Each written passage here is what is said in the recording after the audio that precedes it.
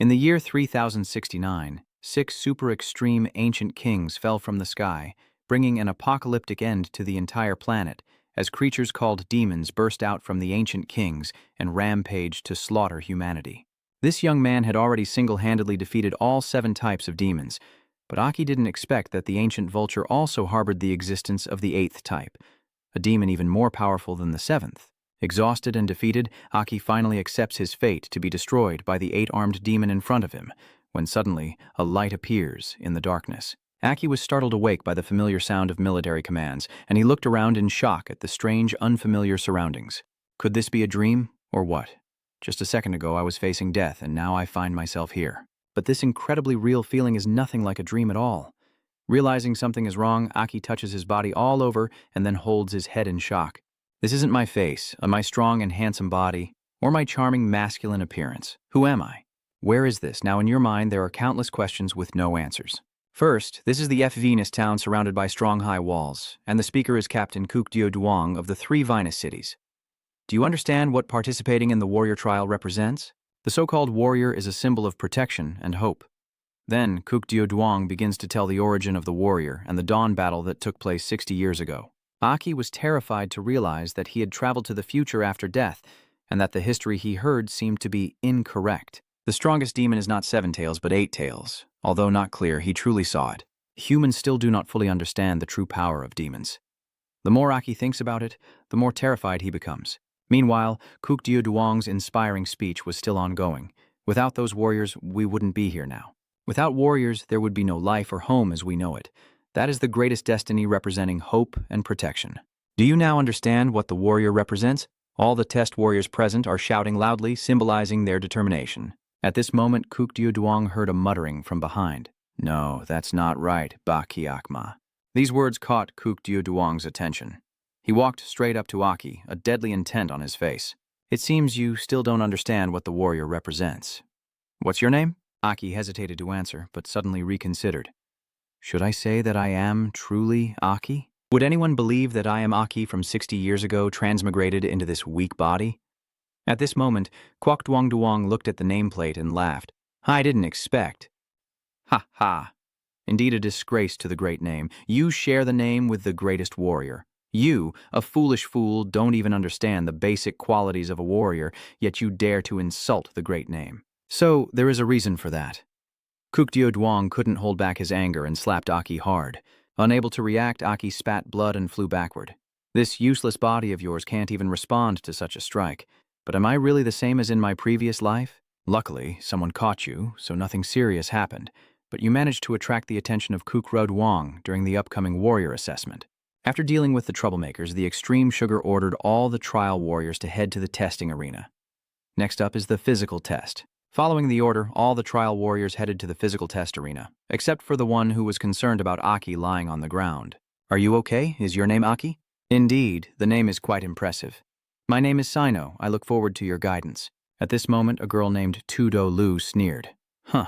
As expected, she dared to name herself Aki, the fool. You think having the same name means you have the same strength? Aochi was humiliated because of her own name. Aki is extremely resentful. What's my name? What does it have to do with her? Shino immediately said. You don't even know her? She's the most valued trial warrior in our current assessment. Tudu Lu, known as the girl who never laughs, is the eldest daughter of the Tudu family, the most renowned martial arts clan in Venus City. We mentioned the Tudu family, and Aki felt a bit familiar but couldn't remember anything. After recovering from the shock, Shino helped Aki up to make it to the testing arena on time. At this moment, the flash of the camera went off. Truly, the camaraderie among men is so captivating. Oh, you two don't need to worry about me, just go ahead. Aki looked at the girl and asked seriously, Who are you?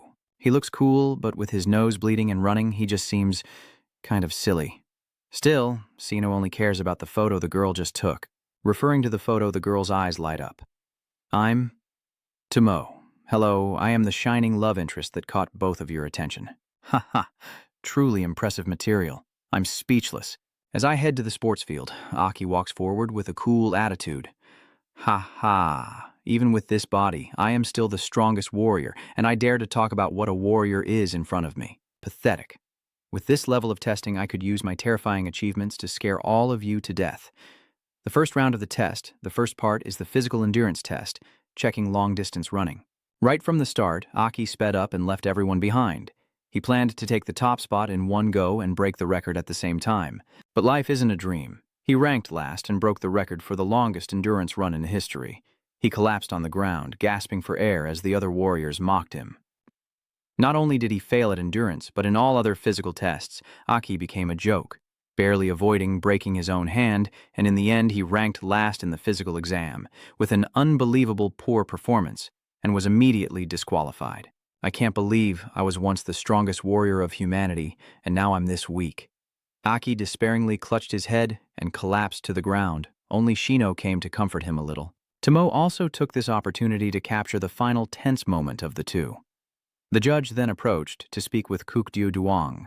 Captain Dio Duong, Aki's performance is already so poor that there's no need for a second round. He can be eliminated directly. Although I was dissatisfied with Aki's attitude earlier, Kukdyo Duong simply shook his head. Although that guy has no hope, he still has the right to participate in the second round. This is probably his last evaluation.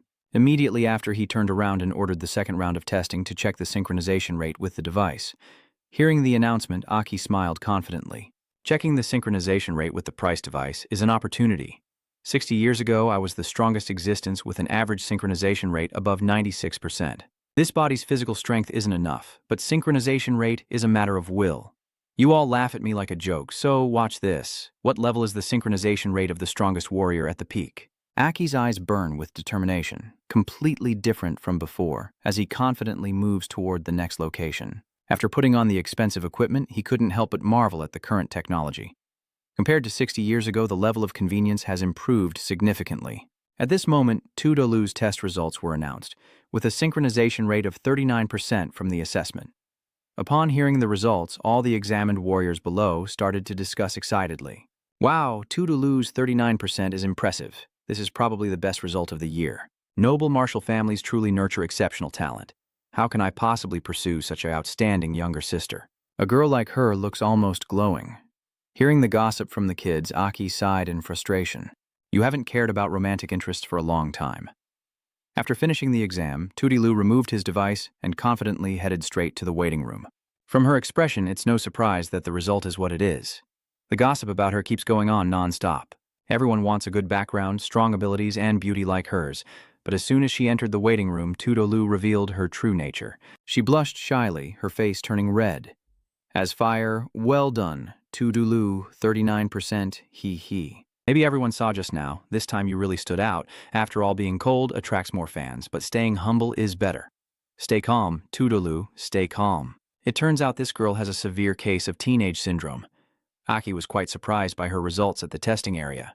You didn't expect to be able to check the synchronization rate up to 39%. At this moment, Shino stepped over and put his arm around your shoulder. Indeed, very strong. She really has spirit. I can feel her fierce energy. Not sure how to respond, Aki just said he felt the same to brush it off. Suddenly, Sino asked why you didn't seem stressed at all. With such terrible test results, passing this warrior assessment seemed impossible. Aki didn't pay much attention and just said that she was used to it. This made Shino a bit curious. How accustomed could they be at their age? The test continues, and many newcomers to the expensive equipment show expressions of suffering. For the first time, their bodies endure a certain load, experiencing the shock of the demon core's power, causing some to give up voluntarily. And as long as the synchronization rate is above 10%, they pass. Of course, there are also a few people with surprisingly good results. Sino reached 24%, Tomoe reached 30%. Watching the entire testing process, Kukdyo Duong showed a satisfied smile. It seems this test has identified a few outstanding seeds. The assistant next to him immediately reports the test results. That's right, including the girl named Tomoe. Just now, this time 6 people scored over 30% compared to the C-grade members. Overall, our warrior assessment isn't bad. At that moment, Kukdyo Duong suddenly interrupted. There are also some with poor talent. His gaze is on the next person being tested, Aki. When the others saw Aki step onto the stage, they started mocking him. Hey, Aki is up now. His body probably gets crushed under the load again, coughing up blood. The first round of the test is all ranked as small. Hearing this, Aki tried to act like he was fine, but inside he was really hurting. Keep smiling. You kids who haven't seen the world yet, don't open your mouths too wide later. Stepping onto the stage, Aki points to the red core, the strength core. The demon core recovered from the battlefield is divided into 6 types, with red, yellow, and green being the most common. Red symbolizes strength, yellow represents defense, green stands for recovery, blue indicates agility, purple signifies illusion energy, and black represents space and time, which are extremely rare. Among them, the black core is extremely rare. The so-called synchronization rate is most important and depends on willpower. The strength of your will determines your ability to endure the demon core, which in turn decides your control over it. Before the first trial begins, the staff carefully ask Aki if he is ready. Having gone through this countless times, Aki confidently requested to start the assessment, and as soon as it began, a blinding red light engulfed the entire hall. Even in the resting room, this light is clearly visible.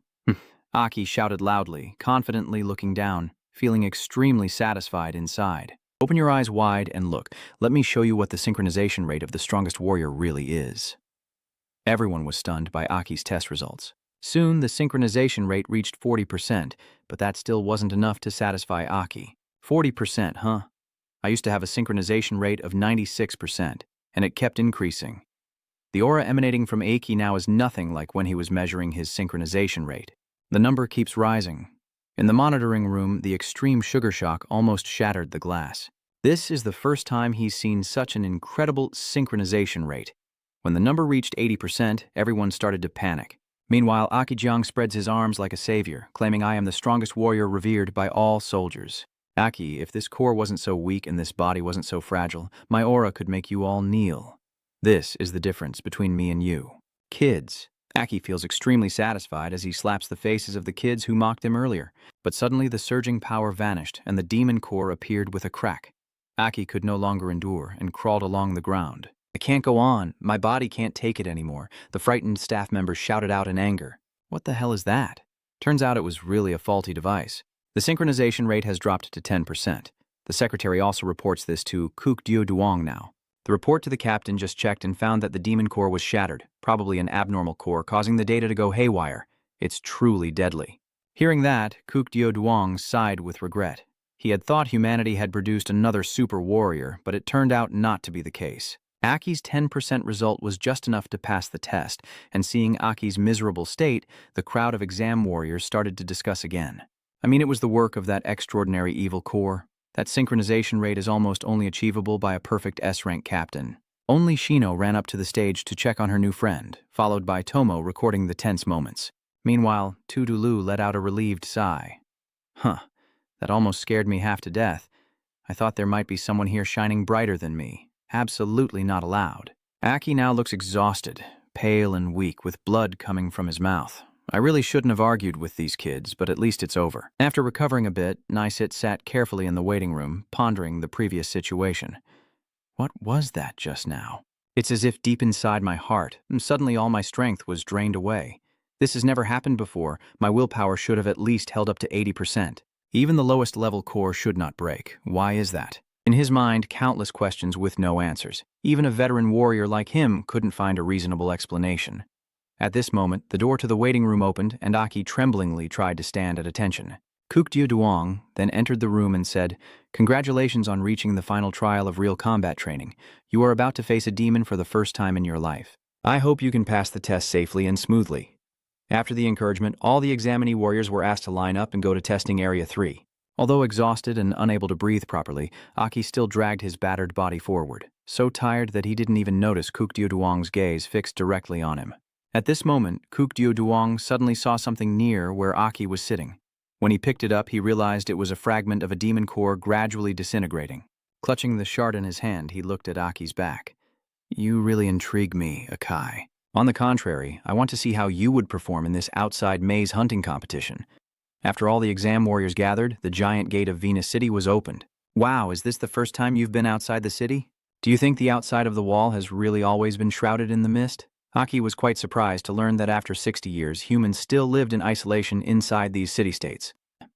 Seeing the inexperienced young men, the judge sternly reminded them, "Don't stay in the pavilion for too long, go quietly outside the city and check your equipment if you have time, or you might die later without even knowing why." Aki is now carefully inspecting the energy core, which must be perfect to be approved. You don't think the earlier problem was with the energy core. At that moment, your power suddenly disappeared, as if something inside you was rejecting the core. But no matter how much he thought, he couldn't come up with a reasonable explanation. Could it be the aftermath of time travel? As Aki followed the crowd out of the city and stepped onto the ground outside, he immediately sensed that he had emitted a signal from within his body. This signal kept spreading outward, attracting all the demons around him, all the way to a sacred cave. Feeling the signal, a terrifying voice emanated from the cave saying, "No one is more advanced than me. Even demons are higher than I am." The scenes unfolding before Aki leave him stunned. What is this? What I just saw were demons. In an instant, a resonance seemed to arise deep within my soul. At this moment, Tudolu's voice woke him up. "Are we going or not?" Aki, unsure how to explain, shyly apologized. When Sino and Tomo also arrived upon hearing the commotion, the judge suddenly looked at the four of them and shouted, "The four people behind are forming a team and heading out, while the rest are ready, so let's go quickly." Tomo misunderstood and thought this was Aki's strategy to form a team. Aki didn't have time to explain before Tudolu interrupted, just saying, "Don't be a burden." Even though she appeared cold, she was actually feeling relieved inside. Just now she was worried no one would team up with her. Sino patted Aki on the shoulder and said, "Let's go, Aki, we have to try harder too." Tomo used her camera to capture the team's first moment, but she had no idea that something terrible was about to happen. This trial could only happen thanks to a mysterious object called the Blackstone Slab. The Blackstone tablet is made from solid rock, which contains a special material capable of dissolving the illusion. After everyone gathers, the judge announces the rules of the test.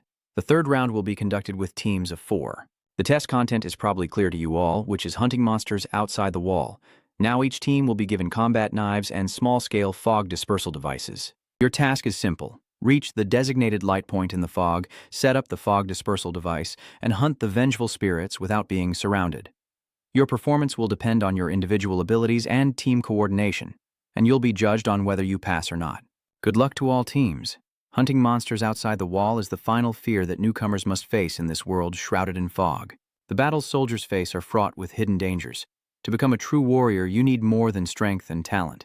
You must also have a steady mind and fear nothing in the face of chaos. Facing the unknown, rely on team cooperation to overcome fear and seize the vision to slaughter the randomly appearing demons on the battlefield. Finally, during the first slaughter, they received the title of Battlefield Champions and took turns moving to the outer ring to carry out their missions, while Team 2's captain, Dada Jago, watched from above the city wall.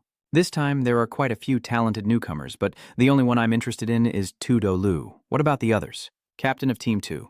Joel is carefully observing. Coming from a martial noble family, proper training is essential.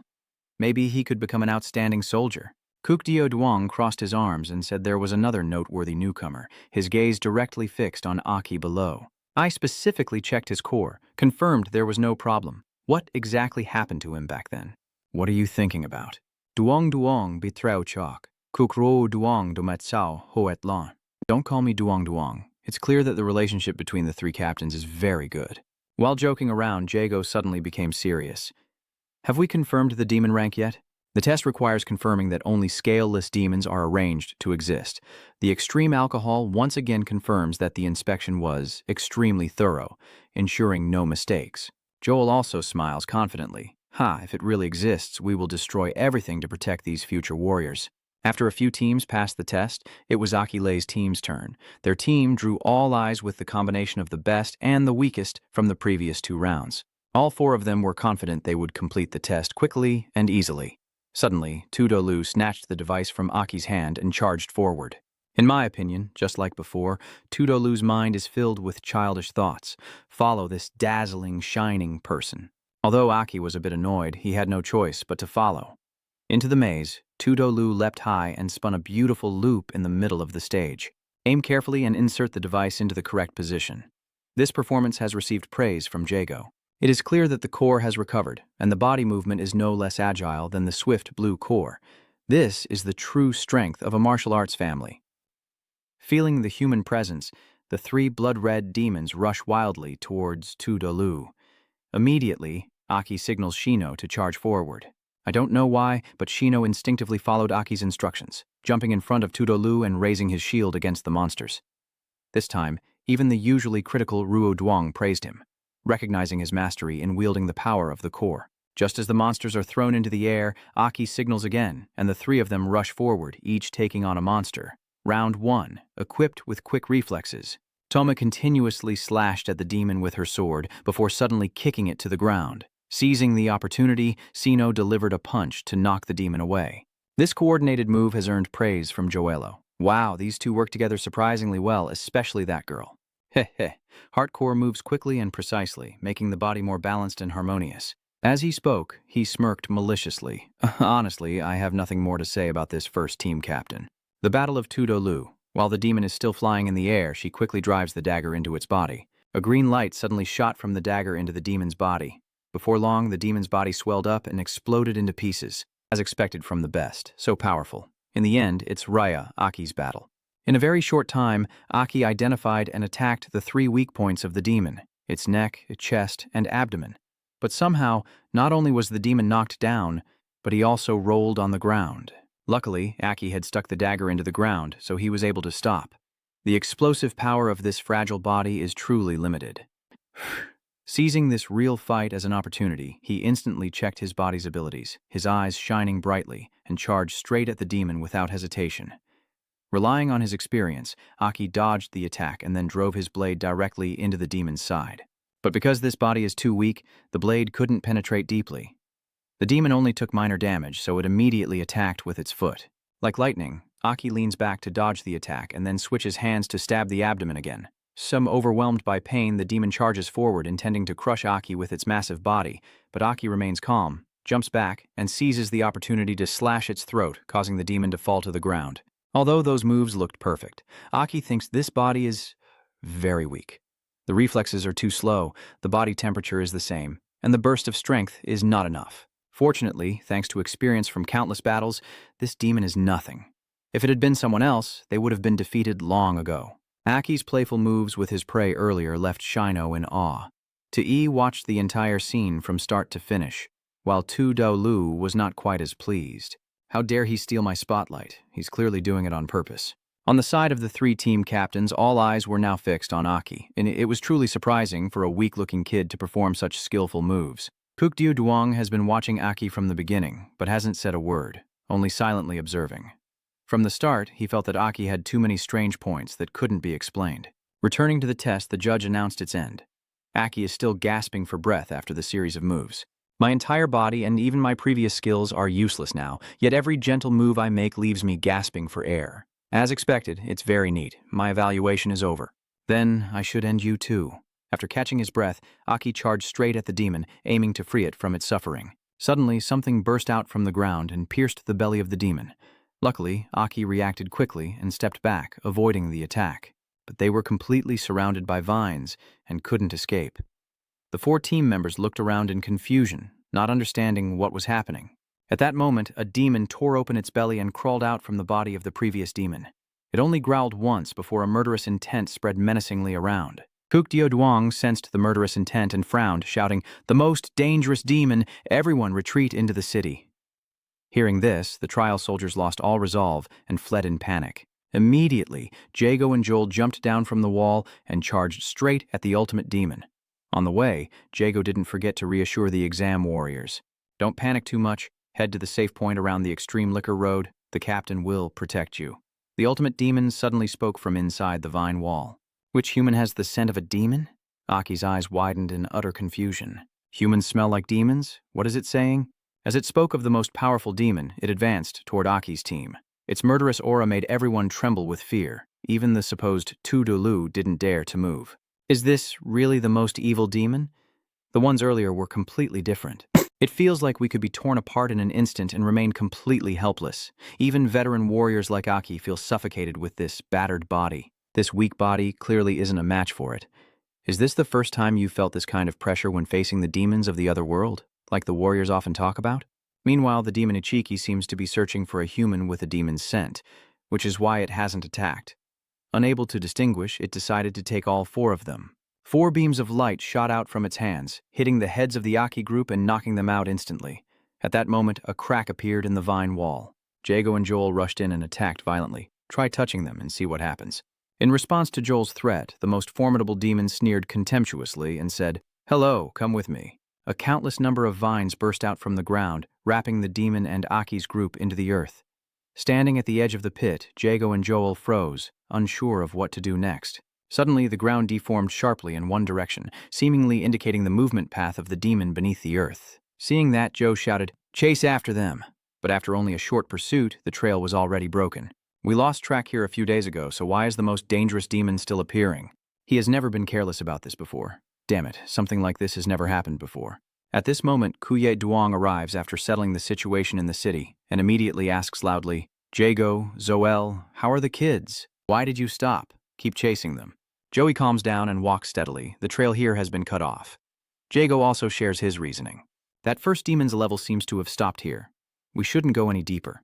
The area ahead is uncharted. Continuing forward wouldn't be a wise move. Kuk Dio Duong touched the ground, recalling the terrifying memories from childhood, and in his anger, he punched the ground hard before beginning to blame himself. "It's all my fault. I didn't confirm clearly. It's all my fault."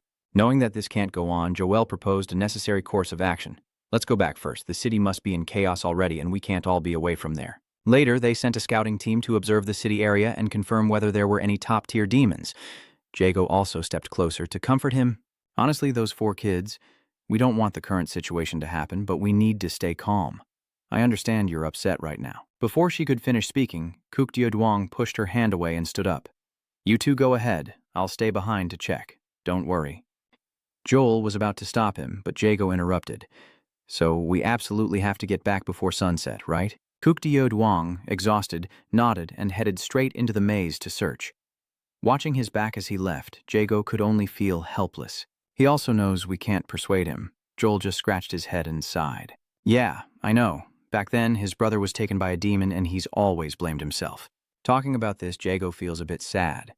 If his younger brother were still alive, he would be around the same age as those kids. Those kids reminded him of his brother.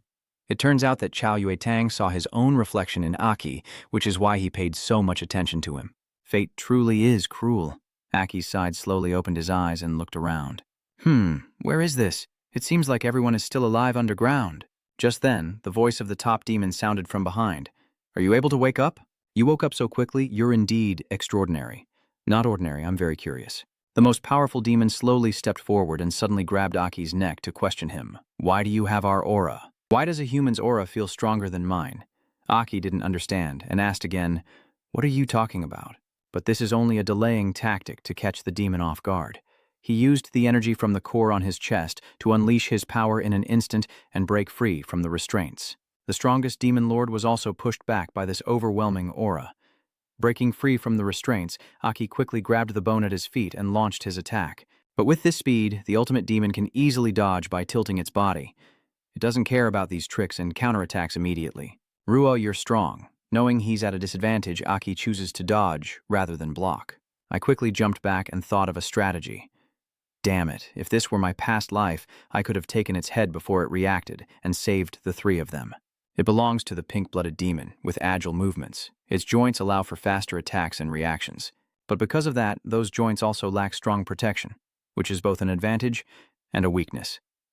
Using his experience, Aki quickly analyzed the opponent's weakness. Before Aki's attack, the first-day demon didn't even bother to move and simply stabbed straight at his head with one hand. Aki couldn't react in time and had to block the strike with his shoulder. But this was also part of his plan. At the exact moment the demon's arm pierced his shoulder, Aki immediately grabbed hold of its arm. Only then can he find an opportunity to attack the weak point at the joint. Endure the pain. Aki repeatedly stabbed the joints of the captured arm with a bone he found, then jerked hard, successfully cutting off one of the demon's arms. "Don't underestimate me, you bastard. I've killed countless ones like you before." Aki just landed a hit and is already full of himself. He was immediately hit in the face. The one-armed demon's power was still as strong as ever. Aki didn't even have time to react before it kicked him away. Regaining his arm, the ultimate demon began to reconnect it. You know my weakness, but I am a redwood type with regenerative abilities." Aki lies on the ground, struggling even to open his eyes. Isn't it only the 6 core demons that can recover? It just said it's a wood element. Could it be that demons have evolved over the past half-century? Realizing the truth, Aki was stunned into silence. He had underestimated this demon race too much. After reconnecting his hand, the top-tier demon looks as good as new. You're the one underestimating your opponent. At this point, it only needs to use one finger, and countless vines grow from the ground, piercing through Aki and pushing him forward. The top demon grabs Aki's head with his hand and begins to speak condescendingly. "I really don't understand you. Just go away." In this desperate situation, Aki's mind begins to become hazy. Did it go through my internal organs? It hurts so much I can't breathe anymore. Did you have to die like that right after crossing over? Will they also die? Just like my comrades from the previous life who died beside me? Sorry everyone, haha, I just can't accept this. Damn it, due to losing too much blood, Aki started to delirium, not knowing what was up or down. The demon lord, not Kai, also sensed him weakening and opened his mouth, ready to enjoy the feast. Oh, is it dead? Humanity's weak evolution is to eat. Can eating lead to evolution? Just eat. At this moment, Aki's aura suddenly erupts. The consuming demon instinctively retreats far away from Aki. Aki's body suddenly undergoes a transformation, and the core in front of his chest begins to crack open. This voice is completely not his. No, you can't die now, or the plan will fail. I never expected to use my last mental energy here. The demonic master trembled in fear from the aura emanating from Aki. The aura was too terrifying. 5th and 6th stages. The core in Aki's chest is now glowing red, and the wounds on his body are gradually healing. Suddenly, red silk threads grew from the core and wrapped around his entire body, his hair also turning white. Before long, Aki's whole body transformed to resemble a demon. He had just opened his eyes when a huge blood-red energy burst out like a volcano, soaring into the sky and spreading across the surrounding space, turning all the evil spirits into dust in an instant. The energy then gathered on Aki's body, and now he has grown wings, flying in front of the Demon King. I am Bat Kai, the only one, the strongest bloodline, the king of you all. Hearing this, Apmanhat Kai was so scared he couldn't stand steady. 8. Bat Kai, our king. The demon lord. Batki spreads his arms wide, his voice full of authority, then kneels and says, "My name." Apmanhat Ki immediately knelt on the ground, his voice trembling. Sichvuong Ki, elsewhere, at Kukdu Street, was still frantically searching through the fog, destroying any demon he encountered without hesitation. I surveyed the area thoroughly. There are only 2 non-unique demons in this zone. Looks like the kids aren't here. Let's keep searching. We must find them before sunset. He looked up at the sky, deeply worried about the safety of the kids. At this moment, a blazing red energy beam shot out from behind, and even the residual energy fluctuations made Kukdu Duong a bit overwhelmed. After calming down, he pinpointed the source of that terrifying energy and returned to Sichvuong Ki. Its foot structure began to change so it could walk on the ground. It stepped forward in front of the demon Not Ki and then spoke. I didn't expect that outside would still be a dark place without light. To answer my question, since I disappeared, are there still only those 5 people remaining in Vongki? The demon lord Not Kai hesitated to look directly and stammered in response. Yes, it's the 5 of them, those 5 kings. Hearing that, Sichvuong Kai suddenly became excited. It is still the 5 of the 5 kings unchanged. It seems they live together very peacefully. Have they forgotten what they did to me 60 years ago? With just a wave of his hand and overwhelming momentum, he nearly scared the fiercest demon to pee himself. After calming down, Crimson King Si looked at his arm and muttered, "Choosing this body, called the strongest warrior as a vessel. Who would have thought that after crossing over the body would be so weak, disappointing me? My last spark of spirit was wasted on this ridiculous situation. Maybe only when I fully awaken again can I reappear. It really tests my patience. I have to wait until this strongest warrior gradually experiences Kai's memories." Hearing these words, the demon of the highest stage immediately wondered. Memory of Kai? The memory the King of Kings calls upon during evolution, as if bestowing a blessing. The Crimson King. Kai explained it to him. The number of tumors growing on us determines our rank. The more there are, the higher the rank. Our dark race develops new tumors and evolves requiring the memory of the tumors. This is a unique ability of our race, and also the reason why our strength always surpasses other races. This human named Aki now resembles you. He only needs to consume higher-level dark races to evolve, while he himself must seize a more advanced dark race to access Kai's memories. Then he evolves. This can also be considered as a gift I give him. He. After hearing this, the demon of the highest level, like a madman, looked up to the sky and shouted, "King, I support you. I will use everything to help you, become your arm, and help you awaken." But before he could finish, he was destroyed by the Crimson King. You are not worthy. Your value is to become the memory that helps this human warrior awaken the most powerful. Human warrior, I have already prepared the first step for you. Don't let me down on the path of leveling up later. I need you to gradually awaken to the 8th stage. By then, I will awaken from my sleep and return. Aki's body gradually returned to normal, but the light in his chest grew brighter and brighter, as if something like a gene code was slowly invading his body. The demon's power seems to be consuming all of Aki, who now appears to be reliving the final moments of his previous life. Lying in a pool of blood, Aki, the strongest human warrior, gasps for breath, looking at his fallen comrade and saying, "The strongest king among us, I still don't want to die. She is still waiting for me to return. You won't die, you won't, I will get everyone out." Suddenly, the corpse of a teammate grabs your hand with a face like a demon. "But we all died. Why are you still alive?" Realizing it was all just a dream, he hugged his head and forced a painful smile. Just then, 3 teammates pulled back the curtain to visit him. "But why has your hair changed color? Could it be that the demon specifically took you there to be sacrificed? And honestly, I have no words for this girl." Aki was startled by the million-dollar view, but suddenly remembered an important matter and asked, "Wait, are you guys okay? I remember we were brought to his cave by the most dangerous demon." At this moment, Kukdio Duong stepped forward to interrupt. "It seems you remember something else. Tell us what happened in the cave." It turns out that all 3 captains were already present behind the curtain and ready to question Aki as soon as he woke up. Just by looking, Aki recognized the 2 behind Kukdio Duong as the captains who stood at the city wall during the inspection. Even though he guessed the reason, he still played dumb and asked Captain Kukdio Duong why everyone was here, and Ju immediately spoke up. "Hey, you 4 are the ones who brought Duong Duong back." In front of the new recruits, Kukdio Duong whispered a reminder to Jago. "Don't call me Duong Duong." Jago winked. "All right, Duong Duong, I really am so embarrassed." There's no more of the strict captain figure left. Shino's team had to try really hard not to burst out laughing when they heard the name Dung. At this point, Joel also spoke up, noticing that you were on the ground outside the cave. Everyone was unconscious at the time, and luckily the most sinister demon seemed to have disappeared. Otherwise, it would be hard to say whether you could all be safely brought back. Then Jago approached again and handed Aki a mirror. The 3 of them had already woken up, showing no memory of the cave. Only you were unconscious, and there was one more change that happened. You just said that inside the cave. Try to see if you remember anything else. This is my hair, so what Tomo just said actually means this. What is going on? After crossing over, everything is just too unbelievable. I only remember that after being attacked inside the cave, I lost consciousness, and I don't know what happened afterward. Should I tell them about my time travel too? No way, it would be very troublesome. Besides, whether they believe it or not. And I still don't even know my current condition, so I have to act as Aki to clarify everything.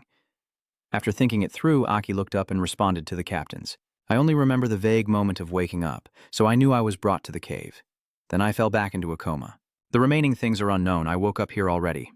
After hearing the answer, Kukdio Duong pondered silently. "You also fell into a coma? I guess I was overthinking. But I noticed that inside the cave there are bloodstains all over the walls, as if sprayed out violently, and it was caused by something." At this moment, Jo-hyo also approached Aki. "Your name is Aki, right? Just like our great warrior. I've looked over your test scores, and they're the worst. But you're very calm when fighting demons. Have you fought against demons before?" Joel's smile hides a hidden meaning behind it. Caught revealing a secret, Aki hurriedly explained, No. It's just that I've always been interested in fighting. I've only collected and analyzed the weaknesses of demons." Jago nodded in approval. "Oh, so this is the rational approach.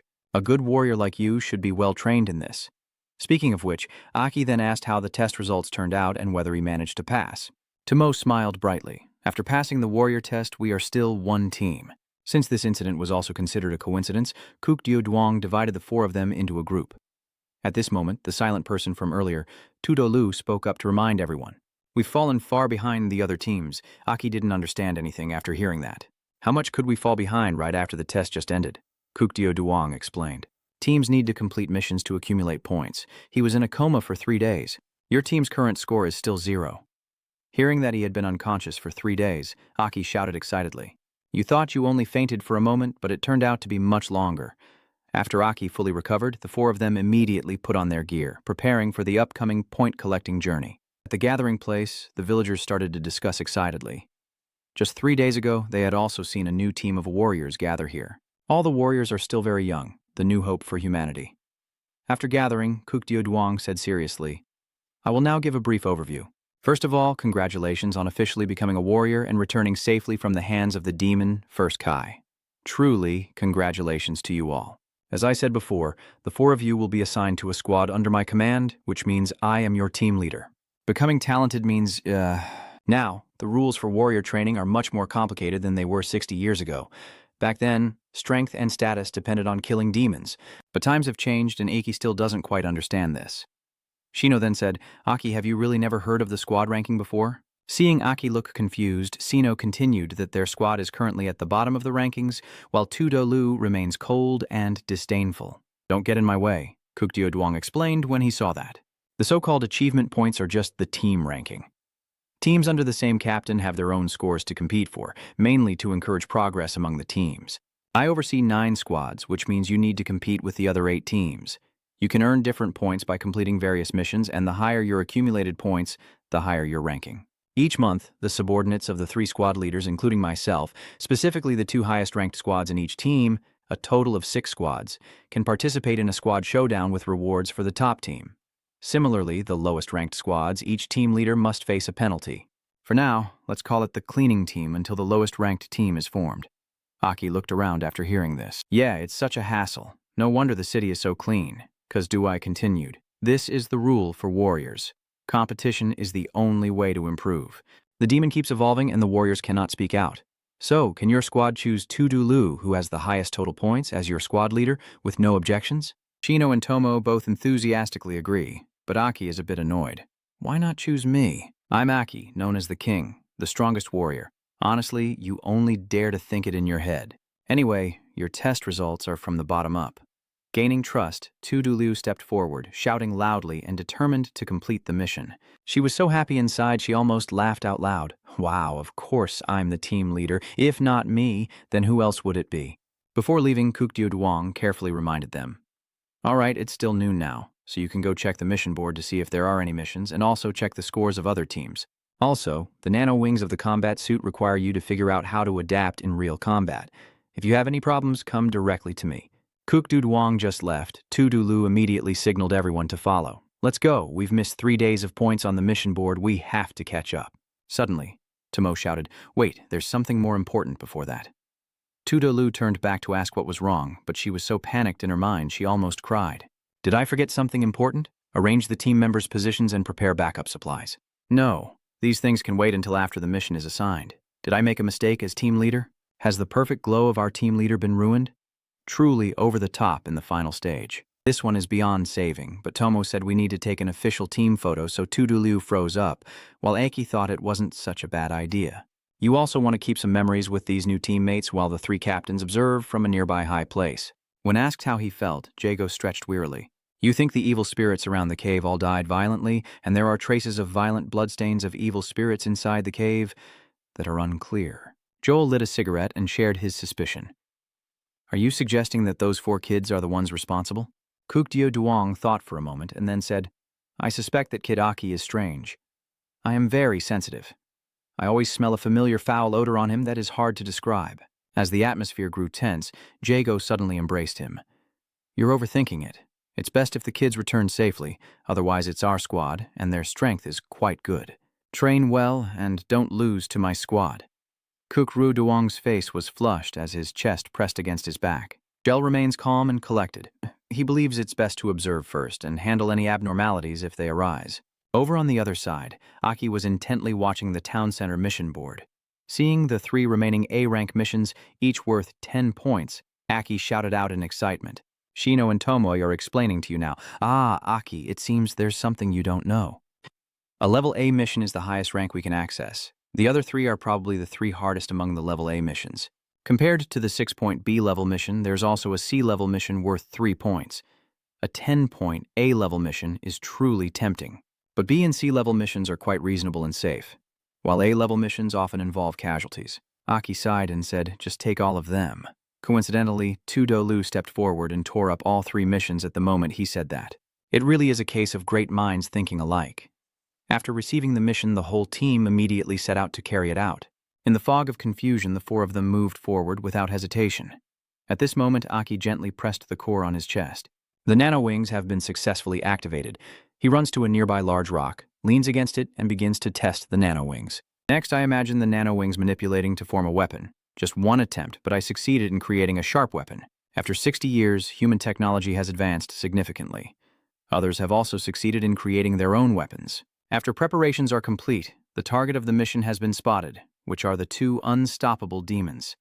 Following Tudolu's orders, the team split up as planned. The mission commander is squad leader Tudolu, who holds 3 A-level objectives waiting to be completed and cannot afford to be involved in a prolonged battle. Quick attack and quick victory. First, Shino blocked their line of sight. Aki and Tomo simultaneously disable their abilities, then Shino throws a stun attack, and finally she finishes the fight herself. Everything unfolded exactly as Tudolu planned, with no mistakes at all. Standing with her back to the explosion, she struck a cool pose and admired herself. Very good. I was also very perfect in shining this time. After destroying the 2 anomalous demons, the main part of the mission to eliminate the illusion is next. Compared to the test, the actual battle was much more difficult, but luckily one of the 2 demon monsters contained a crimson core. This mission turned out to be profitable. After completing the A-rank task, I got 10 points, and the mission was automatically cancelled. Seeing this advanced technology, Aki was once again amazed. Tomo, used to Aki's lack of knowledge, explained it. Anyway, now all the technology is focused on the evil mama. The mission includes a chip linked to the town's point system. The mission is complete, and the town's scoring board will automatically tally the points. We've just finished the task of clearing the mysterious zone outside the town. Let me see the others, and as she spoke, she reached out to take the mission paper from Ai's hand. The remaining 2 tasks are to capture 3 invincible demons alive, and to obtain 10 invincible demon cores. Having just looked over them, Temu collapsed to the ground in despair. Just looking at it makes me realize how tough it is. It took all afternoon to get just 3 core stones, and there are 7 more to capture alive. I heard that's the hardest mission of all. Sino comforted him with a laugh. Looks like things won't be easy this time, since while we're on our mission, other squads are also constantly earning points. At this moment, Tudolu completed the remaining 2 level A missions, and then took on another level. A task, rushing straight to the top. These words successfully ignited a fiery passion within Shino. Tomo also didn't forget to capture the cool moment of the team leader. Seeing Aki remain silent, Sino then asked what he thought. Aki smiled in response. You're right, the other teams are probably also trying hard to earn more points. If we don't work faster, it will be hard to catch up with the other teams. No matter when, only those quick and agile can win. Just watching won't get us anywhere.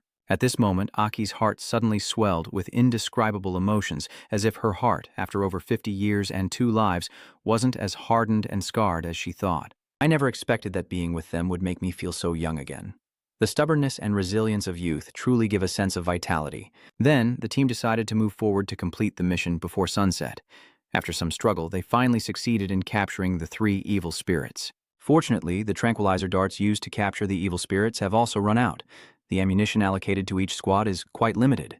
Seeing Aki staring intently at the gun in his hand, Tudolu sighed helplessly. They really have to explain everything all over again. This is also made with nano. The tranquilizer gun for demons, like the dagger, is a beginner weapon pre-installed in the nano wing. But the assembly standards and procedures are more complex. Then Aki looked at the demons lying on the ground and pondered silently. Now we can use anesthetic to catch the monsters? Before, we could only rely on brute force to knock them out and capture them alive. The researchers are always resentful that we smash a few demons' brains. After cleaning up, Shino finally breathes a sigh of relief. Being able to capture the demon smoothly after running out of bullets is already a great achievement. So this mission is also complete. Because we captured these 3 alive, we ended up killing a bunch of small demons. There were about a dozen of them. Judging by this scene, the recent battle was not easy at all. Now, Temu finally stretched wearily. The warrior must return to the city before sunset. This is the rule about being late and getting fined. Let's go home and have dinner. When thinking of home, Aki suddenly realizes he knows nothing about the identity of this body, and is unsure if he even has a home in this world. Tudolu took out a device from his hand, preparing to return to the city. I also need to go back to the dojo soon. Now just use the locator device to send the coordinates to the research team. They'll come here to retrieve these 3 demons, and our mission will be considered complete. At this moment, Aki asked, "Do you feel a sense of death energy?" Before he could finish speaking, a bullet from an unknown source shot past the 4 of them and killed 3 demons in an instant. I cannot let you complete this mission. You are just a rookie team assigned to all the A-level missions on the mission board. That's the mission we want to take. Who gave you the right to accept it? They appeared out of nowhere. The 4 of them suddenly showed up, and it was obvious at a glance that they had no good intentions. Aki looked annoyed and asked, "Who are you?" The red-haired guy, who seems to be the team leader, responded, "We are members of the team led by Captain Kuk Diu Duong from the last trial. The Hak Thuong Squad. Simply put, we are your seniors from one of the 9 squads. You are new members, yet you didn't greet your seniors, which is disrespectful, and without our former team members' approval, you took on all the A-level missions on your own. Do you think you can just ignore us? At this moment, Tudolu's gaze is fixed on the bodies of the newly slain monsters. These are the monsters her teammates risked their lives to capture alive, and she cannot simply ignore them. The red-haired guy kept rambling to himself. Who is the captain of your squad? He still doesn't know how to introduce his team members. As soon as he finished speaking, Tudolu charged forward to attack. The red-haired guy isn't useless either, so he stepped back to dodge. How dare you attack your senior? The new guy is so rude. Tudolu is furious and ready to attack again. Do you even deserve to be called a senior? Shino and Tomo saw the situation was getting out of hand and stepped in to stop her. Liu, don't act rashly. They are still seniors after all. Let's try to talk first. 2, he calmly reasoned with the red-haired guy. Why aren't you making sense? But still, you can't kill the demon we worked hard to capture, right? The red-haired guy didn't listen to a word, his eyes wide as he shouted threats. Ah, arguing and competing like this. That's how it is. Are you all that naive?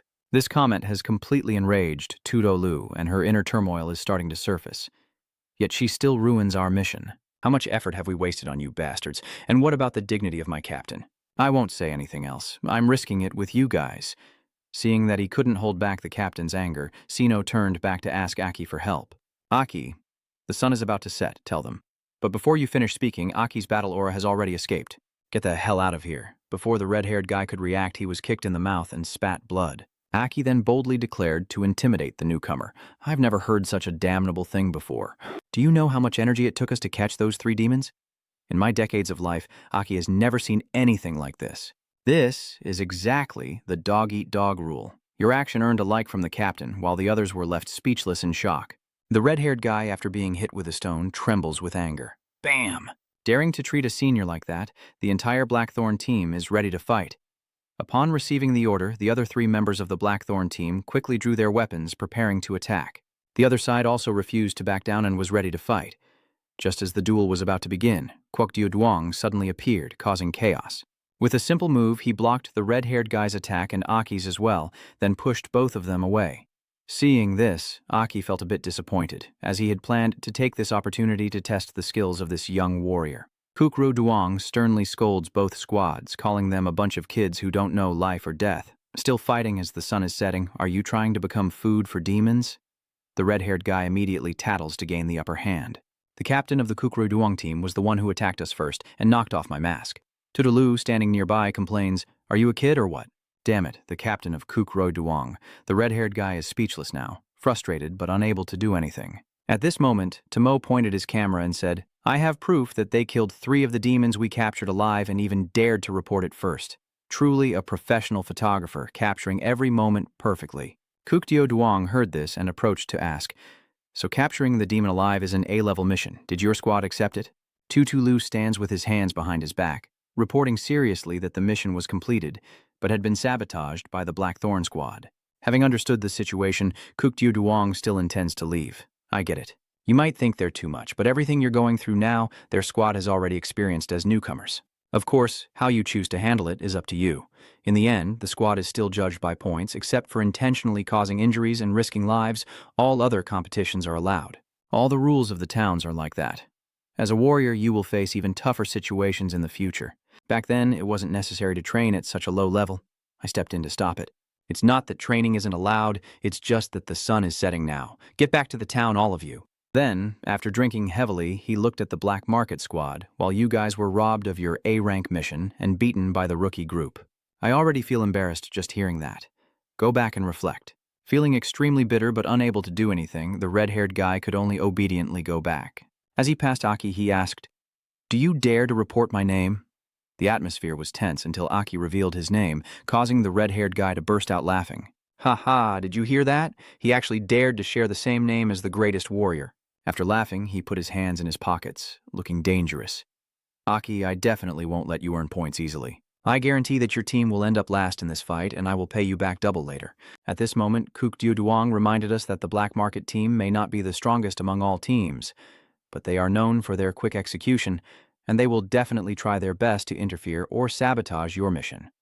Moreover, the team leader of Black Market is very skilled with guns. He didn't use a gun during the confrontation earlier. I am sure that although you are rookies with real strength, there are also talented warriors among you. If everyone shows their full power, you might not be sure to win. All right, let's head back to the town. Those words made Tudulu think a lot. She realized that her earlier impulsive action could endanger her teammates, and then she ordered everyone to return. What are you standing around for? Trying to look cool? But that kick was really cool. It seems like our guy already has his first female fan in this life. On the way back, Shino had a umbrella, but Aki refused to go to the cafeteria for a meal. As Aki had other plans for the evening, he intended to personally capture 3 demons alive. At night, the entire city gate is under strict quarantine with continuous alerts. Please note, for your safety, do not leave the town. In the darkness, a figure is lurking near the city gate. After careful observation, Aki carefully analyzes the situation. The road to the city gate only has continuous broadcasts, and there don't seem to be many people in the town who are locked in. Maybe now, I can only stay at home. Wait for me to finish my mission. I also want to go home and check. The guard at the main gate doesn't seem as strict as I thought. Just this sign. Is there not enough personnel? Maybe no one expected anyone to go out late at night, but leaving a small gap in the door is a bit strange. Unlike in my previous life, we wouldn't care if it was night or not. Sometimes we even organized night hunts because at night it's easier to find and catch demons.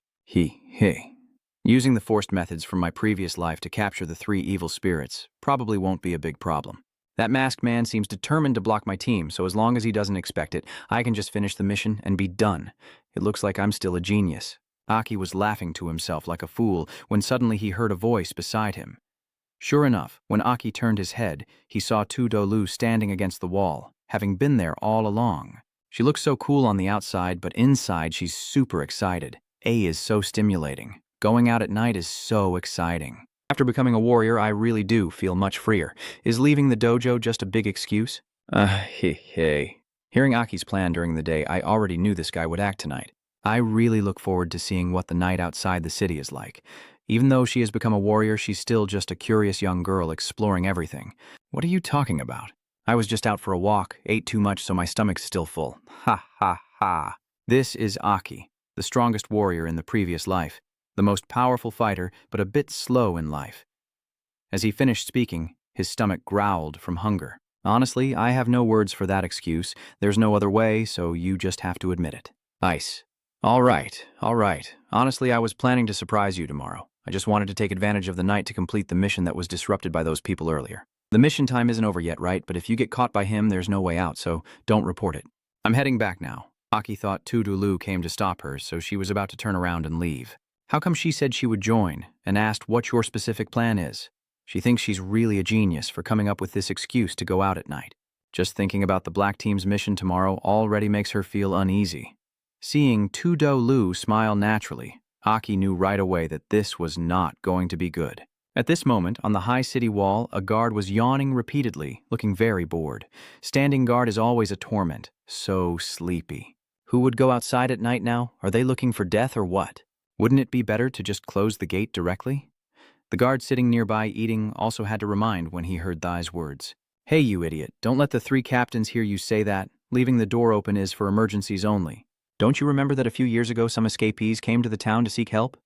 As a result, the gate was opened a few seconds late and everyone was slaughtered by the demon. Since then, it seems that all the towns have kept emergency gaps at the main gates. Nothing in this world is more important than survival. The guards, after being briefed, understood the situation and apologized. Then the 2 of them shared a rare 18+ magazine. I was speechless with these 2 guards, and while they were distracted, Aki and Tudolu successfully sneaked out of the city. The place in front of them is where the previous trial took place, and the chaos at night will be much denser. After turning right as Aki instructed, both of them reached their destination. Tudolu quickly made a preliminary assessment of the place. Staying away from the city walls can avoid detection, and the rotten forest trees are a good hiding spot. Then, Aki outlined his plan. According to the plan, I will lure the monster in, attack its head multiple times until it faints, then wait for me to come back. Seeing Aki's figure disappear into the fog, Tudulu felt a bit scared, trembling all over. Even though Aki was very confident, was he really going to venture into the foggy night alone? But she quickly regained her composure and prepared herself. No, I am the same. Alone in the forest outside the city at night, it always feels like a thick fog, and darkness could swallow me at any moment. fear, or excitement. No, I must stay focused, be ready to send reinforcements to that guy at any time. Aki's skill in luring the demon was so impressive that Tudolu was amazed because each time Aki only lured a single Vokai demon. This certainly makes capturing much easier, and for Tudolu, this entirely unfamiliar and fascinating method of coercion is something she's never encountered before. She gradually adapts and quickly matures. Under Aki's guidance, the two bodies move as if playing with the Kai Void demon, whose head has been attacked multiple times. By continuously attacking the head, the demon grows tired and falls unconscious. This method of forced capture has been used for half a century and is happening again tonight. Although the process was relatively smooth, this method of hunting using pure energy seemed to test physical endurance. After a struggle, Aki was sweating profusely and gasping for air. After this, you need to train your body physically. In your previous life, you hunted alone, just like playing with the mindless demons. At this moment, Tudolu approaches the third demon unconscious, and the final task is complete. Her first hunting experience left her feeling much more exhausted than training her strength at the dojo. When hearing Aki say that they would leave these 3 demons here, she was extremely surprised. Aki explained, "The demons are mindless and don't know how to save their kind, plus they won't come too close to the city walls. It's fine to leave these 3 here. With this method of hunting that hits their heads, they won't wake up for a while. Tomorrow morning we will leave early, just submit the mission directly." After thinking for a while, Tudolu wondered why a rookie would know these things. Aki, having spoken too much, was at a loss for how to justify himself, when suddenly a chilling voice echoed. "Found it. I found that human species." As expected, they do smell similar. The appearance of 2 top-tier demons leaves Aki frozen in place. This is bad, this is bad. Why are there 2 top-tier demons? The current situation is completely beyond our control. Damn it, why are there 2 of them? At this moment, sirens are blaring loudly from the city wall, and the 3 captains have gathered immediately. There is a response from the most powerful demon, and searchlights are turned on. 2 guards hurriedly hide the secret documents and begin executing the order. Jago doesn't understand why the ultimate demon appeared at this moment. She wondered if that was the demon that appeared during the trial, but Kuo Duong said that demon had already died in the underground cave, and this one was different. After illuminating the surroundings with a light, the locations of the 2 most powerful demons were revealed. The sudden appearance of 2 of them was extremely strange, but now is not the time to think about that. Joel immediately ordered his subordinates, "Don't panic, close the city gate, they can't harm us. The defensive cannons are ready. All the cannons on the city wall are charging up and can fire at any moment." Just then, Kuk Du Duong shouted loudly, "Wait, don't close the city gates. It seems there are people down there." After shining the light on the demon's location, Kuk Du Duong gritted his teeth angrily. "Those 2 bastards, why are they there?" Jago couldn't understand why these 2 rookies were outside the city walls late at night. Kuk Du Duong, now helpless, said, "I know about the 3 trapped demons. The master, late at night, completed the task of capturing during the day when disturbed." Joheo grits his teeth in anger, showing that having some ability makes him act impulsively and hastily. The novice warrior's common weakness is inability to stand still, so Ku Diu Duong charges at the 2 top-tier demons. Jago quickly follows, leaving Joel behind to command the city defenses. The 2 strongest demons also sensed someone approaching, and Aki, knowing the current situation well, instructed Tudolu to hide behind her. Now the best option is to buy more time and wait for reinforcements. You should carefully reconsider and think through why this situation has occurred. Is it because they target me like the last highest level demon, that I was reborn? Or did something happen earlier when I was in the cave? As the situation becomes tense, Tudolu suddenly steps forward. "No, we must fight together." She doesn't want Aki to face the 2 strongest demons alone because of her. If she has to fight, she won't cowardly stand behind. But this move was nothing more than a joke to the 2 demons. They both leapt to the ground, ready to attack. But only the green demon landed. The gray one suddenly disappeared. In a flash, the gray demon appeared behind the 2 of them, attacking Tudolu with its sharp claws. Kill the useless one first. Fortunately, Aki reacted in time, pushing Tudolu aside and saving her at the last moment. The attack from the gray demon was so powerful that the ground cracked open with a single strike. Immediately after, Tudolu kicked back in a counterattack, but her strike was blocked by water. When she looked closely, her body was bound by blue silk threads. This is the power of the green demon. Tuolu couldn't react in time and was bound up, unable to move. Aki tried to go to help, but became the target of the gray demon instead. Damn it, losing focus. Losing focus is not good. At this moment, Kukdu Duong arrived just in time and punched the evil spirit in the face. Don't even think about harming them. Just arrived, Jago analyzed the characteristics of the two demons. It seems to be a water element core and a earth element red core. Now the urgent task is to rescue Tudulu first, but the gray demon that was just knocked away has returned. Surrounded by rocks, it seems to have sustained no damage at all.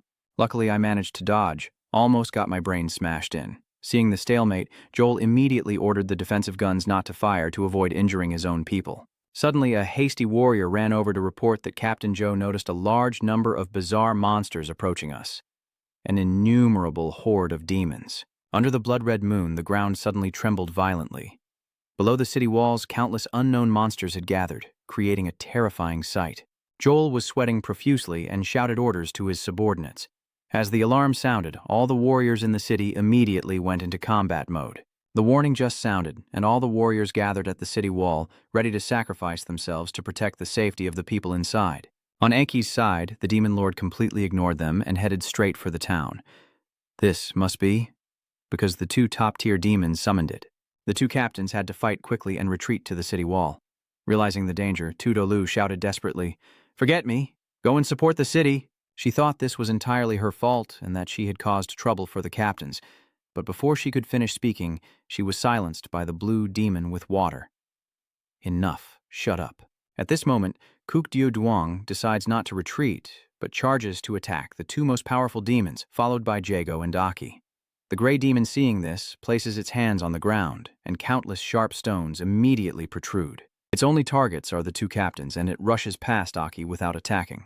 "Ha, you go over there. This move is also too confusing. Kukdu Duong doesn't understand why, but now is not the time to think about that. The two captains are held back by the gray demon, unable to move forward anymore." At this moment, the blue demon signals with its hand, "You follow me." Then it turns into water, carrying Tudulu into the forest. Aki saw that and stood still, inner struggle intense. The trap to separate me from the captains was clearly a trap. Evil, stay calm. Don't get agitated. My current strength still isn't enough. Although we're fighting fiercely, the two leaders almost shout at the same time. "Aki, don't go over there. You're no match for it." Aki's whole body trembled, gritting his teeth in anger. But Tudulu might die. This look is really familiar. How can I not chase after her? How can I just ignore her? After Ha made up her mind, Aki immediately pushed herself to chase after. "You will save Tudulu at all costs." The demon took Tudulu a short distance away and suddenly stopped. He stood in front of her and began to speak. "Humans are interesting, especially because we are very curious about the rich emotions of humans. I heard that when humans are desperate, they scream. Please beg for mercy, Ah. I want to hear you plead." After a while, it realized that with the hostage's mouth covered, there was nothing to hear. "All right, stop it. Please spare me." But contrary to its expectations, Tudolu's eyes were filled with resentment. "Are you also worthy?" The demon didn't understand and asked again. Am I also worthy? Am I ultimately worthy or unworthy?" Although the demon lord is the most powerful, it doesn't seem very smart. Tudolu explained to it, "I was born into a noble martial family and will never bow to enemies. Weakness is a disgrace to us. Either kill me or fight me again."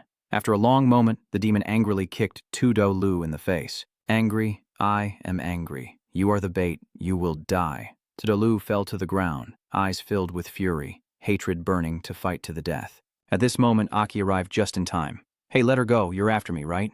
The demon jumps for joy upon seeing Aki. You really came. The lure was successful. You are the target. Hearing these words, Tudulu completely didn't understand what was happening anymore. Her mind was filled with questions, but Aki was the first to care about her condition. With unwavering spirit, she shouted to Aki, "I'm fine. Why did you come alone? If you're not the strongest demon, then get out of here fast." The demon immediately kicked her in the stomach to keep her silent. You can't let anything interfere with its target. Seeing that, Aki was furious. "Hey, don't hurt her. If I'm your target, then take me instead of her and let her go." The demon sneers after hearing that. "Hey, change of plans. All of you must die." Its speed was terrifyingly fast, rushing in front of Aki in an instant. Aki's attack not only missed, but was also struck hard in the ribs. With her current body, Aki is completely unable to react to this speed. The demon turns its body into water and keeps attacking Aki. "You smell like us. Curious why?" Aki struggles to hold on while thinking of a strategy. This is a water element. The water demon has now evolved to have multiple attributes. This fragile body can only rely on martial arts and no other skills. If this continues, Tudolu will be helplessly watching the battle from the ground. She knows that if things go on like this, Aki will die. Suddenly, she saw a sharp piece of stone protruding from the ground nearby, and unable to accept death quietly, she used all her strength to crawl toward the stone near Aki, whose one arm had been encased in water by the demon. Although immobile, this was also her chance as the distance between them had been shortened. Immediately, he stabbed forward with the dagger. The idea was good, but with his body's speed, his attack was seen through. Now both of his hands are controlled by the demon. You're in the cave, killing not Kai, you shouldn't be so weak. Are you pretending? Aki struggles with all her might to find a way to counterattack. I honestly have no idea what you're rambling about. What do you mean, killing the strongest demon? Aki's fierce attitude made the demon furious, and it decided to punish him by twisting his arms. Aki's mind was spinning as he screamed in pain. The demon still wouldn't let him go and wanted to crush him even more. Not honest, you must die. Quickly tell me the secret on your body. Aki was kicked away and helplessly lay on the ground, unable to move. It hurts so much. Have my internal organs been shattered? Unexpectedly, I found myself in the worst predicament, being attacked by a powerful demon. Tudolu was desperately trying to escape from the ropes, despite his hands bleeding. The demon doesn't care about her and slowly approaches Kai. You refuse to admit it, then kill and eat. I feel like you can help me evolve, so I'll take you with me. After kicking away the demon, Tudolu stands in front of Aki with sharp eyes and says, You can't touch my team members. If you want to kill them, you'll have to go through me first. Aki now faintly sees the wounds on her wrist and ankle, realizing she forcibly broke free from her restraints. You never expected that one day a little girl would stand up to protect you like this. Following Tudolu's will, the demon decided to unleash a final attack.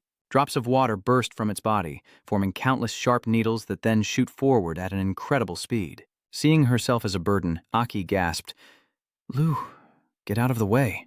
But no matter what, Tudolu would not run away. She uses all her strength to deflect the incoming needles, protecting Aki. At this moment, the demon reaches out with its hand, watch your step below. The needles that were knocked away earlier suddenly gathered, piercing through Tudolu and knocking her back towards the demon.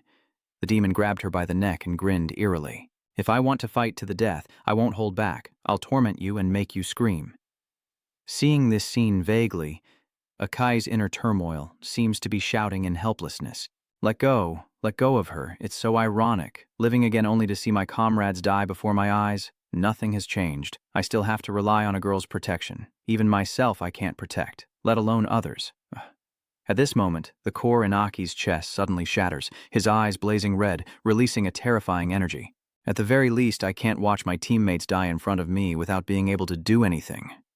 Aki slammed his fist into the ground, a powerful shockwave spreading everywhere. As soon as the demon reacted, a shadow darted past and snatched Tudolu from its grasp.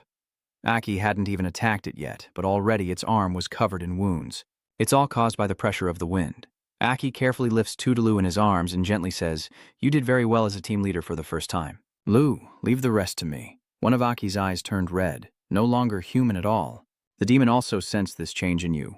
Our breath is so strong, indeed you have secrets. After gently laying Tudolu on the ground, Aki turned around fiercely and said, I don't really know what exactly happened. Now he was clutching his head in pain, the surge of power in his chest constantly spreading upwards, feeling like it was about to break his body. Suddenly, a surge of power burst out from his body with great intensity. On his chest, where the demon's core had been before, a new core with a special symbol appeared. As soon as it saw it, the demon immediately recognized that heart of Wang Qi. Tuolu Liu lay faint on the ground, sensing something unusual about Aki, but unfortunately she no longer had the strength to speak and could only helplessly lie here.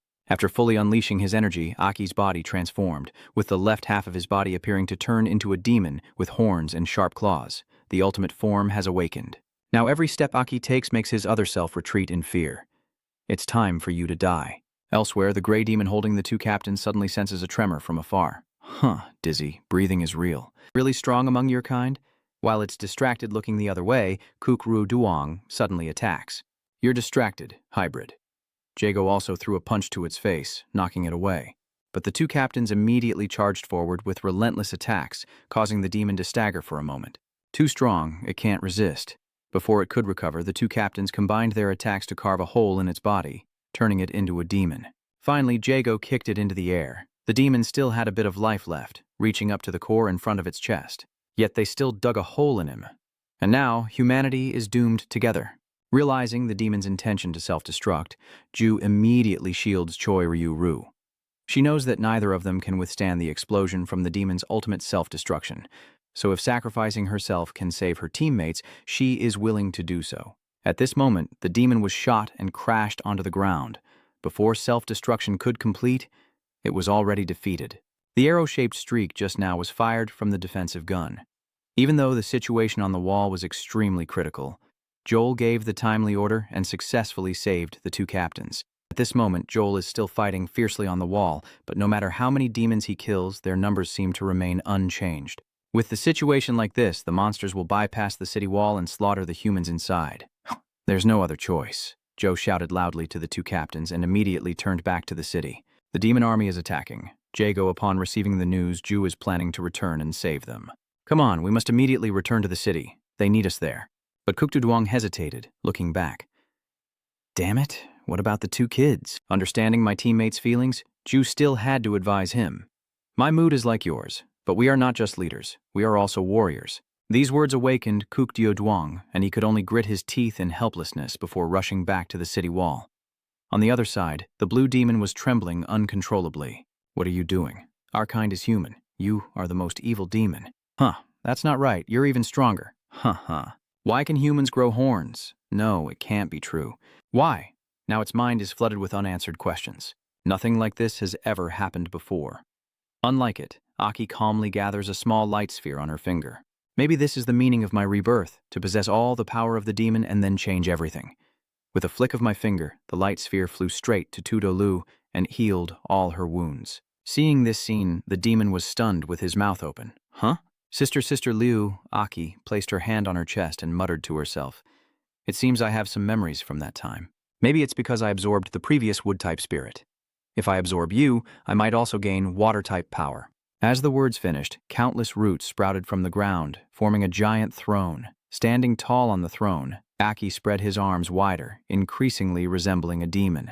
I'm starting to look forward to the power of the demon. Hearing what Aki just said, the little demon is utterly terrified, absorbing the core of the demon lord of the wood system to become us. Seeing the demon tremble in fear, Aki smiled with satisfaction. This is truly interesting. I've never seen anything like it even in my past life. So, even demons can feel fear like this. That's why I decided to drag this out a little longer. The branches begin to grow, wrapping around Aki's feet. As the branches develop, Aki can move freely and hang suspended in front of the demon. Come on, attack me with all your might. I want to see what power this form of mine still holds. The demon couldn't bear the repeated questions in its mind and screamed wildly, Are you ultimately a human or a demon?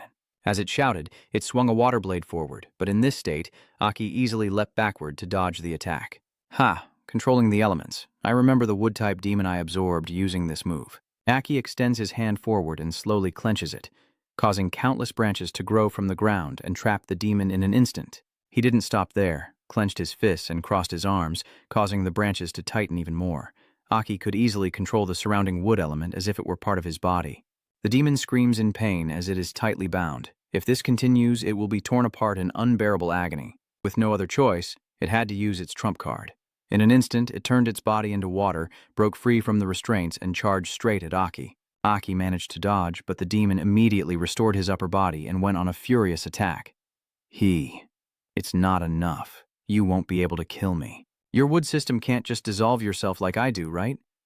It grabs, tears off one of Aki's arms, and continues attacking relentlessly. Humans don't understand. My demon power is stronger. You're right. I don't fully understand how powerful a demon's strength can be. But you know what? I am the strongest warrior. My learning ability is very strong. To kill you, I just need to keep learning and getting used to demon power. In an instant, Aki's arm gradually grew back, just like the most powerful demon in the cave. This scene left the blue demon utterly amazed. Wood system, self-healing, huh? I understand instantly. Soon, Aki's arm was fully healed. He immediately charged forward, launching an attack with his demon power. Countless small branches sprouted from the ground where he landed, pushing him forward until the demon was able to react, but Aki had already appeared in front of it. It hurriedly stepped back to avoid the attack, but its legs had been caught without it noticing. At this moment, Aki grabbed its head with both hands, eyes full of savage intent. Oops, stop running. Fighting you has become a bit boring already. This scene is truly beyond words to describe. At this moment, the demon feels something is off in its body. suddenly swells up and explodes, just like the technique Tudu Lu often uses. Believing everything was over, but from the demon's core, droplets of water start to gather and form the demon's body. Foolish. Ha ha, I can split myself apart. The demon is happily laughing, thinking it is pierced through with the branch and is now helpless. Of course I know, but as a demon your most important core cannot be separated. Foolish, have you become too confident in your own abilities? The demon's core has been pierced out by the branch, so its body can no longer split apart. Watching its core slowly drift away, the demon helplessly reached out. My core, it clings to the last hope to survive. But it's already too late. Aki grabs the core and grins menacingly. Your core has been destroyed. Even if you are a failure demon, you will only die. I will take your water-based power. Losing the core, the demon's body gradually became motionless and dissolved into a pool of water. Aki then crushed the core, savoring the energy from the water element core. Ha ha ha, make me stronger. This look doesn't resemble the strongest human warrior at all. The demon's thoughts are gradually invading Aki's mind. After fully absorbing the core of the water system, Aki's gaze suddenly turns toward Tudo Lu. Even though he has only absorbed the core, he can already skillfully transform his body into water. Standing before Tudo Lu, Aki increasingly resembles a fierce demon. The demon devours, humans kill. The demon devours, humans kill. Under the blood-red moon, Aki repeatedly repeats this phrase. It seems like his mind is being controlled by an absolute command.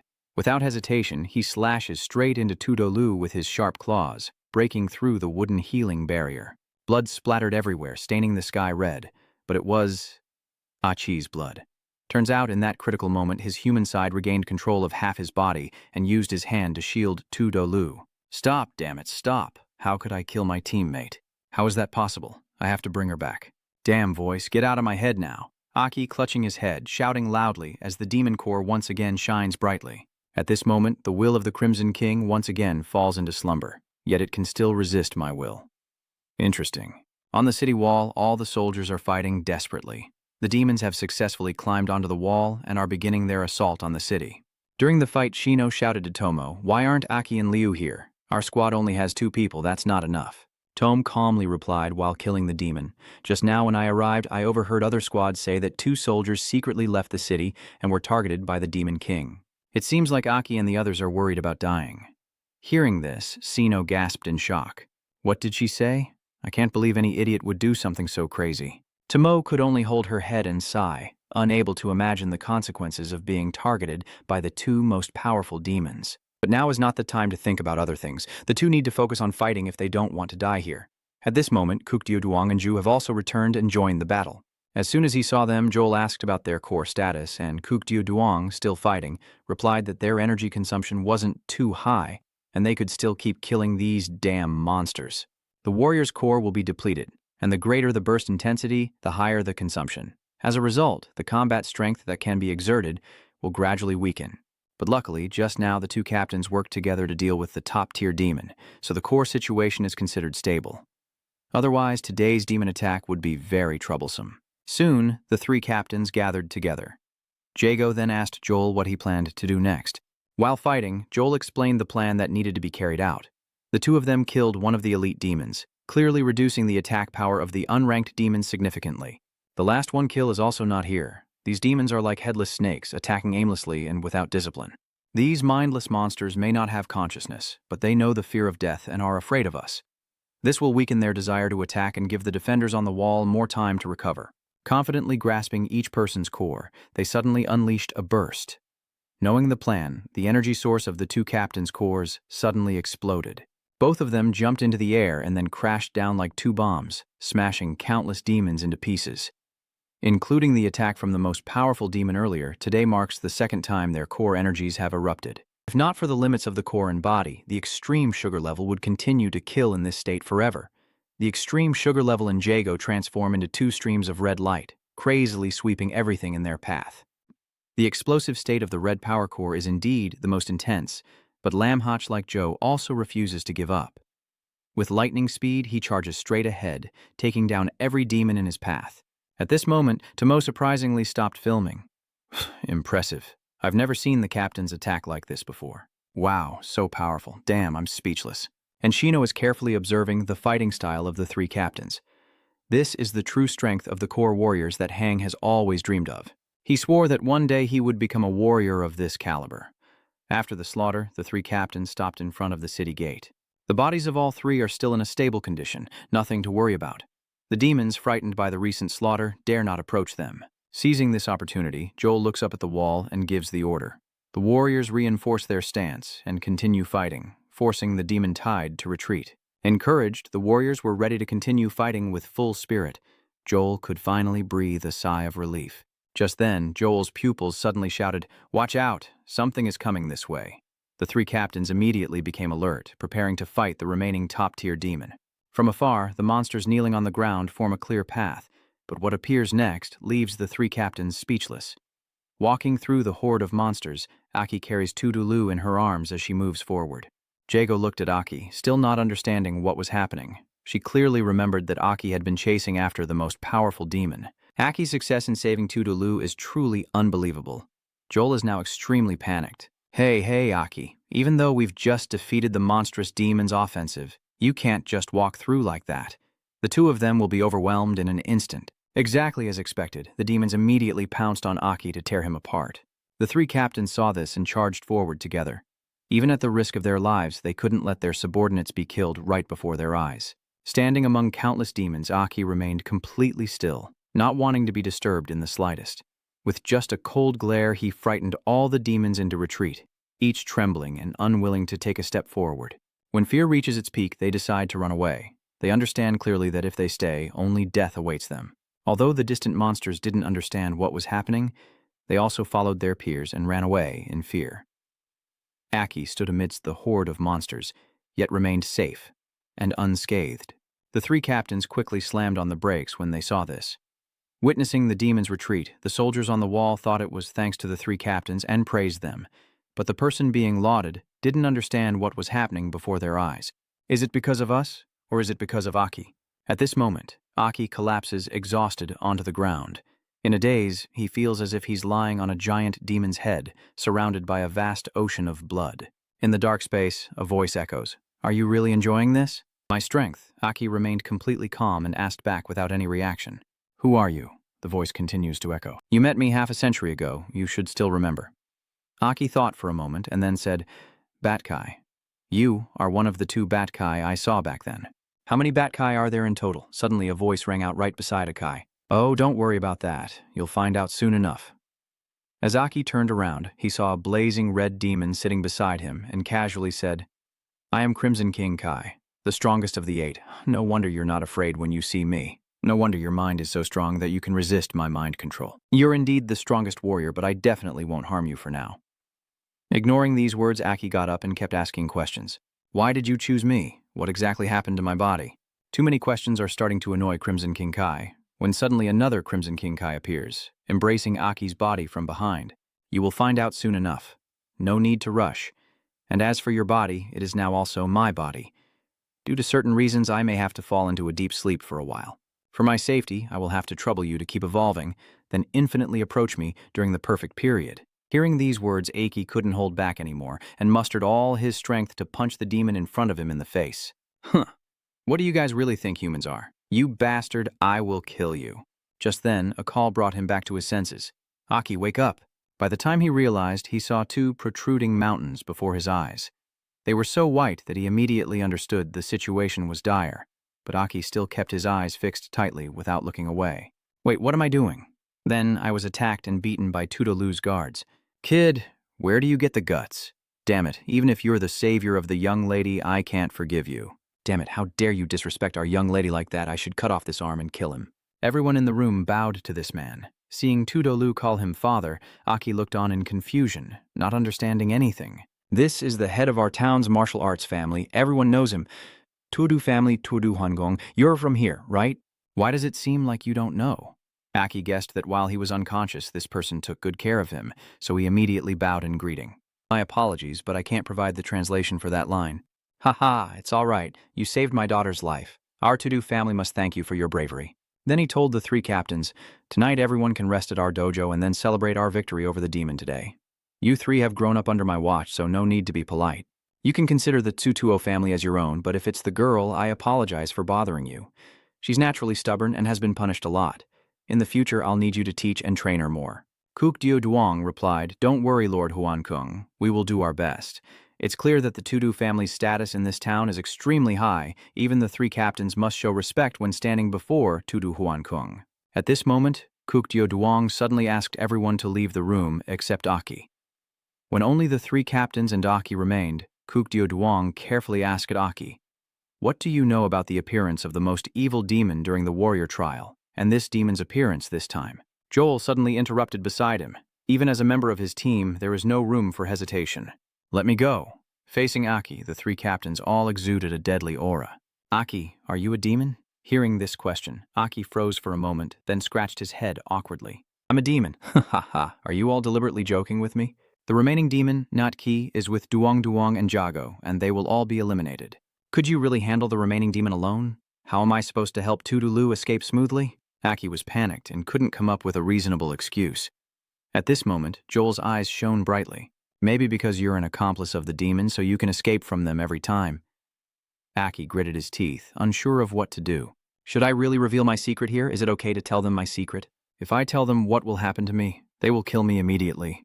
They can't miss this chance. If they don't believe I'm human, they'll just see me as a demon. After all, I am the strongest demon inside me." Seeing Aki silent, Joel prepared to draw his weapon, and I said I would act first. Aki clenched his fists, thinking about the worst-case scenario of fighting the three captains. The atmosphere is extremely tense right now, and a fight could break out at any moment. Just then, someone stepped in to stop it and said, "Stop causing trouble. Only a fourth-stage demon or higher can transform into a human form." It seems that Aki isn't a fourth-stage demon either, right?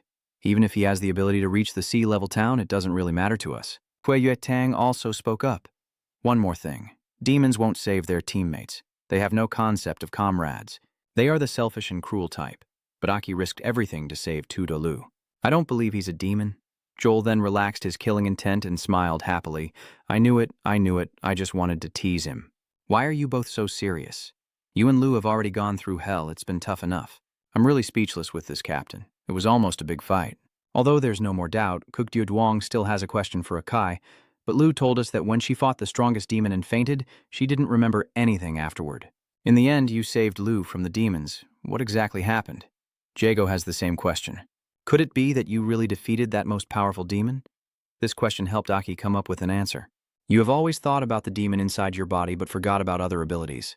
Oh, without hesitation, you confidently reply, "I am actually a genius." Aki cleared his throat and explained that he could blink to absorb most of the core energy for temporary power surges beyond his current strength. "This is my secret weapon," Jago then asked. "So when you blink and absorb most of the core energy, it's like us activating the core power, right?" Aki nodded without hesitation. The three captains looked at each other before continuing to ask, "So you mean both last time and this time you used this ability to defeat the most powerful demon?" Aki confidently made up a few more lines. "Yes, it was also when I first discovered this ability. The body suddenly absorbed all the power from the core and then unleashed an attack, exploding the demon's body while it was unprepared. Because it was her first awakening, she also lost consciousness afterward. This time she used this method to defeat the most powerful demon and make Lu leave. Because his body couldn't withstand the sudden surge of power, he fainted again after bringing Lu back." Kukdio Duong listened and pondered. If what he said was true, it could also explain why the core in his chest had broken several times, because the power within the core was being drained beyond its limit. Is that really true? Because Aki is a genius. If what you say is true, your ability truly exceeds the usual limits. But now, you can control it. This is actually similar to how team leaders activate their energy. Our team captain can reduce the body's load to the minimum during training when activating power, so we can control it. So before you learn how to control it, try not to use this ability, or it could be dangerous. Kukdio Duong suddenly interjected. "Jago's not wrong, so let me try your ability. Aki, if you're a genius, let me test it a little." They go to the martial arts arena. After changing clothes, both of them arrive at the arena to exchange techniques. It seems that Kukdio Duong still doesn't quite believe what Aki said. From the very beginning, Kukdio Duong has assumed a stance as if ready to devour Aki. Aki can no longer fight at all now. Although the abilities of the team leaders compared to him in the previous life are just basic, his current body cannot utilize those techniques at all. Aki hesitates before placing his hand on the core, debating whether to use his demon power. Just then, Kukdio Duong charges at him with lightning-fast speed. Luckily, Aki reacted in time to dodge the attack, but judging by the force of this kick, it seems Kukdyu Duong has no intention of holding back anymore. Jago, standing outside watching, also has to warn him to keep his limits. Although all his expressions are bad, Aki's reaction ability is commendable. This entirely relies on Aki's combat experience, and this level has already reached its limit. Not giving Aki a moment to rest, the extreme sugar demon throws a punch straight at his face. Even the sturdy training ground was smashed to pieces by the punch. Luckily, Aki managed to dodge the attack once again. Suddenly, Kukru Duong appeared from behind and grabbed his collar. With his weak body, Aki had no chance to escape. At this moment, Kukdyu Duong swept his leg to kick Aki into the wall. Seeing the situation was getting out of control, Joel tried to stop him, but was blocked by Jago. Kukdyu Duong clenched his fists together and taunted him. "Is this all the strength you have? So you're not worthy of being called a genius." Aki's really starting to get angry now. "I really don't like being looked down on. After all, in my previous life, I was praised as a king by all the warriors. Extreme sugar alcohol? Extreme sugar alcohol. He can only be considered my descendant. Claiming to be a genius but lacking true strength, he can't pass through the door. If it's reincarnation, I can't keep judging myself by the standards of my previous life. Just secretly use the power of that damn demon inside me, and don't mind this 200-month-old kid playing some tricks." When Aki stood up, the core in front of his chest began to glow, and his aura completely changed. He moved forward without hesitation. "Captain Kukdyu Duong, now it's my turn to attack." Aki's aura erupts and spreads out widely. After using demonic power, his body is surrounded by red aura, and the synchronization rate increases from 19% to 30%.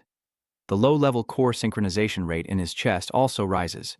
It seems that now I only need to use my consciousness to activate this body's potential and abilities even more. Leon opened his eyes in surprise. Can you feel his synchronization rate constantly rising? Jago was also surprised by the aura emanating from Aki. Could it really be a city of level C? Our FF city truly has a genius among geniuses? Kukruo Duong clenched his teeth and stared at Aki with worry in his heart. With this aura, his synchronization rate has already increased to at least 40% and is still rising. He thought of Tudo Lu and remembered that his synchronization rate was 39%. Aki surpassed Lu. Suddenly a voice interrupted his train of thought. "Captain Kukdyu Duong." Aki walks through the smoke, slowly moving forward. "Don't get distracted." In a flash, he teleported to Kukdyu Duong and threw a punch. "I'm here." And then he delivered a powerful punch to Kukdyu Duong's stomach, but was stopped by Kukdyu Duong with his hand, and he couldn't hide his excited smile. This kid Aki's speed is twice as fast as before, and his body stats have also increased. Aki's voice rings out, "Captain Kukdyu Duong, you turn around and kick up." That was just a fake move earlier, then he kicks straight into Kukdyu Duong's ankle, making him lose his balance and lean to the side. Seeing how Aki fights, he has some difficulty facing him, but still manages to smile. "Well done, kid." Taking advantage of the distance to distract his opponent, he strikes again, causing imbalance with a clever attack. He looks down and senses something is off. Aki suddenly kicked him directly without warning. John watched the fight and marveled at how relentless the attacks were. Where does Aki get all this rich combat experience from?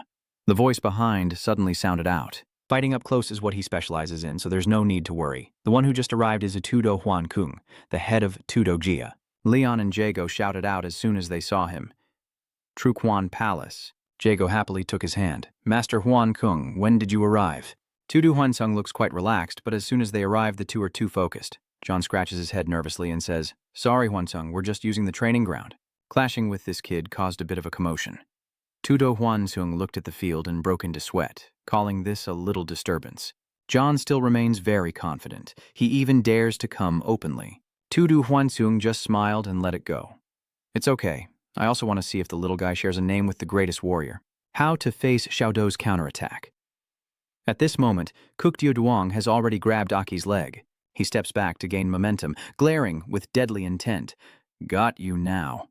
Tudao Huangong talks about Kukdyu Duong's past and is confident he will win. Tu Duong has been like this since he was a child. As long as he gets a chance to counterattack, even if it's small, he can seize it. Moreover, having fought demons for years, he has honed his exceptional judgment skills. So once his foot is caught, he can't struggle free.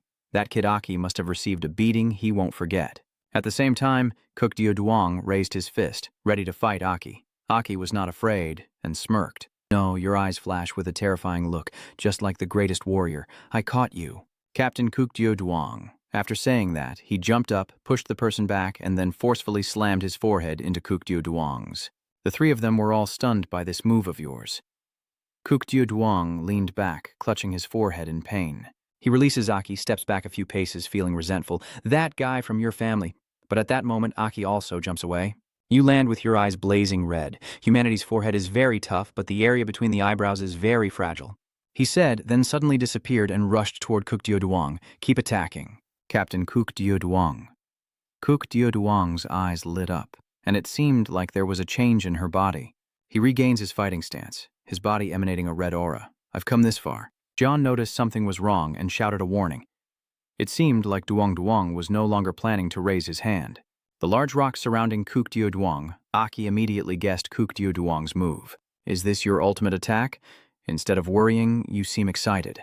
Let's test this demon power a little more. Your hand reaches out to control the demon's hand, grabbing those rocks. In the blink of an eye, Kukdeo Duong's move was destroyed. Kukdeo Duong couldn't believe this happened. What? Aki's figure suddenly disappeared in the blink of an eye and reappeared behind the extreme righteous path. Jago was once again surprised by A's attack, taking advantage of the smoke to circle around the opponent's blind spot. Using Dong Dong's technique to retaliate, Jeon sighed, indeed of vengeful nature. Tudo Hwansung retorted, or rather said, truly an astonishing ability to learn. At that moment, Kukdeo Duong turned around and reached out his hand to grab Aki, but he forgot that this was my move.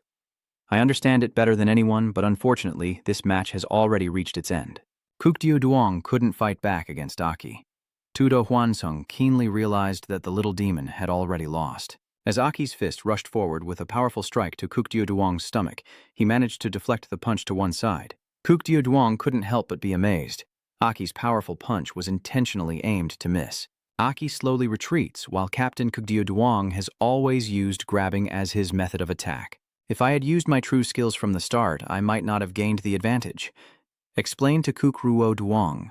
A hit to the forehead can cause visual impairment and double vision, leading to misjudgments. I just happened to take advantage of this. You smile and wink so everyone believes what I said this time, right? Jingyeo only closed his eyes in silence, wondering if he's a genius. Tutu Haikung watched the match with excitement, unable to hide his smile. Akai, if it's this young man, maybe he really can. Suddenly there was a noise behind and Tumu and two others appeared. What are you all doing instead of eating? Hearing the noise, she looked around and saw that Lu had prepared a lot of delicious food, and the room was very luxurious. Waking up to this scene, she couldn't help but be shocked. Hey, what is everyone doing? The scene looks pretty chaotic right now. Aki just scratched his head and smiled awkwardly. Well, most of it was done by Captain Kukruo Duong. Tutu Liu looked at the pile of wreckage and wondered, what happened? Sean went to Kukdeo Duong to ask. You admit defeat, right? He just snorted. Aki explained that he used it for him because Captain Kukdeo Duong has always been fighting demons. Suddenly, the opponent changed to a kid like me. No wonder he's not used to it. Suddenly, Tudo Hansung burst out laughing, winking cheerfully. No need to be so polite anymore, just come closer. Tonight's celebration party is also starting. After saying that, Aki left without forgetting to turn back and thank you. Just in time, I'm hungry now, thank you, innkeeper. Then I won't hold back anymore. He just watched silently. His eyes remained fixed on the figure of his back. Unwilling to give up, capable, and knowing his limits. Keep Tiu Duong's face intact. His combat intelligence is definitely excellent and his potential is limitless, so he turns to call Tu Do Lu. Lu's imposing figure overshadowed Tu Do Lu's small frame, and he suddenly asked her, that young man is not bad. Are you interested in him? She blushed, startled, and shouted, huh? A moment later, the moonlight outside was very romantic. Inside the dining room, everyone was eating and chatting happily with Tudo Huan and his son. He raised his cup in gratitude and looked at everyone warmly. Ladies and gentlemen, on behalf of all the residents of this town, I thank you for your protection. And I am also very grateful to the soldiers who fought until the very last moment. And you, young and talented Aki, thank you for saving my daughter. Aki raised his glass and stood up, bowing politely. Should I do it? Hwansung headmaster, without hesitation, was about to clink glasses when Kukruo Duong charged over and punched him so hard his eye nearly popped out and his brain almost burst. You're already a young man, huh? Still daring to drink alcohol? Aki doesn't know what day or year he was born, but he still argues. I'm an adult now. I'm already 18, probably. Isn't the soldier assessment only for those who are 18 or older? Jago couldn't help but laugh at the scene. Ha ha. I'm taking this opportunity to get my revenge. Tuduhai just smiles naturally without any forced politeness. It's okay. It's okay. He looked at his daughter with a meaningful gaze, causing Tudolu to blush and act. She sighed and recalled what happened earlier while her father, with his hands clasped behind his back, looked at her. Dad just watched the fight and realized he's quite talented, with potential no less than his own. If it were him, he might be able to make the proud and aloof person fall for him. Tuduluso pretends to not understand, but inside he's screaming, "What kind of talk is this? What could possibly move me?" I remember Aki grabbing her collar and almost tearing her clothes this morning while Tudo Lua Che. Dad, stop joking, and that guy is such a big fool. Right now, To's eyes are shining as he keeps grabbing the dishes one after another. This looks delicious. Sino and I got to enjoy some too. Sino finally had a chance to ask Aki, making him a bit flustered. But still, Aki, how are you able to repel the most formidable demon? That was amazing. At that time I didn't know how to explain. Luckily, the great strategist next to me spoke up. He can forcibly extract most of the core's power to temporarily unleash a strength beyond his current ability. Jago added, like how our team leaders draw out the core's power. Maybe he unleashed his power at a life-threatening moment. Hearing this, she looked worried, but this was also extremely dangerous since he hadn't been trained yet, and it would put a huge strain on his body. Many times like that, even causing severe injuries. Joel added, we just let Aki and Duong rub against each other earlier. He smiled, raising his glass, truly showing incredible power, but Aki needs more training or his body won't withstand it. In Aki's mind, he's thinking differently. If he tells them he absorbed 2 of the Demon Lord's core stones and possesses a wood healing ability, he can recover quickly even if his body can't handle it. But I knew I couldn't reveal that now, so I just smiled and let it go. Not saying more, letting them think I had the ability to absorb core stones like the captain's. The situation was already very good. The captain was right, so I lost consciousness afterward. It seems I need to strengthen my physical training. Ha ha. Hearing that, Sino looked at Aki with admiration, while Tomo, like meeting a hero, kept taking pictures of Aki non-stop. Thanks to you, you still have this ability. Aki is amazing, we can't fall behind either. I'm so powerful. Tudolu Kong Awa just keeps it to himself among friends. But with this ability, no wonder he was able to save me back then. At this moment, Kukdio Duong sat cross-legged and spoke, initially condemning Aki's nighttime actions with Lu as wrong and deserving punishment, but the following words made the two breathe a sigh of relief, though they still considered the possibility of killing the demon of the first period to atone for their sins. Joel and Jigo chuckled and reminded, hey, but don't celebrate too early, the team's competition is still ongoing. Your team is still at the bottom, so you need to try to earn points tomorrow. Aki clenched his fist and affirmed our team's goal is to be at the top. After that demon event, a month has passed in the blink of an eye, and the competition for points among teams has become intense, with many aiming for the highest A-level missions, which are now very difficult to complete. So, after Liu and everyone discussed, they decided to find a fat sheep to use as a bet for challenging other teams. And when the Blackthorn squad heard about the challenge, their team captain was stunned. What, using accumulated points to challenge? He sneered mockingly. Have you forgotten what happened last time? Mid-sentence, Tudulu cut them off, telling them to get to the point. 10 points. Solo. The Black Merchant squad leader, wearing a mask, agreed immediately. 10 points. Aki already has an A-level mission score for this match. You dare to challenge me. I have no problem with that. This time, there won't be the incredible Captain Duonkanu. The new team will settle old debts all at once. The entire Black Poison squad was ready with murderous intent, and soon after, at the small-town arena, someone challenged them to a duel, drawing a large crowd. The new team is using challenge points against the old team. Are they serious? A match worth 10 points shows that the new team really doesn't know their place, probably haven't even killed a few demons, and their arrogance is unmatched. Maybe they can't complete their mission by the end of the month, so they resorted to this desperate tactic. Interesting. The Black Market squad doesn't hold back. They wouldn't dare let the red-haired leader see the two girls on the arena pleading, but Aki couldn't care less, and the crowd kept growing. It's not too late to regret now. Don't say we bullied the newcomers because you never know who will be the one to lose face.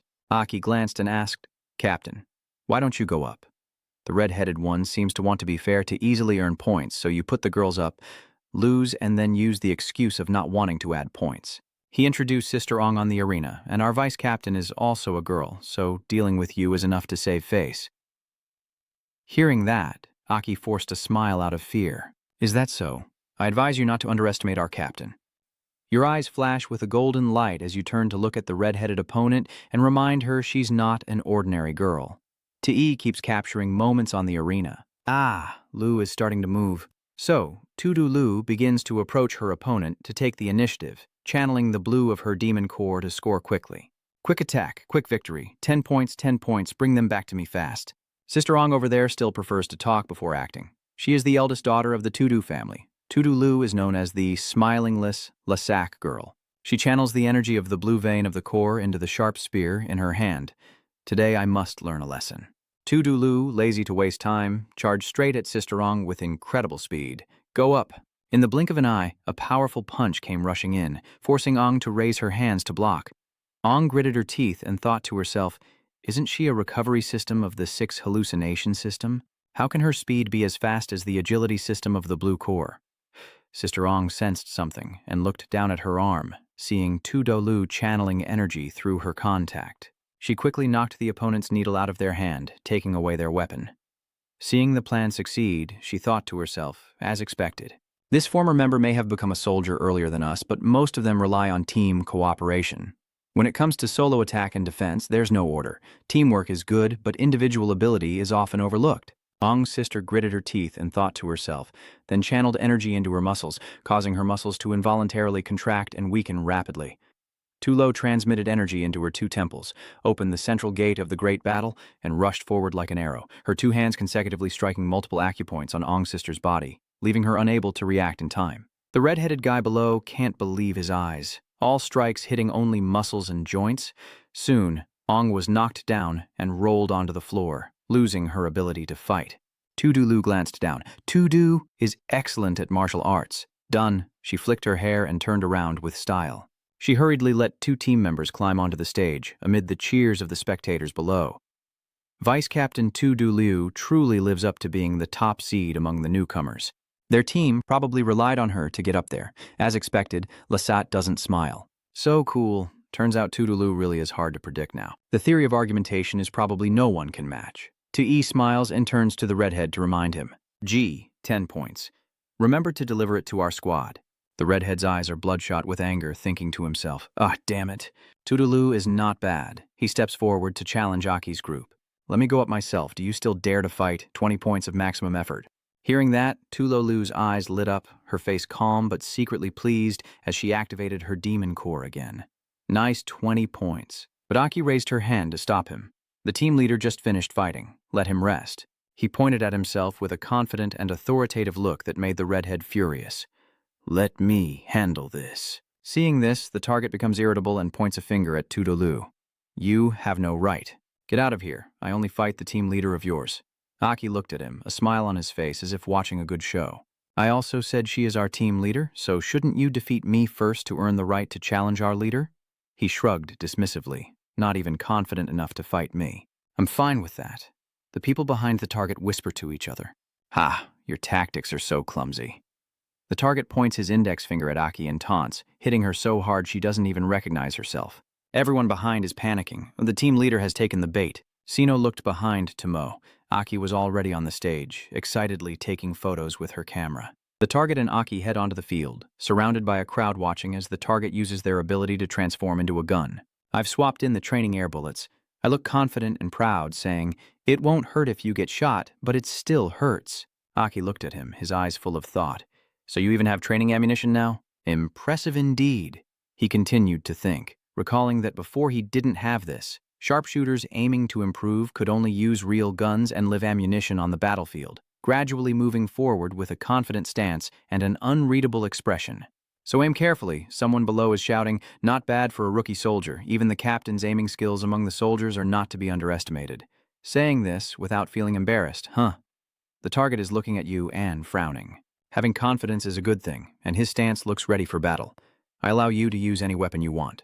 What do you want to use? Don't tell me you're bullying the newcomer with your old tricks. Aki hesitated for a moment, then said, weapons, huh? I'll just take a small standard weapon to fight with now. But my previous life's weapon, your eyes are so firm and nostalgic about it. That unique, one-of-a-kind existence is also my comrade. I don't know if it's still there. Aki regained his confidence, rubbed his hands, and said, forget it. It's okay. Can I use my power? The target was surprised. What do you mean by power? The entire black squad below is just as surprised. What do you mean by rights? What did he just say? The target leans. Mocking tone, haha, you want to fight me unarmed? Are newcomers this arrogant now? He even added a few words, saying I gave you a chance.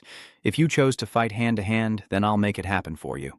Aki turned his head with an annoyed look and said, you talk too much. Maybe I should install a soundproof device on his mask. The target unexpectedly growled. But I warn you, even when a lion pounces on a rabbit, it does so with all its strength, with eyes full of warning. I won't raise my hand. I will take back all the points I lost in one go. Aki's face was calm, full of confidence. All right, it's best to use all your strength. Shino was chatting with Tome below. I really want to see what their expressions would be if they knew Aki single-handedly repelled the demon of the most dangerous period and even defeated the captain of Kukdyo Duong. Tomoe agrees, so she is really looking forward to the battle. Tudulu looked a bit sad, and her mind was filled with many thoughts. Beating Captain Kukdyo Duong in the match really drew attention. Is that guy even more outstanding than me? Tudulu is doubting herself as the captain. I can't be weaker than the team members. Her face started to flush pink, but then she remembered her father's words earlier, and seeing that fool again made her think of her father's advice. No, I can't think about this now. Let's cut to the scene at the arena. At this moment, the referee has signaled the start, and the target rushes forward at full speed. His speed is so fast it creates illusions, thick fog, and the saying goes the closest is the strongest. I will fire a barrage of bullets at you before you can reach my face. Tudolu looked surprised and seemed to realize something, but instead of shooting immediately, he used his footwork to find a position. So now, lost in my own thoughts, the three captains roughly understood my strength, so there's no need to hide anymore. My emotions are unpredictable, and my goal now is simple: to win first place this time, as my spirit seems to be revived. Moreover, if I want to fight the demon inside me, I must recover my previous strength as quickly as possible, even surpassing my past life. Becoming stronger than before, my speed is skyrocketing, and it seems the target has sensed the danger. He quickly aimed his gun at the target and said, I won't hold back when I said I would kill you. As soon as he finished speaking, he fired a shot slightly forward. Its power is quite good, so I must use my strength to control the demon within my body later.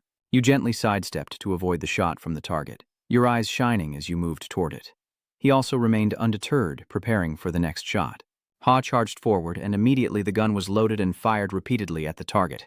His voice was teasing as he used a guiding bullet in his right hand. Do you understand, idiot? 3 consecutive shots were fired, their speed astonishing. This high-velocity sticky bullet type is so fast that even agile demon lamb system demons find it hard to dodge. He thought to himself that just one hit would cause the others to stick due to their adhesive property, so he pushed himself while thinking, intentionally provoking him to test his own abilities. The water element swiftly twists and dodges each bullet. The people below are also amazed. He avoided the captain's bullets. How can his speed be like a fluid? I can't see anything clearly. The target was caught off guard. He didn't expect to be able to dodge my bullets so easily. Annoyingly, I didn't want to use my ultimate to win, so I rushed toward the target so quickly that my face was barely visible. At this moment, someone in the arena was also analyzing the weapons of the combatants, noting that the captain's greatest advantage was his ability to store energy internally, then combining it with a powerful shot on the battlefield. The target raises the gun in front of their face, ready to see how you can avoid the high-precision explosive bullets I've maximized at point-blank range. Forming a fist to gather power, it seems they predicted his move, as vines suddenly appeared beneath the ground, catching the target off guard. That shot went straight up. Everyone around is surprised. Did the Blackthorn miss again? Seizing the opportunity to counterattack, you quickly rush forward, grab the gun's barrel, and punch down on the target's arm. He immediately loses his balance and continues to attack. You kick him hard in the stomach. The Blackthorn squad below are worried. Captain, they saw the target being kicked dozens of meters away. He puts down the target's weapon and loudly shouts, 20 points to the hand. The target's face turns pale. He didn't expect the person in front to be this strong. How is this possible? Down on the field, the whole team is cheering, and Sino is delighted. Well done. Tomoe keeps capturing this moment with the camera. Liu crossed his arms and thought to himself, even I can't tell where that guy's body cultivation is at.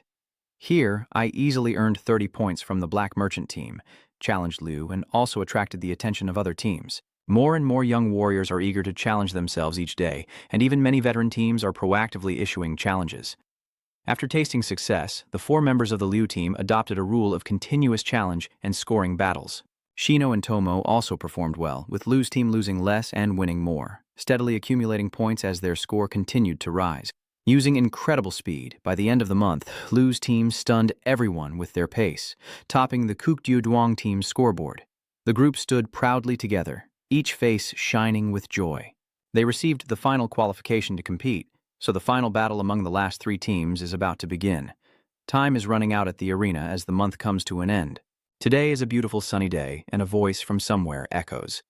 At the end of each month, this relic in the town stirs up many emotions, watching the teams grow and improve, even if they are all familiar faces each time. Ha ha ha. Joel thought for a moment before assessing that Lu's team had only been active for a few days, yet their accumulated points had already elevated them from the deadline to the top squad of Duong. Surpassing 9 other teams would not be easy. Jago crossed her arms and shared the information, saying they used their accumulated points to bet on matches against other squads, winning more and losing less. She stroked her hair, indeed a chaotic method. You're somewhat reproachful, but I don't see you stopping them either. As the Supreme Dieu Duong has spoken, relying on strength to earn points, there's no reason to block them. He explained seriously that Aki and Lu, their team, were not weak, and I had secretly watched their matches. Even the other 2 were quite good. All 3 of them stopped in front of the stone door, seemingly arriving at the gathering arena. Joel's eyes showed a hint of amusement. It's been so many years. This is the first time 3 teams have made it to the finals with new members, he added. Right now, things are really heating up outside. Kukdyu Duong gently pushes the stone door open. A blinding light shines out, and everyone is eager to see who will win this time. Behind the door is the gathering arena where all the teams are assembled. All eyes are on them, and the captain of the Essence team looks disdainful. They haven't even earned a name yet, and they're already advancing to the final. What are the other teams of Kukdyu Duong doing? The black-haired person next to him whispered, covering his hand. Don't let them hear. The leader of the elite squad snorted and then fell silent. They are the winning team of the Oga squad, the elite squad. Over here, the captain of the light squad also spoke. The impressive captain over there is from the new team that scored the highest. I thought he was just bluffing. He crosses his legs, looking like he's mocking them. Looks like he's serious this time. The person earlier was the winning team of Joel's squad, and the light squad switched to Toe's side. She's stretching and observing, and everyone is full of energy. Shino stretched his arm and looked at her, brilliance and spark. Then he softly explained, "It is the strongest squad under Ranga and Joel, also very famous in our city. He seriously respects his opponent, and I've even heard that the future 3rd captain is someone chosen from among them. The successor to the 3rd captain of the extreme path." Aki starts up, flexing his shoulders with a look of interest. If R is so powerful, then our squad has to do our best. He winks thoughtfully, even though his body is still his weakness. Right now he relies on his secret abilities. At least in the fight against the Supreme Commander, the core soldier didn't fall into a disadvantage.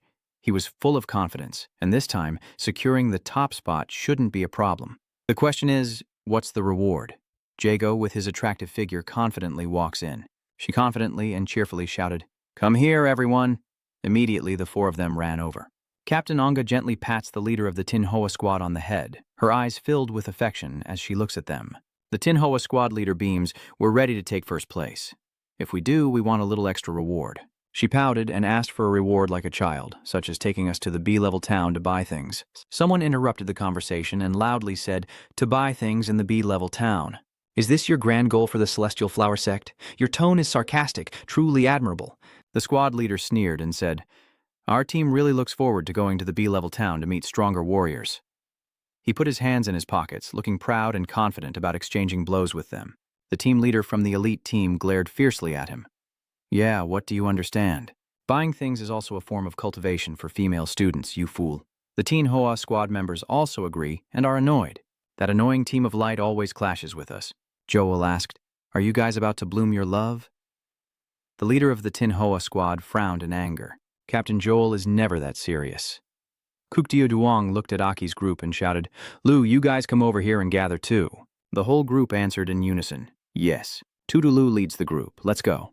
All the squads have gathered. Kukdyu Duong briefly introduces a few points. I believe everyone already knows each other, so I won't introduce anyone else. I'll seriously explain the rules.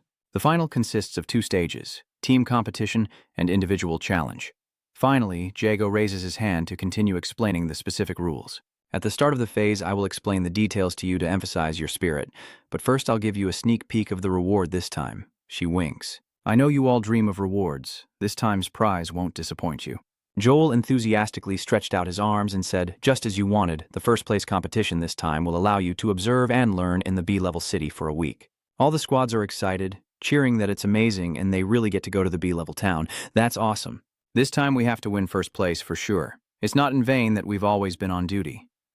Sino looked at Tomo with a curious expression. "Are you really going to the B-level town? What do you want to do, Tomo?" Tomo looks at the old camera. "Of course, I bought a better camera." Kook Duodwang announced for the squad leaders to come here and draw lots. The members below are whispering, "Level B." The reward this time is big. I heard that the items in Level B are more abundant than those in Level C. One by one, the captains step forward and the noise below begins again. Is the B-level town really that far away? Level B has soldiers capable of wielding the heart-mind duality. The murmurs continue unabated. The heart-core dual phase, so it's even more powerful than the three captains? That's the theory. I really look forward to the heart-core dual phase soldiers. In contrast to the chaos around him, Aki quietly ponders with his chin resting on his hand, and even half a century later, many changes remain unclear. Level B? Back in my day, there wasn't such precise ranking. Everyone fought and provided for themselves. Aki fell into deep thought, his face serious. He remembered Sino saying that the city of Fuss was a level C, the lowest rank, followed by B and then A. He imagined the hierarchy of the stronghold divisions based on strength and soldier ranks. There are first and second stage core fighters rewarded with level C. Second and third stage fighters are level B. If there are fourth and fifth stage fighters, it becomes a level A town. The magnificent city appears in Aki's mind. The one who determines the rank of these towns is the only S-level town, Bin Min, located in the center of the Hope Land. He also heard that the Hope City is extremely vast. Not only has 5th and 6th Corps soldiers, but also the strongest 7th Corps soldiers. That person's image appears, with a mark on their chest, representing the strongest human concentration in power. Aki recalls the old fortress, the only S-rank stronghold in Min City, a name that shines brightly, perhaps even more than the previous holy fortress he once led. Recalling the past, Aki feels a bit troubled. He sighs, wondering if after that great war 60 years ago, his town still exists, and if his trusted comrades are still alive. Remembering this, Aki's face looked a bit sad. He thought of the images of his old comrades, and suddenly a voice interrupted his train of thought. Sino sees how Aki, along with Tomoe, looks at him with concern. Does Aki like to daydream? Tomoe then grabs your arm. "Don't be dazed anymore, we're about to go on the field." She then looks at Captain Tudo Lu and everyone else with a very calm face. She held up the sheet with the number 1 written on it.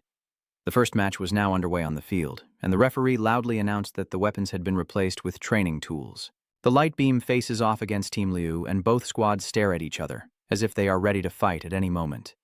Tomoe suggests an idea. "Our squad still doesn't have a name, right? Do you think we should come up with one too?" Sino smiled and expressed his agreement.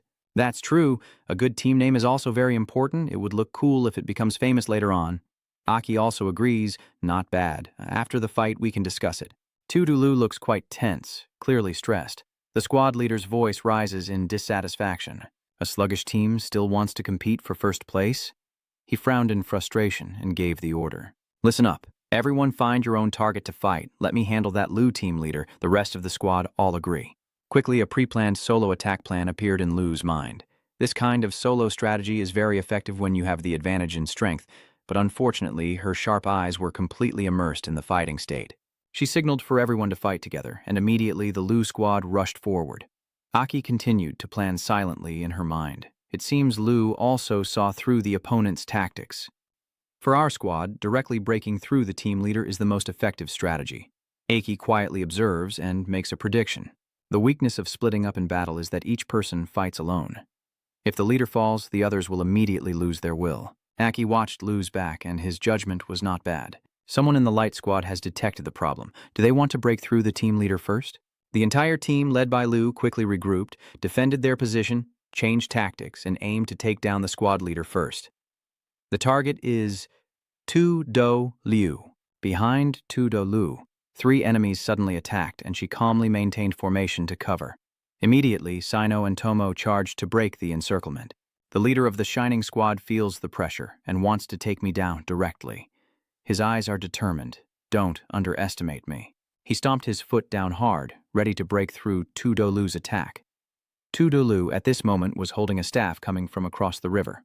The squad leader of the Shining team spun around and charged forward, smiling with a cold gaze as he threw a move at her. Mai Antien Quang Go. Tu Dolu reminded everyone to close their eyes and defend, and she silently focused her energy into a blazing light form, even affecting his team, as his attack was so powerful that it flashed with light, forcing everyone to cover their eyes. Kukdio Duong covered her eyes and said, "That kid is still used to this fighting style, haven't you told him?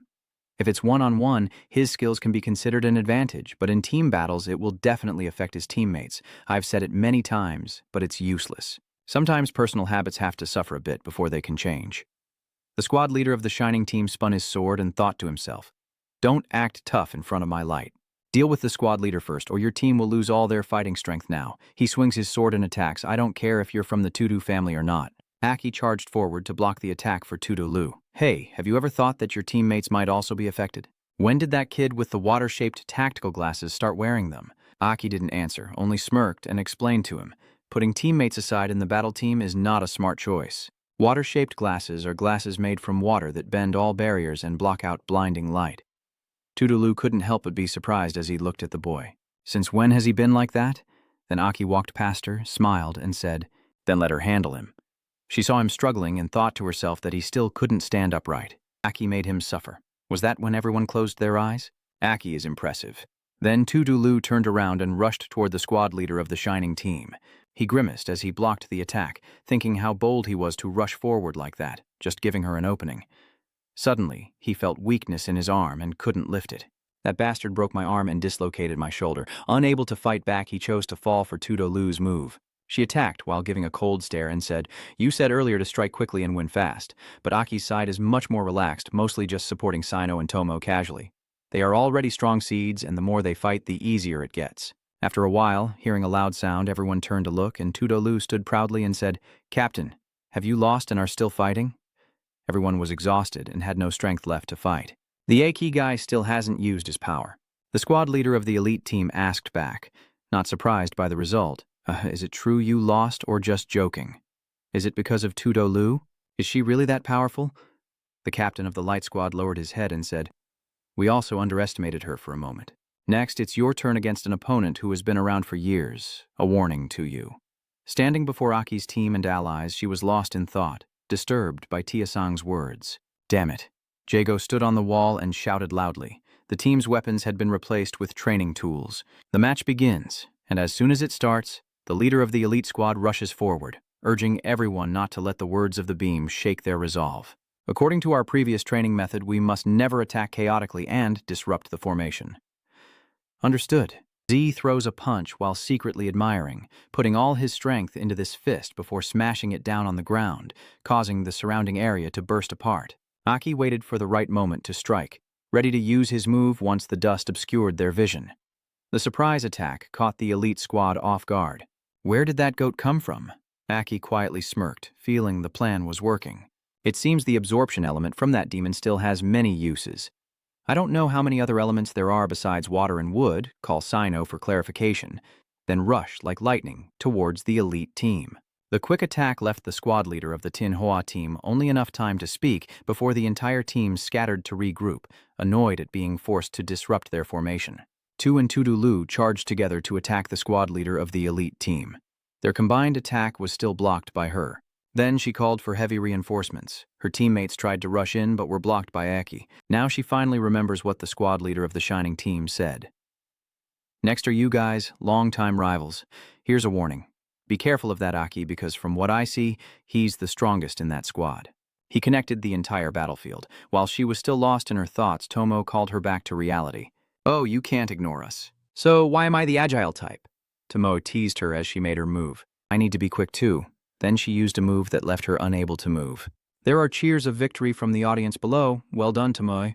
Jago on the wall says it looks like this match is also over. Lu Quan's team wins the team match, and the next event is the individual competition. Both the captain of the elite team and the captain of the Spark team look serious with cold eyes for the match. Both of them pointed at Aki and said together, "You can challenge members of other teams at will." Kukdio Duong said, "I want to challenge Aki from Lu's team." Individual challenges are one-on-one. Aki didn't refuse and said, "If either of you goes first, it doesn't matter. To save time, both of you come at once." You didn't hesitate to step forward and challenge them. In the duel, Aki faced the two alone, adjusting his gloves. Longtham thought, this is the final battle, so I'll play seriously with you guys.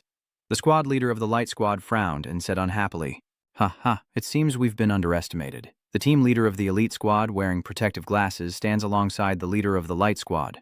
She clenched her fist and declared, "I will make him regret his arrogance." Captain Zago of Team Manga watched the battle from the city wall and announced, "The rules are no different from a normal challenge. Either one side surrenders or loses their fighting ability, and it's over. So the challenge round begins." With that, she gestures and shouts, "Start!" As Jago finished speaking, the two squad leaders of the Spark and Essence teams quickly split apart and rushed toward Aki.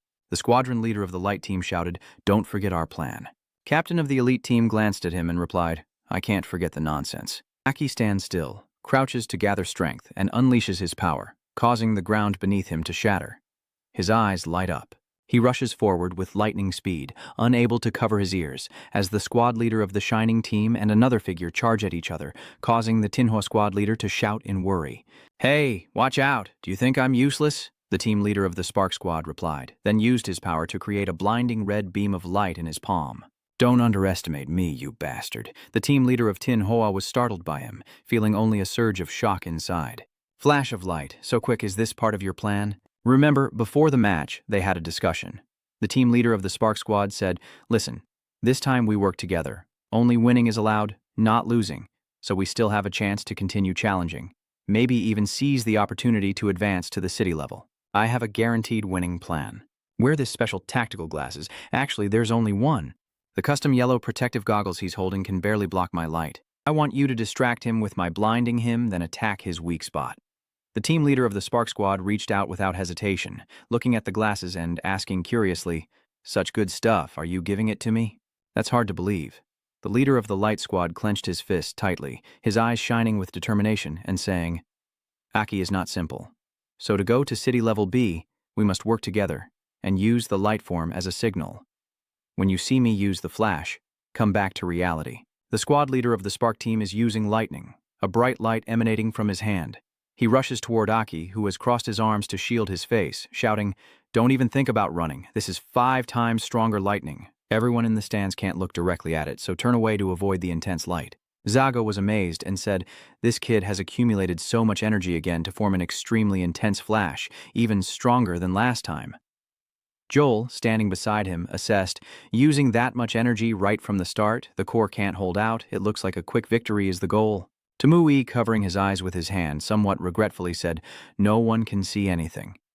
The squad leader of Tinhua stared intently at Aki, thinking that he must have temporarily lost his sight and heightened his agility to the maximum, just waiting to defeat him with a blink. Found him thanks to the goggles, the squad leader of the elite squad quickly located Aki's position. She channels energy into her arm. The leader of the elite squad charged forward to strike, aiming to knock Aki out directly. At the decisive moment, Aki's eyes suddenly flashed with a golden light. He turned to look at her and said, "Indeed, she was the one in charge of the attack." The captain of the elite squad's eyes behind the goggles showed shock. Her whole body suddenly froze, unable to move, filled with extreme fear. What's wrong with this guy? Water element, a slow stream of water gently escapes from your hand, growing more and more abundant. Then it enveloped the body of the elite squad leader, transforming into a giant water hand that clenched her body tightly. The attack caused her protective glasses to fall off. She screamed in agony. The squad leader of the Shining Squad was nearing his limit, trembling as he tried to hold on to his glow. "What are you shouting about while hitting someone?" The flash of light directly into the squad leader's eyes made her close her eyes tightly. She grits her teeth and shouts, "I'm getting beaten up here. Idiot, you dropped your protective glasses. I can't see anything." Aki, with one hand controlling the water, subdued the elite squad leader and coldly said, "Sorry, the plan to capture him has failed." As soon as the words finished, Aki immediately used his power to make countless vines grow from the ground, striking the Shining Squad leader's body. The glare was rendered useless. Aki uses vines to knock the light squad leader out of the arena, and at the same time controls the water to throw the elite squad leader backward. Aki directly takes down both of them at once, his power causing dust and smoke to fill the arena. Kukru Duong stands in the stands watching below, unable to see clearly through the dust, and can't help but worry, thinking that both the flash and the dust are dangerous. "Kids, don't overdo it, or there will be casualties." Thinking that, he hurriedly jumped down from the stands onto the arena. Kukruo Duong, unaware of who was worried, shouted out, then safely landed. He looked up at the center of the arena, and immediately his eyes widened in surprise. Aki still radiated an overwhelming aura like a demon ready to devour everything around him. Kukruo Duong stiffened, silently thinking that this aura was so intense he couldn't even find the words to describe it, until Aki coldly interrupted his thoughts. It's over. The dust on the arena is clearing. The members of the Bright Squad and Elite Squad rush over. Someone says, "The dust has settled. It seems someone from the Ultra Alcohol team has won." "Our captain?" In the stands, a clear voice suddenly rang out. No, Tudolu crossed his arms and continued, "I guess it's Aki." As expected, Aki is lifting his goggles in the middle of the arena. Aki looks at her and smiles, while the other 4 members of his team rush down onto the field. Sino happily exclaimed, "Nice! And how did you counterattack in the intense light and defeat those 2 at the same time?" "That light ended just as we recovered our sight and you finished your fight already," Aki said, holding up the protective glasses he casually picked up, winking at Sino. "Yeah, I stole their safety goggles, but honestly I was just lucky to pick them up by chance." Sino tightly hugs Aki and ruffles his hair as he shouts, "That's so like you." Tomo stands beside them, continuously taking photos of the moment. Tudolu looked at them thoughtfully, wondering why Aki always gave him the deep and unpredictable impression. Lu's team was called out by Kwakdeo Duong, interrupting her train of thought as she stepped forward and loudly ordered them to stand at attention, with everyone immediately saluting with their hands behind their backs. At this moment, Kwakdeo Duong stepped forward and announced, "You guys won the competition and took first place. Congratulations." And then, Kwakdeo Duong looked at Aki with admiration. "Aki, you did very well. Every battle surprised me, especially just now when you counterattacked despite being attacked by 2 squad leaders." Aki modestly smiled and replied, "Oh, you're flattering me. But deep down you still believe you're the strongest soldier. Even in this body you can't be beaten by those 2 kids. It's probably just experience that helped you win. And to win quickly, using some power is just bullying them." Kwakdeo Duong's eyes lit up as he continued, "So basically, you guys are first place this time and earned the reward. Tomorrow morning, you'll take the underground passage to the nearest B-level town to raid it." 1 week into the training, unlike Aki and Tudolu's calmness, Tomoe happily jumped up. Jiangrong shouted with both hands raised, and even Shino couldn't help but clenched his fists in excitement, saying, "Great! Today's the end. Get ready, gather here in the morning, and then disperse." Kwakdeo Duong finished speaking, and the Lu squad all shouted in unison. The 4 of them left together. Sinu excitedly said, "I heard that the B-level town has a core warrior of the 3rd stage. I can't wait." To immediately volunteered. "Then I'll help you take a picture with them," Aki asked Tudolu. "Is there anything you want to do in the B-level city, Lu-ko?" Tudolu replied calmly, arms crossed. Joel watched their backs as they laughed and talked and said, "Aki is really a terror. If he used all his strength, we might not even be able to defeat him." Kwakdeo Duong looked at Joel with a hesitant expression. He looked at Aki's proud back and said, "He doesn't belong here. He will move forward, and you want to lead them through the underground tunnel to get there." Joe looked at Kuro Duong and asked, then continued, "That's fine. Safer than the surface route." Jago stood nearby with his arms crossed, a bit worried, saying, "We still need to stay alert. Sometimes there are unpredictable demons that wander in." Even though Kwakdeo Duong is only a core-level warrior, he confidently replied, "Rest assured, the highest-level demons will be killed in numbers, and for the 4 of them, even if I don't intervene, it's not a problem." The underground passage, a complex underground transportation hub, is now abandoned and only serves as a route between the towns. A terrified soldier desperately runs forward through the underground tunnel. Behind him, a red light chases closely. And in an instant, the red light transforms into a hand that swiftly strikes him down. The giant red hand with long black claws gently lifts the head of another soldier. These human soldiers are so weak. The giant fiery red demon scratches its head, then releases the fallen soldier and keeps wandering the underground tunnel searching for an exit. "We're lost. How did we get lost underground?" The demon walks past the soldiers' bodies and moves forward. It is a 2nd-tier demon with unknown abilities and attributes. The massacre log records 21 new soldiers, 9 1st-tier soldiers, and 2 2nd-tier soldiers. At the same time, Aki's group was gradually entering the tunnel. "Oh, so this is the underground tunnel? This is the first time I've seen something like this underground." Tomo kept taking photos from the front and back, but it seems like this old structure was built a long time ago. Kwakdeo Duong half closed his eyes and said, This underground tunnel has lasted longer than I have. Even the old spider web that Tomo didn't want to ignore. She knelt down to take a photo as a keepsake, then curiously asked, "It looks very desolate." Is someone really using this? Kukdio Duong explained that after the Dawn battle, many great warriors were lost. The number of elite fighters decreased, and they could no longer explore territories or carry out large-scale missions, causing a severe reduction in energy crystals used for survival due to a lack of energy crystal supply to generate large amounts of energy. This vast underground tunnel network is gradually being abandoned. It was built during the glorious era of King Aki. Everyone in the squad turned around to look at Aki, who was walking at the back. Tui laughs and says, "Oh, Aki, it was built during the reign of the king who shares your name." Aki clasped his hands behind his head, looking relaxed. I suppose that's how it is. Kukdiu Duong, upset that you happily took credit for yourself, couldn't help but turn back and shout at Aki, "So what? You're just a partner, not the one who deserves credit. Don't make the greatest soldier a joke." Aki was startled by the scolding and looked up, nervously saying, "Hey, don't mess with me." Captain Kukdio Duong, to burst out laughing. Ha ha. It looks like Captain Kukdio Duong is really fired up.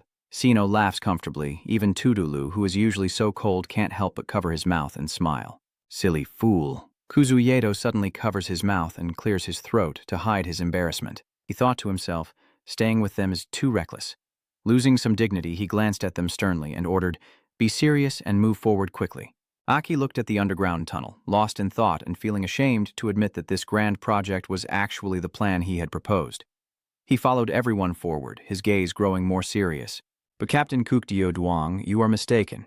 What you call an underground tunnel is actually a vast underground city network that back then connected not only major towns but also served as a highly secure and prosperous trade route." Aki reached out and touched the tunnel, never expecting that the project once hailed as the greatest achievement would be abandoned after his death.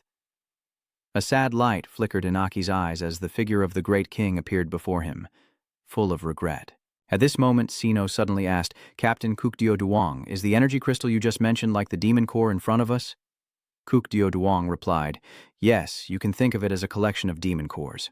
The single Mei core can supply energy to our warriors. Gathering and refining Mei cores will lead to what? According to this principle, after many failed attempts, they successfully combined and refined energy crystals into large energy cores that can power the current fortresses. This time, the B-level town team will go as PER, not only to broaden your knowledge but also to receive the energy crystals distributed to our forest town." Tomoe asked curiously, "What would happen if the town's energy core was completely used up without being replaced?" Kukdio Duong turned to look at everyone, his face looking somewhat terrifying and completely paralyzed. Hearing this, the members of the Lu squad were all shocked, powerless, and unable to carry on normally. The most important weapons and defensive structures of the town will become useless.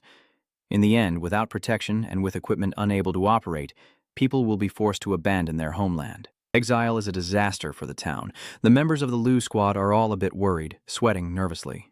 Kukdio Duong smiled and said, "Ha ha, no need to worry, our town isn't big. The energy crystals we have are enough for about 3 months, and every month we go to Per City. This time it's just for backup, so rest assured." Ti glanced at him, sticking out her tongue and making a face, secretly thinking that the captain's words are really scare tactics. Hey.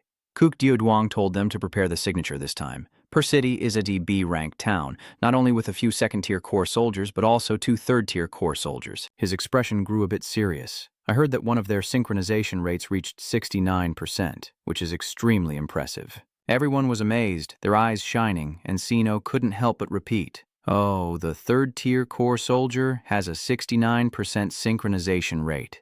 Tomo exclaimed, "Really? That's incredible." Aki stood behind everyone, one hand on her hip, the other holding her backpack, thinking to herself that behind you, all is the strongest core soldier of the 4th stage with a stable 96% synchronization rate, while Tomo accidentally saw the red button on the wall. What is this? "Stop! Don't press it!" Kukdio Duong hurriedly ran over, angrily slammed a hard blow onto Mo's head. "Don't touch around here." Luckily, Aki was careful. Tu, holding her swollen head in frustration, said, "But the button is over there." I couldn't control my hand. Kukdio Duong, after sealing the emergency button, explains, "This is an emergency shutdown button, used in urgent situations to block the passages, with warning text in a yellow and black frame on the button, strictly prohibited from pressing." Kukruo Duong looks up at the ceiling of the circular passage behind. "Do you understand?" Once pressed, a large piece of metal will appear above and close shut in the blink of an eye. This is the emergency countermeasure for the most dangerous moments. To preserve the passages in other cities, Aki stands by with his hands in his pockets, observing that the vital function of the passage is still operating normally. Suddenly he felt a strong shock throughout his body. His brows furrowed, his eyes became sharper, and his whole body tensed up with a heavy sense of danger coming from ahead. Moreover, something was approaching. Seeing Aki ready to fight and moving forward, Kukdeo Duong hesitated to stop him, but then suddenly realized the smell of blood and decay. Had Aki detected it a step earlier? Kukdeo Duong looked at Aki's back, secretly admiring. His nose couldn't be more sensitive than his. Is it just intuition? Isn't it time to think about this now? Kukruo Duong shouted loudly. Everyone prepared to fight, put down their bags to hold their formation, and shouted together. After a moment, a stretch of red liquid appeared in the tunnel before them. This is blood. Chugging Road is shocked and worried as he heads toward Per City. What's happening? A red light appears in front of them in the dark tunnel. Kukruo Duong grits his teeth. What is that? A demon? A soldier is rushing toward them. Kukruo Duong and Aki shouted at the same time. He is a soldier from Per City. The wounded soldier ran back towards them, clutching his chest. You're from the first city. Before he could finish speaking, his eyes widened and he collapsed to the ground in front of everyone's eyes. Aki looked worried and asked, Hey, are you okay? Kukdeo Duong hurriedly rushes over. He's injured. What's happening to Per City now? The severely wounded soldier collapsed to the ground, trying to say a few last words. It was the Demon Dynasty, the Demon Attack Dynasty that attacked Per City. Per City has issued a city evacuation alert. Kukdeo Duong opened his eyes wide, unable to hide his shock. Tu Liu looked at Ji-Deo Duong, shouting, Captain, what does abandoning the city mean? Are we going to reinforce it? Kukdeo Duong silently then said sadly, Any city only sounds the alarm to abandon the city when all the soldiers have fought to the death. Everyone was stunned and terrified. Aki clenched his dagger, trembling as he broke through the wall, wondering how many more would die. Before anyone could react, a beam of golden light shot out from the dark tunnel and precisely struck the soldier collapsing on the ground. Aki was startled, damn it, distracted, and before she could react, the yellow light pulled the fallen soldier into the darkness in front of everyone's eyes. The demon grabbed the soldier's head, found the target. It carries the fallen soldier out of the darkness. Why is there still someone else? With its sharp teeth, it's hard to leave anyone alive to hand over. A soldier from Per City, using his last strength, said, Run quickly. Before he could finish speaking, the demon snapped the soldier's neck. The dead cannot speak. The demon forcefully slams its hand into the tunnel, still holding the corpse of the fallen soldier, its sharp-toothed mouth opening and closing as it continues slaughtering. The demon retreats against the wall, revealing itself outside the light. An 8th stage demon core, Crimson, with a fire attribute, recorded as a slaughterer. 21 new soldiers, 10 first-stage soldiers, and 2 8th-stage soldiers. The 2-stage demon holding a long whip with a sharp blade at the tip, still stained with the blood of innocent soldiers, looks at them with his eyes. So many humans. As it spoke, it walked toward the group of drinkers, gripping part of the whip's handle and spinning it rapidly. The blade on the whip forms a razor-sharp golden ring. Which one? Which one is it? It opens its mouth and a slimy liquid flows out. I've decided, you go. As soon as he finished speaking, the blade on the long whip shot out, transforming into a stream of golden light that streaked directly toward Shino. Kid, Sinan reacts, only able to stand frozen with wide eyes as the increasingly approaching blade. A flash of red light suddenly streaks past, and Kukruo Duong rushes forward at extreme speed to block in front of Shino. His hands contact the blade, trying to stop it. A loud explosion rang out as the blade ricocheted off the ceiling of the tunnel, and the demon lord gently scratched his face with his claw. Oh, you're good, much stronger than the one earlier. Kukdeo Duong's arm, which just blocked the blade, is bleeding and trembling uncontrollably. He is panting heavily, exhausted. The 2-element fire attribute demon is stronger than he thought. Damn it, I can't block an attack like that again. Kukruo Duong grits his teeth. Now is not the time to show off. I have to prioritize protecting the kids. With no strength to think, Kukruo Duong clenched his fist and, along with Aki, Tudolu, Tomoe, and Shino, turned around and ran as fast as they could in the opposite direction. The demon immediately speeds up, chasing after them. Run now. It stomps its foot, launching a blade attached to a long whip that chases after them closely. Its immense power is even more than what the extreme sugar can withstand. He hurriedly shouted, Press the button. Quickly go through that door. I'll press the button. The demon still wouldn't let them go. It charged to attack Kukdeo Duong before he could get them to run through the door. All of you will die. At this moment, Aki suddenly stopped, pushed Kukruo Duong forward with force, then rolled several times on the ground to dodge the attack of the demon. The 4 members of Kukdeo Duong were just pushed through the door, falling face down to the ground. Their screams echoed out, and both Shino and Kukdio Duong shouted in unison, "Aki!" Kukruo Duong turns around. Aki stabs the dagger into the ground to stop. The demon only manages to get a little further behind him before dying. "I told you it would come at you, and everyone would die." Aki stood up and glanced at the demon. He turns to face the demon, one hand gripping the star spear, the other forcefully smashing the protective button cover and directly pressing the red button. The door behind him immediately descends. "Aki!"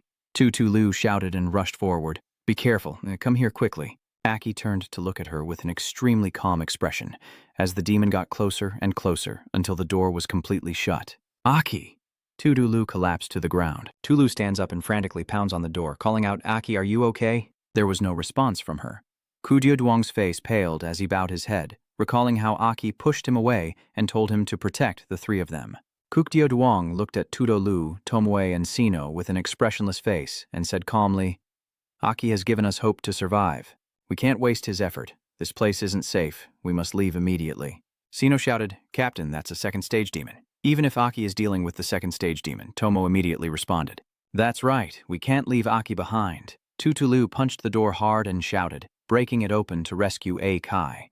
Kukdio Duong explains that this door is made from special materials combined with alloy, capable of resisting attacks from a third stage demon. It's not easy to break and has high security, so we didn't even hear any sound from the other side. "Unfortunately, we can't do anything." Sinu, frustrated, wants to rush forward. "Captain, please reconsider." Tui agreed. "Is that really the only way?" Tutulu clenched his fist and considered a more feasible alternative. "Let's go back and call Captain Joel and Captain Onga as well.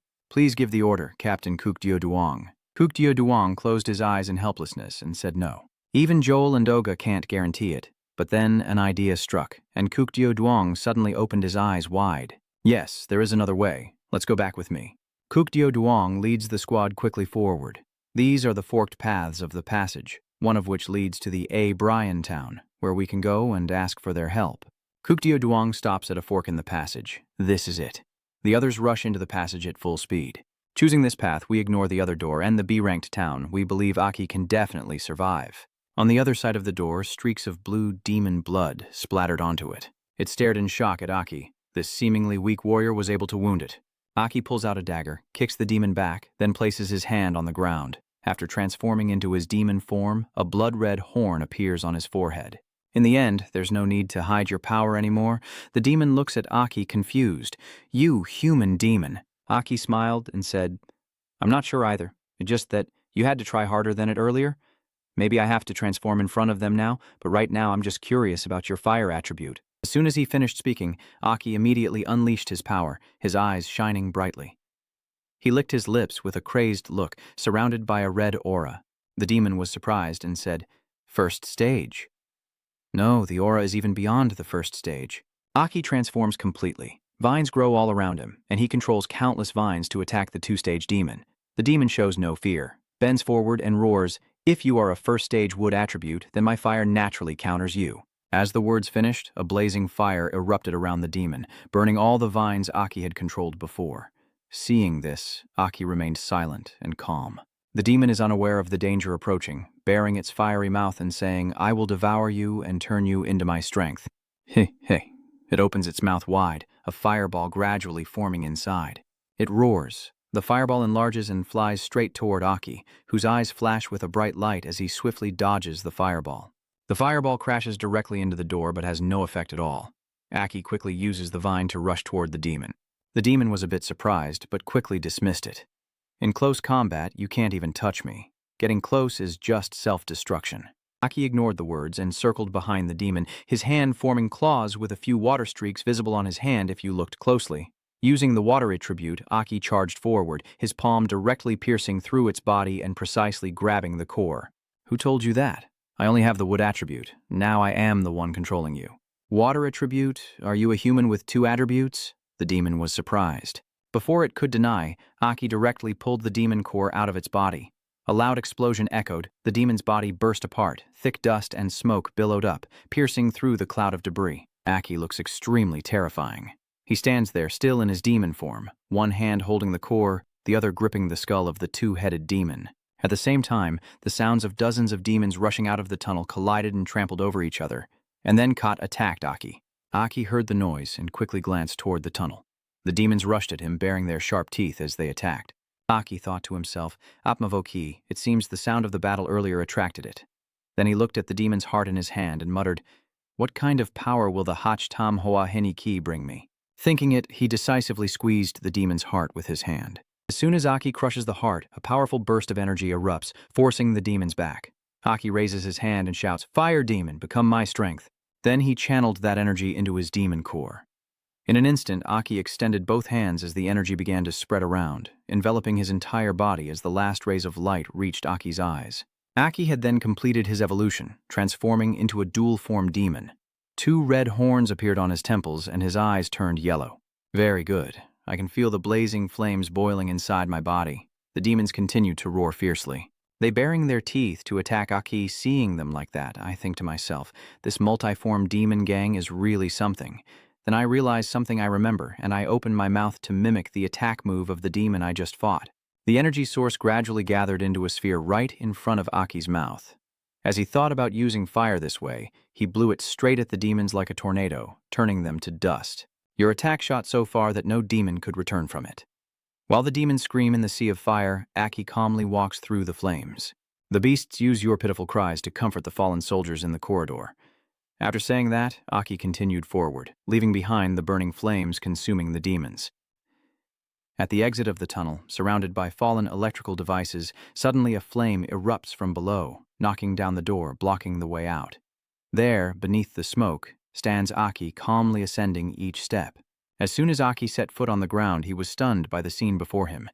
The exit was now filled with the corpses of innocent civilians lying in pools of blood. The entire city was then engulfed in a sea of flames. Buildings collapsed onto each other, turning into ruins with no signs of life remaining. Aki gazed in amazement at what lay before him and thought to himself that the fortress town had been completely destroyed. Then he carefully stepped over the bodies of the fallen civilians. He walks and thinks that this is a very high-level demon lord. Then he sees a warrior sitting with trees pierced through his wood-type body. He imagines the demon stabbing the civilians with its hand, thinking of a one-hit kill move. Then Aki steps out slowly, step by step. This is a wide-area skill. This power is likely the work of a level 3 demon killing civilians. Then Aki imagined the scene of people being burned by the demon and muttered in anger. Annoying. Now there are 2 core soldiers of the 3-stage demon. Suddenly, a gust of wind blows Aki away, carrying clouds of smoke forward. The crows also began to flap their wings and fly away. When Aki looked up towards the flying crow, he suddenly saw someone's leg hanging in the air above. On the tree now are 2 warriors pierced through the body by branches. Aki looks closer and realizes they are the 2 core soldiers of the 3-stage core, but they also lost their lives. Aki quietly stood there, looking at them without saying a word.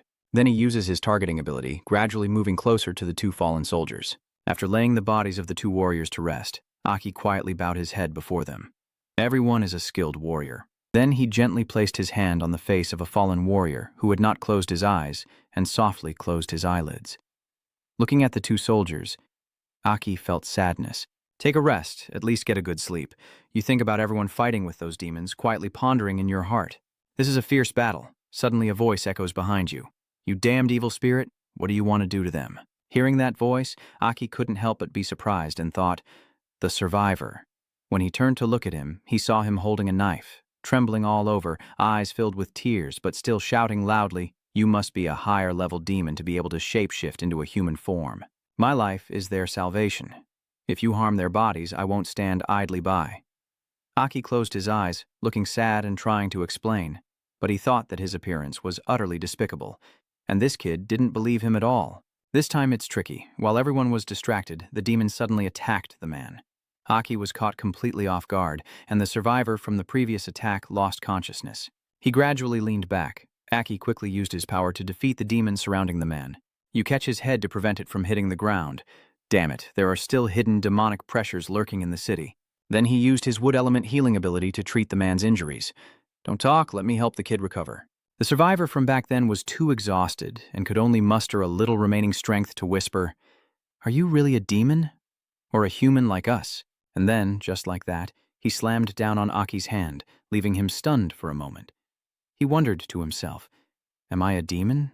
Or a human now? The demons, sensing someone nearby, rushed to surround him. Aki began to stand up. Whether demon or human, he observed the demons carefully and then furrowed his brow slightly. There is one point that never changes, so he begins to use his power to prepare for the attack, and his determination is to eliminate all the demons. As they start rushing up, Aki's fiery wings are fully transformed.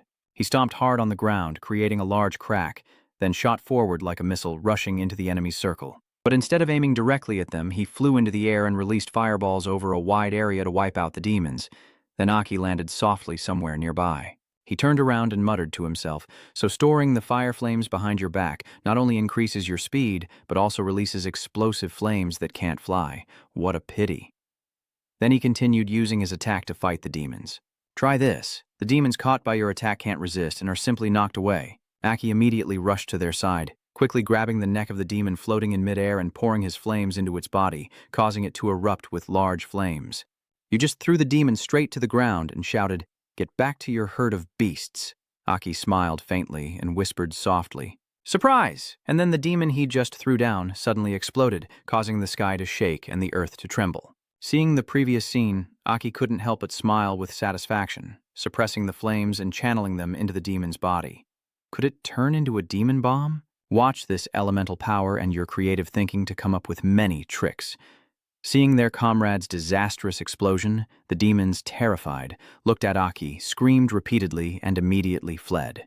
He looked down at the fleeing demons and glared, refusing to let them go. Without hesitation, he charged straight at the demons like an arrow. As he lands, he quickly drives his hand into the ground and creates 2 pillars of fire on either side, burning the demons to dust. Standing in the middle, he watches them fade away, softly smiling to himself. "It's too late, you beasts." A moment later, all the fleeing demons had been wiped out.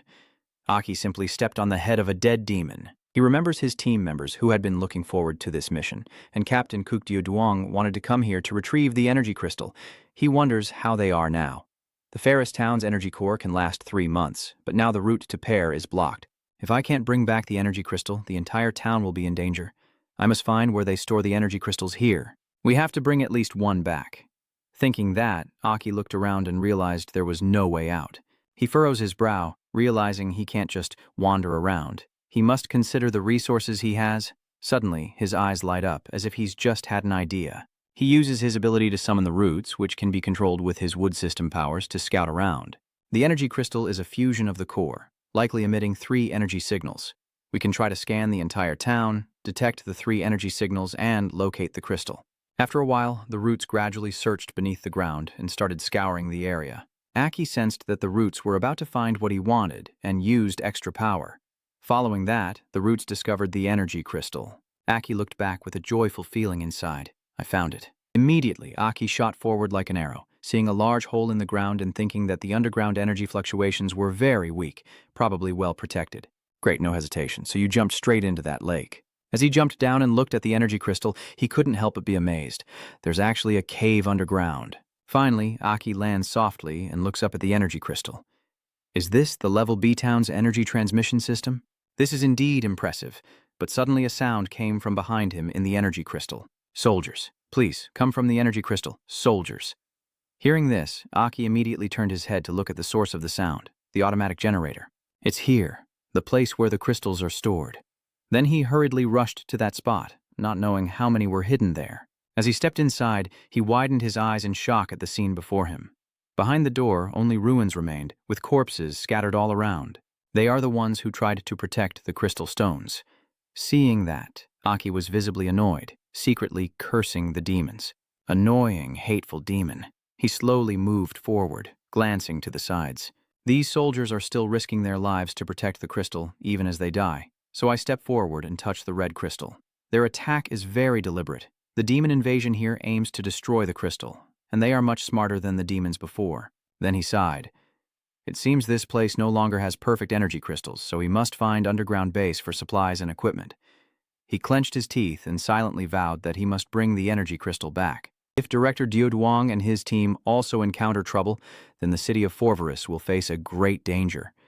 Aki quickly concluded that they must find the new town within 3 months and bring the energy crystal back to Forvarus. At that moment, the equipment room door blared with a warning siren, and suddenly a flash of light shone through, illuminating straight ahead. Aki drives the car straight ahead, speeding forward. Inside Aki's mind, the command echoes constantly as he sets out to find a new town. Sitting in the car, Aki contemplates, the area outside the town still unspotted, the fog thickening by evening, and in no time he reaches the desert terrain. The big city from the past is now buried under the desert. These ruined buildings used to be bustling, but now they are probably the resting place of demons. Aki was driving and looking down at the map in his hand, muttering to himself. The next town is marked on the map. This direction probably isn't wrong.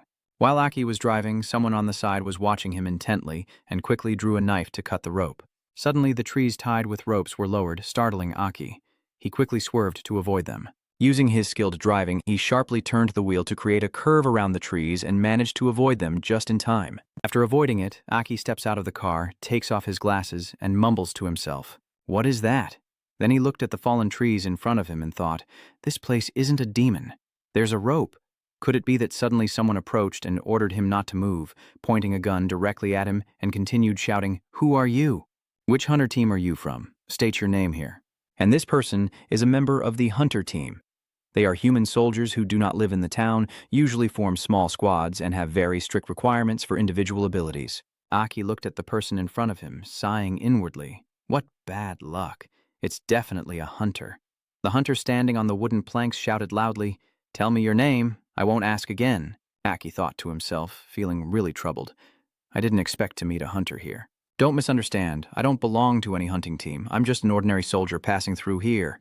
The hunter team consists of human fighters who do not live within the town, usually operate in groups, require strict individual skills, wander outside the town without a fixed residence, and mainly focus on exploration and collecting resources, combining weaponry with highly organized actions. Hearing this, the opponent shouted, "You call yourself a soldier. Lying blatantly, town soldiers wouldn't act alone like this. You're a scout for the Silver Wolf hunting team, right?" he thought in surprise. The Silver Wolf hunting team then calmly replied, "I already said I am not a member of the hunting team. It's hard to explain at the moment," but the opponent didn't care about what he said and immediately raised his gun and shouted loudly. And then a shot was fired, but the bullet only grazed A's leg, leaving him speechless as he looked on, and the person continued angrily shouting, "Shut up! You monsters are no better than beasts. Is my teammate from the Lost Hunter team still alive? Answer quickly." Hearing those words, Aki stared at the other person intently, thinking to herself, "Lost Hunter team? What did she just say about her teammate still being alive? It seems like it's the work of the Silver Wolf hunting team." Thinking that, he calmly looked at the person in front of him. "Listen, I can't prove I'm a soldier or that I belong to the hunting team right now. But if you keep pointing your gun at others, we can't communicate." Suddenly, Aki glanced to the side and sensed someone else. The opponent, noticing this, grew suspicious and pointed the gun at him again, forcing him to stay still. And in an instant, a few bullets shot into the girl's hand, leaving her stunned. Two figures are speeding towards them from afar, one of them smirking at his teammate. "Hey, you, the one with the weapon, go first. Lak Thuong is indeed still alive, so he can demand a meeting with the boss. Let's go check it out. They are actually members of the reconnaissance squad, the Silver Wolf hunting team." On this side, the girl suddenly gets shot in the arm and loses all her strength, unable to hold her gun anymore. Then she wonders, are they from the Silver Wolf team? Hate it. I can't lift my hand anymore. One of the two guys climbed up, grabbed her head, and laughed mockingly. Hey, you're a girl too? That's awesome." Then he lifted her head. "Let me see what you look like." Because she was injured, the girl could only look up at him with fury. The guy turned to his companions and said, "Damn it. Get to the good stuff before we take her to the boss. Let us have some fun first." Aki couldn't stand to watch the scene any longer, so he charged forward and kicked the guy. The other one, seeing this, was panic-stricken and stared at him with wide eyes. Then I kicked him away and landed softly on the ground. Aki stood in front of the girl and said, "I don't want to get involved in your team's personal grudges, but it seems your Silver Wolf hunters are truly a bunch of trash." Already having a lot of things happen today and feeling terrible, I glared at him and growled one word, "Get out." Seeing that, he was so scared he quickly raised his gun, thinking I was a demon. But Aki grabbed his gun with his hand, tightly squeezing it, then looked at him angrily. Being aimed at twice with a gun is really uncomfortable. The other guy looked at you in horror, trembling, and said, "Go away, we will spare your life." But you didn't say a word and used your wood power. As a result, the roots now sprouted, forming a hand that slammed the guy into the sky. The girl behind watched in shock. After the punch, he was thrown several meters and landed in pain. He clutched his stomach and shouted, "Hot Tam," with a core device. "Are you human or demon?" Aki, while crushing the gun with her power, repeats his question. Human or demon? Then, in an instant, he crushed his gun into pieces. He clenched his teeth in anger and stepped forward towards the other guy. It doesn't matter to you. Then only the terrified scream of the other guy echoed loudly across the area. Then Aki used his ability to gradually heal her wound and reassured her, don't worry. I just happen to have healing powers. The bullet only went through the muscle of your arm. Just recover the injured muscle, thank you. Then she shyly turned her head to look behind, where the corpse of the attacker who had assaulted them was now tightly pierced through by iron bars, and seeing her wound almost healed, the girl couldn't help but feel happy. It's really healed. I can't believe it's just a skill. I've heard that 4-core warriors can have skills that create extraordinary phenomena. You're really impressive. She excitedly looked up at him with sparkling eyes. Could he be a 5-core soldier? And now, Aki silently thinks that he can clearly feel the power of the 2-stage demon within his body. Although his strength is much greater than that of the 2-stage soldiers in his impression, he smiles brightly and replies, I am a 2-stage soldier, just possessing a special ability. Hearing that, the girl was so happy she quickly bowed to apologize. The 2nd core is also very skilled. In short, thank you for saving my life. I'm sorry for pointing the gun at you earlier. It's okay. Staying alone outside the city and being careful is the right thing to do. He looked at her and asked, do you know the nearest town to here? Suddenly, she was silent for a few seconds before slowly replying, I know the way, but if you want to go, can you take me with you? Hearing this suggestion, Aki was surprised but agreed to take her along. We just met and don't even know each other's names. Do you trust me that much? What are you going there for? The nearby town is Tanvai, a very small sea-level town. Then she recounted that the place had already been taken over by the deadly silver wolf hunting team. A few days ago, our Lost Wound team had intended to rescue the town from them. But my teammates' failure was due to their ability to win, but unexpectedly the leader of the Silver Wolf team had recently broken through to a 3rd-tier warrior, greatly increasing their strength. My team leader is a 2nd-tier warrior. Facing a 3rd-tier warrior, we are still no match. In the end, only I was lucky enough to escape. Saving the city won't affect your actions this time. I want to ask for your help. I will risk everything to help you. Hearing that, Aki looked at her. In his mind, he remembered that in the previous life, although a hunting team had appeared, there was no situation of crossing boundaries under his management. Yet now they dared to forcibly seize the city. What is the manager doing now? The girl continued to recount, and I heard that the Sanyan Lang team occupied the town to steal the energy crystals, but I don't know what their purpose is. Hearing that, Aki seemed to realize their goal was the energy crystal and thought to himself, they even dared to steal the town's basic energy source. Then he slowly stood up and led the way. No matter what the situation is, your angry tone is enough to drive me crazy. The scene shifts to a hilly area surrounded by trees where Aki and the girl are driving forward together. The girl announced that the place ahead is Little Gentian Way. We need to hide the car before approaching Little Gen. As he finished speaking, the wheels also started to stop. Aki quickly got out of the car, looked around, and thought to himself, Cheng Zhen had no impression in his previous life, and didn't even appear on the map. Now it is occupied by the Silver Wolf Hunters. After a quick glance, he wanted to enter the town for a closer look when suddenly a demon appeared behind him, baring its teeth and ready to attack. The girl turned around in shock and then shouted. At the same time, the demon and the swarm of monsters rushed to surround them. Aki silently used his wood element power to the ground, causing roots to grow and entangle the monsters. The moment he punches his hand into the ground, the root creatures pin the demons down. He coldly looks at them and says, Work together a bit, you beasts, so we won't be affected by their intrusion. We haven't killed them yet. The bloody scent of the demon lord will probably attract more of its kind. Then he calmly turned his head and urged the girl, Let's go. The girl grew more and more admiring. Aki happily accepted her proposal.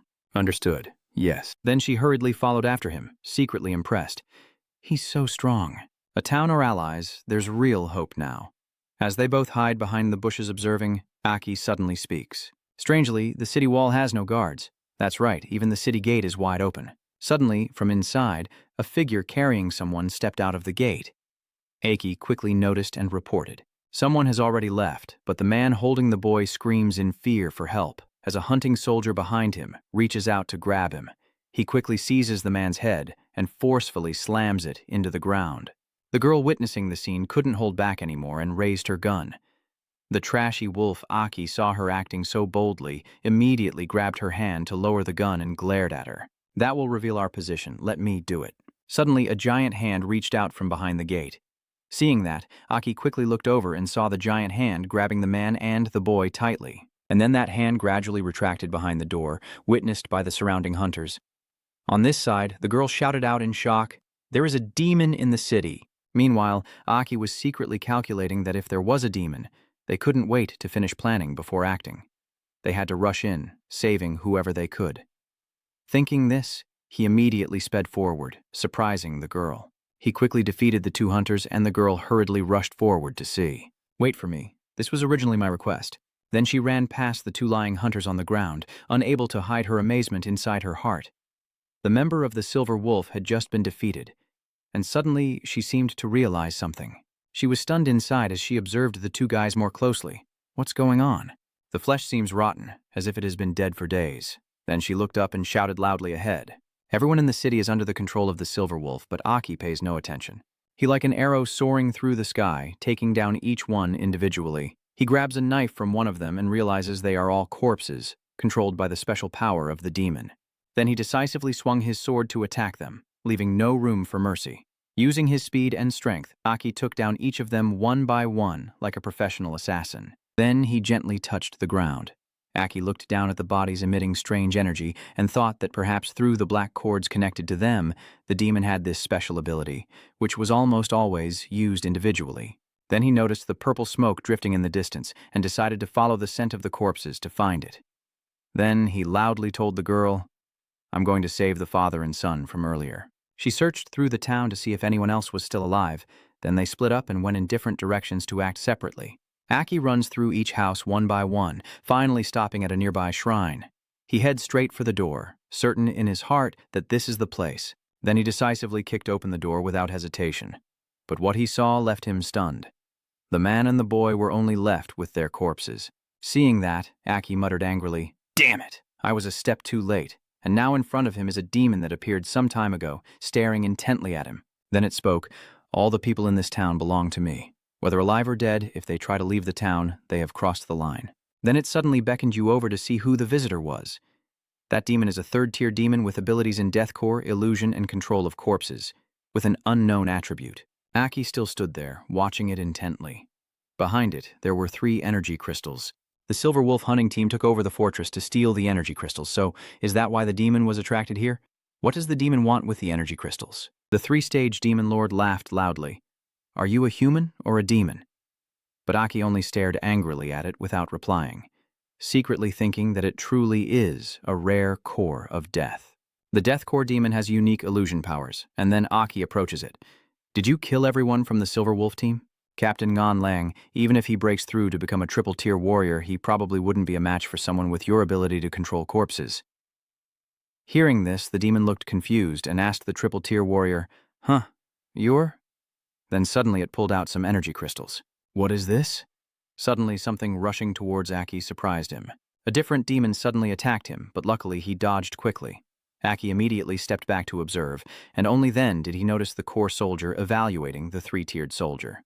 That person is the former captain of the Silver Orchid hunting team, a core soldier of the Triple Core. And even more surprisingly, many points of light flickered from the dark corners, and one by one, people stepped out. Seeing this, the 3-stage demon lord happily shouted, "Come on, everyone, we have a guest." Seeing the situation, Aki frowned and thought, not only the Silver Orchid hunter team but also other town soldiers, the number is already too many. Seeing his reaction, the triple demon laughed loudly, "Welcome to my party." As he finished speaking, the soldiers viciously charged at Aki one after another. The horde of demons began to rush in and surround him. Aki frowned and thought irritably, the 3-tailed demon is now in a 2nd-tier form. If I were a normal 3-tailed demon, I might be having a harder time. But luckily, it is a death core demon who specializes in manipulating illusions to control the battlefield rather than fighting directly. Without thinking further, he immediately used his power to create flames that engulfed his hand. He threw a punch straight into the ground, releasing energy that burned and knocked back the demons around him. With just one strike, he wiped out the entire squad of warrior demons. Atma Tam Kai shouted in shock, "You don't look like an ordinary person," and then it used its power to command you to stand up and fight, but Aki remained calm and useless. "I used fire to manipulate their corpses after that." Atma Tam Kai couldn't help but tremble. "Damn it, my precious treasures were hard to gather. Aki is no pushover either." He spoke coldly, and although it might seem disrespectful to them, compared to being controlled by you, this was the best outcome for them. With no corpse to control anymore, he stomped his foot to attack. In a flash, Aki quickly lunged with the knife in front of Amatam Kai, then shouted that your combat ability was significantly weakened. He keeps punching it, so it can't defend itself. The demon, unable to hold on, immediately shouts, "Final strike to the core." Suddenly, in front of Aki, the boy steps forward to block, making him stop. Then he stares in shock at the boy. The kid who saw you hesitate earlier shouted, "You're wavering," and delivered a decisive punch to your body. Its punch was so powerful that even after hitting Aki, it could still drive straight into the ground and cause a shockwave. Aki quickly dodged to the side and immediately used his water element ability to withstand it. Annoying, I still have to rely on water element to avoid a fatal wound. Seeing that, the demon smiled at him and said, "I don't just know how to control it. I also have the element of sharp metal." Aki was surprised to learn it could also use the metal element. Then he uses the wood element to heal the wound, thinking deeply in his mind that he must quickly treat the abdominal injury. The three-stage demon suddenly speaks. "It seems that to kill you, I have to take some risks.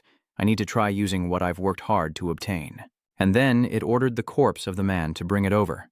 At that moment, in the man's hand was a blade containing a green liquid. It then turned to look at the two corpses. "Father and son, you both have a place to use the tube." After grabbing the tube, it decisively put it to its mouth and took a sip. At this moment, Aki felt something was wrong. Though he didn't know what it was, he relied on his instincts to sense danger, and before he could recover, he forced himself to ignore the wound and charged forward to break through it. Then he used fire on the dagger, aiming directly at the three-stage demon, but at this moment it had already swallowed the tube. Immediately, the three-stage demon created a shield to block Aki's attack, knocking him back and catching him off guard. It was pushed back. Where did it get that explosive energy from? It forcibly absorbs energy from the energy crystal? No way. The energy in the crystal is a wild energy refined and concentrated by humans. Absorbing it like that would definitely cause an explosion and death. I muttered to myself I had already confirmed this theory in my previous life, but seeing the three-stage demon like that, I guessed that the energy in its body, although fierce, was limited by that potion. That thing could definitely not be something the demon created. How is that possible? Suddenly, the third-level demon shouted out, "Evolve! Evolve!" And just like that, a flash of purple light burst across the demon's body. Seeing that, Aki realized it was using energy crystal evolution. In just a moment, the three-stage demon had transformed into a four-stage demon with death-type illusionary energy. Aki's metal attribute clenched tightly, annoyed, thinking, "Fourth-stage demon. This time it's troublesome." Seeing Aki's performance, the fourth-stage demon couldn't help but feel excited. So this is what fourth stage feels like? Then it summoned several spheres around its hand and shot them upwards. The spheres flew straight toward Kai. The demon Tukai reveals a cunning smile, sharp and fierce. The spheres had already surrounded Aki, ready to attack, causing Aki to momentarily panic. "It's over. It has now gained the abilities of the fourth stage demon. Then you quickly use the power of the wood element." The roots suddenly grew all around him. Just as the spheres fired their bullets, Aki quickly curled up inside the roots. But quickly, the four-stage demon jumped up and closed in on Aki, then delivered a powerful kick straight to his body. One of its strikes sent you flying from midair to the ground, where everything around was shrouded in thick dust and smoke. Aki was almost sprawled on the ground, unable to move or defend himself, and seeing him like that, the demon horse mercilessly stomped hard on his body. "See, I told you so. Every evolution has a limit that cannot be crossed. You're finished here." And then it channels its power into its hand, "But I really like you." Then it screams, "Become mine and get ready to stab Aki with your hand." Of course it's the corpse, but the blade hand of the four evil spirits suddenly stopped just before stabbing Aki's neck. Suddenly, the space around both of them distorted, and Aki, lying motionless, also felt surprised. The space is bending. The bending space is increasingly appearing around the four-armed demon. Suddenly, a hand reached out from the distorted space and grabbed the four-armed demon's head, a cold voice echoing. A strange demon from the warped space began to crawl out. It tightly grips the four-armed demon's head and whispers into its ear, "The plan can't be ruined by those insignificant pests." Hearing that, the four-stage demon trembled and asked, "Are you the Dark King?" But the demon did not answer and simply said one word, immediately suppressing it. It decisively snapped the fourth demon lord's head to the side. Then his head was pulled into another dimension, and gradually the fourth demon lord disappeared before Aki's astonished eyes.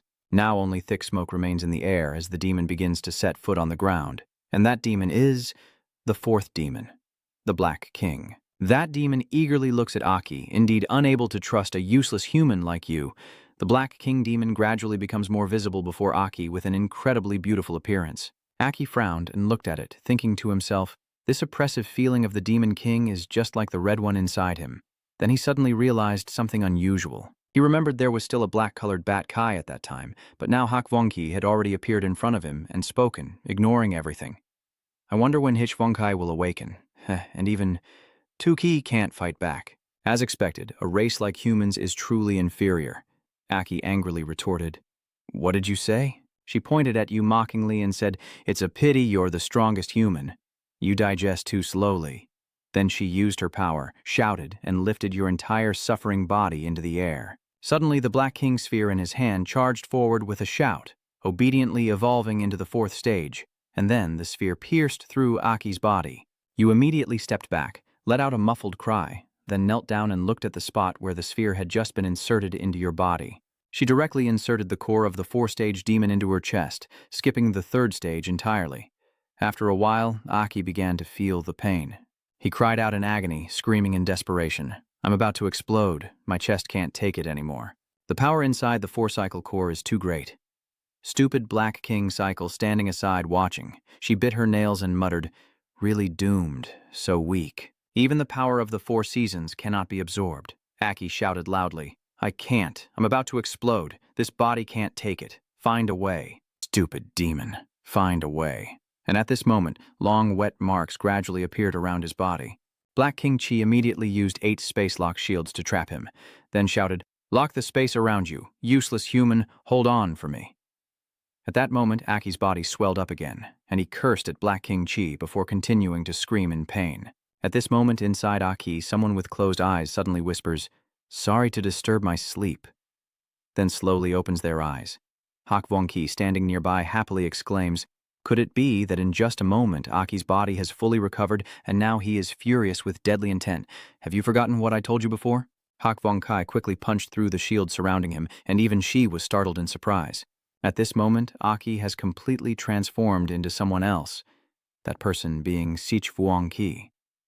Hak Vuong Ki, seeing this, immediately tremblingly calls out, "Sich," just like that, as she rushes forward to embrace him tightly, finally revealing her true form. Sich Vuong Kai also embraces her beloved, softly sighing, "It's been a while since we last met."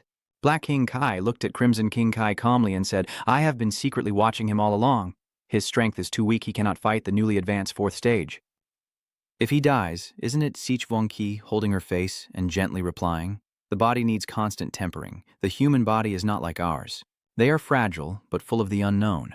He was originally at the second stage of fusion evolution, but she directly let him pass the third stage and absorb the fourth stage energy, which his body could definitely not withstand. But this time, the fourth stage energy release has also caused me to temporarily wake up from a deep sleep. Sich Vuong Kai reminds you not to interfere with his evolution anymore. He needs to gradually evolve step by step to become a perfect vessel in the future. Then Red King Chi glanced at her. "Understood? Whatever you say goes." Then she suddenly remembered something. "That's right, you've been pretending to be dead lately. Although the four king realms act, none of them take the initiative to strike, and a balance exists among them as you predicted." After hearing this, the Crimson King realm chuckled softly. "At first they feared my power and united to eliminate me, but now it seems that even without me they cannot change their fundamental suspicion of each other. Maybe you've forgotten your original mission. What about you? Have you been doing okay lately? They don't suspect you, do they?" She quickly snorted coldly. "Luckily, you still remember me. Even if they suspect, they don't have the energy to investigate what really happened at the beginning, so I'm fine. Don't worry about me." Then she gently touched Sich Vuong Ki with her hand and expressed her feelings. "I just want to welcome the strongest person back." Sich Vuong Ki nodded with a smile and assured her that it was only a matter of time. He had forcibly evolved his body to the fourth realm, but he needed to gradually adapt and stabilize his power. She should also try not to get involved with this human world to avoid unnecessary attention. "It ruined our plans." She shyly replied, "I just missed you and wanted to come see you." Even though she was just your vessel, when the girl accompanying Aki suddenly entered, she drew their attention. The girl trembled. Bat Kai, how could there be an evil demon Bat Kai existing? Hearing that, Black King Kai covered his mouth and laughed. "Ah, I forgot to handle this area." Sichuan Qi stood silently beside her, staring intently at the girl. Like that, the girl gradually fell into Sichuan Kai's sight, and then a slash appeared. At that moment, deep in her subconscious, Aki was sinking further when a voice rang out. "So, you are the demon Aki." Hearing that, Aki suddenly snapped out of it, and just as he regained consciousness, he was stabbing the girl he was with. He shouted in panic. The young hunter girl had lost consciousness at that moment. Seeing her like that, he cried out in agony, causing the place to tremble as he looked down at his own hand. "It's all my fault." Then you clenched your teeth, suddenly erupted with power, and screamed in agony. His power formed a lightning bolt shooting straight into the sky. Then he clenched his teeth in anger, finally reaching a new state. The quadruped form has fully evolved. At this moment, Aki recalls what the hunter girl told him.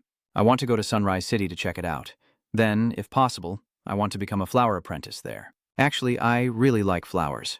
Returning to the present, you are still standing there. But the girl is no longer ahead of you. She has been engulfed in the sea of flames. She is inside there. The voice from the past still echoes. "In this apocalyptic world so cruel, I feel like I need even more beautiful flowers." After everything that happened, Aki thought to herself, "I can't forgive myself for this mistake, because I couldn't control the demon's power. I hope the flames can help everyone avoid the shame of the demon and no longer suffer.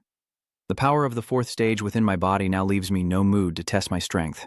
There are many issues to consider and clues to clarify one by one. The female demon with terrifying power. I wonder if she is related to the royal mark inside me, which caused my body to forcibly surpass the third stage and reach the fourth stage. Damn demon. What exactly is going on? The suspicious item that the three-stage demon used to break through to the fourth stage makes people uneasy. It's not something a demon can craft, so how did it get it?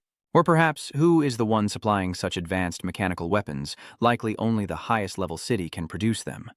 Could it be coming from the City of Dawn?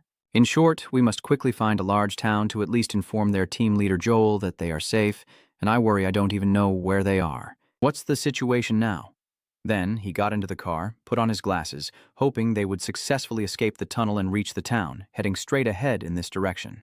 There is an A-level town called Pedia. At least there they can send news to First City, so the vehicle kept moving forward. Another night has passed, and the next morning 4 of them arrived safely at the A-level town Brian. Sai spoke up saying, "Sorry, we can't send reinforcements. We just received news that the A-level city Peta has been attacked by high-level demons. But Commander, the soldier Aki you mentioned probably has little luck and many injuries. Rushing our troops to rescue them would be extremely irresponsible." After hearing that, he responded coldly, "Ran, level A. This place is not short of young soldiers with special talents, but they also cannot survive such a large-scale, high-level demon." Hearing this, Kwok Dio Duong remained silent, without replying. But in this apocalyptic world, every life is precious. We can't send direct reinforcements, but at least I'll send the scouts from Thuan Duong to check the situation. Kuk Dio Duong was startled by those words and cheerfully replied, "Thank you. I have other matters to attend to, so I'll take my leave. You all feel free." He just stepped out and announced that the high-level demon invasion in Pita City might also affect the upcoming monster hunting competition in Min City. Kuk Dio Duong replied softly, "I've heard about it too. There will be a monster hunt soon. But you know, for us we're only a level C town.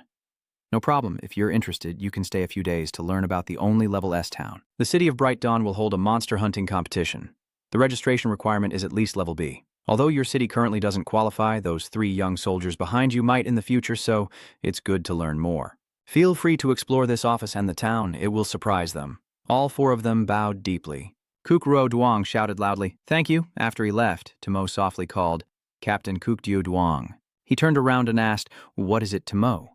She curiously asked, "What is the ghost hunting competition?" Kuk Dio Duong explained that it is a competition unique to Bright City, where they hunt demons of various levels to select the strongest new generation of fighters and award them special prizes provided by the city. This is a regular event and the goal for all fighters. Unfortunately, to participate, you need at least a B-level township. But I also believe that in the future, you will definitely have the chance to participate. Sino is worried, but I wonder how Aki is doing now. The ghost hunting competition in Bright City would definitely interest him if he were here. That high-level demon tide in Peta City, I hope he can survive. Waiting for the demon tide to be pushed back, Tomo also added in, "I didn't expect that the first time leaving the city, we'd encounter this." Lasat Mu was standing by the window, looking out. "He only did it because of us, which put us in danger." Then she gazed into the distance, while Kuk Dio Duong could only sigh. Then he comforted everyone. Ladies and gentlemen, we can only wait for news from the scouts. I used the communication device here to report the situation to the FF side. For now, let's stay here in Bryan. It's hard to get here, so you should learn and observe. There are many excellent soldiers in this place. Outside, the sky was clear and blue, with clouds drifting lazily by. In the Apicidia-level town, inside a room that has become Pedia, two people are sitting together. One person spoke. We have verified the information you provided. Indeed, as you said, Pedicity Grade B has been destroyed by demons. He gently flicked the cigarette into the ashtray. They also helped you send the news to 4C City, clearly explaining your squad's situation, and you should receive a response soon. But your remaining request, that girl put the cigarette in her mouth. Sorry, she refused, Aki. We cannot provide energy crystals to you. And that person is the core soldier of the 5 divisions, Combat Commander Pedia Parisi. She stated that providing the crystal is not our decision. It is usually allocated by the Upper City Authority. Your Upper City PETA has been destroyed. You can report this to Bright City and request a redistribution of the Upper City Authority. Aki thought to himself, the City of Bright Dawn, I didn't expect the glass distribution system to be so complicated. If that's the case, maybe I should go to Bright Dawn to investigate the demon's breakthrough equipment as well. Whether I can enter the city of Binmin is also an issue. With that in mind, I immediately responded, Thank you for the reminder. I want to represent our forces in Binmin City. Is that possible? But she replied sternly, You can't unless you are the captain of the FF team or have authorization from the FF town. Otherwise, you are not qualified and cannot send a representative to negotiate. Then he thought to himself that if he wanted to request authorization, he would still have to go back for a troublesome trip. But suddenly she spoke again, adding that there is also another possibility, that is, having an upper-level city guarantee. For example, me. Aki asked in surprise. Are you saying you can guarantee for me? I can guarantee for you, but I have a request. Hearing that, Aki revealed an interested smile.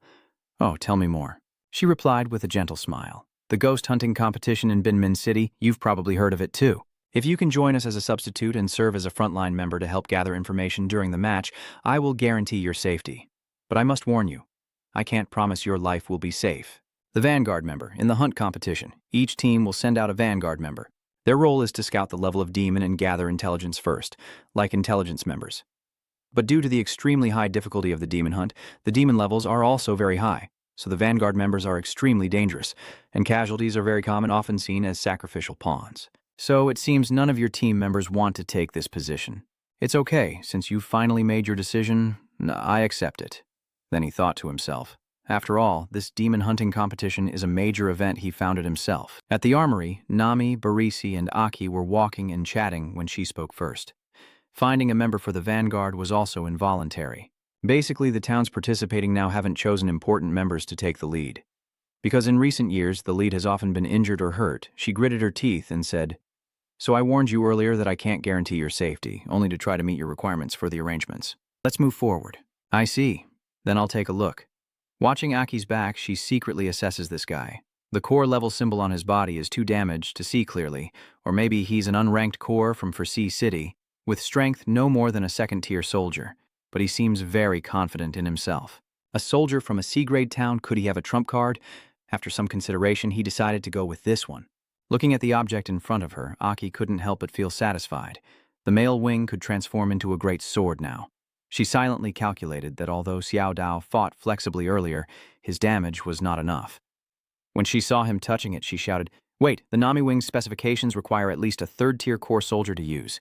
Your strength makes relying on it unstable and easily harm yourself, but you ignore that and remove your energy core. Then a burst of brilliant light radiated around him, causing Baresi to instinctively shield her eyes, and she stared intently at him as if she had discovered something. Could it be that the small dagger was spinning in the air before finally stabbing into the ground, and he praised the dagger in his hand for being well-balanced and solidly weighted? Seeing this, Baresi couldn't help but feel frightened, amazed that he could succeed so smoothly. Does he have special knowledge about the Nami clan? I've heard that some warriors possess quite high innate talent, and today it really is surprising. Then Aki turned to ask, By the way, you must have a real combat school, right? And then both of them stepped out of the door. I will try to meet your request, but why go to a combat school? Aki then turned to look at her. I just want to test Nami's new wings on the Demon Lord to warm up. Baresi anxiously confirms again. You're definitely planning to go alone. Although we've set up the battlefield, occasionally the highest level demons still appear. If necessary, I can go with you. Setting up the flag, using equipment to dispel the extreme fog outside the city, temporarily occupying the area for investigation, combat, or experimentation. You calmly reply, "It's okay. If there is a top-tier demon, I can still handle it." Watching Aki Barizi's back with a pleased, confident, and daring smile, this is a rare trait for a soldier. Then stay safe. I still have a few 4-Corps soldiers waiting for orders if they gain confidence like you. Everything also became much easier. Then both of them turned and went in opposite directions, as if they were returning to meet each other again. Then Aki revealed a sinister smile, thinking to himself that of course she couldn't be allowed to come along. Because I not only want to test this new weapon, but also to see what abilities I have in my four-tailed form, Aki is walking around a ruined area where the flag has been planted. He muttered to himself, "This area has been flagged, the illusion has been dispelled. Looks like this is the place." Suddenly, a demon's cry was heard. Quickly, Aki realized that a demon was already targeting him from behind. Just as he predicted, the demon quickly charged at him to attack, but Aki swiftly dodged and then summoned the little sword. In just a moment, Aki cut it in half decisively. Seeing that, Aki couldn't help but be pleased as he looked at the Than Tiu Dao. As expected, the great sword is still more comfortable. Then, standing in front of that fierce demon, Aki slowly sheaths his sword, then glances down below. Now, the other demons have appeared too. Aki smiled happily and said, "This is great. I was worried you wouldn't come out during the day. This time I can try out my new weapon and fight freely. Too many frustrations lately, I won't say more." He stomped his foot on the ground to gather energy, and then soared into the air, aiming precisely at the approaching demons. Aki swung his great sword, each swing splattering blood and limbs of the demons flying everywhere. In the frantic, blood-soaked dance, Aki's body moved gracefully like a dance, as if he was born to kill evil without using the 4 dark elemental forces of wood, water, fire, and metal that he mastered. He swung his sword with relentless force, honing the flesh memory of this life's body. In this wasteland, Aki is wildly slaughtering a horde of mindless demons, or rather, attacking them unilaterally. In the darkness, only the echoes of the demons' anguished screams can be heard. I don't know how long Aki has been fighting, but the demon's head finally hit the ground. Aki decisively stabbed it in the head, then sighed tiredly. Has this body evolved with the demon's power inside it? Although I am much stronger than when I first arrived in this world, other aspects are still not enough for me, and I get out of breath after just a little movement. Suddenly, behind Aki, roots appeared, rushing rapidly towards his back. Aki quickly sensed the danger, swung his sword to cut down the surrounding trees, then glanced behind him, where a demon appeared and spoke. I said something feels off, and that is the One Epoch demon. The wood element muttered, "Humans." The warrior appears, suddenly showing up, and he immediately smiles in amusement. "Finally, you guys are here? The most ruthless demon." Seeing his calm attitude, they exclaimed in shock. "Oh, you're not afraid of us. Strange, strange. This is probably a look of fear." But at this moment, his face was filled with extreme happiness, as the demon suddenly turned to the other. "Vokai is always behind him." The other one responds, "Huh." So the fire element began to charge forward and shouted loudly, "I'll try it," and kept yelling, "Burn. Burn away." Suddenly, a powerful flash of light struck with some force, knocking the fire element back to its original position. Seeing that, the remaining demon was stunned and confused about what was happening. Without giving them time to recover, Aki rushed toward the fire demon lying on the ground, exhausted. Then he stabbed it with his sword and looked down on it. The best way to deal with fire is using the metal element, so he turned to the remaining one and decided to test the power of the 4-period demon. As he finished speaking, his body began to transform. Seeing that, the demon retreated in fear, trembling uncontrollably. Are you not human? You think to yourself that the power of that 4-stage demon core can control a soldier's body, so if I consume it, I will... So you channel your energy into the demon and order it to serve me. In just a moment, the demon begins to stand up, causing the opponent demon to gasp in shock. Impossible. And then the demon behind Aki, filled with murderous intent, stared fiercely at the opposing demon. Seeing the controlled demon now completely terrified, it can control the corpse demon. On the Piccadia side, the sun begins to rise. The commander of the Piccadian 5-unit Corps soldiers. Barris frowned and shouted, saying the young man I led out of the city gate still hasn't returned. He clasped his hands behind his back and reported seriously, "Yes, Commander Paris. The sun is about to set now. Because it concerns the evil spirits of the PA city wall. According to the request, the city gate will soon be closed, including the side doors." She furrowed her brow even more. Reporting on the recent appearance of demon ranks, he begins his report to the commander. Recently, not only have the most powerful demons appeared frequently, but there are also second and third rank ones. Even the fourth rank has been reported. She lowered her eyes and bit her nails, secretly blaming herself. Damn it. Isn't that kid already inside the demon's stomach as food? Tell him to come back soon. I've already submitted the competition list. Don't cause me more trouble, kid. And she immediately ran off, leaving only her shadow. I'm going to the combat school to find that guy. I'll leave first before the gate closes. Hivan stood there straight and serious. Yes. She moved so quickly that only a streak of red was left brushing past the branches. I was careless. Then she tumbled and landed on another branch. That kid is just an ordinary soldier at a C-grade city outpost. I shouldn't have let him go to the combat training alone. Even though he stubbornly insisted, and the training ground is basically only inhabited by demons, this place had 5-star monsters appearing here years ago. Thinking of this, she gritted her teeth and sped up. If he died during the actual combat training, my reputation as a 5-star soldier would be completely ruined. First, I feel more guilty about the city. Then she slammed hard and leapt up. Kid, it's best if you're still alive for me. But then she seemed to sense something. The aura of a demon. But why does the aura of death feel so intense? She furrowed her brow and clenched her teeth, then jumped down to a nearby branch. The direction of the battlefield she begins to judge based on her night perception. This aura doesn't seem very stable, and there appear to be quite a few demons. There are mostly second-tier demons and some second-tier ones, but no third-tier ones. What's going on? It's not like attacking monsters. Why are even second and third tiers starting to gather in large numbers? Just as she was landing on the next branch, a demon ran past, glancing sideways as if it had sensed something. What it saw was the 5-star badge on her shirt. That was what made it panic and come to a sudden stop. The demon immediately turned and ran away, but she was faster. Before it could run far away, she appeared right behind it from the tree branch and kicked with her foot over its head. A shockwave is also generated, with winds and smoke spreading around the area. The demon that was about to run away earlier is now lying at her feet, with greenish fluid splattered everywhere. But she furrows her brow. This feeling is strange, different from usual. Just as she sensed, many demons are starting to emerge from the shadows. She asked suspiciously, "When did you all start gathering like this?" Immediately afterward, a long sword gradually appeared, suggesting time was a bit tight, but the demons kept trembling uncontrollably. She also sensed something unusual. These demons are like zombies, full of death energy, only moving forward, but they don't scare her. In fact, they make her even more excited to laugh. Then she gets into a ready stance to swing her sword. Whatever. All demons must die. Then she put all her strength into her arm, making her muscles bulge, and with a single slash, she split many demons in two. That strike also created a long, destructive shockwave that ravaged the forest. Yet after the shockwave passed, she saw another group approaching from afar, and without rushing or hesitating, she raised her sword, only to be startled when he suddenly jumped down from above. "Why are you here?" Instinctively, she swung her sword behind her, but he blocked her. Hey, it's me. Look carefully. Aki, it's you. You're okay." Then she widened her eyes as if she just realized something. Wait a minute. He managed to block my attack. The strike just now was completely instinctive, with strength and speed that were not weak. Isn't this kid from City O, Grade C? When I looked at him, he was already reeling in his weapon. Even a 4-core warrior has to fight with all their strength to hold it off.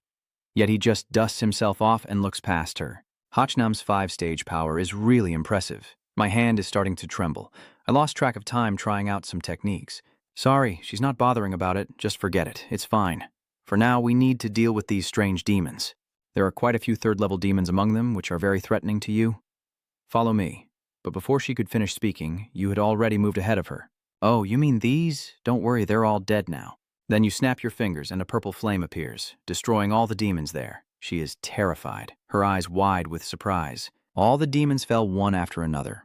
After dealing with them, you turned around and smiled. It's done. Let's go back to the city. But she grabbed your collar and pulled you closer, questioning you. What did you just do? All those demons were under your control. You clearly have a powerful core. What is your ability? But you calmly brush her hand away. I don't need to tell you. She fell into deep thought after hearing that. Then he continued. I can tell you that I can control the dead demons from the end of the world. A soldier with some basic skills, right? She looked down at the recently fallen shadow demons, realizing the demon controller had died. Among the 5-star soldiers, this ability is rarely heard of. If that's the case, then tomorrow we can set out for the City of Dawn. The boy couldn't hide his joy upon hearing that. That's great, the sooner the better. We need to quickly solve the energy crystal issue for Forest City, he said as he led the way. And tomorrow she will follow him. It seems there is more hope placed on him for the Monster Hunting Festival. At this moment, Barris hurried back to the city, unaware of the situation far from the battlefield, as the scene quickly shifts to the place where he just finished fighting. The area is in ruins, with blood everywhere on the monsters' bodies. According to subsequent reports, the training ground was completely destroyed by an unknown force. Aki and she left with the crowd, while behind them was a scene of destruction, with trees and monsters scattered throughout the city. Based on subsequent reports, the actual battlefield was completely destroyed by some mysterious force. The sturdy armored vehicle has arrived at its destination. Baresi, looking rather displeased, reminded Aki that they had arrived and to get off quickly without tarnishing our town. Aki gazed at the city for a long time, observing the scenery and terrain along the way, and realized that her suspicions were true. He looked up at the towering walls, and indeed the fortress was the one he used to oversee. The Kwang Palace, the only level 9 fortress, seems that after I died last time, it was renamed Kwang Palace. Is it because of that campaign called the Eastern Battle? But it seems like this place has changed a lot since back then. You frown and think to yourself, I thought it would be a long time before I could return to the old city in this life. Wait a moment. Aki reveals her face full of joy. Could it be that we will see the 6 of them? In my previous life, I created the strongest team. They called themselves the 6 heroes, the 6 most powerful subordinates under my command. I recall those who fought alongside me on the battlefield and can't help but wonder. After the Battle of Dong, I wonder what happened to them. If I tell them what's going on, will they believe me? What's wrong? Were you scared stiff the first time you entered the Bright Palace? Ha ha ha ha ha. Don't be so surprised yet. You haven't even entered inside. The Bright Fortress is the only city of our race, symbolizing ultimate power. She moved forward. Not everyone is as lucky as you to visit the Bright Fortress once in their lifetime. I suddenly realized that as a 5-element warrior, Paris must have learned some useful information. I then asked her, I want to ask after the Dong-style battle, how are the 6 heroes now? Barisi stopped and asked back with suspicion. That's a strange question after the Dongfeng battle. Are you asking about the 6 new heroes or the 6 old heroes? Aki pretends not to know. What do you mean by new or old? What are you trying to say? Aren't the 6 heroes just those 6 people?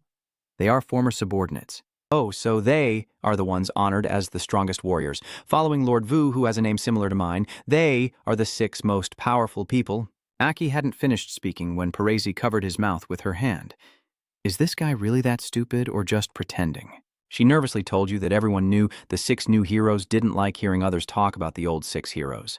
You shouldn't say things like that in the city. As for the king, the dynasty has changed. The old king is no longer king. Now the strongest warrior is the new king. You mean the king, the strongest warrior, has the same name as that guy, and has now become the old king. She waved her hand and said seriously, I warn you one more time. Don't say these senseless words inside the city. Meanwhile, Aki kept repeating what he just heard. The new king, the 6 new heroes. So tell me, what happened to the old 6 heroes? Barisi angrily grabbed your shirt and shouted, Do you not hear what I said? Aki did not answer her. They looked at each other, and the atmosphere became extremely tense, with a subordinate calling her name. Commander Parisi. Parisi let go of his hand. All right, I don't really understand why you keep calling this Aki. Maybe it's out of admiration, but at first I wasn't planning to ask. She just pointed directly at you and threatened. I warn you, at least in the glorious fortress, don't mention the old king or the 6 legendary heroes anymore. With that, Parisi walked away, still glancing back. Maybe in your Kashlak 2 fortress, the people you mentioned are still revered, but not everywhere recognizes them. Especially the old king, who sacrificed himself that year. No one acknowledges him in the Kwang Palace. Aki didn't respond to these words, standing frozen in place. Parisi glanced at him and urged him to get into the city. Remember what I just told you. All 3 of you enter the city. Aki walks away, but his mind is filled with doubts. Not everyone acknowledges him. Not everyone acknowledged my sacrifice. In the end, what happened after I died? He recalls the scene from the past when he led 6 heroes, and all the soldiers fought desperately against those demons. And Aki recalls the bloody scenes where he fought alone, stepping into the ancient king's tomb to uncover the secrets of the demons. The ancient king's tomb of 3069 features 6 massive ancient king's tombs towering down from the sky. Red, green, blue, purple, black. The 6 types of demons with different colors keep pouring out from inside the tomb. This is the source of the demons. No one knows what is truly hidden inside the ancient king's tomb. It now seems that only Aki previously discovered any secret inside the ancient king's tomb. After everything, he feels truly wronged. Is everything I do just meaningless? Am I not leaving like a hero? Aki slowly approaches the gate. Here, people and animals are busy, cheerful, and bustling with excitement. Stepping through that door, you have arrived at a new place. Covering your eyes from the sunlight, you look up at the city. Is that the center of the city star? It looks much more advanced. This enormous city called Thuongguang City is hard to imagine, just as a city. Within the city, there are urban clusters, numerous independent buildings with different styles, forests, lakes, and mountains, forming an independent world with its own ecosystem. This vast city is surrounded by towering walls and divided into 7 districts, with 6 great heroes overseeing each of the 6 major areas. The new king lives in the central area, enjoying the fresh sunlight. Although many things have changed, the division remains the same as before, so even the atmosphere feels similar. I still remember that there used to be a statue of me in that spot, with a giant strange statue in front of it and a cloth wrapped around its face. Barisi thought you didn't know, so he introduced it to you. That old king statue you worship has been there for decades, carved by the people of that time. When the old king was still in power, that person was very popular among the people, but no one talks about old age anymore. In short, I heard that soon this statue will be removed, and a new king statue will be carved in this very spot. Even bigger, Barisi helplessly held his head. Who would have thought, really, should I call it luck or misfortune? Over there, right at the foot of the statue, is the person you kept mentioning. One of the 6 old heroes, the other remaining member of the 6 old heroes. Lena was once the strongest warrior of the 7 stones. Mentioning this person's name, Aki trembles as she recalls this girl's image. Lena Linda heard someone calling her, quickly took off her hat to reveal a lovely face. Someone is calling me? Some fierce guy pushed her aside, causing the flowers to fall from her hand. How many times have I told you not to stand here reminiscing? Wow, she is also the last of the 6 old heroes. Lena Barisi also speaks about this girl. The patrol soldier? Although a healer by trade, he's known to be hot-tempered. Ha ha. Aki suddenly felt interested. Now there's something interesting to watch. Those 3 insignificant soldiers are acting like saints. Sorry, are you surprised by their attitude, Aki? Those 3 arrogant and smug guys look down on her as she bends to pick up flowers from the ground, one of them still fierce. Fong Mong glares. Who cares what her status was in the past? Those 6 so-called old heroes would no longer be warriors if they lost their qualification to possess the core. If it weren't for the new king allowing you to stay in the city, we would have long since left the noble residence to fend for itself. That guy raised his hand to slap her. It's all because of your damn old king who thought he was always right. If it weren't for humanity, I wouldn't have to live in fear like this. The statue of that guy should be removed as soon as possible, and the half-bloods take his place. Whoa! While he was spouting nonsense, Lena shut his mouth with a slap. This slap doesn't seem to calm her down either. The nameless patrol soldier, unwilling to accept, tries to reach out and grab her. A scoundrel like you dares to hit me. Who would have thought you'd be threatened right in front of me by Aki's blade? He stared at him fiercely, his eyes radiating deadly intent. You dare face the sharp sword right in front of you. He trembled, too scared to speak. Aki pressed the tip of the sword closer to his face, revealing fine lines on his expression. You dare to let these 2 accomplices protect their gang. Kid, this is Thuongguang City. What do you want to do? They drew their guns and aimed directly at you. If you don't let go of the sword, they'll shoot. Aki is determined to fight to the death against those who don't understand this. What difference is there between you, these immoral people, and the hunting team outside the city? Today, I need to teach you a lesson. Barisi firmly holds the hilt of the sword. That's enough. She stepped in to rescue him. It's just a misunderstanding. We are warriors from Pakia Grade A Town participating in the Sanma tournament this time. Are you trying to provoke a conflict between the warriors outside? Barisi is calming you down. And you too. Put away your sword, Aki. Don't forget that you are now a warrior representing Pakia. Aki reluctantly puts away his sword. Put those 3 aside, whispering to each other. Turns out they are the warriors here to participate. Come on, don't cause conflicts with the soldiers from other towns anymore. That's right. If the enforcement captain finds out, we might also face punishment. That soldier is still stubborn after hearing this, so he clenched his teeth and gritted his way through. If you're a participating warrior, just obediently go back to the hotel. Consider yourselves lucky this time. We're leaving now. Lena suddenly asked Aki, "Do you know me?" He was about to speak, but hesitated, almost wanting to tell Lena directly that your strongest warrior has returned and that speaking carelessly might cause her more trouble right now. Barisi said in place of Aki since he remained silent. This troublesome guy's name is Aki. Lena looked at him with a hint of surprise. Aki closed his eyes and let out a deep breath. Aki shyly scratches his head and responds vaguely. Well, I just happen to have the same name, Aki. Lena was disappointed but said nothing, quietly pulling her coat over her head and leaving. Then she turned and walked away. It really gives me a headache. Barisi feels her actions are really strange when she talks about her. I said, after all, she's your senior. Aki helped regardless of good or bad, and she can't even say a simple thank you? Aki stops her. Let's not bother her anymore. I regret watching Lena walk away so far. I will definitely find a chance to explain everything clearly to her later. Lena also has many things she wants to say to me directly. The red door fluttering wildly across the city is a mockery of the magic competition. Chu likes Pikia. Baresi's team is praised wherever they go. Too handsome, with a new face, Baresi turned back and whispered to Aki, "Wait until the competition is over. I will vouch for you and introduce you to the person in charge of the energy crystals." She still remembers this, so keep it in mind. Thank you, Aki confidently promises Barry.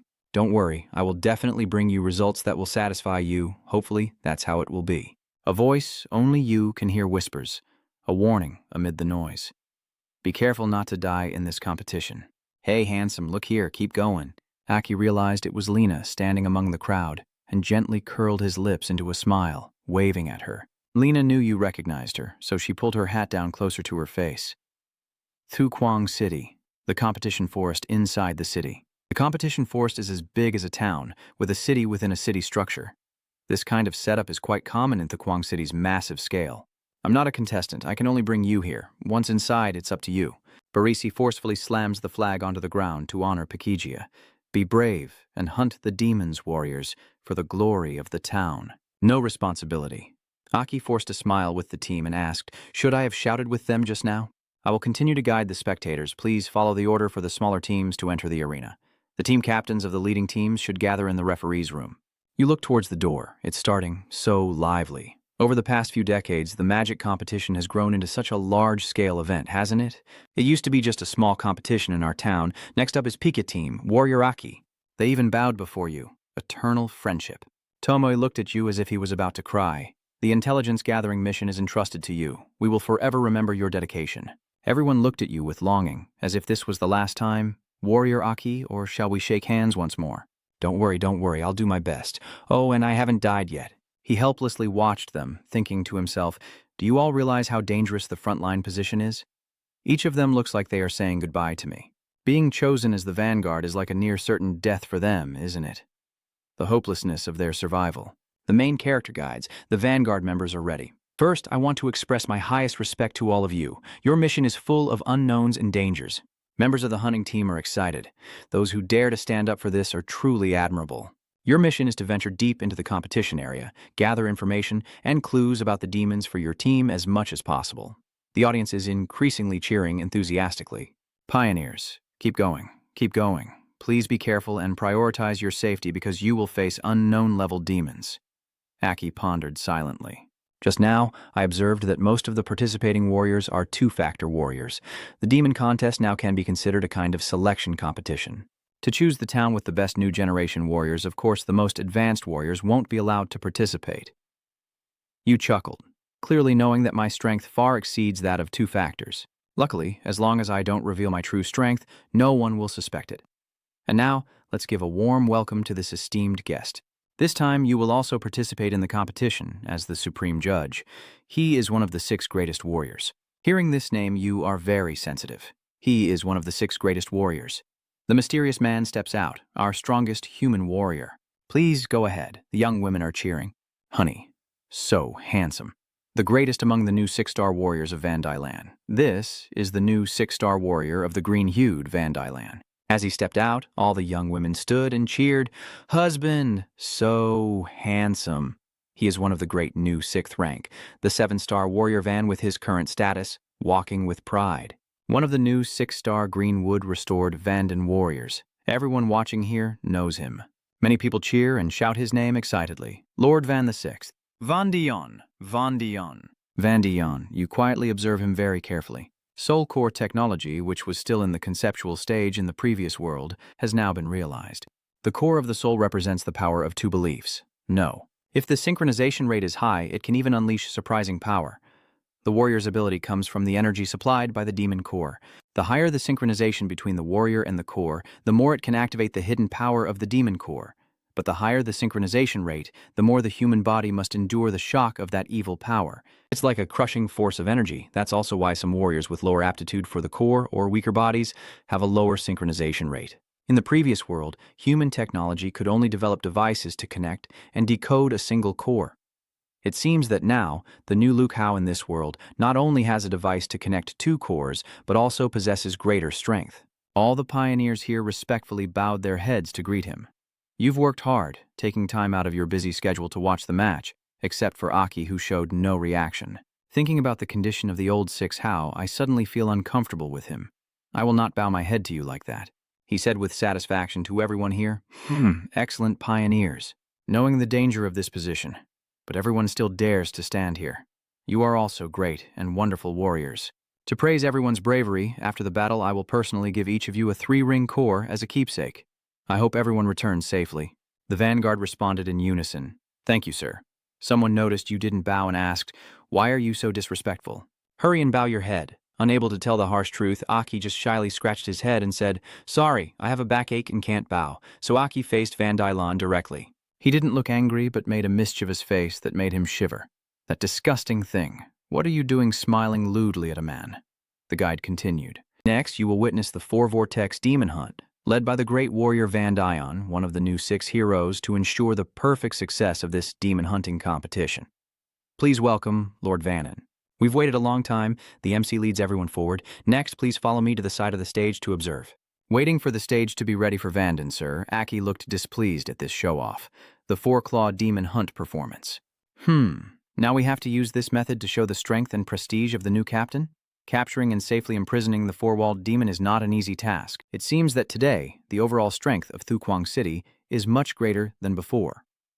Dan stops in front of her and asks, are you the new commander? The commander thought she was in his good graces, so she was very polite. Yes, it's an honor to meet you. Dan suddenly lowered his head and whispered into her ear, causing her to freeze in shock. So, wait a moment and have someone replace you. Huh? We are the only 6 stars, whenever that new 6-star name is mentioned. That word new is really harsh. If you weren't a warrior of Thong Quang Than, I might have accidentally shattered your organs with a punch. What are they saying? I can't hear anything. Oh, and Lord Dan even bowed his head gently. Get out. She ran in fear to catch frogs several times. Luckily Aki saw everything in this scene. The seminar is connected to Dan, and he begins to put on a kind and benevolent expression. Then let me represent Liu Hao and show everyone the 4-sided demon hunt. Wishing for this demon hunting competition to go smoothly, and also to mark the beginning for the brave vanguard warriors. The audience on the broadcast call down, Lord Van Dylan, they are not worthy. A giant machine imprisoning a demon appears. Lift it up, he says happily. Open it up. Ladies and gentlemen, now we will provide a detailed commentary of the battle through the radio broadcast. To catch the 4-reef demon in the transport box, we deployed 3 4-element warriors, which shows how terrifying its power is. Now appearing before you is a 4-winged demon with red and gold elements, extremely fierce and powerful, rare among 4-winged demons.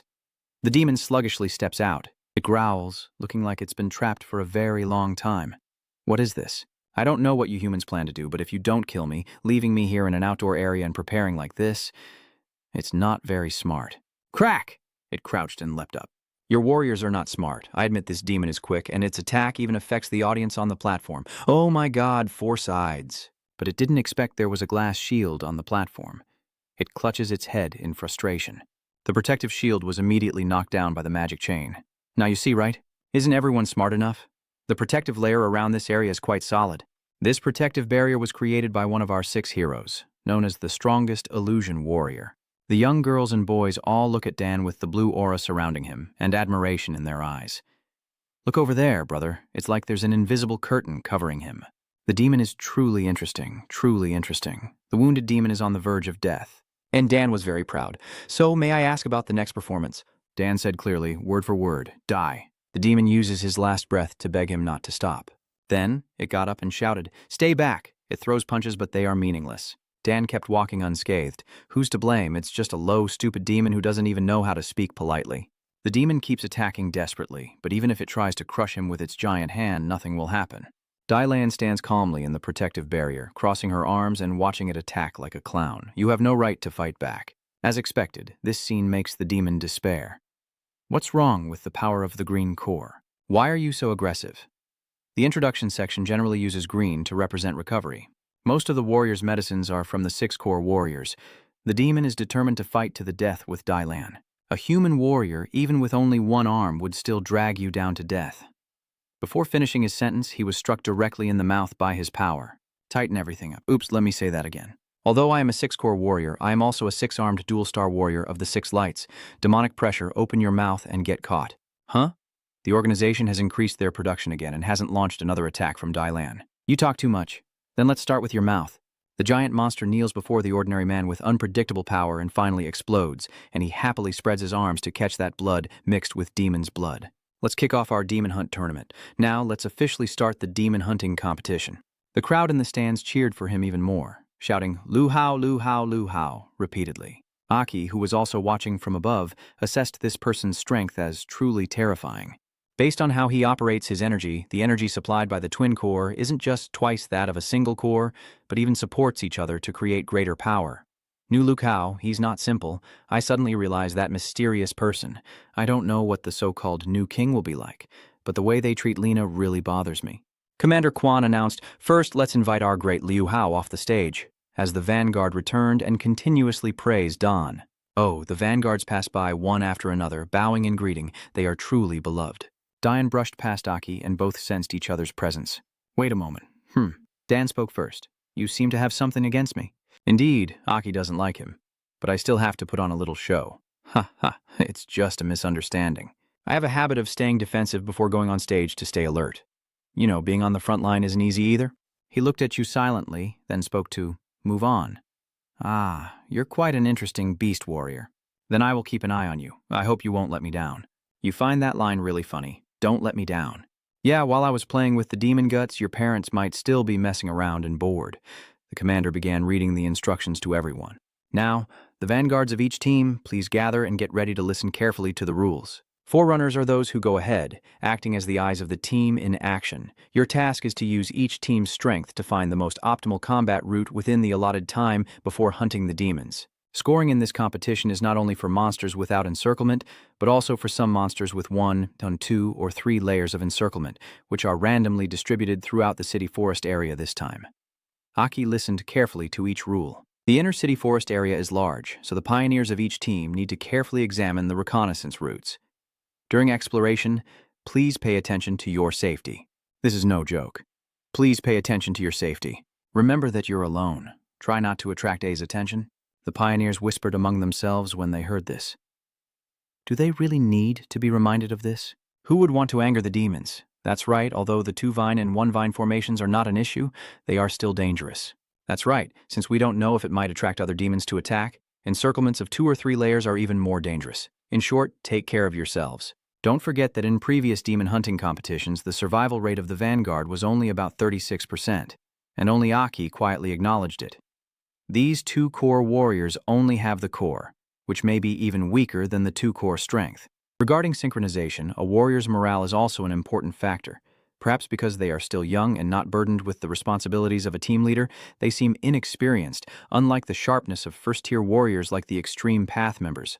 Those are skills and awareness cultivated through battles to defend the fortress in resource-scarce towns, with some trembling warriors speaking unconsciously. Aki even saw that some warriors had already started to fear the 2-vine and 3-vine monsters, and at the very end, there was a special round in every competition that involved the 4-vine demon. Yes, there is a 4-claw demon in the arena, trapped inside a container.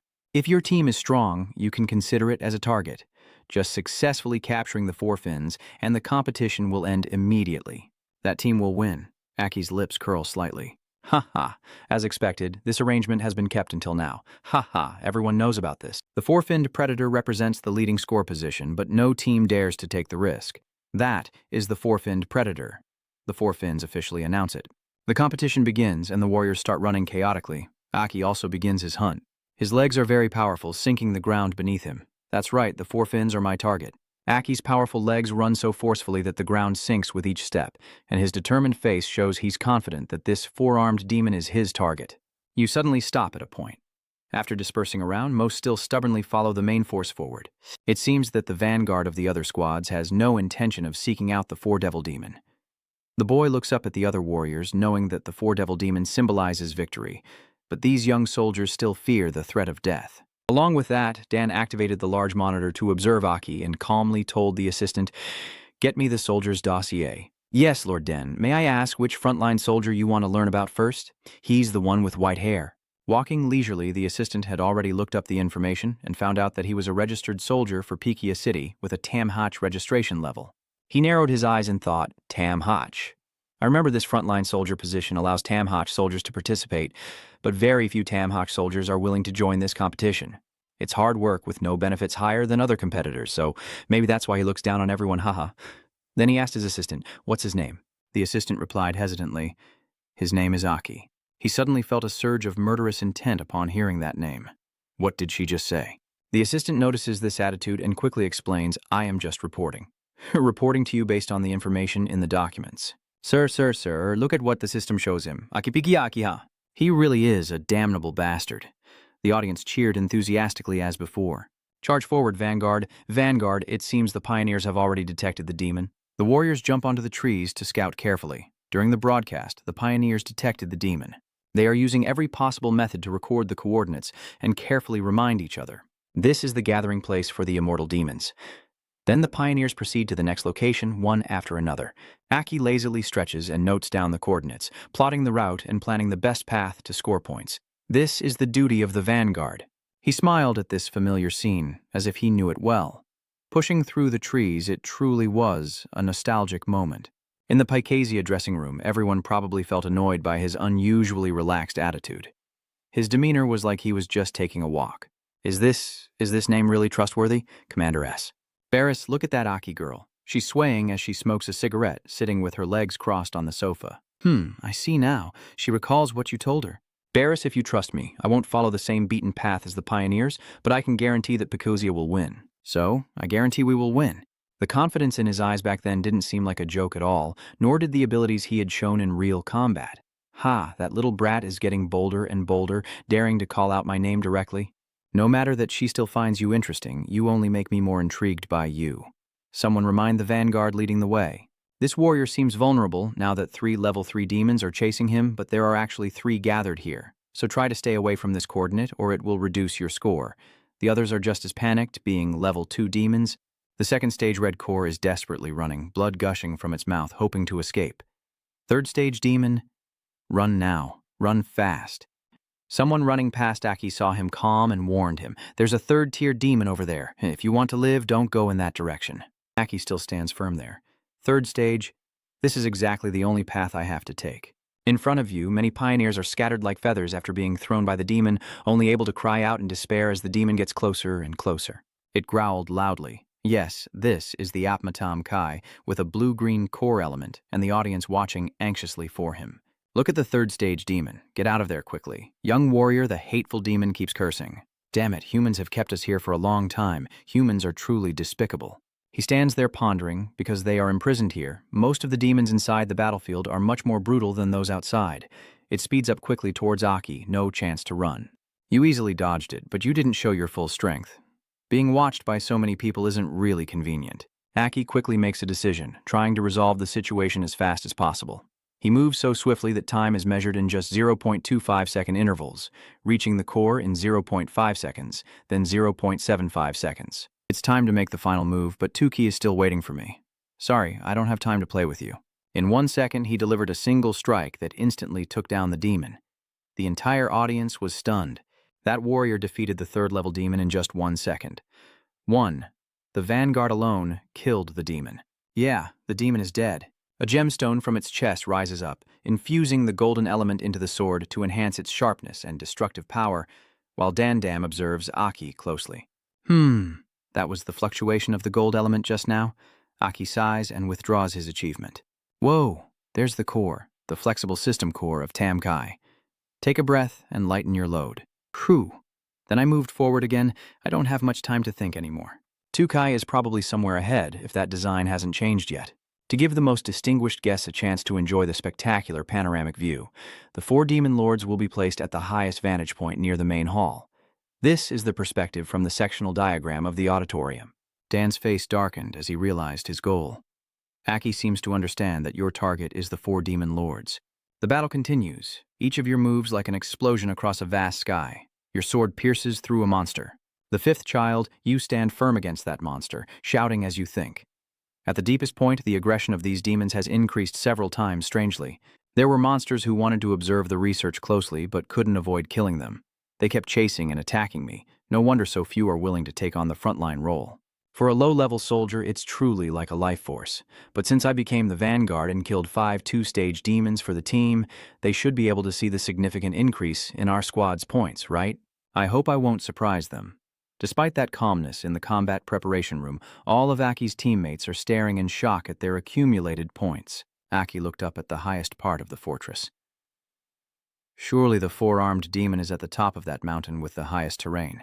The person in the highest viewing gallery is Van Dien from the New Legion. Van Dien also observed him and smirked silently. A true ambition. Your team's target is the 4-season demon. Is that your team's decision or just yours, Aki? The two of them stare coldly at each other, knowing the other is watching. In the observation room, everyone is excitedly discussing Akai's next move. The pioneer from Pigia City is heading towards the 4Kai demon. Strange. How does he know the exact location of the 4K demon? Could it be that he wants to set up a route to kill the 4K for our squad? Our team's strength cannot defeat a 2Kai. This is the decision of our Lord. Why, Commander Paris? She didn't answer everyone's questions, still watching the screen while smoking. I don't know what that guy really wants to do either.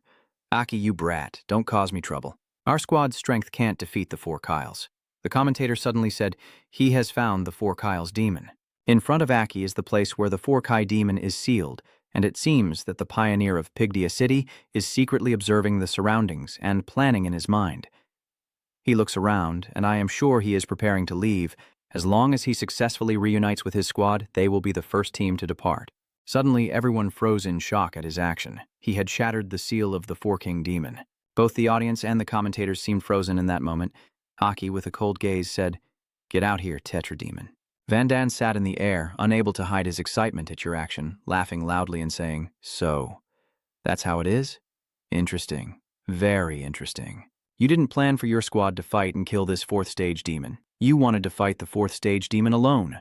Are you trying to win the competition by acting as the vanguard yourself?" The commentators are overwhelmed by his actions. I can't believe Pidge's vanguard has lifted the restrictions. This is a situation that has never happened before in the history of the tournament. The vanguard fighting alone against the 4Kai demon. Lieutenant Paris was so shocked he dropped his cigarette. Is that brat Commander Paris crazy? On the screen, the commentary becomes increasingly chaotic. The tournament atmosphere is reaching its climax, and Aki's actions have excited the entire audience. But this is a 4th-stage demon, he's definitely going to die. The commander just watched the screen and thought, even with your incredible control ability, the 4-armed demon is not as easy to deal with as you think. When I fought the 4-armed demon, I also had to use 100% of my strength to fight him alone. Aki, are you confident you'll win? The moment the 4-stage demon seal breaks, he appears. The 4th-level demon is a water element, blue crystal. I can finally break through. He looked down at Aki with contempt and said, "There's only one human warrior, so I'll start with you first." The drill struck fiercely, but Aki didn't hesitate to dodge, slicing a sword to create a wall of earth to block the attack.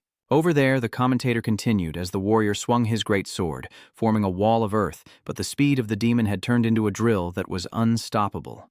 To the 4-stage demon lord, this earth wall was nothing more than a sheet of paper. Our warrior is in danger. The 4th-stage demon roars angrily. How dare a lone human warrior fight me? You will be shattered like the earth wall earlier. Aki's final defensive wall finally has a crack, but suddenly from beneath the ground appears a demon as large as the 4th-stage demon and grabs his hand. Aki calmly replied, "Who said I was alone?" Van Dailan, sitting in the air, was surprised as the 2-tier demon he had just defeated, along with another demon, appeared, and all charged at the 4-tier demon. He was hit with a powerful blow and was thrown far away. The smell of death from them. "What's going on? Can you control the zombies?" Aki laughed and replied, "So this was originally an exclusive ability of your demons, right? But I don't feel like explaining it to you right now." Lieutenant Paris chuckled to himself. "So that's the special ability of that kid. Control." The commentary section in the stands is more lively than ever. Did we see the right thing? What exactly did the pioneer from Pigia do? I didn't expect those 3 demons to help him fight. Were they the demons he just killed earlier? Oh my god, soldiers can also have this kind of ability. Controlling the death aura of demons to fight wildly is really something. Then, with just one word from the third son of the demons, they all charged at the four-stage demon. The four-stage demon was not caught off guard and immediately fought back. You think a few second-stage demons can defeat me? Just watch my water gun of death in action.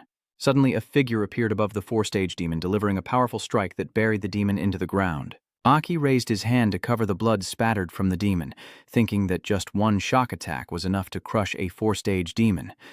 Turns out that was Van Dan, who landed with a sinister smile at Aki. Sorry, I'm really curious about your strength and abilities. I want to have a simple duel with you. Van Dylan, with a mysterious expression, controls the dead demon. Hearing about this kind of ability for the first time, he speaks seriously. I believe your strength is enough to defeat a four-stage demon. He begins to use his power. Let me test your strength. Then, from behind him, a massive source of power emerged, with a skull shape and glowing blue eyes. A murderous aura also radiated from it. He steps towards Aki, moving just below the stands, in a scene that seems completely opposite. The sunlight is gentle, the sky is clear, and everyone around is cheering. Wow, our great warrior DI is going to personally test the outstanding soldier. Everyone is so excited. This time the audience is really lucky to witness this. They keep cheering and raising their hands. Lord D is so enthusiastic about the newcomer. Lord Den, everyone is making a fuss, but can they hold out longer than the four-stage demon earlier, who is also from below? A group of people are worried. What exactly is going on here? The group was terrified as Dylan from Luke Hao personally tested Aki's strength. Barisi was stunned, confused. This time, things had gotten out of control. Aki covers his face with his hand and ponders silently. What the hell is this guy's problem? His gaze is unpredictable, checking his own strength. That silent hostility can't be replaced by this kind of words. DN remains expressionless. Not bad. It seems like he's not panicking at all. Your training is completely different from that of a young soldier. Aki calmly smiles and replies, I have undergone many trainings. Your focus is sharp because I was born with special abilities. So, my team leader has been very strict with me since I was young. You confidently hold the sacred sword in your hand. Maybe that's why my strength is much greater than others my age. I confidently said, that's called a genius. You secretly think that even if I make things up, you probably won't bother to verify, right? DN faces Aki calmly. Ha ha ha, you're really interesting. I'm becoming more and more intrigued by you. If that's the case... Before he could finish speaking, DN charged forward with glowing eyes and a green magic aura covering his hand, rushing quickly toward Aki. Aki swiftly and unexpectedly jumped away from the area. The green magic transforms into a giant green fist that crashes down onto the ground, causing a large crack and forming a huge crater. Aki calmly observes him and assesses the situation. Unexpectedly, the shattered stones reassembled exactly like bullets. He quickly raised his sword to cover his face, moving with great speed and power. His body was thrown backward. If I hadn't been constantly on guard against him, I definitely wouldn't have been able to dodge that attack. You furrow your brow and look toward Den. This isn't good. It looks like he's very serious, that damn thing. D grinned slyly. You're always on guard against me, huh? Otherwise, you won't be able to avoid the move from earlier. His eyes gleam, and a strange aura radiates more intensely from him. Am I to expect more from you? Aki struggled to stand up and asked cautiously. It seems like you're not very friendly towards me. Why is that? The person in front of Aki disappeared instantly, leaving only a shadowy afterimage. His voice was deep and hoarse. There are 3 reasons. Suddenly DN appears behind Aki. First, I don't like your attitude. DN uses his power to form a fist and strike hard where Aki is standing, but he remains calm as if he hadn't used any force. Aki struggles to hold onto his sword as he's pushed away, while DN keeps appearing behind him again and again. On Monday, there is a foul smell of demon on your body. He calmly uses his power to attack Aki. You have to keep dodging attacks. Your body seems exhausted. You hit a branch and it snaps, sweat pouring down. You keep thinking, and indeed, it still makes him somewhat suspicious as long as there is demon power within me, but the strength he's currently using definitely does not exceed 50%. Aki felt immense pressure and quietly assessed the opponent's abilities. This oppressive feeling only appeared when standing against absolute strength like this. Besides, Beatty, how long has it been since I last felt it? He's been putting constant pressure on me again. On Tuesday, I really hate your name. Aki's face darkened at his words, his expression changing as he truly felt anger. I hate my name. Ha, Trunqui, you hate my royal status from the past, right? The memories flood back. I've risked my life for you and lost many comrades because of you. He gradually decided to take action. He raised his hand, pointed all 5 fingers at you, and used his power. I've played with you enough. Aki's mind is now overwhelmed with many thoughts. Ha ha, this is where our game ends. Your body feels numb, your eyes glow, and your fierce aura and power are unleashed. You immediately charged forward to counterattack. What are you even? The two face each other, their powers clashing to create two opposing energy sources that shattered the ground beneath them. Thick dust and smoke billowed into a massive explosion that shook the entire area, and everyone around shouted loudly. Fortunately, the chairman protected the soup. He rushed out from the core of the D formation, his face expressionless, only a small scratch on it with blood oozing out. He repositions himself to face the enormous source of mana directly. Aki's power leaves everyone watching the arena in awe. Unbelievable, this frontline fighter managed to withstand Lord Den's attack. He stands there, his whole body emanating a powerful aura. Everyone was silent, saying I still couldn't understand the true strength of this pioneer.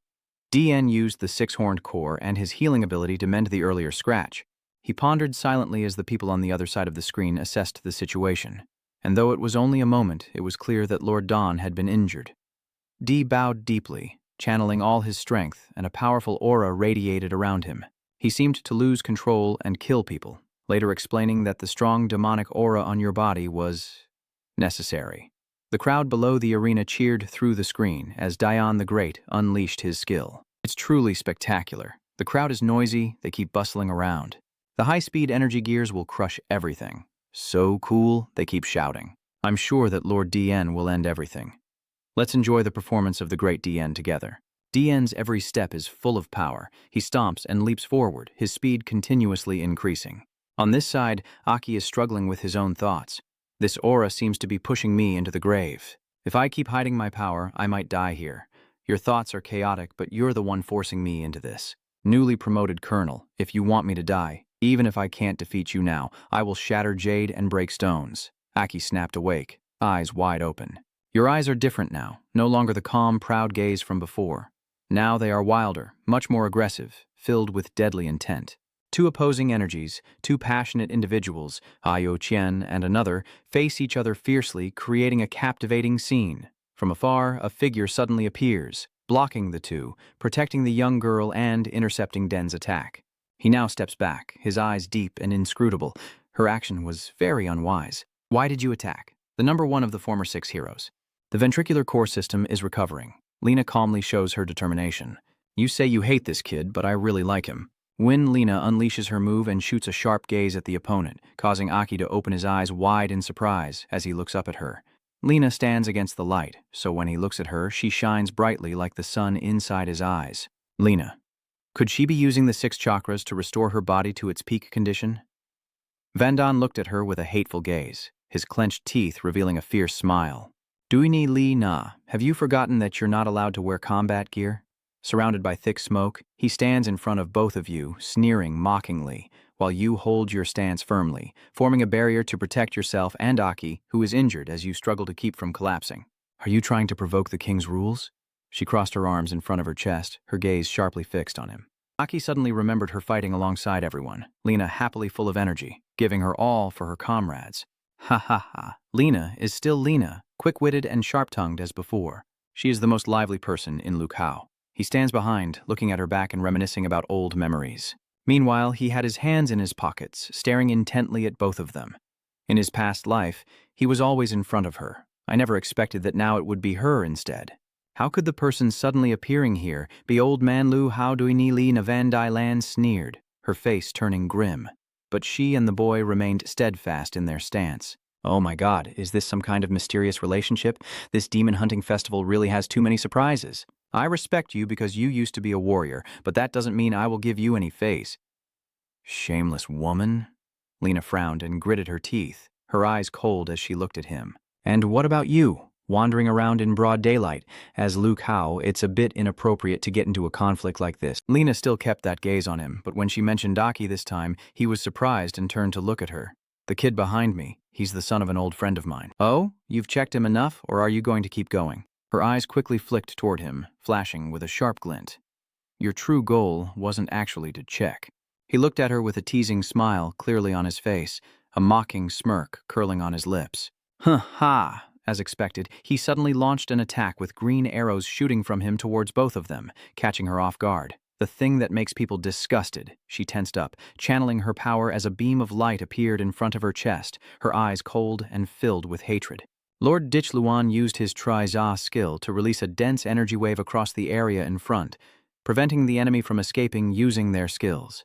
How boring. Lena, preparing to use her power to block his attack, was surprised to see something flash past her face.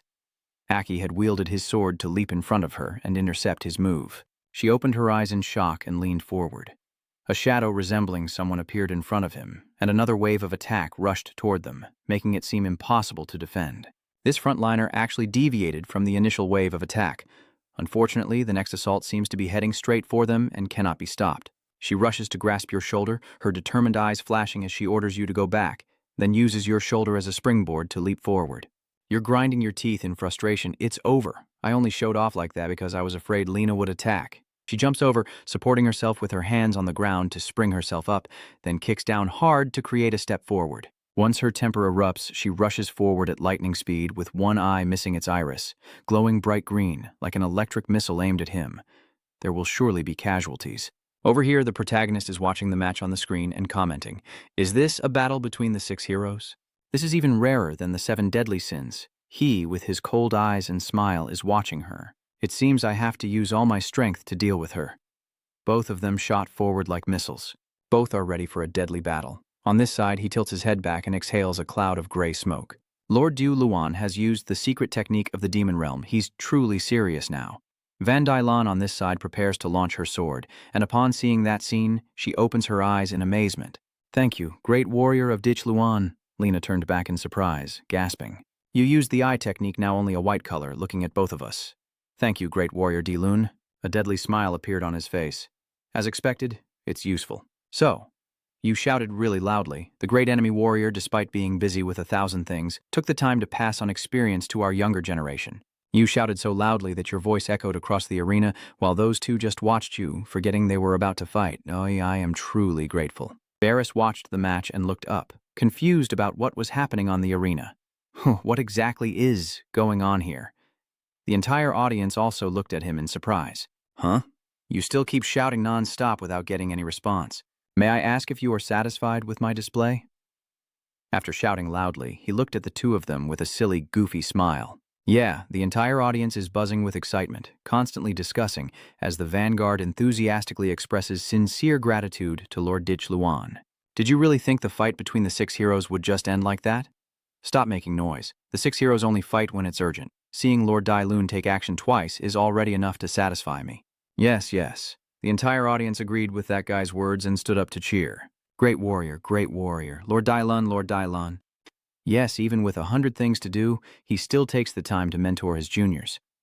Van Dan looked up at the fireworks falling down onto the arena. The chatter in the stands remains as loud as ever. Truly, our great 6 hairs. Everyone, let's cheer together for our great 6 hues. He closes his eyes and chuckles. That's clever. Lena, Van Dyne, and Aki remain in their positions as fireworks explode all over the arena.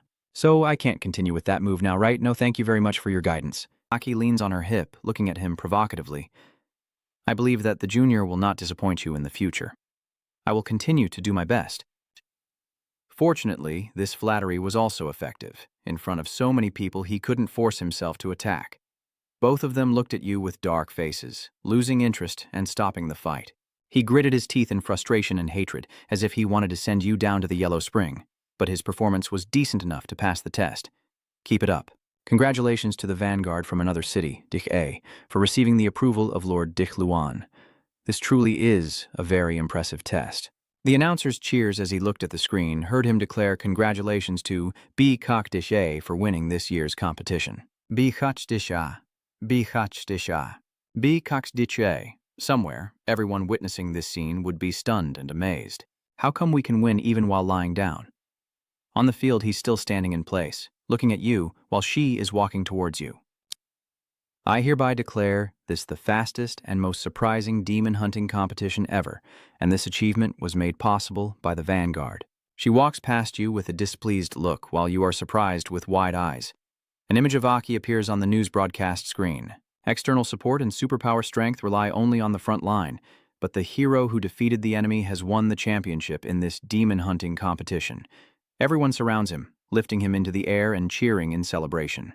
The golden trophy is shining brightly on one side, and this kid is really full of spirit. Barizi happily hugs you. You really did it for the victory of the enemy. We won the championship. Do you know how many rewards I will get when I go back? Ha ha ha ha. I don't even know what to say anymore. I almost got killed. Bully too. She puffs out her chest, smiles happily, and bows her head toward you. Tonight, I invite you to do whatever you want. The image has been blocked. Aki immediately turned red to her ears, stunned and speechless. Today, Commander Ba Li Tu, Anne seems to be catching her breath. Commander Ba Li Tu, stop right now. Commander 34 Li Tu, calm down. She shyly looked away, but in reality was glancing at him, while Aki, after escaping her grasp, cleared his throat to ease the awkward atmosphere. Cough, cough, Third Commander Li Tu. Do you remember what you promised before? She stood by the side and looked at you. Of course I remember. I will be your guarantor, so you can talk to the court's energy officer. Well then, I'll bother you. Can you help me take off my outer shirt? My cloak is dirty. By the way, could you help me prepare a cloak for the day? Also, if there's a celebration or something similar, I won't be able to attend because I have something to do. Why do I see 1,000 things in your eyes? Does the warrior Anne have an important celebration? Is it a man or a woman? You smile as Lena walks up to a hilltop that offers a panoramic view of the entire city. Just meeting an old friend, he put on a long cloak and walked towards her as the setting sun cast a romantic glow over both of them. Hey, I'm here. Is there a reason you asked to meet here? She turned to look at him. As expected, you arrived. She remembered Barizi calling you by a different name, and the moment she brushed past you on the arena, you looked at her with a vacant expression. How do you know about this place? Lena asked, each step emphasizing her voice more. Are you really? Her eyes filled with tears shimmered with sadness and beauty. Is that Aki? Valina and Aki are standing high up on the cliff. Lena shouted, Aki, look, am I right? Not only is this place unvisited, but you can also see the town in the distance. Wow, I like this place. Her voice was relaxed. This is the place where I and you are. Before she could finish her sentence, she suddenly stopped. Lena began to recall her memories again. At that moment, she twirled a lock of her hair with her hand and said, this is my secret base. Aki was stunned at that moment and gently tapped Lena's forehead, his eyes tender as he looked at her. The secret base. Haha, your voice is gentle. Lena, are you still a child? If you keep waiting in anger and flicking my forehead, you'll make me stupid. Everyone wants to have their own secret base. She looked at Aki and scolded him, especially that silly Aki, who only knows how to kill demons and doesn't understand anything. Aki calmly covers his ears. Fine, fine. You look towards the sunset with a gentle voice, but this place is truly very quiet. Both Lena and you like this place. She uses her magic to make numerous small plants and grass emerge from beneath the rocks. Then she controls them to carve some symbols into the stone. I've decided. From now on, this will be our secret base. So those characters are your and Aki's names. Aki, you must not tell anyone else about this. Her mind returned to reality. The stone was now covered in moss, her eyes shimmering with tears.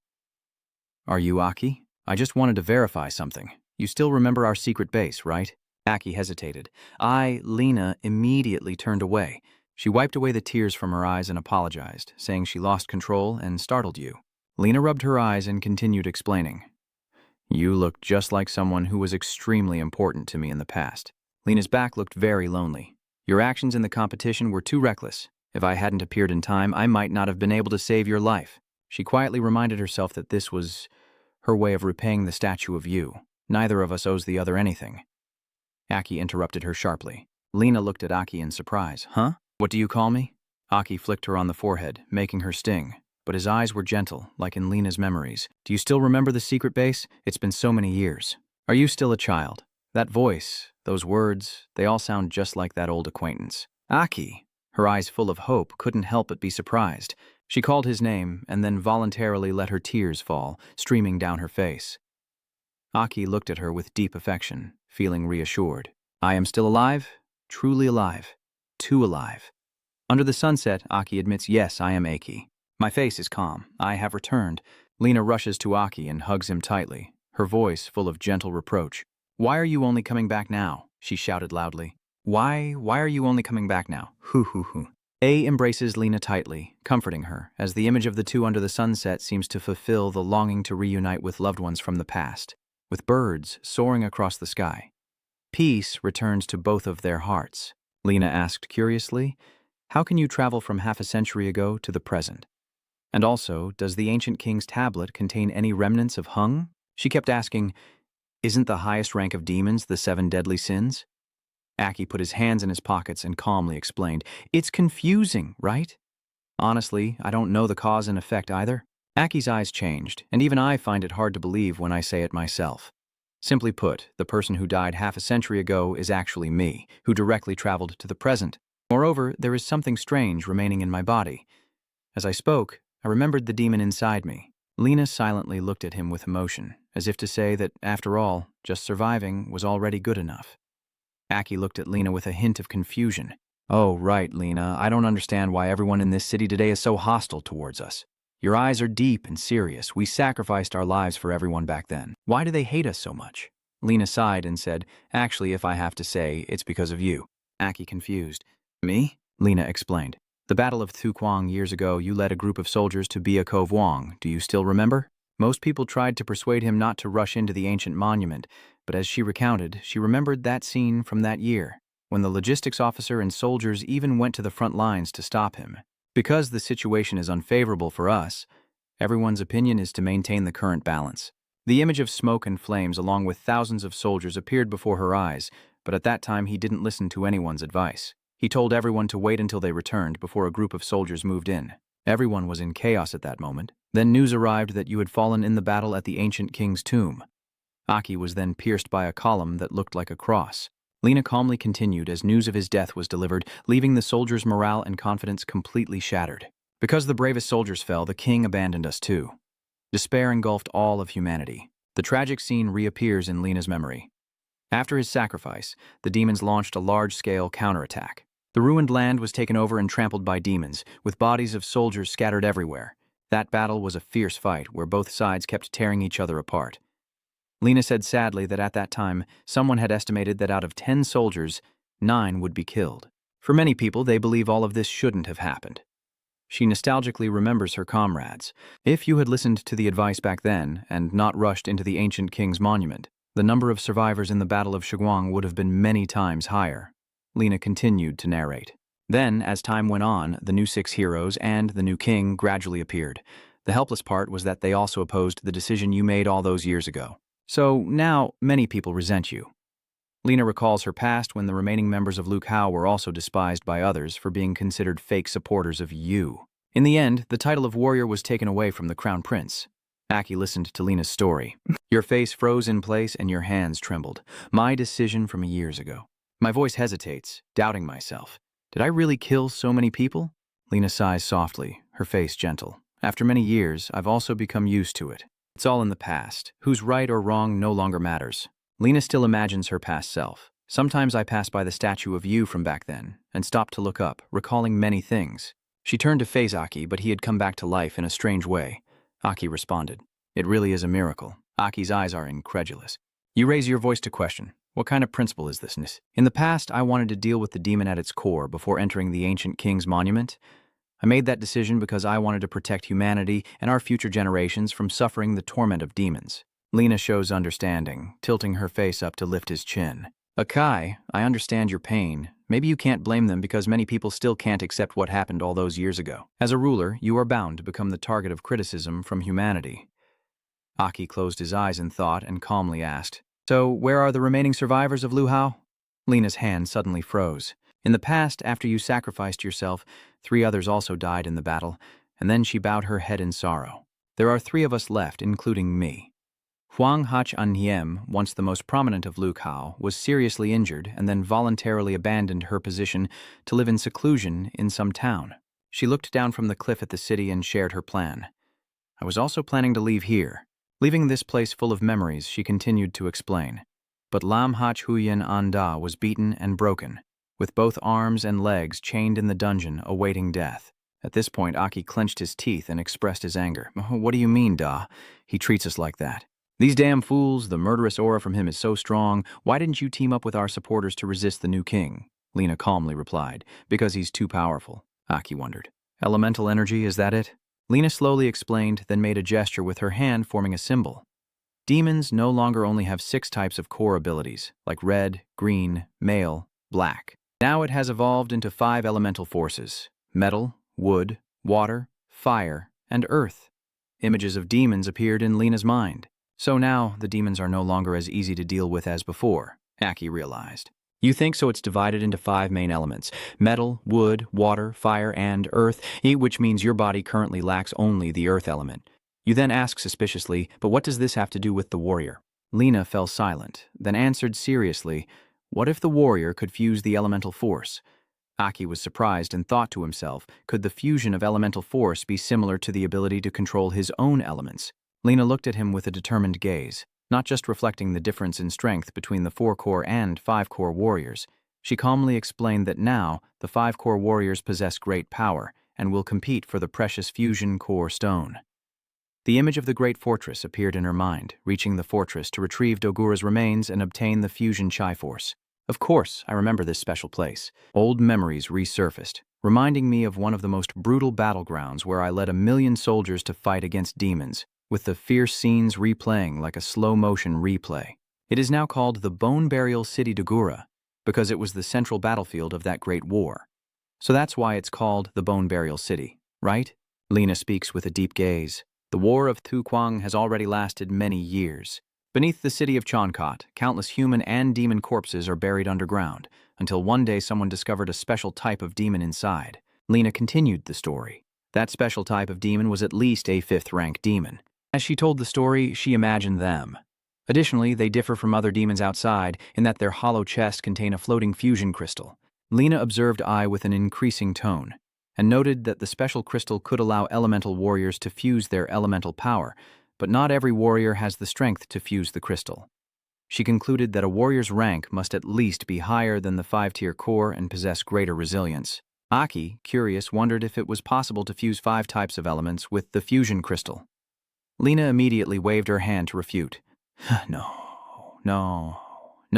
How could it be possible to fuse 5 types of elements? You can only fuse 1, she explained. Elements that are mutually supportive are different from each other. No one has ever succeeded. Because in theory, a body cannot coexist with multiple elements. Even the current new king and new marquis only merge 1 element.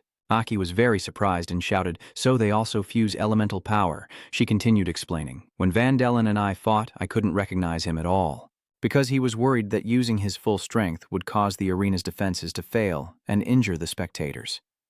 Lena stood with her hands on her hips, clearly conscious of her image. If he had used 100% of his strength from the very beginning to fight you, you probably wouldn't have had a chance to fight back. The wind blows Lena's hair, fluttering. She gently brushed her hair aside and continued to explain softly.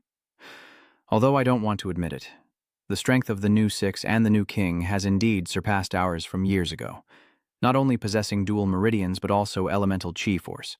As she spoke, she remembered her teammates, which was also the reason I couldn't save Deza from prison. Hearing those words, Aki reflected on herself. Is it because the 4 elemental forces already exist within my body because of that Bat Kai? But Lena is right. Even so, compared to the new 7, my current strength is far behind him. Aki encouraged himself. As a warrior, I can't rely on the power of Amama forever. To save Desaza, I have to make my strength strong enough. Aki's eyes are full of determination. I see. It looks like I have to go to the Dagura fortress to bury the old one. The jump from the 4th core to the 5th core is a huge gap. Of course I know Aki regained his confidence. This so-called Great Divide is the way I used to speak back in the day. It's just that in this life, you're hesitant. Aki begins to accept the truth. Maybe I won't have to follow these ways anymore. I think I can break through these limitations. As Aki and Barizi leave the nightclub, she hurriedly pulls me out. So I thought you'd stay here a few more days to enjoy yourself, Aki said slowly. The plan has changed. After I finish discussing the energy quartz, I have to leave. Barizi straightened up and stretched her arm, truly full of youthful vitality. She just fixed her hair. Don't worry, I promised I would be your guarantor, so I will definitely go with you. Aki looked back. Thanks. Suddenly, a familiar voice rang out from somewhere. The energy quartz supply issue for Hilo City has been resolved. He was surprised and moved toward the sound, and the person continued. We will next go to the soldier combat unit to request aid. You all, I recognize the top person in front. Barisi wondered why they stopped. Tudulu sensed something and turned around, as if she saw the figure of that person appear before her eyes, and she shouted, Aki. The whole group turned around and called out, Aki. Aki responded with a greeting. Everyone was so surprised that they ran quickly to Aki and joyfully embraced him. Why are you here? Captain Kukdiu Duong shakes his hand. The boy named Aki has shining eyes. He's truly alive again and has become so strong. Aki looked at him and said, Captain Kook Dio Duong, thank you for your hard work. Sino looked at him suspiciously and asked, but Aki, have you grown a lot taller? Huh? I don't care anymore. Maybe it's because of the influence of the evil core demon? Sino excitedly recounts everything. Actually, we were just following the commanding officer of Brian's fortress to observe the competition. On the way here, it seems Lu picked up some news about you. We immediately left Brian's squad to look for you, but it turned out to be false intelligence. Now we have just arrived at the Guang Mansion. Captain Kudyu Duong has finished discussing the Energy Quartz Division. Kukdio Duong said, I was planning to look for you next, but it turns out you are already at the mansion.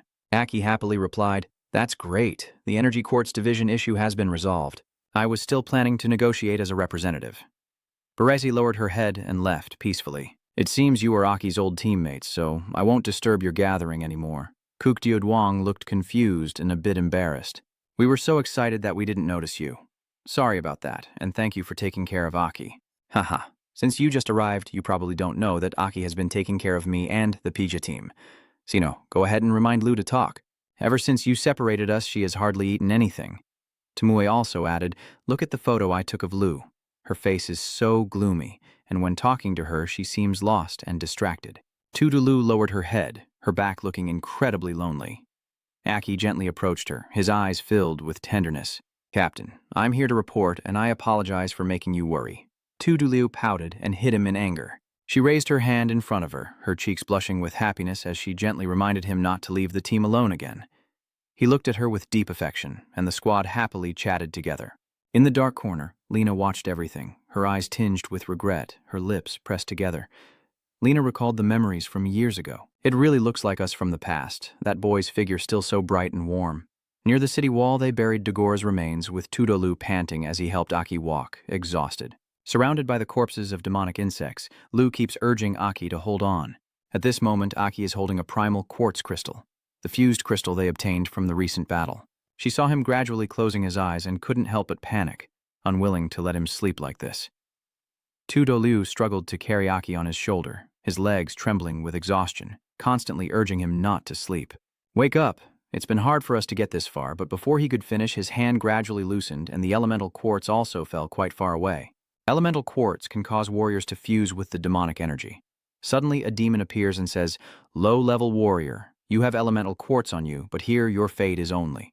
Then it rushed forward to attack the two of them and continued to utter the word, death. Tudulu quickly blocked the attack from the demon. Too exhausted to hold on any longer, she collapsed to the ground, but still tried to get back up. This action caught the attention of the demon, making it very interested. Oh, it can still move. Then she looked over at Aki lying beside her. I'm too weak now, I can't protect him. I'm sorry. She reached out to touch Aki's motionless body, trying to forgive him. Suddenly, Tudulu opened her eyes, lying on the bed sweating profusely, realizing it was just a dream.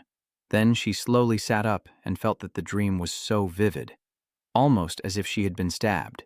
She sighed and decided not to think about it anymore. She looked down at her clothes, which were all soaked through, and she wants to take a shower right now. Suddenly, Aki pushes the door open from outside and shouts, What's wrong, Lu? I was in the next room earlier and heard your scream. Are you okay? Seeing you, Tudolu quickly covered herself with a blanket, her face already blushing like a tomato from embarrassment.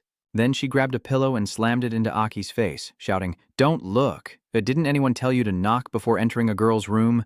Aki tried to explain. I heard you scream. That's why. But Tudulu angrily shouted out loud and immediately slammed the door, leaving Aki battered and confused outside. At this moment, outside the C-grade town hotel, Tudulu stepped out and urged, Let's go! Have you finished packing?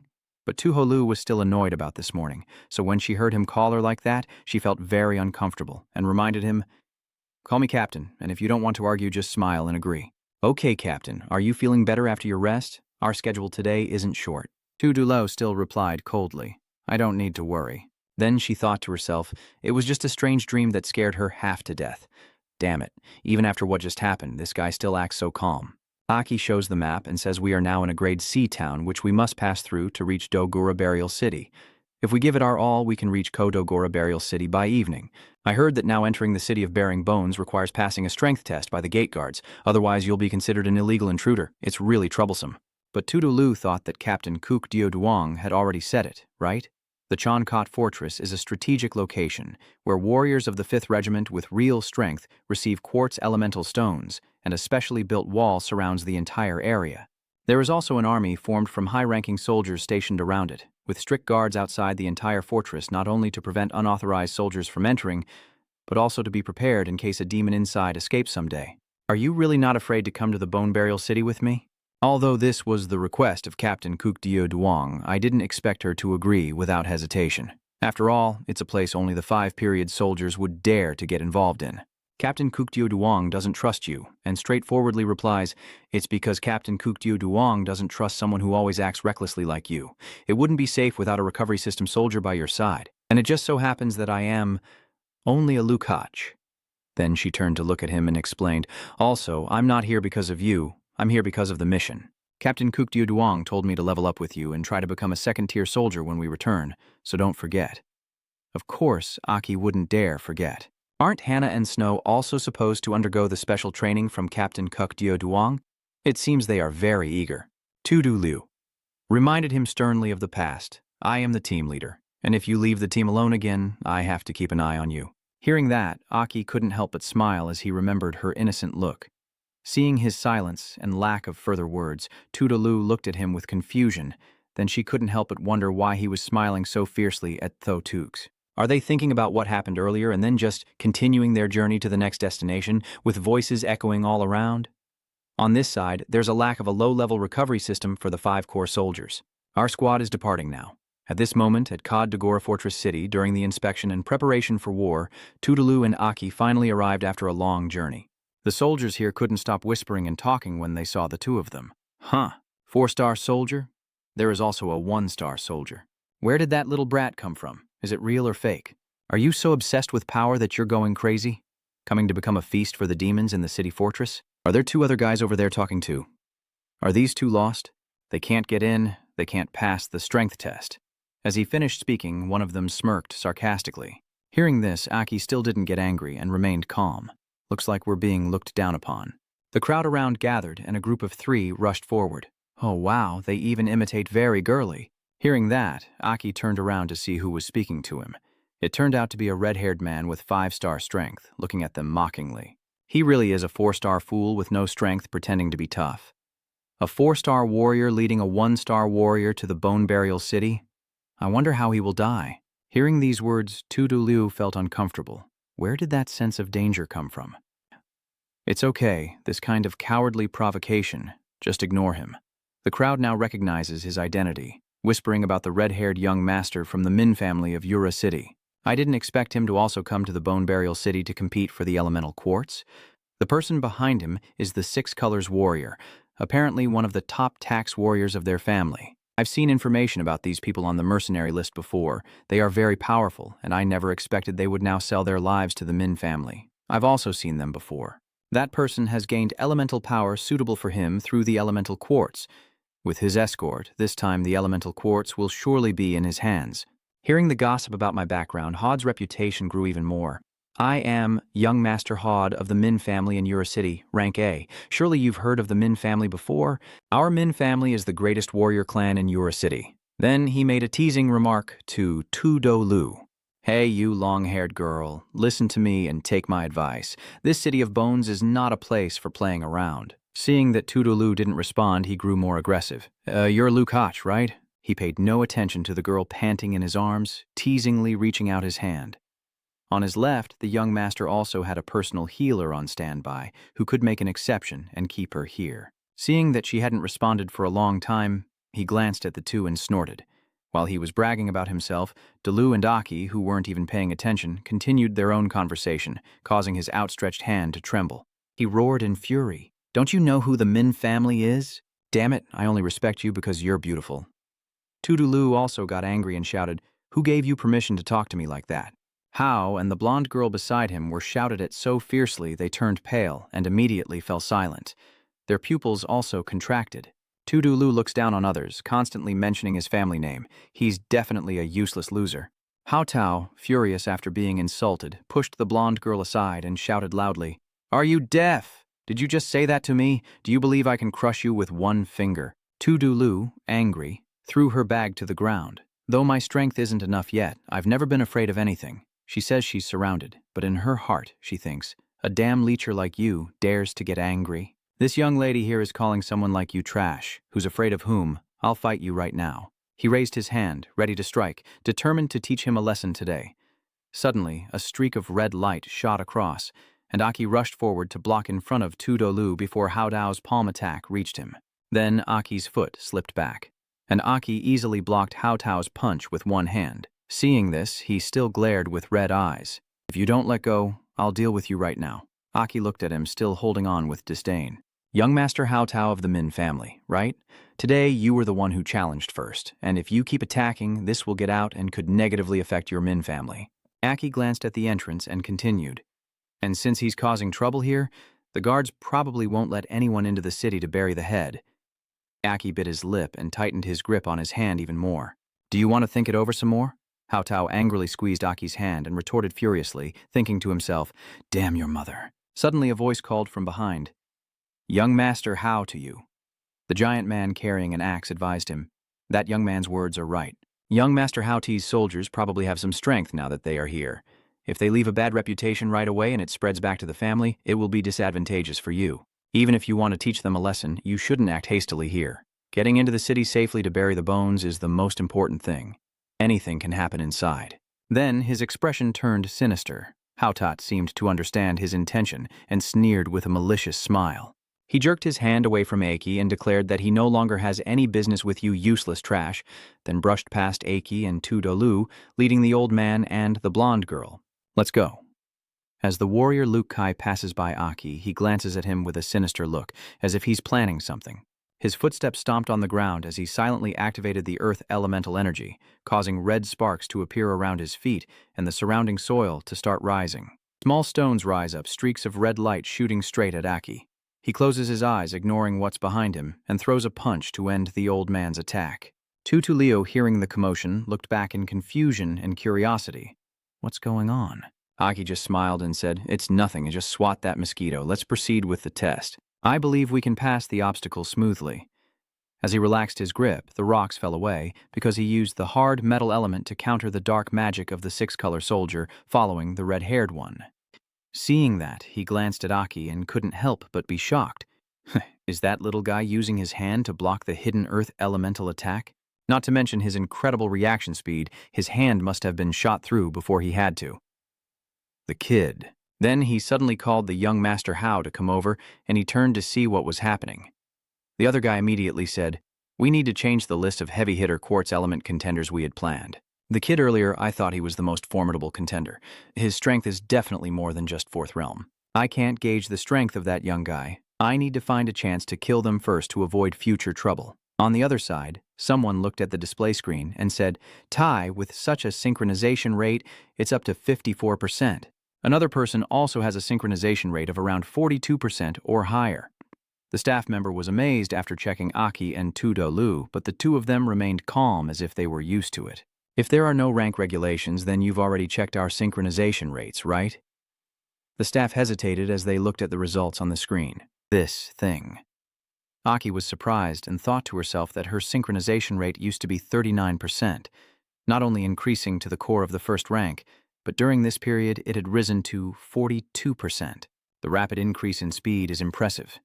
The clerk hesitated as she looked at the screen. The two of you, a 4th-tier Red Corps soldier and a 1st-tier 6th Corps soldier, want to enter the city to compete for the primordial quartz stone, right? Her expression turned serious. The demon inside is at least a 3rd-tier demon. Are you sure about this? Quickly points at Ved to confirm. Yes, we are capable of self-defense. She is our team's healer and also a nimble fighter. Hearing that, Tudolu blushed with anger, grinding her teeth in frustration. So annoyed to be called a healer. Aki is so annoying. The inspector explained that no soldier below level 5 has ever dared to enter the Bone City. Although there are no strict rules about strength, the combination of these two is the lowest-ranked team in history. I remind you that the so-called quartz element can only be found on the body of a special quartz element demon in the fortress city, and this type of demon only appears once, after being killed, then reappears after a period of time. So what you have to face is not only the demonic pressure but also powerful warriors and competitors. Even survival itself is a challenge. Even so, you still want to go inside. Aki's eyes are determined. Of course, our goal is not just to survive. Thank you for the reminder. As he entered inside, Tu Du Liu let out a breath. The burial site was rumored to be 9 parts dead and 1 part alive, so he should have been terrified. But for some reason he felt very calm and confident, as if just having Aki here gave him endless courage. In the burial city where the remains were buried, a demon was searching for something. Waiting for it to leave his area, Tu Du Liu said, "This place has been completely taken over by demons." Aki, observing the situation, said, "The fortress city of Dogura is called a fortress city, but actually it's just a city. Do you know? In the past, Dogura Fortress was just as large and popular as the current royal city because it was located in the center of the continent. It was once the most densely populated city. Then, due to the invasion of demons, it gradually became desolate and turned into a battlefield, with the central area of the ancient city taken over by demon overlords. No one dares to stay here anymore. People also gradually started calling it the Fortress City, perhaps to forget the prosperity of the past." Hearing that, Aki's eyes looked a little sad. Tu Du Liu sat opposite and said, "You really know a lot." He answered everything, having heard many strange things when he was young. Tu Du Liu silently thought, "That damnable name. It's time for you to stand up and call Tu Du Liu." We're also heading to the special demon place carrying the quartz element. Let's try to conserve our strength and avoid unnecessary fights. Tu Du Liu saw an explosion somewhere in the distance and asked, "Should we go over there to help?" Aki coldly replied, "It's better not to help. At least inside the city, burying the bones don't get involved with anyone." He secretly sighed, thinking that Liu, who was born and raised in Hesperus, had a kind heart and still didn't understand the dangers outside. She thought that the annoying soldiers we met at the gate were just a minority. Here, many people are selfish and unpredictable. It's safer to stay cautious and not trust too easily. As he spoke, he turned to look back at Tu Du Liu, his eyes widening in horror because behind her was a demon. The terrifying sound of its strike echoes, causing the ground to shake violently. Luckily, Aki managed to carry her away to a safe spot. The evil water element demon Lamhach 5th stage proudly said, "I didn't expect you to react in time. Attacking my water system so silently is not right at all. This bastard must be taking advantage of the calm state of the water element, using quick movements to approach us."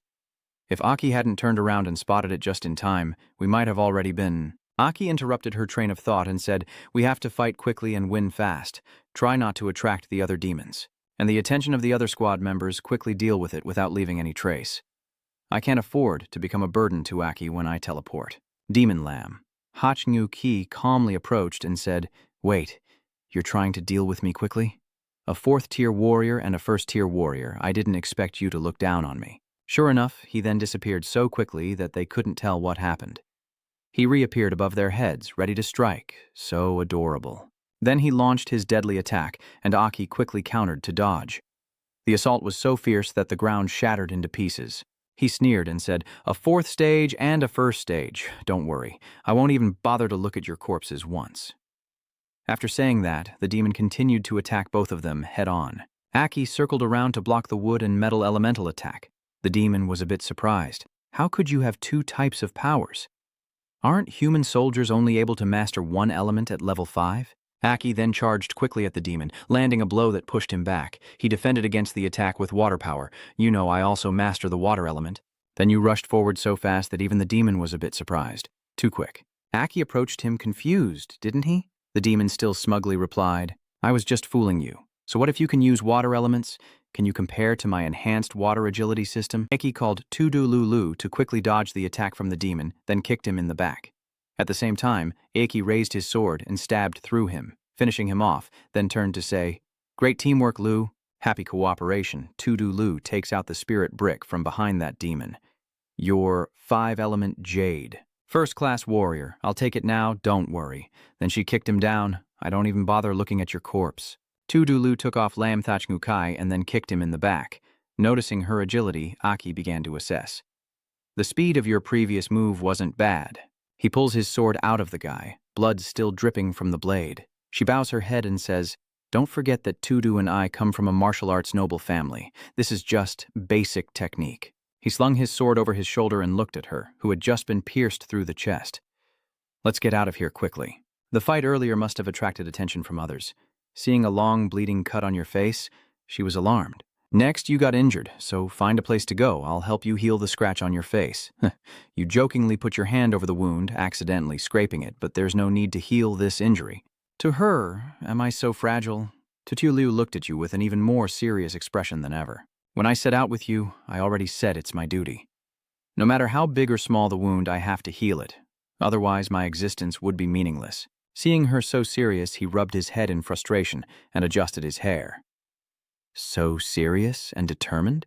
As expected of the one called Lasat, who doesn't smile in Hesperus. Fine. Since she's right, I might as well take the opportunity to adjust my state. A large shadow suddenly loomed over her, and Liu looked up in panic with wide eyes as Aki carefully prepared to strike. Aki was stunned to see her like that. The attack had come down so quickly that the ground beneath cracked and trembled violently, causing her to cry out.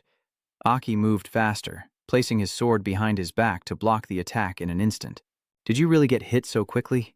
The guy presses down harder with his foot on the lever. As expected, the attacker is a 6th-tier mysterious warrior. He increased the force on his leg to press down harder, but you still maintained your stance to block his attack.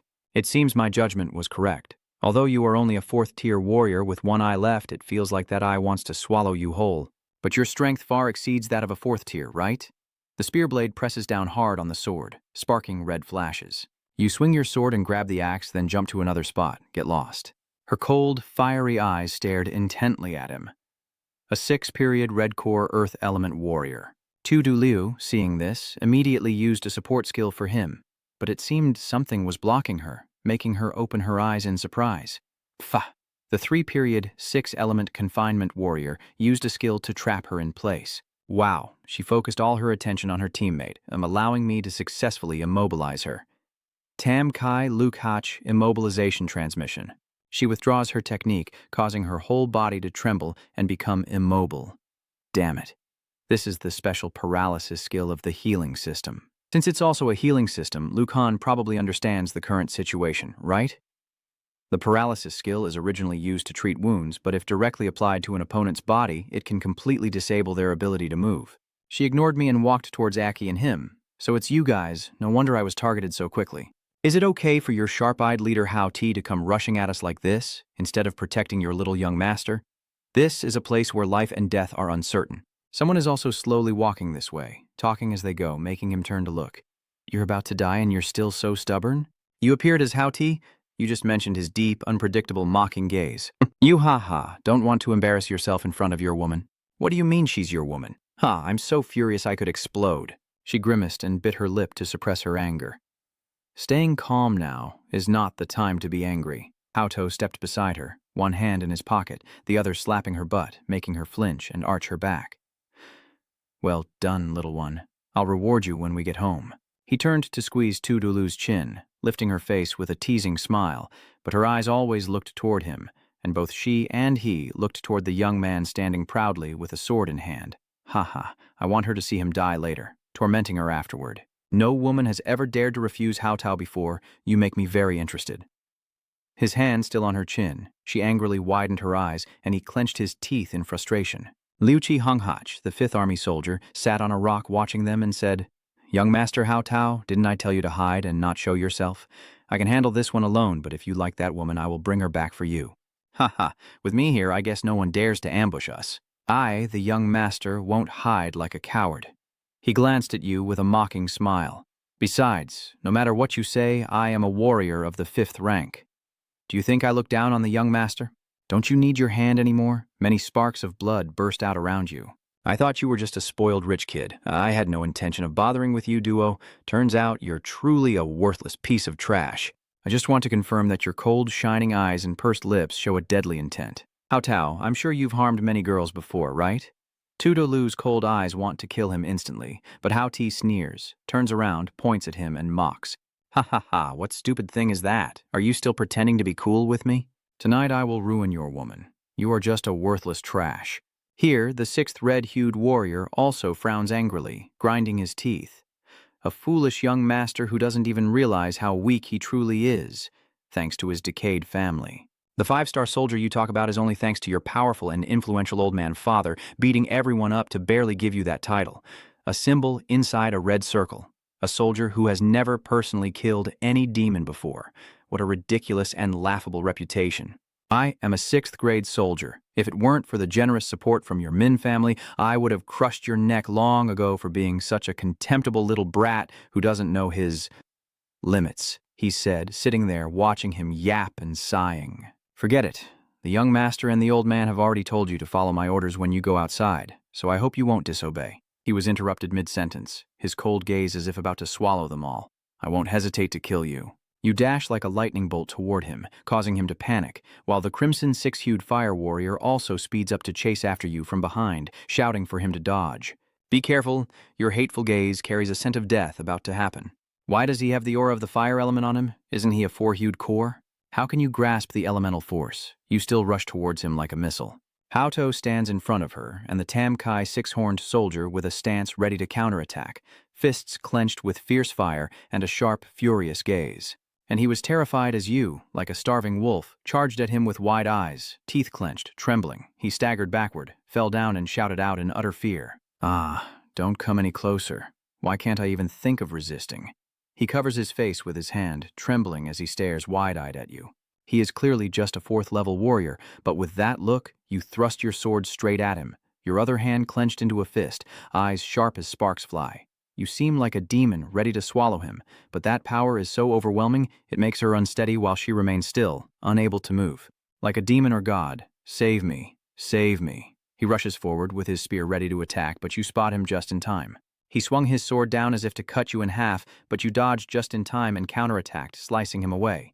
He gritted his teeth in anger, changing tactics flexibly. The six-color Crimson Hachiman soldier used his weapon to block your attack, but the force was too strong and he was pushed back. He indeed knows how to control the fire element, but my earth element won't be intimidated either. As he was pushed back, I seized the opportunity to unleash my attack with the branches chasing after him, aiming to pierce through him, catching him from surprise to shock. The wood element, he also skillfully dodges your attacks. The Luke Kai Honghach warrior is pushed back and has to use both hands to steady himself. He can also control the wood element. What on earth is going on? He smiled very brightly. That's interesting. I underestimated you too much. You're hiding too many secrets, huh? He slammed his weapon into the ground hard. I didn't expect you to be able to control two types of elements. I'm really curious how you managed to do that. He was about to swing the spear directly at you. If I could also master both elemental forces, the earth element and the magma power of the stone shield, I would become stronger. He sneered and mocked, fighting for 10 minutes until you finally admitted that now the person is surrounded by a purple-colored power. So you're creating something on your hand, is that so? A giant blue hand grabs his arm, surprising him and widening his eyes. A level 5 demon Lam Hachen Jukai appears, controlling to prevent him from striking down. Gao controls the body of the 5-stage water demon Lam Hach Nu Ki. The Lam Hach Nu Kai demon appears behind the warrior. It was only then that he realized the demon was behind him and broke out in a sweat. Why couldn't I sense any demonic aura from the demon? At the moment he realized the gem in his chest was glowing, and approaching him so closely he finally noticed. The soldier turned around, and beyond the 5-tiered demon was the demon itself. The demon throws its weapon to the ground. The soldier also recognizes its element.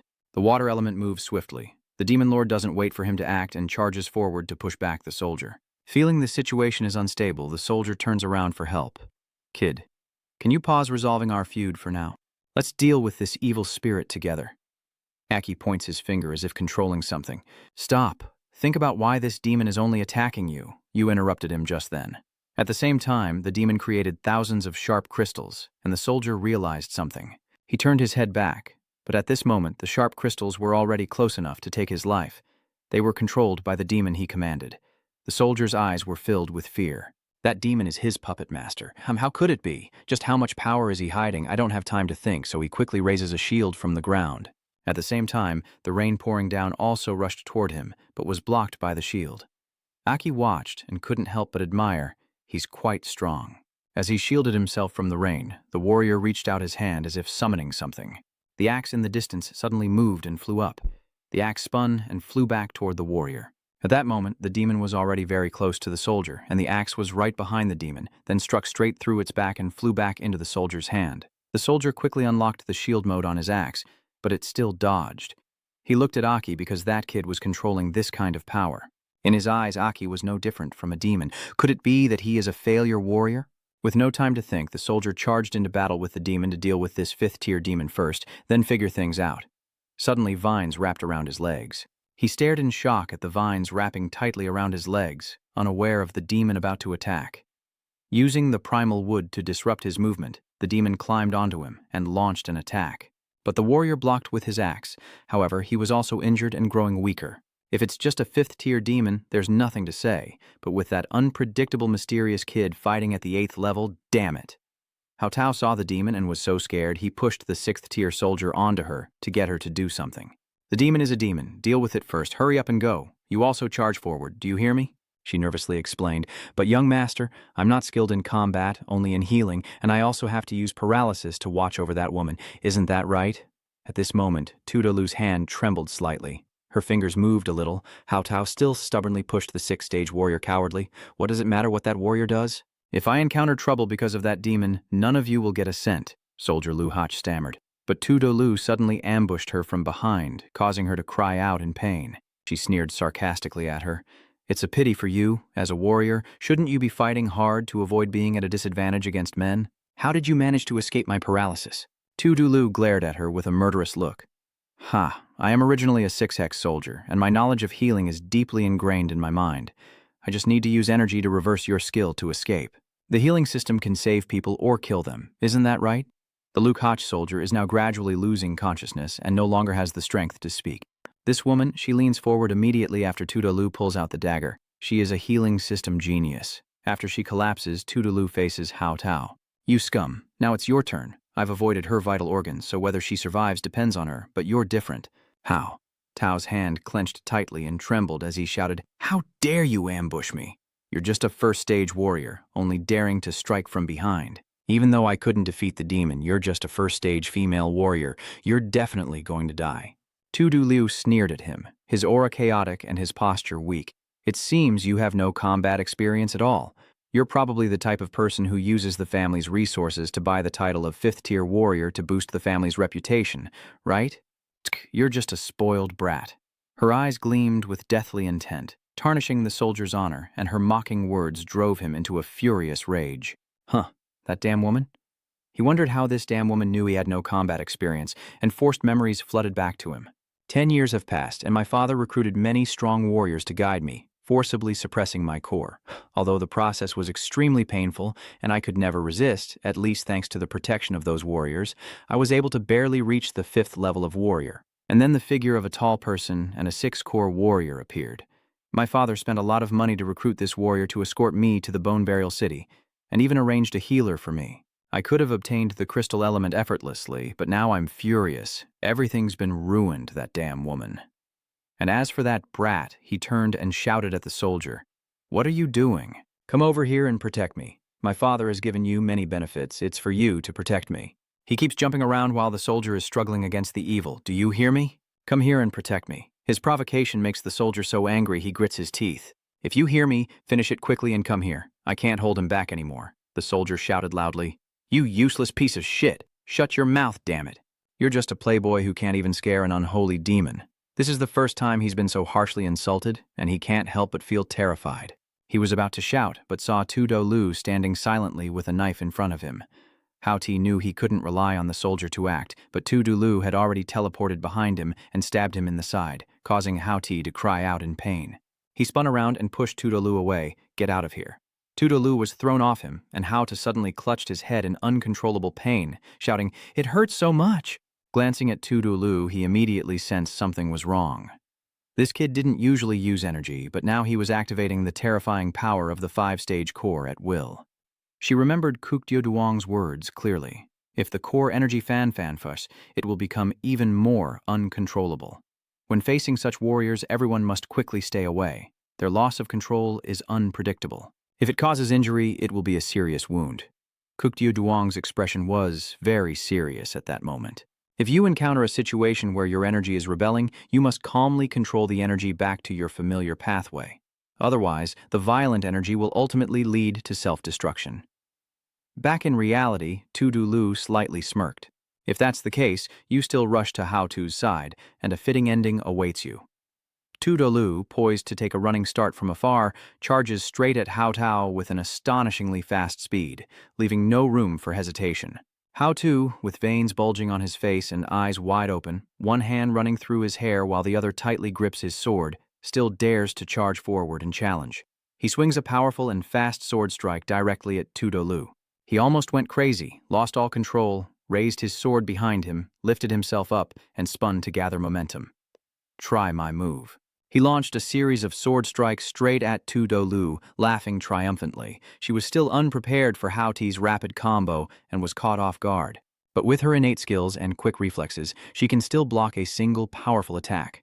Seeing Tu Dolu's reaction like that, Hao Tao felt very proud and confident, boasting loudly about himself. I am a flexible blue core warrior. How can someone like you with a recovery 6 core compare in speed to me? Tu Dolu looked at him, grimacing in frustration, and told him to shut up. Tu Dolu, while defending, recalled forgotten memories of daily exercises and her father's words. Why can a mere core like you withstand an attack from someone as fast and agile as me? Tu Dolu, just playing around with Hao Tao, said, You can cut however you like as he chooses, while I remain calm and confident of victory, thinking to herself that she would defeat him head-on. Tu Dolu launched a green attack like an arrow to push Hao Tao back, causing him to be unable to dodge and take a hit. Tu Dolu looked straight at Hao Tao and said, My father once said that no matter how great your strength is, if you don't know how to use it, your actual power is less than 1%. With a decisive move, she cut Hao Tao back, and he chose to take that one strike from her, grinding his teeth and saying, I am the heir of the Min clan. I am not to be underestimated. All of you must die. Hao Tao charges straight at Tu Dolu with all his might. Perish on all of you. Tu Dolu reacts by retreating, but his uncontrollable speed causes him to self-destruct even faster than expected, making escape impossible at this distance. She drives her dagger into the ground, lowers her stance, and surrounds herself with a blue shield. Tu Dolu decides to face his violent attack alone, relying only on her protective barrier to withstand it directly. Hao Tao suddenly erupts with veins bulging, eyes wide open. A bright blue light surrounds him and radiates outward, shooting out streams of electricity that shake the ground. Everyone was stunned, startled, and amazed. Aki reacted quickly and ran to Tu Dolu and Hao's side. And that soldier Lu Kai Honghach was standing aside, angry. He looked down on that fool, yet he was driven crazy by a girl with a sharp mind. A blinding light illuminates the entire area. A powerful stream of air bursts out, forming a terrifying blue energy sphere where the two are fighting, causing a deafening explosion of fire and earth. After the chaos, a huge circular crater appears on the ground filled with thick dust and smoke filling the sky. Tu Dolu shielded her face with one hand to avoid the dust, closing her eyes not knowing what was happening, only wondering if she could hold on. The protective barrier held up. Suddenly a voice sounded, saying you caused a Wu Huo soldier to self-destruct. Tu Dolu opened her eyes and looked up in the direction of the voice. Good job, Lu. You used the power of metal and wood to create a defensive barrier, which was the only way to protect her.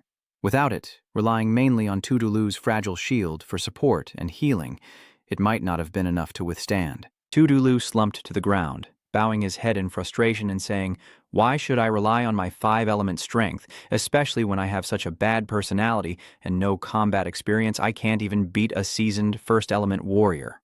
Feeling mixed and a bit chaotic, he continued, I definitely couldn't defeat a 5-element warrior on my own. I might lose immediately. Aki just looked at Tu Dolu without saying anything else, only giving her a little reminder. You were injured during the confrontation with him. Recover quickly. Now Tu Dolu is finally looking at herself. I really didn't notice earlier. Aki looked at Tu Dolu for a moment before continuing.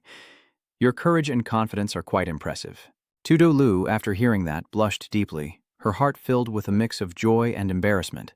She looked at Aki with shining eyes, somewhat surprised, her hands trembling, stammering as she spoke. Stop rambling. Is your fight over? Hey, where's the strong soldier? Her mind was filled with questions and confusion. Why did he suddenly praise me so seriously? Aki looked over at the fight where the demon I was controlling had gone berserk in the explosion earlier. After all, it was just a body without consciousness. As for that soldier, he's a core of the 6 colors. I don't think he will. You didn't finish your sentence, but everyone can guess what it means. The 6-color red core soldier stepped out of the smoke. Damn it. Ha ha. He confidently steps out with his weapon in hand, unaffected by the explosion. But the useless young master is dead, and even though I left the Min family directly, he raises his hand to his face and sighs. Maybe in the future he'll be harassed daily by the assassin organization his family hired. Everyone knows that the assassin organization is an underground group formed by daring fighters, specializing in assassination contracts for other fighters, but at a very high price. I heard that even warriors with failed core levels and incredible strength are part of this organization. But to hire a killer with such skills, money is no longer enough. They require a deal of equal value. Nguyen Tutho, he hoisting his weapon onto his shoulder, decided, no more fighting. You two are freaks, with such strong abilities but only using low-level core stones. Aki also smiled happily and agreed. You're right. Continuing to fight wouldn't mean anything. It seems I've also figured out my own situation. Indeed, the person I need to protect is already dead. In a place like this, he also lost his reason to fight. The Earth Elemental said further, if you fight me seriously and cooperate with the demon from earlier, I really won't be able to retreat safely and control the elements to manipulate the corpse of the demon. You hide too many things. He gazed intently at you. What exactly is your strength? What is your background? Aki still stood still, calmly replying without changing his expression. Just a lucky 4th-tier soldier with a few special abilities. With your 6-core strength, risking your life to fight me is dangerous for you too. Is having special abilities a sign of a rare genius warrior? I've heard of a few exceptionally talented fighters, truly possessing abilities that ordinary warriors don't have. He looked at you with curiosity and asked, I am very curious. If you master the elemental force, then why do you still want to go to the Bone Burial City to find the quartz crystal element? It should be useless for you. You just told me this has nothing to do with you. His words also made me pay more attention to the quartz crystal element. That's right, originally the quartz crystal element was meant for 5-element warriors to fuse with a specific element, but I want to try something else. If the quartz crystal element can allow warriors to fuse with the elemental force, then what if I gather the 5 elements of metal, wood, water, fire, and earth into one, and then combine the quartz crystal element to fuse all 5 elements together? This terrifying idea had been in my mind from the very beginning, not something I just thought of now. I grimly furrowed my brow as if talking to myself. I must find a way to make my strength stronger. You remember the image of a man in torn clothes below, covered in blood, neither human nor demon. As a former 6 Hao, he could never be confined in a place where he could easily escape. If I want to save Da, I can't rely entirely on the demonic power inside my body, because I might have to face the new king and the new 6 good ones. Turning back outside, that soldier Luke Ki Hong Hach also finished his business and turned to leave. Forget it. I advise you to leave here quickly. The shockwave from that idiot's self-destruction will soon attract countless demons or fighters, so you'd better protect your own life. He has gone far away, leaving only a wish for both of you. Good luck. Aki and Tudolu stayed behind to scout, investigate, and recheck the traces.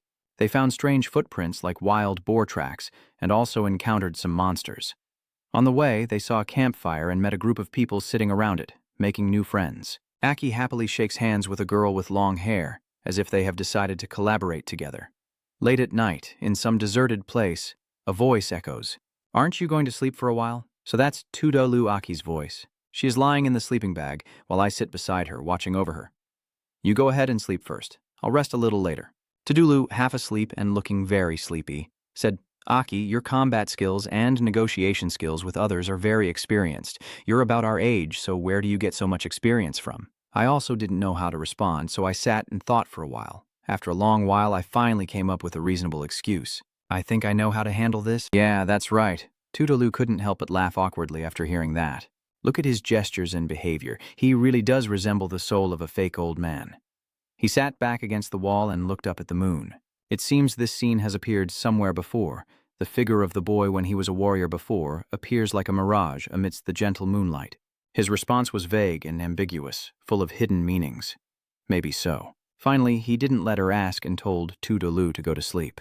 Sleep well. It was morning when Tudolu was awakened by the sound of an explosion, a battle noise. Aki had already woken up and was standing, looking at the hole in the wall. Aki simply looked calmly, glanced at her, and then, moreover, sensed the aura of the demon. The first thing Tudolu asked when she woke up was, "Haven't you slept yet?" He also replied, having dozed off for a moment, "It's okay, the energy waves there are very chaotic. It seems many fighters are chasing after it. Maybe the demon element has appeared. You should get ready to go out and see." Suddenly, the voice became a bit excited and eager, saying, "Follow me. I have a way to find that demon quickly." 2 beams of light streaked past at super speed, too fast to see with the naked eye. Aki, feeling so excited that he couldn't hold back, looked extremely happy and delighted. Tudolu chased after him from behind and asked curiously, "Why are you so excited?" You keep your excited mood and reply, It's just okay. They say one thing on the outside but think differently inside. That's right, I am very excited. For me, the new form of demon is extremely exciting. I have fought all kinds of demons in my previous life. This demon element makes me extremely curious. I have to take it down before anyone else finds it. The shadows swiftly dart and leap across the ruined stone walls, so fast that only streaks of color are visible in the air. Aki maintains his pace and looks back. Its speed has slowed down, so it must have found its hiding place. But for now, I will definitely catch it. Tudulu looked at him and asked clearly, "Do you know where those demon elementals are? The area here is very large. It's hard to find them." Aki's eyes shine with determination. "Don't worry, I know," I quietly think to myself. Although I don't want to admit it, ever since the aura of the demon element appeared, I seem to be able to sense its existence. The image of the entire city appears in Aki's mind, as if he can sense his fellow creatures. "It is heading underground," Tudolu shouts loudly, pointing toward the city wall. "Aki, look over there. The people on the wall are moving. At an incredible speed, it seems they have noticed Aki and Tudolu." Aki frowned, his eyes sharp. It seems the small team reacted quickly and has noticed the recent battle, but they still need some time to fully identify the demon's element. A different idea suddenly flashed through his mind. There's a shortcut. You hold Tudulu's hand and say, "Seriously, Lu, we have to go now." They were immediately pulled by Aki at a lightning-fast speed, heading straight down into a deep and large pit. Aki held Tudolu tightly and jumped swiftly into the lake. It turned pitch black and was extremely dangerous. Aki sensed something. It was hiding beneath the fortress wall. This is the fastest way to find it. Lately, I've been quite confident in mastering the element of wood. Aki pushes himself, his face turning pale. I've always wanted to try something like this. Then he hugs Tudolu as large branches shoot up from below the canyon, forming a crisscrossing square wooden net. That is the element of wood. The wooden nets quickly slowed down around them, and Tudolula shouted loudly while Aki felt incredibly excited. "Ha, that's so exciting." A loud shout rings out as the scene shifts to someone calling Aki's name. It's Tudolu. She shouted loudly, "Aki, where are you?" Tudolu looked down, her voice trembling from below. Aki scratched his head and chuckled, "Sorry for scaring you. Can you step down now?" Tudulu's face flushed red, and she punched him. He struggled in the darkness, surprised to find a cave within the ruins underground. Tudolu, behind her, was scared and asking how much further until Li Shi's voice. His steps stopped very close now. He signaled for silence and observed from the front. A demon ape appeared there, and it was Wu Qi. It seems to be resting. I quietly found it. The elemental demon, Tudolu, also saw it. She slowly analyzes. This is the quartz element demon and also a 5-tier demon. But unlike ordinary 5-tier demons, its aura is extremely powerful. Aki added, "Once we start fighting, it will attract many skilled combat teams. Liu, we must deal with this demon before others find this place. Take the elemental quartz from its chest and then let's get out of here." You look at her with a very serious expression. "I guess we only have 5 minutes to fight." "I need your help," she thought to herself. 5 minutes to deal with a 5-element demon core? Her eyes lowered. "What do you want me to do?" The two of them sit quietly in the dark corner, discussing. Tudolu looked at him in surprise. With such advanced energy manipulation, where did he get so much experience? "I've never heard of the energy operation method you mentioned." Aki explained slowly. "In short, I believe you will definitely succeed. Then I'll go ahead first. With that, you rush forward toward the monster." The 5-tailed demon shrieked. Aki used his magic, his face changing as a red streak appeared from his forehead down to the corner of his eye. Aki's eyes lit up as he formulated a plan to deal with the monster in front of him. Based on observations, the other teams entering the fortress have many warriors with extremely strong sensing abilities. If we don't use our fastest speed to deal with it, the teams with great strength will definitely arrive here. By then, it won't be easy to take the elemental quartz. The 5-tiered demon beast is fierce. I didn't expect it to find my hiding spot so quickly. It's not simple. He used his power to create 2 flames, orange and blue. I guessed correctly. Indeed, you can control multiple elemental forces. Your aura? Are you a demon? Then he combined the 2 flames he created earlier into a dual-colored fire and launched a direct attack on Aki. Aki suddenly realized something. So that's it. By balancing the energy of the elements, you can control multiple elements at once. Aki focused her energy. Now it's my turn. You created 2 flames identical to that demon and charged straight at him. The 2 sources of power clashed fiercely, smoke and dust filling the air, and a powerful aura radiated everywhere. Tudulu remembered the scene earlier. Aki had told her not to be surprised by my upcoming strength and appearance. You can consider that my special ability. Remember, I am Aki. Tudulu immediately understood that this was Aki's special ability, and this aura indeed resembled that of a demon. Both confrontations ended with them being pushed back by each other's power. The 5-tier demon looked at Akai with a somewhat admiring tone, as if just one glance was enough to grasp my skills. Why can you also control water and fire elements? That's impressive. Aki stepped closer and delivered another strike, leaving him no time to react. He suddenly stepped back, using the metal element to heal his wounds. Are you using the metal element? As expected, you also know how to use the wood element to heal your wounds, Aki said confidently, raising his hand to look at him. I have now recognized your ability. Let's end it here. Your determined gaze as you use the wood element to create vines to trap the demon is very surprising. The wood element, you say, you are also controlling it. He confidently creates a weapon with his hand, recalling how, at the monster hunting festival, that 5-element user used metal elements like that, and he remains determined. All right, then let's see whose elemental power is stronger. Using all my metal energy, the 5-stage demon uses a power called the 3-headed sword shield. Aki smirks, finally forcing you to focus your energy. Then he shouted loudly, Lu is the moment now. From afar, Lu, holding the 6-2 the arrow, entered combat stance, recalling what Aki just said to Tudu Lu and explained that this is a form of advanced energy manipulation. Try to gather the energy of the core, then sense its existence. Feel the flow and shape of the energy within the heart. Transform the invisible energy into a tangible form and convert it into a weapon. Then she thought to herself, let me do it. Tulu prepared to attack with the arrow, her eyes shining with heroic spirit. Are you going to let me deliver the final blow? After saying that, she bowed her head, feeling a bit unsure. But it was a 5th-tier demon, and a special one at that. With its high intelligence, if it concentrates on defense, I'm afraid we won't be able to deal with it quickly. Aki looked at her and smiled encouragingly. I will force it to concentrate its energy in one spot and counterattack against me.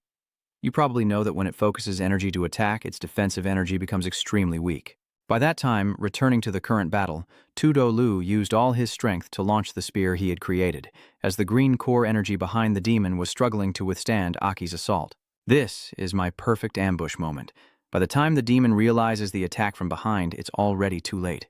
They just started, and were already preparing for this attack. Immediately, Tudolu's strike pierced through the demon's chest, causing it to cry out in pain. Tudolu, still holding his spear and staring at the surprised demon, thought that the law of gathering energy that Aki showed him could extract the maximum energy from his core, and unexpectedly, it could pierce through the demon. It seems that just now, it didn't release any energy for defense. The demon, pierced by the spear, tried to use the wood element to heal but failed, surprising it.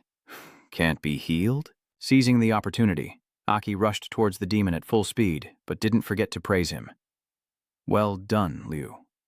As he approached, he reached out his hand for the elemental quartz, then grabbed the crystal and appeared behind the demon. Losing the elemental quartz, it knelt down on both knees, unwilling as its energy gradually faded away. So, why can't it recover immediately? Aki, holding the elemental crystal in his hand, turned to look at the demon and patiently explained, because Lu's attack is pure restorative energy. During the attack, this type of energy repels recovery methods that don't belong to the self, causing the energy to continuously diminish, so the demon bowed its head and trembled all over.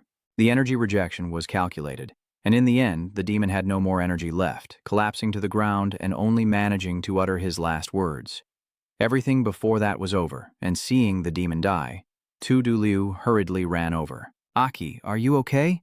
Aki raised the elemental quartz and winked at her. It's okay. Luckily, thanks to you, we got the core. Your attack earlier was really cool. No wonder you're a genius girl. Hearing Aki call out, she looked at him blankly, blushing all over, and quickly turned away, crossing her arms to try to shift her focus, but inside she was determined. Stop spacing out. Of course I don't want to block your way. I may praise you, but Aki still cares. And her, that last blow used up almost all her energy, right? It's okay. At least she can still move freely. Suddenly, footsteps behind her caught Tudulu's attention. She clenched her teeth in unease and looked back. Just as you predicted, they found us. Aki also stared intently at the back entrance. A few sensory soldiers with strong perception abilities can accurately locate the source of combat energy signals. This squad definitely includes such individuals. After speaking, he immediately charged in the opposite direction. Go. He frowned and guessed that the footsteps were coming from the left. Let's go to the right to find a way out. Suddenly, Aki winced in pain, causing him to stiffen. You kneel down, one hand covering your mouth as you cough up blood. Seeing Aki bleeding, Tudulu is stunned and confused, quickly rushing over to support his arm as the raw quartz crystal falls to the ground. Aki, are you still okay? Aki, in pain, supports himself with his remaining hand on the floor, confused about what has really happened inside. I can't feel any attack from the demon either. You're in terrible pain, collapsing and scratching the floor with your hand. It hurts so much. What is going on? My body hurts so much. Aki moans in pain, collapses to the floor trembling, making Tudolu worried. Aki, where are you hurt? After a moment of thinking, he grit his teeth and endured the pain, thinking to himself, I understand now. This body is overloaded. This body was originally very weak, although its synchronization level is much higher than before. I recall the previous battles, but during this time I must have used too much demonic energy, reaching the overload threshold of this body. Damn it. Why am I only thinking of this now? Aki tries to hold out the elemental crystal and give it to Tudolu. You leave the quartz and get out of here first. The other soldiers are coming soon. Leave the quartz and go. Wait for me. Without waiting for you to finish speaking, she grabbed your wrist, told you to shut up, then put your arm over her shoulder to help Aki up and guide him. Together, she led you to the fork in the path. I don't know what happened to you, but I don't have time to hear your explanation. The woman glanced at Aki sternly and said, I am the team leader, and I will absolutely not leave you here alone. At this point, seeing the stairs ahead, she encouraged Aki, suggesting that going forward might lead to the surface where there's more oxygen and he'll be better off. For a fortress of this scale, there must be other exits. Aki, now drenched in sweat, endures the pain silently. After a while, the two of them reached the top of the stairs and stepped outside into the sunlight, with Tudolu exhausted and sweating, silently thinking that they had finally reached the surface. Maybe following this direction would lead them out of the fortress. But Tudolu looked at the city before him, wondering why it resembled the architecture from her previous dream. Suddenly, behind the stairs, the sound of tearing wind erupted, and dark figures shot out in front of them, obscuring the air with dust. A person with a 5-tier core on his chest grins and says, forming a temporary team with you really does pay off. Your trio's sensing abilities are very strong. The group that appeared is standing there staring intently at Tudolu and Aki. Everyone is at the 5-element stage. There's no need for such formalities. Was it them who started the fight earlier? Tudolu looked at the people in front of him as if stunned after the 5-star soldier. Damn it. A guy with 2 round black spots near his left eye crosses his arms and looks at Tudolu with disdain. First-tier warrior? Am I not looking properly? Is your squad only 2 people? Is the other person injured? Because of the battle with the demon earlier? Suddenly he realized something and looked down at Aki's hand. He was surprised and pointed at Aki. Wait a minute. On his hand is a crystal element. The group was also stunned by that. Everyone happily shared the loot. Nice. Ha ha ha. Looks like we won't have to work hard after all. The 3 of us will take this quartz. Ha ha. My squad wouldn't agree to that. Listening to what they said, Tudolu clenched his teeth in fear. What should I do now? I'm not their match. Damn it, if I were a little stronger I could have protected Aki. Suddenly, Aki pulled his hand back and leaned away from Tudolu, surprising her. Aki, try to lift the elemental crystal for her. Help me hold the amethyst steady. You analyze the situation and stay calm. Their target is the quartz crystal, but here they won't let us leave alive. Seeing Aki continue to use core energy makes Tudolu worried. Aki, but at least I can still fight with my body. You pull Lethan Kiem forward, leaving behind a towering figure that commands reverence. I am a soldier. I will fight until the very last moment. Seeing the wounded figure carrying a sword on his shoulder as he walks toward them, surprising everyone. Oh, a 4-core warrior with injuries, he's got spirit. You want to fight against our 2 squads? We have 6 5th-level warriors. Ha ha ha. If you know what's good for you, just hand over the quartz and I'll make sure you both die quickly. Aki panted as she walked, thinking that she could feel the demonic energy within her body, almost unable to awaken it anymore because her body could no longer withstand that immense demonic power. This will be a tough battle. The group, seeing Aki not responding, began to act. Whoever was skilled enough would claim the prize. If that's the case, let's see who can win before the others catch up. Suddenly, a vision of Aki collapsing appeared in her mind, making her worried. Why do I suddenly remember that dream? After all, I have a bad feeling about this. At this moment, the others rushed toward Aki with weapons, and the thug in front angrily ordered to kill them. This time, leave the core element to us. Someone from another team is trying to compete. Ha ha ha. Sorry, this time it belongs to my team. This guy seems very serious. Our squad has already found a buyer. Even if we don't need to use the elemental core this time, selling it outright could make us a fortune. Divided evenly, it would be enough for the 3 of us to buy better equipment. It's about a minute. Aki grits his teeth and endures until the veins bulge on his face.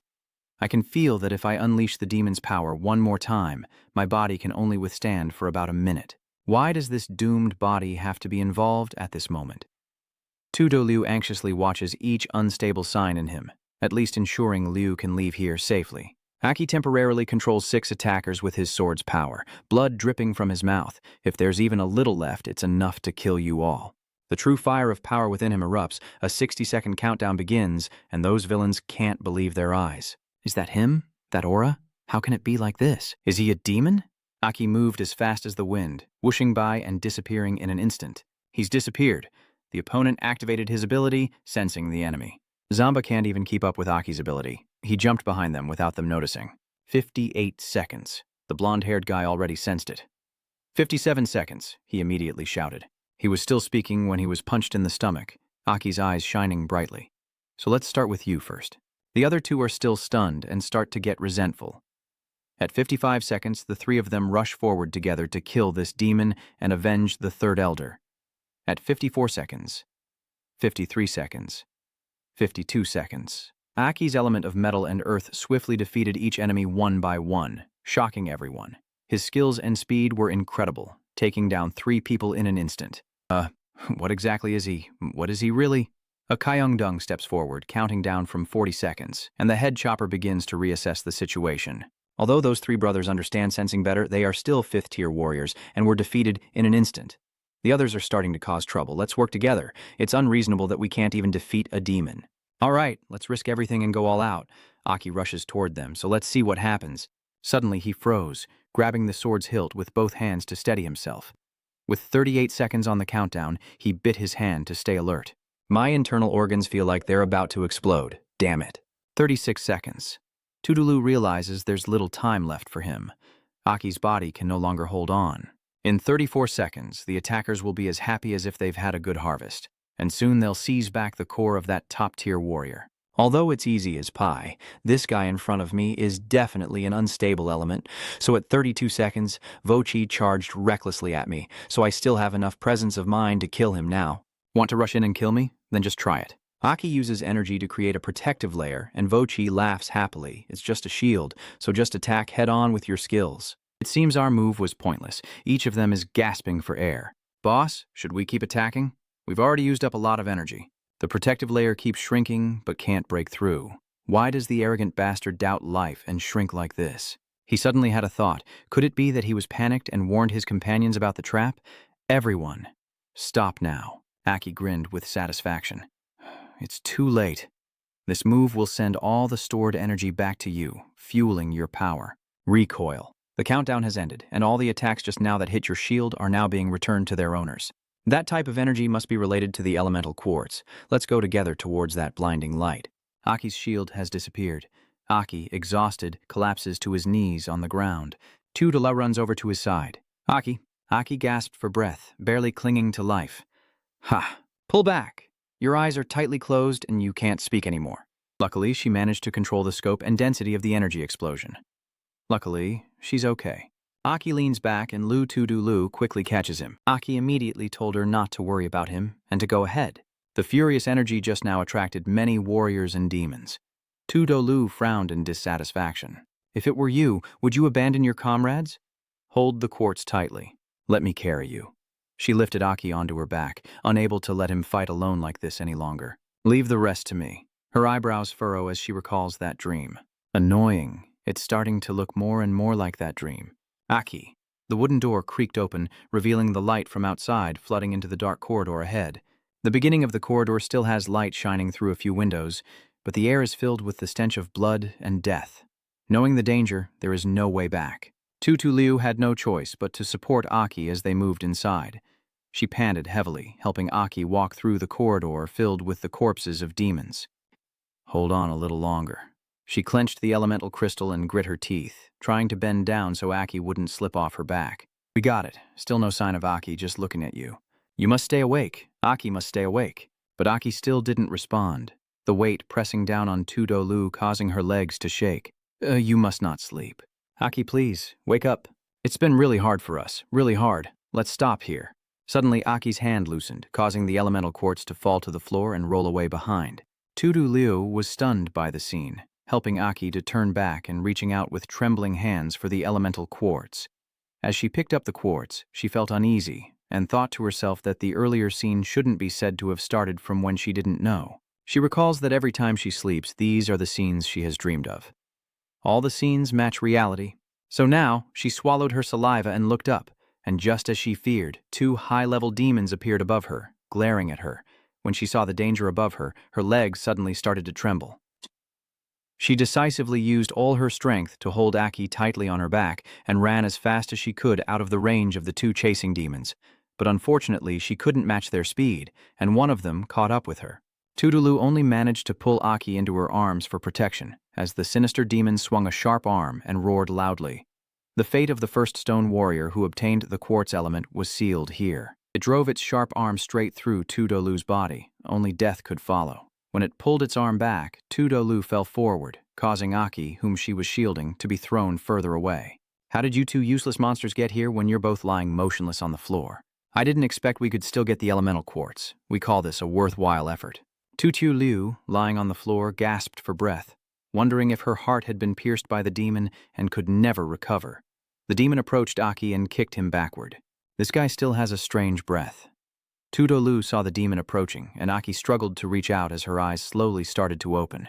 He smells unpleasant to me. Don't touch him. The demon sat watching Aki for a long time. I don't like the smell of this man. Cut off his head and play with him like that. Hearing this, Tudolu shouted with all his strength, causing the two demons to turn and look. Don't touch him. She stared fiercely at the two demons, blood continuously pouring onto the floor. The demon stepped closer to her with a sarcastic smile. Ah, so powerful. You're about to die, but you still know how to talk back. After saying that, it kicked straight into Tudolu's stomach, causing her to bend over. Her strength was too great, so her whole body was thrown backward, but her true power was too weak. Tudolu bitterly struggled in pain, thinking to herself that her strength was indeed too weak. She struggles to open her eyes and look at Aki. I can't protect my teammate. I can't protect Aki. At this moment, Tudolu's vision began to fade. Don't let go of Aki. As her eyelids were about to close, she was still blaming herself. Damn it, I want to protect Aki really well. It's all because I'm too weak. I can't accept it. If only I were a little stronger. At this moment, suddenly a voice echoed through the space. Annoying. This is really awkward. Suddenly, the sound of high heels echoed. A flash appeared right in the middle of the corridor as the footsteps stepped out, freezing time and space. When Tudolu was kicked into the air, He Wonki gracefully stepped out of the space. She is one of the 6 great kings, the one who controls time and space. Her strange blue eyes gleefully watched the scene before her. Sich Wonki told me not to help that human soldier, but in the end, I did. My head really hurts. She looked at Aki gasping beside her while the demon was about to strike, but I can't be blamed. Isn't the one making me worry actually you, Sich Wonki, who was inside that human body? She smooths her dress with both hands before sitting down. The human body truly cannot withstand the power of beloved Red King. She sat back, tucking her hair behind her ear, and gazed intently at Aki. This body has been overloaded for a long time, yet you still pawned it off until now. She looked at Aki's peaceful, closed eyes, just as Ishwonkai had said. The will of that human he likes is truly astonishing. Suddenly, an idea came to her mind. I need to confirm something. Hak Wong Ki leaned in and whispered into Aki's ear like a lover, Do you hear me? Zicha's whisper is very soothing, but there is no response. In the quiet space, she sighs in disappointment and stands up, saying, Annoying. I rarely get to see you, but you won't wake up. At this moment, He Wong Ki notices Tudulu. Ah, that's right, that girl. After speaking, she disappeared and reappeared right in front of Tudolu, smiling softly as she studied his face. You have a wave of energy on your body that I am familiar with. That's interesting. She stood there lost in thought for a long time. It seems even stronger than I thought. Your ability, unfortunately, you're just a human and can't unleash the power you inherently possess. Suddenly, she thought of something. She touched her lips with satisfaction, thinking to herself if the Crimson King had told her not to help that kid directly, then helping indirectly should be fine. Right? I'm overthinking this. She raised her hands to support Tudolu's head and legs, lifting him up. So let me help you evolve into a new life. That beautiful mouth opens to reveal sharp fangs. There is a wave of time energy on your body. Just then, she pressed her lips against Tudolu's slightly parted lips and said, I will give you my power. At this moment, the green core on Tudulu's chest is instantly overtaken by black, causing every cell in her body to change, turning her front core black as well. Not stopping there, the 1 cycle symbol spins like a helicopter blade, then stops in the shape of the 4 cycles, a 4 cycle black core with time and space abilities. Afterward, Black King Chi withdrew his tongue and pulled away from the beautiful lips in front. She looked at the core on Tu Dulu's chest, surprised that her body had absorbed so much of my power. Very good. It seems your desire to become stronger is very intense. At this moment, she jumps back and flies toward the space gate, sending a heart to Tu Dulu, so I'll have to rely on you. After Black King Chi passed through the space gate, it closed behind him. At that moment, the surrounding circles radiated outward, signaling that time and space had resumed their movement. Tu Dulu, who had just fallen and hit the ground, spat out a mouthful of blood. Aki faced the sharp arm of Hoke, ready to strike down the smiling demon's head, but at this moment, a hand clenched tightly around that sharp arm, preventing any movement. The blue demon was surprised by what he saw because the hand was not from the person in front of him. What is this? So the blue demon looked towards the other person there. The demon was stunned as it saw the smoke in front of it, accompanied by a voice coming from within. How is that possible? I told you earlier. Tu Dulu stepped out of the smoke in a completely different form. Do not touch him. Her distinctive white hair is now half black, and her eyes look just like the Black King Chi. This is her demon form, the black and white four-element powers of time and space. She rushes forward to get close to the demon. Try touching him and see what happens. The space control magic makes her hand reach out and scratch him, causing him to cry out. The remaining demon suddenly stepped back. Oh, so you're my kind? Fellow creatures, I am not one of you, you beasts. The remaining demon calmly told her to pretend to be, no matter who you are, kill. After saying that, it rushed quickly toward her. Tu Dulu still stood there, performing some kind of magic with her hands. A cube appeared above the demon's head, and the cube fell onto it. This made the demon unable to move. Huh, can you control space? Then it weakly struggled to cling to the ground and try to stand up. Don't underestimate me, huh? It's just a sword, not enough to kill me. Tu Dulu sneered, who said there was only one blade. It turns out she cast a spell to make dozens appear around it, then angrily shattered them all. The sound shattered like glass, and the demon's screams echoed painfully. The area where the demon had been was now a deep crater, and there was no sign of it. After dealing with that one, she moved toward the remaining demon. Seeing her strength, this demon had started to fear, trembling uncontrollably as it thought to itself. In the end, how deep did that hole get torn apart by space, and your comrades couldn't even keep the body? She glared at it and said, It's your turn now. That demon retreated trembling. Why does she look like just a small human yet exudes such an overwhelming sense of oppression? Wait a moment. I am very suspicious about what you two really are. You don't need to say anything else. Your ability is obvious at a glance. It's the same as ours. And a rare space ability, plus your companions. He exudes a kind of aura that makes us tremble in fear. What exactly are you? Tu Dulu calmly replied with his usual words, We are human warriors of humanity. That demon lord laughed loudly and said, Do you believe in your own words because you are human warriors? Just now, that was only the strength of a first-tier warrior. In the blink of an eye, it has the power of a fourth tier, and even we fifth tier cannot match you. Before it could finish speaking, Tu Dulu rushed over and tore the demon in half. You're too noisy. She stood in silence for a moment, looked at Aki, then bent down to stroke his cheek and said, I used to be saved by you. This time I will save you. She collected the demon's spirit stones and helped Aki to his feet. Let's go outside now. At Baochan Kot City, the sound of knocking on the door echoes. The two soldiers outside the city spoke through the loudspeaker, checking if the humans were shouting. The soldier turned back and opened the door. The door opens to reveal Tu Dulu helping Aki out, her body marked with many wounds. She tiredly says, Aki, let's go. Before she finished speaking, she collapsed suddenly. Seeing that, the two soldiers quickly rushed to their side. Take them to the treatment room. But looking through the door, everyone became terrified at the scene before them. It was a horde of demons being compressed by space. What on earth is this scene? How did they end up here? Dozens of demons are being squeezed or pierced through by space, creating a terrifying and horrifying scene. A voice suddenly appears in Tu Dulu's dream, saying, I knew I wasn't mistaken. You are very suited to my power, little sister. You also have an untapped precognition ability inside you. I'm very curious and looking forward to it. Tu Dulu gently opened her eyes, and before her was another version of herself. She suddenly startled awake, looked up at the ceiling, and sat up from the bed. This is the clinic on the outskirts. It seems we have been rescued. Who was that in the dream just now? She raised her hand and looked at it for a moment. Her wound had also healed. What's going on? Despite such serious injuries, they seem to have never existed. Tu Dulu feels confused in his memories.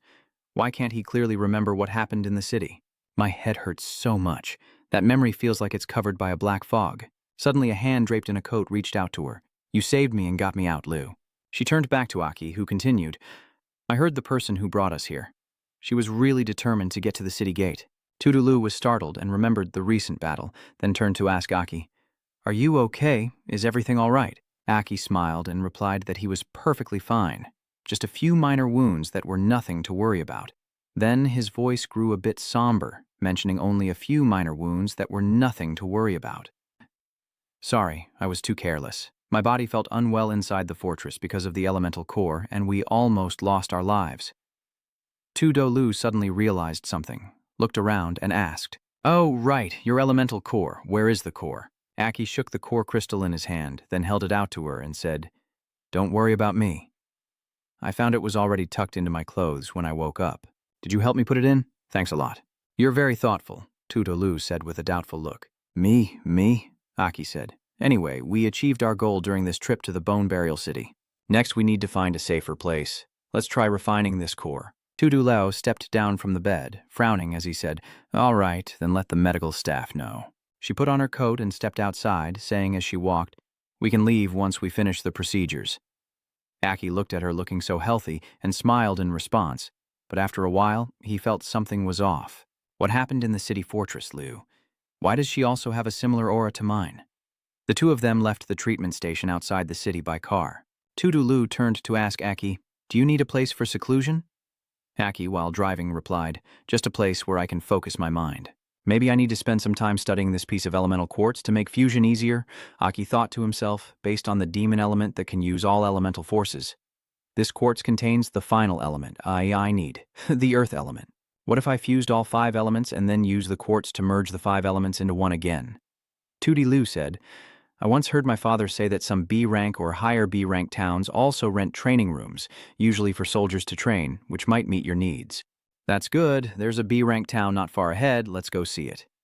The B-rank town of Salamanca is built with ancient architecture. With an ancient exterior but a modern commercial city inside, Aki and Tudolu disembarked from the vehicle and stepped into the bustling marketplace. This town seems to be quite famous. Yeah, I saw many soldiers who aren't locals on the street. Tudulu was surprised to see 2 soldiers with guns on their backs. Oh, there's even a member of the hunting team here having fun.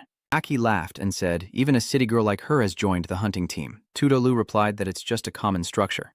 The hunting team consists of human soldiers who do not live in the town.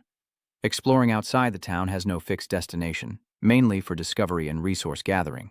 Usually, small group activities have very strict requirements for individual abilities, equipped with highly organized combat gear. Salamanca City, although a level B town, is a rare trading city. Aki listened for a while inside. No wonder other soldiers can also enter. The thriving trade city hopes to find suitable training grounds easily. Huh? What are those 3 battle points? The boss there looked at Aki and said, Are you serious? A soldier who doesn't even know what battle points are. Battle points are the separate currency for your soldiers. Soldiers can use battle points to spend in any city. Aren't you a soldier? Are you still a core member of the 4 pillars and don't know about these things? Are you into cosplay? 2. Tu Liu pointed to the device on the table and explained that battle points are linked to one's identity. Checking how many battle points you have is simple. Just use your finger to scan this device. Seeing how knowledgeable she is, that guy kept marveling. This beautiful girl really has extensive knowledge. Aki listened to their explanation for a while, then reached into the machine. Oh, not bad. Let me try. In his heart, he thought that in his previous life, there were no battle points at all. Materials were fairly divided among everyone, and if needed, just submit an application. Truly, times change so quickly. When the machine announced the results of the non-combat points check, everyone around looked at him and then burst out laughing. Is this little guy here to make a fool of himself? No battle points, but still want to rent a training room. The shop owner shouted furiously in front of you. Are you trying to amuse me, Kauchindium? You want to rent a training room without any battle points? This bastard is here to cause trouble, isn't he? Aki chuckled softly, twirling her ear, thinking to herself, Why am I so poor this life? Why does this feel so ordinary? The shop owner continued shouting, My training room is the best nearby, costing at least 600 battle points a day. While they were talking, someone on the other device checked the balance and saw 1.2 million battle points. It turns out Tudoluko told the shop owner to book a spacious room, and both Aki and everyone there were stunned and wide-eyed.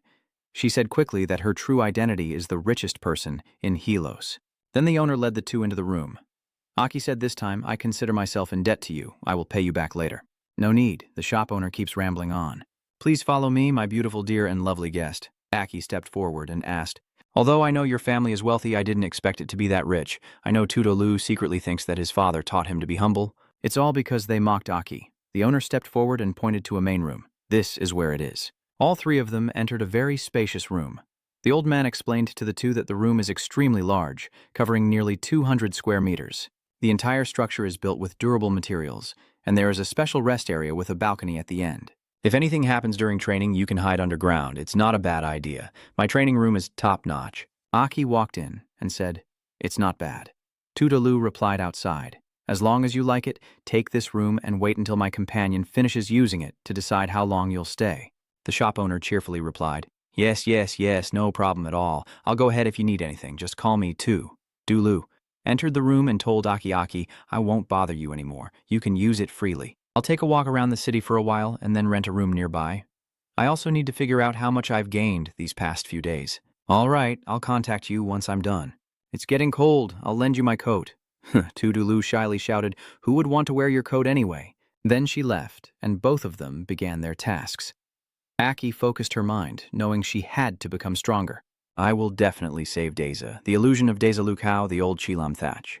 Because the resistance in Tan Zhuang is now crippled with both arms and legs broken, Tan Lukao still has Tan Vuong, and when the time comes, I will make you all pay. The backlash of the demon's power this time proves that I can't rely solely on the demon's strength.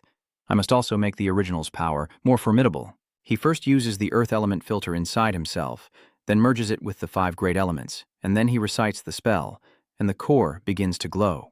Responding with my core elemental nucleus, Tudulu walks through the bustling streets but remains deep in thought. On the way here, I seem to remember some things from the Bone Burial City.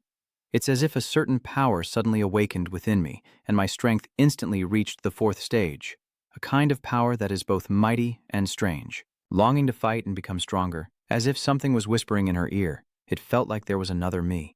Is it that I longed to become stronger too much? What exactly is that power? I still haven't fully grasped that power. As I was thinking, suddenly I saw a place with a long line. The arena is amazing, and people are lining up to buy tickets without pushing. So this is the martial artist fighting arena. The arena fighter competition attracts warriors from various factions, so this ranking board will draw a lot of people. The arena has already been drilled, so I probably need to fight to master and grasp this mysterious power. No matter what I mutter in my body, only one thing is certain. I will truly fight to become stronger. If you want to join the arena, it's best to hide your identity. Suddenly, she heard the sound of a mask seller's knife. Selling nanocoats for soldiers at the hall, she goes there to buy a mask to wear, thinking to herself, yes, I want to become stronger. I don't want to keep being a burden, nor do I want any demon to look down on my strength. If a mysterious power awakens within her, then she will control it herself. She steps in and also stops holding back. The boss kept marveling at the money earned today, saying it would be a profitable day. She stepped in front of him and asked, "Boss, I want to join the fighting arena. How do I sign up?" He also replied cheerfully, "What is your rank as a female warrior?" "My name or alias is fine. Warrior Tukai calls me La Sat Mu." Seeing someone come to register, the owner smiled brightly like a flower. "Welcome, welcome. Our Salamander Warrior Arena welcomes you. May I ask if you're participating today or not?" Tutu Liu tilted his head slightly, now ready to fight. The owner squinted happily at that. "That's great then. It's been a long time since there's been a new female fighter on the arena. The strength of the Southern Warrior has already been roughly established, and usually very few female fighters participate in the arena. Promoting it could definitely earn a lot of money." Thinking that, the boss turned around and shouted loudly at the staff, "Come here and lead the way." He directly took the female warrior to register, while a boy hurried over with a tense voice. "Come this way, please follow me." Yes, I've registered her on the computer already. La Sat Mu, female warrior. I will give a brief introduction of the arena rules to you. Tudulu looked at a pair of soldiers helping each other walk in the opposite direction and said, "Just call La Sat Mu. No need to use honorifics." Hearing that, the kid happily smiled, but still stammered. Yes, then I'll just call you Sister Lasat Mu." Tudulu walked behind the kid with a nonchalant attitude. "Whatever you say, but what is the highest rank of the participating soldiers here?" Currently, the Zakalaman City Arena's highest-ranking participant is a 5th-tier warrior. But Sister Lasat Mu, don't worry, that's a male warrior arena. The highest rank for female warriors at the moment is also only a 4-star female warrior. Since he didn't do any research beforehand, Tutu Liu was very curious when he heard that. Does he mean they still separate male and female arenas? That's right, the number of participants in the male warrior arena is extremely high. This type of arena rarely has female warriors join. Tudulu walked gracefully behind the kid. Why separate the male and female arenas? Competing together on the same arena isn't that better? It used to be a mixed-gender arena, but I heard the male fighters are unwilling to compete against the female fighters. At this point, the boy feels a bit embarrassed and says, "It's embarrassing." Even the winner feels awkward, so they split up later. Villagers rarely have female warriors participating. Tudolu didn't like that idea at all. Strength determines victory. There's nothing shameful about it. The one who says that is definitely a weak person who thinks they're right. The kid blushed with admiration. So cool. Thinking that, the little boy closed his eyes in admiration, snorted, clenched his fists, and said, "Yes, sister. You are right. Soldiers decide victory with strength. Yes, sister." I was about to chat more when a blinding light shone on both of them, so the boy pointed ahead. "We have arrived. In front of the two of them is a spacious area with a battlefield shaped like a bagua, mixed with the cheers of the spectators, the female warrior on the arena." Tuolu felt a bit overwhelmed by the crowd and thought to himself, if I didn't wear a mask, I would really feel very anxious. Calm yourself and look at the arena, then ask the kid. "So just get on the stage, right?" "Yes, Sister Lasat Mew." "Keep going. Winning will get you a prize money." You're a rich girl and not interested in the prize money, so you turned around and asked, surprising the little boy. "The prize money? Is there anything else besides the prize money?" "Yes, there is prize money." And at this point, the little boy, unsure, nervously touched his nose and asked about the ranking. "Your ranking on the arena leaderboard will go up, which is also a kind of honor." This is enough. So she walked straight to the arena, her protective cloak billowing in the wind, embodying the glory of a warrior. Seeing her like this, the little boy stared in awe, then blushed and covered his face shyly. "Little brother," the boy feels a shining part of the moon in the night sky. "I know love now." The loudspeaker quickly announced, "Ladies and gentlemen, you're very lucky today." Tudulu is now standing proudly on the arena. Our female warrior has a new member. Let's welcome Warrior Tuki Lasat Mew. Hearing this, the audience cheered enthusiastically. "Woohoo! It's been a long time since we've seen a female warrior on the arena, so go ahead and fight," Tudulu thought to himself as he looked up at the crowd. The audience's reaction is really enthusiastic. It seems there are very few female fighters participating in the arena. I'm very curious about what's happening on the male fighter's side. The host sees the atmosphere in the arena has heated up and everyone is eager, so please welcome our remaining challenger, also our only remaining female warrior, our goddess of the female arena. Tudulu heard that and suddenly thought, so the only remaining female warrior on the female arena is Linghua Rukro. There really is only one person. According to the announcer's voice, a charming girl steps onto the arena to tease the audience. "Please welcome the dazzling Langhua, my love, to all of you." As she steps out, the audience cheers excitedly, finally able to see the beautiful Langhua in action. "Langhua, kill him." Tudulu looked at the opponent's costume and style and asked with a question mark. She closed her eyes and sighed, an understanding now why ordinary female warriors wouldn't come to participate in the arena, because today's female warrior arena has become corrupt. Bright and dazzling, Langhua looked at Tudolu with enchanting, beautiful eyes. "Are you my opponent? Hello, I look forward to your guidance. I am the radiant Langhua Lam Hachtuki." Tuodulu simply introduced herself and thought to herself, "Lasat Mu, Hachtuki. Since awakening, I can feel the immense power of time and space, but I need to fight with all my might to confirm it." She looks uncertainly at the friendly beauty in front of her, but given the current situation, Langhua's beautiful lips opened in surprise. "Oh, a rare black mark and covering the face.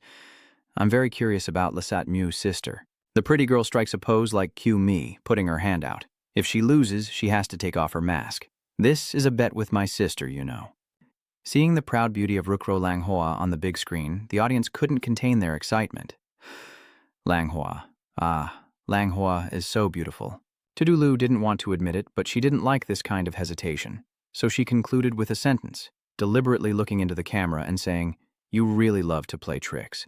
If we're all 4-star warriors, then let's fight seriously." After finishing, both of them released their core energy around themselves. The battle between Lasat Mu and the dazzling Langhua officially begins. With a very serious attitude, Tudolu quickly adopted a defensive stance as soon as the announcer called for the match to begin. In contrast, Langhua Rukro lightly lifted her foot, asking, "Are you ready to watch my beautiful dance?" Hearing that, Tudulu was also full of question marks. "Rukro nu mo tien nun hai mua," Moi buok chancham tren vodai diu hien len mot bong huarokro. The girl winked and smiled at Tudolu before singing, making the stage incredibly romantic. It is the classic Lang Hua V footwork. So lucky to witness it. Stunningly beautiful. The audience roared loudly. Here she is. Ling Hua continues to dance. The host watches Tudolu standing still in silence, seemingly having retracted her stance. Did she give up because she had to face such a massive attack? Lang Hua continues to dance closer to Tudolu with a gentle, sweet expression. But as she feels like she's singing in the midst of the splendor, a slap from Tudolu lands straight on her face, distorting her face into a hideous expression. The audience, witnessing this, gapes in disbelief. The host isn't much better than the audience either. The little guide boy earlier was also stunned but didn't have his eyes popping out. A knockout blow causes Lang Hua to foam at the mouth and faint on the arena floor. At this moment, Tudolu behind his mask feels very disgusted. She's even more arrogant than the useless young master I met in the Bone Burial City. I can't even sense the aura of a top-tier warrior from her, and her skills seem only meant to attract attention. Her voice echoed through the hall, making everything fall silent. Because of people like her, the female soldier no longer received the respect she deserved. A soldier exists to fight. As she said this, her whole body was filled with murderous intent, her fists clenched tightly. Please don't insult the word soldier. Don't look down on soldiers. Damn it. The little guide trembled with excitement, shouting with both hands raised in celebration. Ningo was going to die. Lady Lasat Mieux, you're amazing.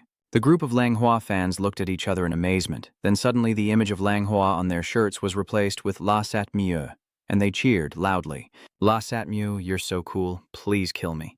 The host hurried onto the stage to announce that La Sat Mieux had won. A single punch to defeat the opponent is truly impressive. With unmatched heroism, let's congratulate her on topping the rankings. Tudolu looked at the host unhappily. Truly childish. This is the only arena where only one person can take it down. Take me to the men's ranking. Does he think he misheard and is staring at her? What did she say? Tutu Liu reveals a blue aura of energy surrounding him as he emphasizes it. I want to challenge at the South Arena. The scene shifts to a bustling market in Salaman with people passing by in all directions, each one glancing back at a young man carrying a girl on his shoulders. Look at that guy. Only wearing a bathrobe to stroll around town? Is the person he's riding on his back a girl? What are you saying? Surely she's his sister. He looks young, just over 20. Ignoring the crowd's gossip, Shidu walks with a smiling Xiaoduzi, confidently squeezing into the crowd, while the girl curiously looks around and spots a stall full of delicious sweets pointing at the straw pole covered in bright red lollipop sticks. I want to eat that. Xiaodu held her hand and led her toward the stall. Oh, this one? I heard it has a sweet and sour taste. Would you like to buy some candied hawthorn? My candied hawthorn is the sweetest in town. Shidio raised her head to look at Xiaoduzi, who eagerly stretched out both arms, wanting to eat. He reached out and grabbed the stick of candy apples, startling the shopkeeper. Fine. Then he lifted the lollipop stick and handed it to the girl shop owner standing nearby, who couldn't react in time and fell backward. This isn't a greeting at all. He turns around and walks away, leaving the shop owner puzzled. Looks like that's enough for tonight, huh? Let's see if there's anything else fun left. The sweaty shop owner shouted back in time. Hey, wait a minute, brother. You haven't paid me yet. Only Dio was closing her eyes, lost in thought, while the girl looked at the shop owner with a confused expression. Seeing that neither of them said anything, the shop owner angrily rolled up his sleeves. What are you looking at? Trying to cheat me? You think you're so tough? Do you believe I won't hit you? I used to compete in the fighting arena before. Shidio's mouth opens now. The world of troublemakers is really complicated. His eyes suddenly emitted a purple energy as if trying to draw the whole world in. The shop owner looked into his eyes, suddenly losing focus and bloodshot. And as Shidu's voice echoed, the shop owner seemed hypnotized and turned away. Go home? Yes. Xiaoduzi chatting while opening his mouth wide to put candies in. The vice captain and captain have already left, and against the light, Shidu's face is dark, but his white teeth show he's smiling. That's right. Kill a few human soldiers around the city and they'll panic. He squinted and chuckled. Humans really are weak and cowardly. Wait until she finishes her mission. He lifts his head and smiles at Little Bean. Destroy this entire town. Xiaoduzi, upon hearing that, chewed on a wooden stick and grinned proudly. All right, back to the arena. The male warrior heard the excited announcer's voice echoing. The female warrior actually requested a challenge against the male warrior ranking. This is the first time ever. The host smilingly points to the entrance of the arena. Please look in the direction of my right hand. Now, please welcome our challenger. Lasat Mieux finished speaking, Toodaloo put his hand in his coat pocket and stepped out with confidence. The crowd cheered loudly. Wow, a female warrior, a beautiful scene with a male warrior. When Toodaloo approached the host and pointed towards the opposite entrance. Initially, no one from our southern soldiers was willing to fight, but after negotiation, following the host's gesture, a grim-faced person stepped forward with the core of the 4th period on his chest, emitting a blue aura. Please welcome our first challenger. 4-period warrior, prepares to draw sword. His gaze fixed intently on his opponent, thinking to himself that the female Tukai warrior is of the same rank as him and is a rare black core. At this moment, the host has stepped back from the arena as the two opponents face each other in the middle of the battleground. Next, I will hand over the stage to our warriors. Rule 1, do not cripple your opponent. Rule 2, do not kill your opponent. Both sides shake hands. Tietu the Dao stands proudly, extending his hand with a friendly smile but looking down on his opponent inside. I look forward to your guidance, Lasat Myoza, or there will be no extra reward. I have no interest in fighting the female warrior. As their hands are about to meet, the small sword stance whispers and pulls Toodaloo Kuang's hand back. Lasat Myo, let's negotiate a bit. He grinned cunningly. Maybe we should team up and share the profits at the end. This way, both of us benefit. I won't be ashamed and you won't lose face either. So what? Hearing that, Toodaloo silently stood still, staring intently and ready with his sword. No response. He grits his teeth and frowns in annoyance. Did I not make myself clear enough? Toodaloo dismissively turns away and walks off. A soldier like you isn't worth my handshake. Seeing himself being disrespected like that, the warrior's foot stomped down hard, as if to punish with wine instead of drinking it. He didn't care about the rules, and with a jump, he spun in the air and charged at Toodaloo. Die already. With that, he lunged forward with a gust of wind aimed at Toodaloo's head, but she dodged by tilting her body. Although the attack failed, he still smiled, and his left arm flicked out 4 knives like a fan with a flexible waist. While Toodaloo was leaning back to avoid the punch with his right hand, he struck with his left hand again, just in time to hide his eyebrows. Toodaloo's blue eyes stared nervously at the arm with the flying knives, as if she couldn't avoid it. The fierce competitor Lasat Myo seemed unable to dodge in time. Boom! A loud sound echoes as the punch cracks the arena floor, causing it to shatter and sink over a wide area. The crowd hurriedly covers their eyes, not daring to look. Oh my God, did he really kill him outright? Dying on the arena? The host looks through the dispersing dust and reveals the smiling, triumphant face of the blade stand. A full-force strike from the blade. Could it have directly killed the opponent? That is forbidden. Just as he was smiling confidently, a figure appeared behind the blade of the world, accompanied by a green light rushing swiftly toward his head. When the green light nearly reached his eyes, he finally saw clearly that it was a hand wrapped in green energy. He quickly jumped back, staring intently ahead, as a whooshing sound of a slash just missed where he stood, making him terrified. What the hell is that? Why is there someone else on the arena? Tietu, the Dao widened his eyes and stared straight ahead, searching for an answer. When he saw Toodaloo, half of his body on the ground and the other half still reaching out with his hand, he couldn't understand at all, but the host was excited. What kind of Lasat Myo is this? Oh my God. Lasat Myo actually has a trump card.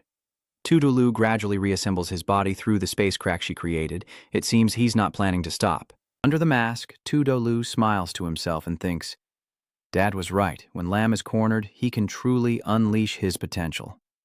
The crowd watching this erupts in cheers. Is this the power of the Black Core spirit? Open your eyes wide, Lasat Myo, let's go. Tiet, the sword stance, grits his teeth in annoyance, but also desires it. The power of the Black Core is truly damn strange, making me crave it. He seized it and immediately raised his hands in a boxing stance, rushing towards Toodaloo in a zigzag pattern. The warrior of the Black Core unleashed a flexible spiritual core skill, attacking with serpent-like movements. Facing the Kong, Toodaloo calmly closed his eyes and muttered, pretending to attack with a left punch, then throwing a right hook if he could dodge both. At this moment, a left punch from the armored sword stance man rushed towards him. Toodaloo's eyes open, a blue light flickering as he mutters, finally going all out with a powerful punch. Toodaloo used her spatial ability to grasp the left wrist of the steel guard and stunned him. Well, that's simple. She immediately used her space ability to appear above the sword-wielding man, grabbed his other arm, then kicked him hard in the back, causing him to crash chest-first onto the floor and spit out a mouthful of blood. Toodaloo was very pleased with her successful plan, having controlled his arm perfectly.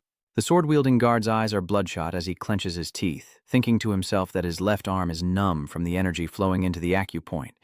This isn't the fighting style of a six-horned warrior, is it? How does she know? Seizing the moment when Lasatmu was close, he clenched his iron-hard hand and focused his energy on it, glaring at Lasatmu. You think you can beat me with your bare hands? Yeah. Seeing this, the announcer shouted loudly. The Swordmaster quickly assembled a backup nano-glove, surprisingly able to operate 2 gear sets with both hands simultaneously, with a synchronization efficiency of up to 40%. The Swordmaster's eyes sparkled, and with his enhanced arm he punched straight at Lasatmu's face. Too arrogant. Just as the fist was about to hit my face, Lasatmu activated her ability to open a space crack right beneath it. Immediately after, a palm strike emerged from the space crack, knocking Thiet through the Tao's fist upward. Seeing his attack fail and be pushed back, the host explained. The Swordmaster was pushed away by a hand emerging from another dimension, causing him to lose his balance and be thrown further back. Todolu secretly smiled behind her mask because she had figured it out. So that's it. I remember now, my ability is to control space. Seeing the future, she withdrew her hand, feeling more confident as black energy surrounded her. At this moment, the host's glasses kept ringing, making him utterly disbelief. Lasatmu's synchronization performance is skyrocketing. This is a synchronization performance measuring glasses. The expensive sync performance monitor may not match the precision of the main measurement device, but it's compact and convenient. He gawked, holding the glasses tightly as he stared at Lasatmu, because the sync number kept rising. It has already risen to 42% and keeps going. It continues to increase, reaching 50%, 60%, and still climbing. Is this real? How is that possible? Is my glasses broken? At this moment, fragments of memories keep flooding into my mind. I remember everything that happened at the Bone Burial City. The person who gave me that power. By this point, her emotions were surging wildly because she had learned the truth. The demon facing Thiet through the Tao clenched his jaw tightly, unwilling to accept it. Such high synchronization efficiency? You, in the end, are not letting him spout nonsense, so Lulu concentrates his energy, and his hand immediately raises, with a transparent pillar slowly pressing down on the standing, sword-wielding warrior. Before he could do anything, the pillar pressed down on him, making his eyes bulge and spurt a mouthful of blood, causing the audience to gasp in fear. What kind of power is this again? Is this demon beast really that strong? Being pressed down and almost losing sight, the sword-wielding guard still refused to accept defeat and kept barking in frustration. Damn it, I am ranked M in the male arena. How could I lose to a female warrior? I'd rather die than submit. At this moment, Tudolu's step makes him startle. You have spirit. After saying that, she creates a series of floating pillars in the air, making the sword-wielding warrior terrified and numb in the head. With Tudolu's icy stare fixed on him, he was truly terrified now. If one pillar was already crushed, then all of them would be gone in an instant. I admit defeat, the sword stance. From now on, I will be called Chicken Sword. The host heard that and raised his hand, laughing loudly. The steel saber admits defeat. I can't believe it. Lasatmu looks so cool. Congratulations on defeating the #1 spot on the men's arena ranking. Achieving her first victory in the men's warrior arena, the crowd in the stands roared wildly. Lasatmu, kill me, sister. Since the atmosphere is so intense, the host seizes the moment immediately. Lasatmu, do you accept the challenge? Please state your choice. At this moment, Tudolu, that's figure, relaxed under the moonlight, turns back with irresistible charm. The next person, the host, confirms again, making the entire arena erupt in fierce excitement. Lasatmu said she will continue fighting. So cool. Keep playing and go all out. Fireworks light up the sky brilliantly to cheer and signal a sleepless night. Tonight is truly a grand celebration. We will watch Lasatmu fight until dawn. While Tudolu was fiercely fighting in the arena, Aki was not willing to fall behind in the training room. He panted, looking down at his chest, muttering, "Damn it, half a day and I still can't sense any wave of the quartz element." The usual earth element absorption has no effect, but soon I regained my focus and visualized the cycle of the elements. Fine. In my previous life, I had no experience with this. Stay calm, some element or other. I am only encountering this new type of power in this life. He closed his eyes and fell into deep thought, sensing his body. I still lack a type of earth element. What kind of power would I have if all 5 elements existed within the same body? Suddenly, a thought flashed through Aki's mind, and he immediately opened his eyes. The Ama energy. You stroke your chin, organizing the data in your mind. If the so-called elemental force is a derivative of demonic power, using earth magic from humans probably won't work. Could it be that only by adopting a demonic stance can I actively sense that energy inside? Aki sighed, closing his eyes and sarcastically mocking himself. Truly a paradox. Wanting to become stronger on his own without relying too much on that demonic power. In the end, I have to rely on that kind of power again. Immediately, crackling sounds echoed in the room as a red aura began to emanate from Aki's chest core. Soon, the core on your chest transformed into the 5-star symbol, signaling the successful activation of the elemental quartz, and stone hands emerged around Aki's seat along with bursts of surrounding energy. In just a moment, only a shadow remained in the smoky room. After a while, the dust cleared to reveal Aki's sharp eyes and the giant hands behind him. At this point, Aki smiles with satisfaction. I can feel the power of Earth. When Aki finished transforming, his demonic aura burst out, catching Shiryu's attention from afar. Xiaoduzi noticed his strange behavior and asked, "What's wrong, Shiryu?" He didn't answer right away, then fell into contemplation and finally shook his head. "It's nothing. Maybe just too worried." Shiryu looked at the bustling night scene of the changing city from above and changed the subject. "Are you ready yet?"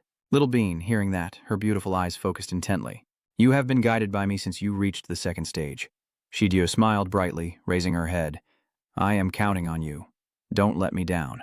Complete the mission, and she will earn the right to advance to the 5th rank." Little Doozy closed her eyes and curled her horns. When the girl opened her eyes, she had transformed into a demon form surrounded by purple energy. "All right, everything is ready." She stands atop the tallest tower of Jiang City, hands outstretched looking down, and begins. Tonight in Prosperity City, everyone is excitedly rushing to watch the fights on the arena. Someone suggested, and the group all ran after. "I heard there's a really formidable female warrior on the other arena, called La Sat Mieux, I think.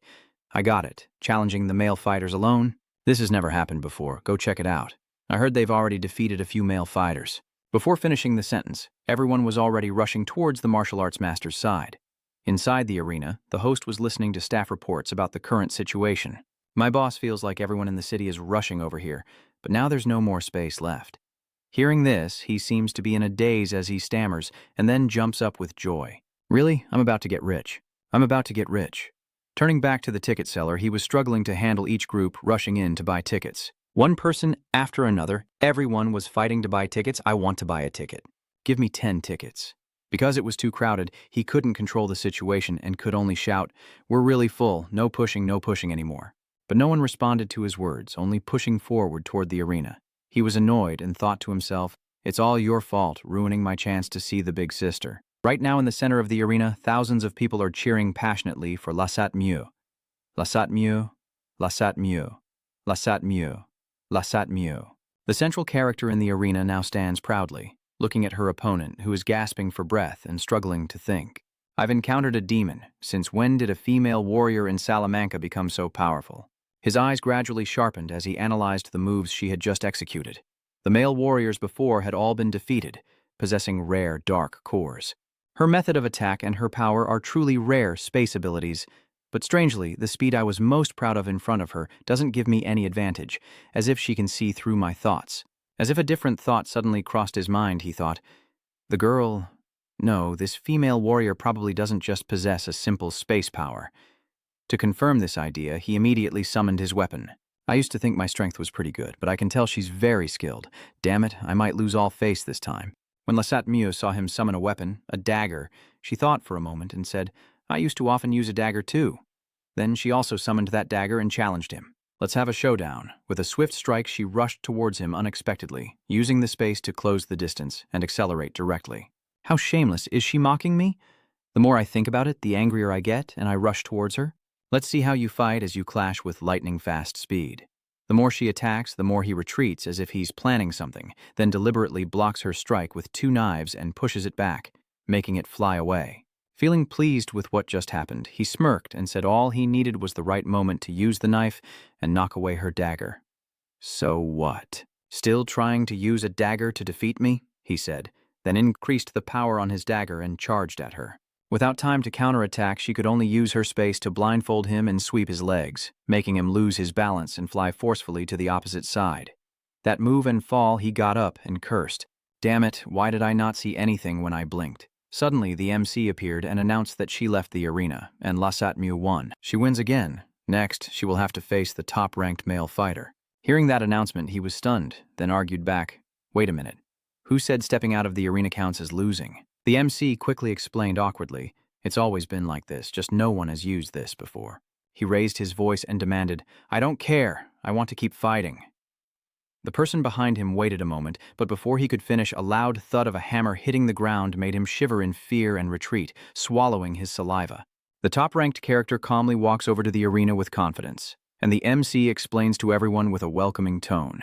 He is currently at the top of the rankings and has held the #1 spot for 6 consecutive months. He is known as the strongest 5-core warrior among the free fighters in Salamanca, and there are even rumors that his strength is only slightly below that of the team captain. Please, welcome the current champion, Laulanvu Giacala, as the MC's voice echoes and he strides arrogantly into the center of the arena. Behind him, whispers and murmurs of doubt from everyone mixed together. Is this real or just a joke?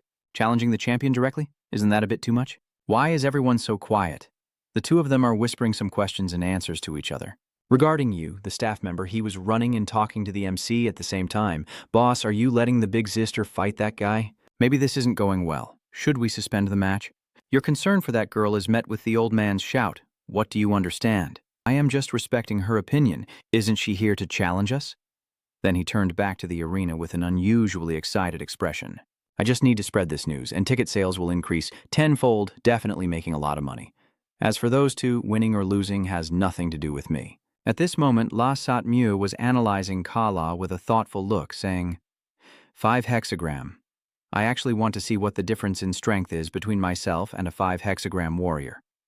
Kai La's surprised voice brought her back to her thoughts. She really is a very interesting female warrior. I've watched all her battles, her spatial power is quite mysterious, and her prediction ability is impressive. Then he releases a murderous aura to intimidate and continues, You're really not bad. Even among the Forhu warriors, you're a very strong presence that makes people want to beat you to a pulp. Feeling that aura, she immediately adopts a defensive stance and prepares to anticipate his attacks. His aura is on a completely different level from the previous ones, as if he has mastered the moves I can anticipate. I see it now. He's using aerial skills to suppress me. All right, I will use my space power to attack him from behind suddenly. Suddenly, that hammer strikes her face hard, breaking her thoughts and making her fall backward. He laughed and said, What are you looking at? Do you want to use your prediction to find my weakness? It's useless to me. The masked woman, hit like that, makes her doubt her abilities and wonder what is going on. I clearly saw it, so where did I go wrong? Tudu Liu stood there, lost in thought, wondering why his actions just now were different from what he had predicted. Could it be that my predictive ability is flawed? Kari now reveals a murderous look. Mask girl, if you're too cowardly, I fear I won't be able to handle you, and then turn the weapon around behind as in the clip, because I'm afraid they will say I bully a weak girl that would make me unhappy. Tudulu was furious when hearing those words. She calmed herself and looked up her eyes, originally a bit surprised, but you succeeded in making me angry. She calms herself, calmly watching his footsteps. Carrie firmly grips the weapon in her hand. Oh, angry? Then she rushed towards Tudolu. I like someone fiery like you. At the same time, her precognition activates. On the left, he will hold the end of the staff tightly and spin it to attack from the left. She quickly brandished her shield, ready to attack. I saw it clearly, but Kari attacked from the right, catching Tudolu off guard. Oh, she couldn't react in time to Kario's surprise attack. Kari swung his weapon to knock her away. I will smash your mask and break your skull. The audience is stunned, everyone clutching their heads and covering their mouths in shock. Oh my God, another punch to the face. This Cario guy is so brutal, no wonder he's a former hunter. Did Lasat Mu's mask fall off? I wonder what her face looks like. Over here, Cario realizes something is wrong. That's not right. She blocked the attack earlier. Tudulu didn't have any injuries earlier, she was just pushed back. The program's host shouted as he watched the fight. It turns out that Lasat Mu, in a moment of life and death, risked using a dagger to block the previous attack at such a speed that we thought Lasat Mu was attacked in the face instead. Tudulu's hand is trembling now, as if she's a little scared. Too fast to react in time. If it weren't for the power of this move, Min would have almost forgotten that he is the core of Red Strength. In Kokario's eyes, he was no different from a demon hunting its prey, as his speed and strength far surpassed hers. This is a 5-core warrior. Her eyes shone with determination. I understand now, it's not my innate ability that's the problem, but he's using his high speed to perform fake moves repeatedly to confuse me. What I see is just one of his fake moves. To beat this opponent, she decided she could only rely on the power of the black core to win. Tudulu stomped her foot down, causing the ground to crack, forcing her to take the initiative to attack. She vanished and reappeared, rushing like a gust of wind, with Cariel's gaze filled with deathly intent. Is it that space ability to change positions again? Do you want to take the initiative to attack? Then Carrie swung his weapon up and bent down. The woman can't even move properly. He activates the secret technique Long Lan Da Ying Wu, moving at a very fast speed, continuously attacking Tudo Lu with his staff, which cannot be followed by the eye. Kari shouted, "No matter which direction you appear from, my staff will hit you. Your techniques are useless against me." He is feeling very proud inside. Space ability is indeed very troublesome, but as long as I defend well, it's fine. Moreover, my defense is actually my attack. In an instant, Kari created a fierce tornado. The MC from afar exclaimed, "Oh my God!" Carrie's staff actually spun into a tornado reaching up to the sky. If it weren't on the arena, this building would definitely be destroyed. Carrie shouted challenge. "Come at me, I'll guess where you are and then beat you like a rat." Tudulu's voice echoes. "You really overestimate my space abilities." As soon as she finished speaking, she appeared right behind Cario's side, stabbing through him, blood splattering, causing Cario to cry out in pain and collapse. He lost the ability to attack and sat there watching Tudolu. So annoying. Her leg was cut off and she couldn't stand up, but how could she appear from beneath her feet? It's not just simple space movement, she can also pass through. Tudulu looked down at Cario, her aura radiating, and said, "If your speed can delay me, then I will limit your speed. First, rest assured this small wound will heal in a few days with the healer's care. If you beg me, I can also use the 6th core to heal you." Carrie trembled with fear. Damn it, I underestimated her black core ability, and her aura is really just a 4th core. Tudolu stood up with a hint of sarcasm in her expression. "Now you're no different from a dartboard." The spectators are all cheering loudly. Wow. Lasatmu's abilities really are different from Cario's. Kari's current attack is useless against Lasatmu. 4 Huashu is so powerful that it surpasses 5 Huashu. Right now, a staff member is rushing anxiously toward the gate. Why does it sound like there's a faint scream coming from the arena? Is the fight not over yet and Sister Lasatmu hasn't been humiliated? His eyes are filled with fear for Tudolu, that Cario is the Thunderlord. Moreover, she's always been known for being ruthless. Lasatmu is rushing too much. How can the 4 hacks fight against the 5 hacks? Even if I die, I have to stop this fight now. As Zhenying steps to the gate and sets foot down, the MC's voice rings out. Lasatmu has gained an absolute advantage. Could it be that today's champion of the South Warrior Arena will have to change hands? The MC also takes the opportunity to promote. Buy now the first beautiful commemorative fan badge of Lasatmu. It will definitely increase in value when sold later. Only 1,000 units were sold, and the staff member finally relaxed, admiringly saying, "She really is Lasatmu." At this moment, the host finally turned to the staff and said, "Why are you still standing there like an idiot? Come over here and help me with the narration." The host's face looks very bright. "I go outside to sell more new goods. Every second now counts as money." Then the MC ran over to the staff member, urging him to try to rally the audience's enthusiasm. The staff member also ran over. Yes, he takes the microphone from the MC's hand. "Please, let me witness the moment you win the championship. You seem very excited. Keep the support coming to me. Hold the board and give it your all, shouting as loudly as you can. Will Lasatmu win the Men's Warrior Arena Championship today? Let's watch and see." Everyone cheered along, and the MC, feeling very joyful, ran off happily. "Let me calculate if today goes well. I might be able to earn the revenue from 2 or 3 months of sales directly. Lali. This tiger demon is truly my lucky charm. He just passed by a little girl and suddenly stopped. His foot stopped halfway, and he turned back to confirm the body.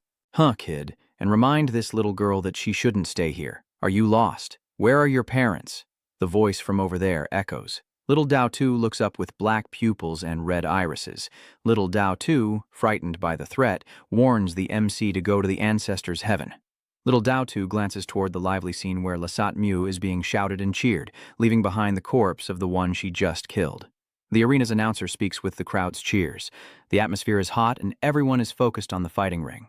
Today, the female warrior is about to become the champion of the male arena. She has proven that a warrior's gender doesn't matter, only the strength within oneself. Kala is focusing on summoning her power when suddenly a mysterious figure appears behind her, pushing him toward Lasatmu. Caught off guard and losing balance, Kala tries to steady herself as Lasatmu quickly prepares her weapon and charges at him. Surprised by what just happened, he gritted his teeth in frustration, the necklace on his chest flashing red, as if containing some hidden power. She was pushed back and forth like a toy, trying to face him head-on to win. Then he counterattacked, swinging the truncheon toward her. As La Sat Mew prepared to strike back, suddenly a vision of the future appeared before her, causing her to lose focus and stop. What was that feeling just now? Suddenly feeling so uneasy? The fleeting scene there felt so real. Could it be that, amid her distraction, Kala quickly seized the opportunity and swung the truncheon in front of her? This is my chance. Whoosh! The sound of the truncheon slicing through the air not only missed its target, but also caused him to be stepped on hard and land lightly. As she set her foot down, she thought again about what just happened. In just a moment, I sensed a sudden surge of powerful demonic energy. But we're in the city center. How is that possible? Why is a demon appearing here? But the suspicion makes her feel familiar, and that thing inside her is once again burning with excitement. But that feeling just now couldn't be wrong. It was definitely the aura of a demon. The demon's power inside me, I can smell my kind, and Kaila is furious, shouting out loud, "Damn it, I can't believe I lost so badly today. Today, I will definitely kill her." On the martial arts arena, everyone is laughing and teasing him. See what? That champion. That Kaila was kicked in the head and fell down. Ignoring the teasing noise from everyone, Lasat Mew kept searching around. Everyone is staring in confusion at her strange behavior. "Big sister, what's wrong? Are you looking for something? Hey Lasat Mew, why aren't you attacking anymore?" That's right, looking around everywhere and just standing there confused. Keep attacking, Lasat Mew. Her strange actions have really driven him crazy. You think you can look down on me? This trash has no spirit at all. He talks big, but deep down he's screaming in pain from the stab wound. If I were normal, I would have rushed in to help her long ago. Suddenly, the demon tiger spoke up to negotiate, saying he was afraid you wouldn't believe. Just now, I sensed the presence of a demon, even if only for a brief moment. I was about to fight, but no matter what, you are a warrior, right? Hearing her words, he not only didn't believe, but also sneered and laughed. Where is the demon? This is Salomon City, a level B town. Where would there be any demons inside the city? Are you really that stupid or just pretending? Before he could react, he was pierced in the chest from behind by a fishing hook. What is this? Isn't it another one of her abilities? Before he could finish speaking, the wax exploded into pieces behind him, with Little Bean standing there with a mocking expression. Oh, a 5-element warrior. Why are you so careless? Sensing danger, she quickly stepped back and looked around cautiously. The child is not a demon. The audience hasn't even reacted yet to her appearance and Kala's death, so the MC needs to speak into the microphone. Then she turned to look at the MC and saw him sitting back in fear, speechless with a terrified expression. Damn it, she's a demon! Everyone get out of here quickly. Everyone in the audience is panicking. Huh, and what is she shouting about? I can't hear clearly. It seems to be some kind of demon. What happened to Kala earlier? Huh? When did this child appear? Hearing the gossip, Xiaoduzi turned around, causing those people to panic, swallow their saliva, and push each other to run. Could it be a demon? Hurry and run, don't push. The inner voice says the demon appears. Get out of the way, watching everyone push and shove as they run, causing little Doozy to sneer faintly. Just a little scare and they panic like that. Humans are truly a cowardly bunch. Regarding La Sat Mew, she frowned, pondering the girl's appearance. How could a demon turn into a little girl? Her expression contrasted with her suspicion, while Little Bean was surprisingly surprised by this mission because it was too easy. The assassination mission against the 6 5-element warriors turned out to be easier than expected, and the girl sneered maliciously, so the rest of the task must be completed quickly. After all, the master said that once the mission is done, she can become a demon. Hearing that, La Sat Mew was startled and reacted strongly. Forkai demon, what is your plan in infiltrating the city? Now Xiaoduzi finally notices her and exclaims, wow, a rare female warrior. 1 minute. The master said 1 minute is the time for a B-rank city to respond to a demon. If I am exposed within a minute, you human warriors will come after me.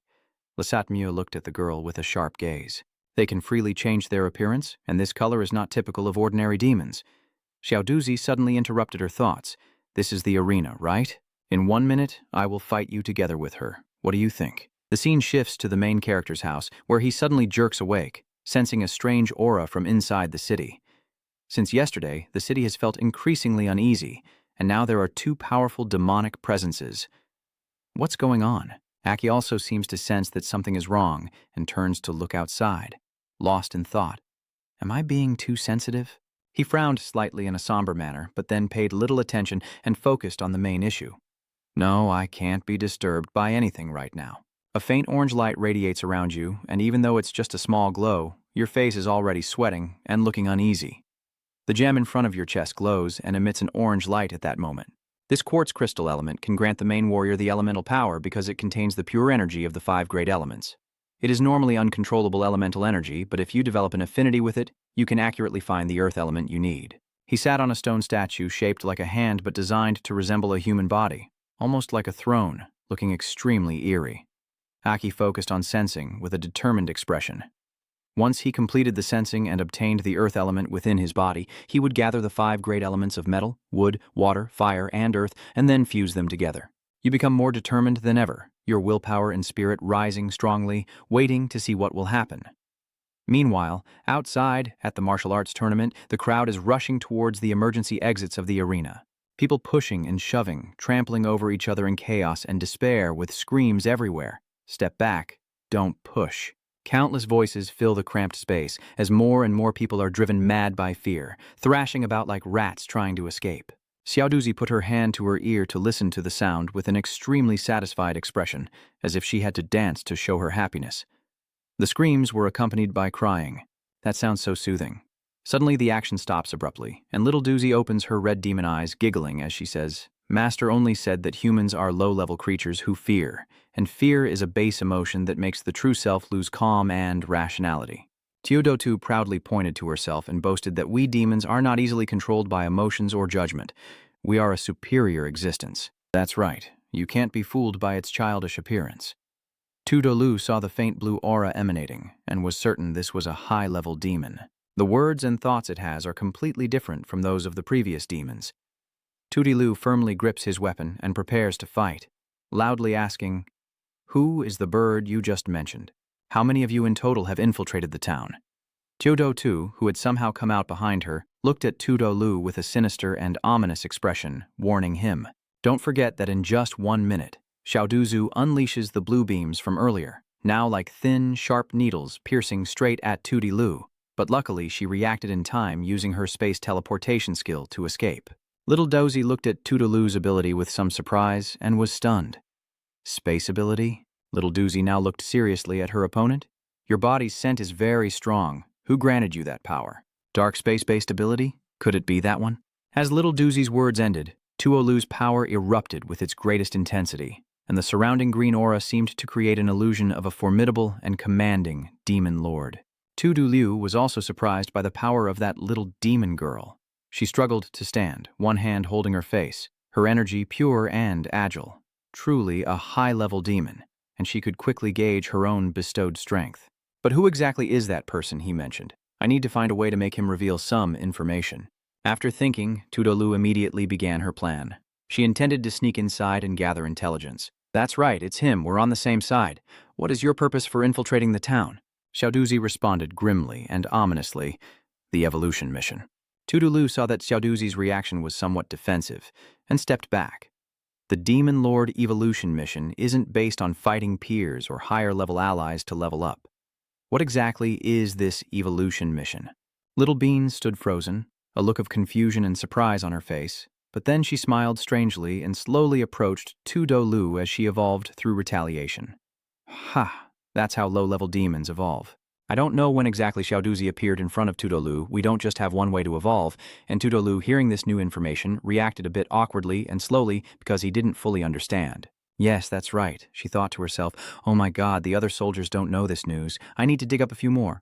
In the end, she was the one held by Little Dudu, but this grip was a bit strange. Little Dudu smirked. "If we were on the same side, how could I not know about this? I didn't expect you to deceive me." The sharp spear shot straight at her. It's over. The rhythm was disrupted, so she couldn't deploy her space technique. Tudulu luckily reacted in time to escape and save her life. Having just escaped, she looked back at the power she had to admit was formidable, and before she could fully recover, Tu Daotu grabbed her hand and launched a direct attack against Diem Quang. But this time, she reacted faster, launching a counterattack and rushing behind Tu Daotu. Luckily, I've been through a few arena fights, so I've become more skilled. I just need to adjust my stance properly behind my neck. Tu Dulu quickly seized the opportunity and struck behind Xiao Duzi's neck. But Xiao Duzi remained calmly standing still with the blade pressed against his neck. Tu Liu seemed to see something and instinctively dodged away from Xiao Duzi, stopping his attack and retreating on his own. Through the smoke, Xiao Duzi's voice rang out. "Your techniques aren't good enough, huh? That's why I had to change my form. You said you wouldn't use your voice anymore?" A faint mist appeared, surrounded by a blue flame, but it was nothing. I originally planned to use my original form for this mission. Xiaozi stepped out alone in his Lam DM form. Tu Liu was extremely surprised. How many secrets does this level of demon hold?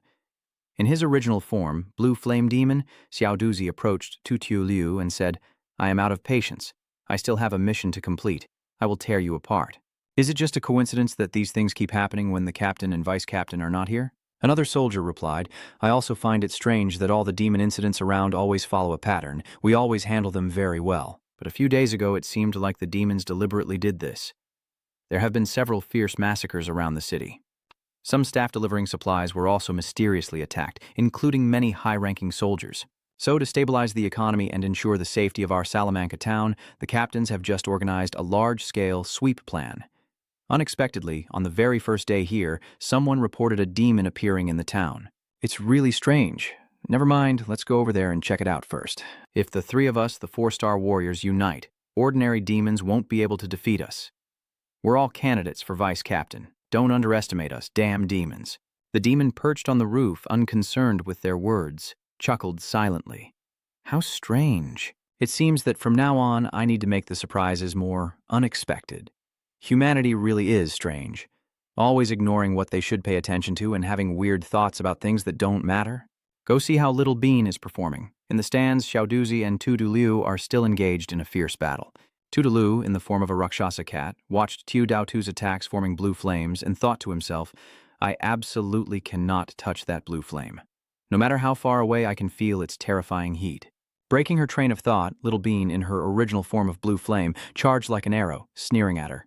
"You're always dodging and wasting my time." Sister of the female warrior, Tu Liu also refuses to give up and charges forward to fight. "Don't call me sister, I find it disgusting." Tu Liu created another dimension to push Xiaoduzi away. In that situation, Xiaoduzi calmly pushed me into the space. "It's useless. Relying on your human abilities won't do anything to me." Then she tried to reach out and the two of them flew straight up. Xiaoduzi was surprised by her actions. This female soldier directly pushed me up high, but what level is her space ability?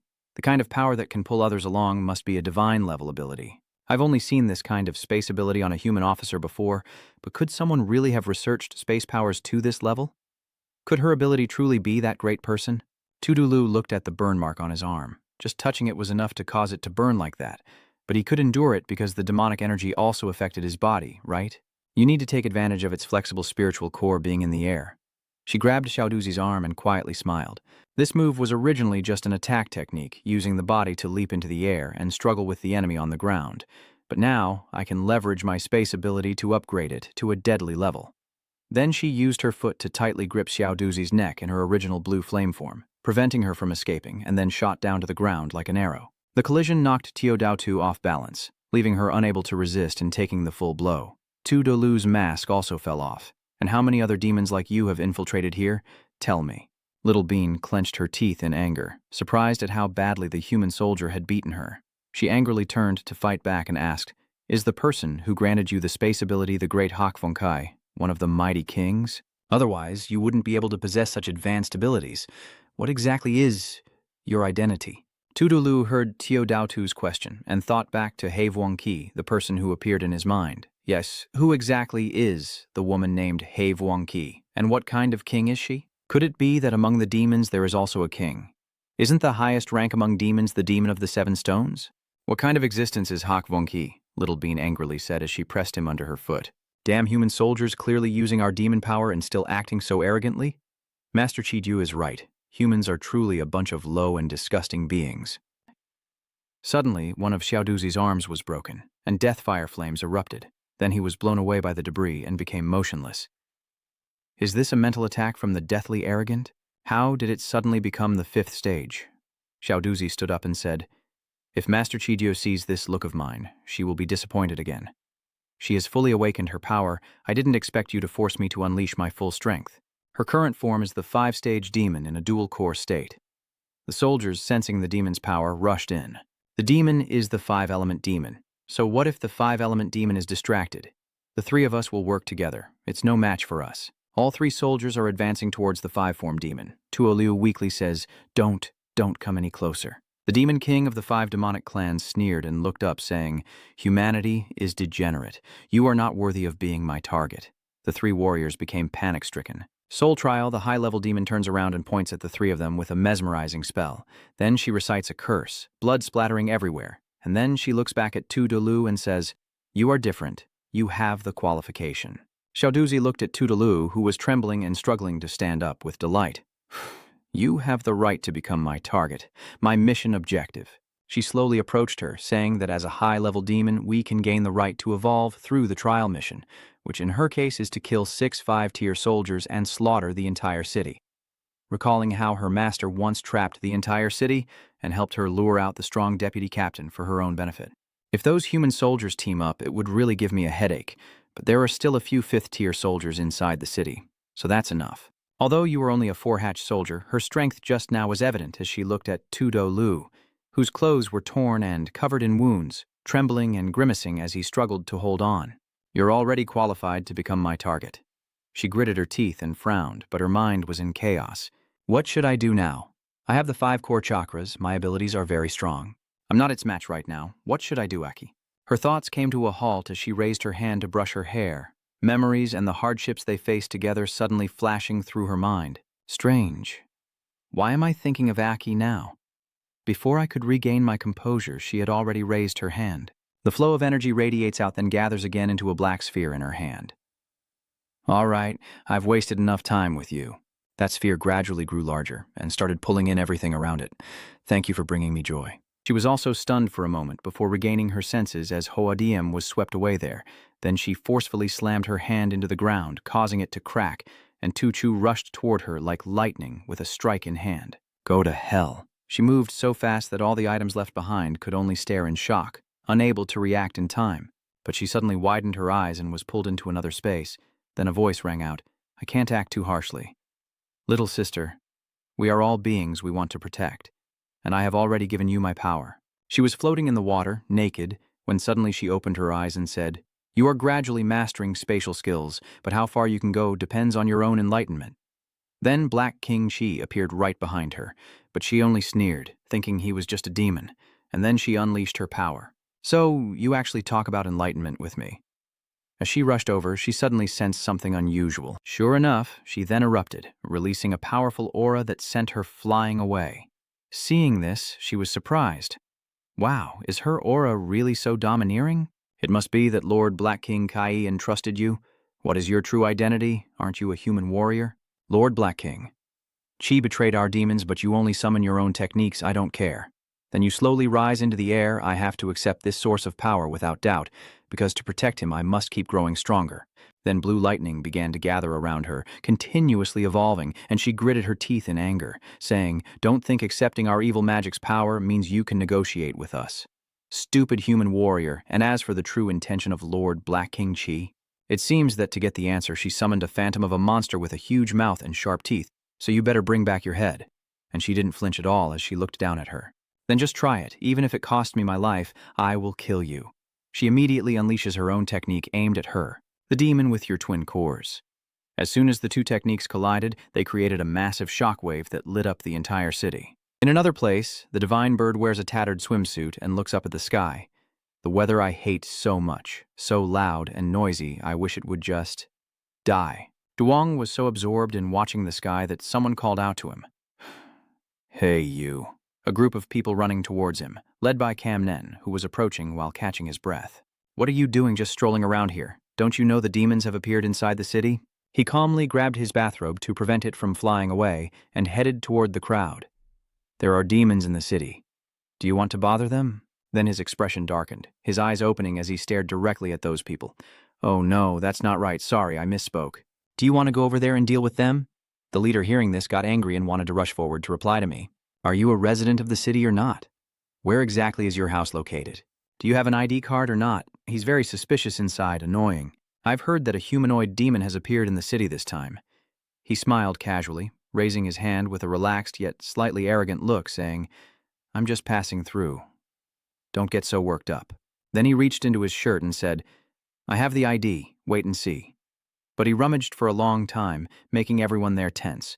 Then he suddenly raised his hand to shoot a heart and winked.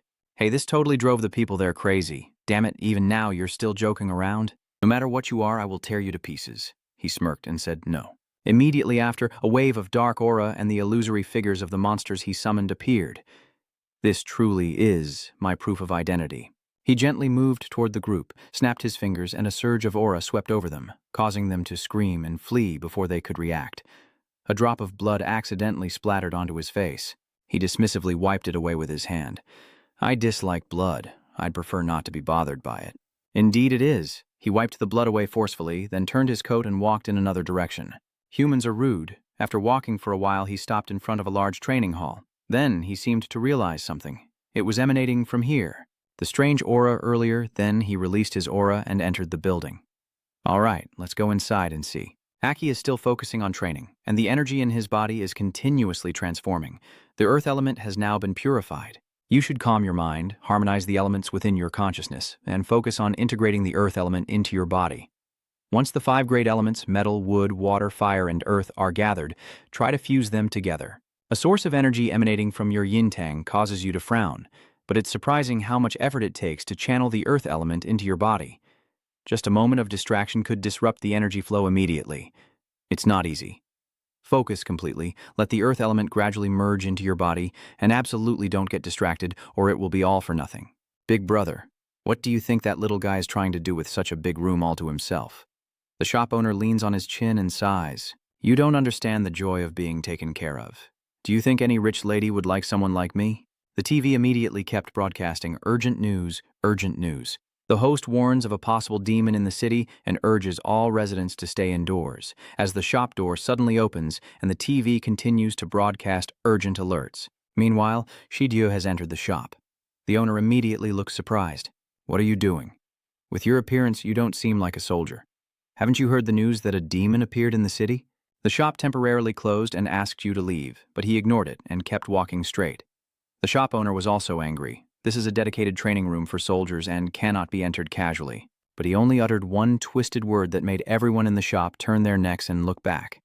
He pondered, so this was the dedicated training room for soldiers. Could that energy aura be coming from a human soldier? He just walked straight in. What kind of room is that? Someone asked, who are you? He's not killing you, someone shouted loudly. Where did you come from? Get out, he didn't kill you. Like that, every door he passes through bleeds. Which room is it? Finally, I wonder Aki on this side is still focusing on training, sweating and frowning, muttering to himself to concentrate his mental energy. The earth element is gradually merging into your consciousness. Just a little more progress left.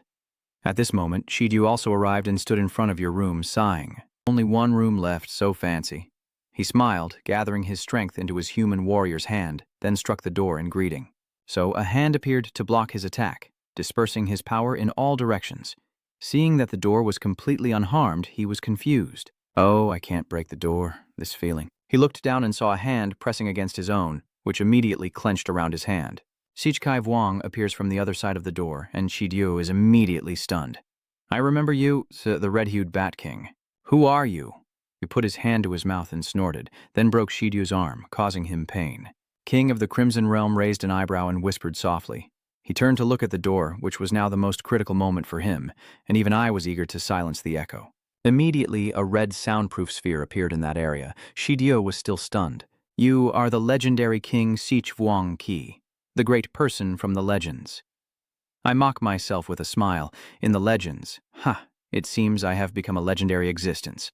Those people are living peacefully. He immediately recognized Shidyu's identity. Are you a subordinate of the Death King? How does your current strength compare to before? He immediately kowtowed and said, We are subordinates of Lord Tavongkai. You all are the strongest beings in our clan, including you, Lord Jichvongki. I'm already in this state now. This is not good at all. Your strength is quite good. You are probably one of Tuvongkai's capable allies. I sense there is another demon in the city. Are you his companion? He still dares not look up and answer, Yes, he is my disciple, and today he has come here to test his strength. The higher-ups have given it a chance to test itself. If it passes, it will be granted power and promoted. I smiled and said, The mission to kill and destroy the city is correct, right? The rules I established before are interesting. He continued, But this time it's not convenient. I don't want him to be disturbed. Shidyu trembled. Isn't he only here with human soldiers? Who is the person Your Excellency mentioned? Is it the one with the strange aura I sensed earlier? Vuong Kai-shich looks down at him and says, Him? He's my secret. I can't let you go back and report to those traitors. Hearing this, he immediately looked furious. He quickly raised his head and promised, Wait a moment, Lord Shich Vuong Kai. I absolutely won't talk too much. I am still the master of Tu Vuong Ki. But before he could finish speaking, his upper body exploded, and he smiled. Well, with this, I can rest assured, the secret I am hiding. Then he stepped back through the door, unable to let anyone find out. Shich Vuong Kai was joking around with Aki while he trained, saying, Impressive how you've grown, and yet you can materialize elemental power within your consciousness. A human warrior's physique can only support one attribute, yet they want to cram in 5. You frown, trying to focus, truly greedy. I floats in the air watching you, but I like it that way. Yes, it must be very painful. Even though I am right in front of him, he still can't sense me. Forcibly forcing 5 incompatible attributes into his body, he's already lucky not to have died by now. You grit your teeth and focus all your strength, encouraging yourself as you fully enter your own consciousness, which is already quite good for a human. Aki, you humans in the past called the strongest warrior. That's right, isn't it? I thinks it was the right choice to initially pick you as my vessel. Why stretches? Then I should also return to your body. To prevent others from bothering you, I had to reluctantly use my soul form to come out, which cost me a lot of mental energy. I still can't stop smiling and joking around, but all of this is worth it, so your physical body will improve significantly. For me, it's also a good thing. Suddenly, lightning flashed across the earth element and gradually spread to the surrounding elements. I was surprised, but at this moment the thunder was still furrowing his brows. Lightning appeared in the training room sky, and only then did he realize something. Could it be that a giant lightning bolt struck the training building, destroying everything and shattering it all? Red King Chi wrapped himself in a red sphere in silence, and he wondered again. Why was it thunder? Your elements are also continuously binding and constraining each other. Why frowns? So you want to bring the 5 attributes into your body and merge them into one. Can you really do that? The 5 attributes are constantly merging together. He grits his teeth and says, They are growing. Then he looks up at the sky and shouts loudly as another lightning strikes directly at the building.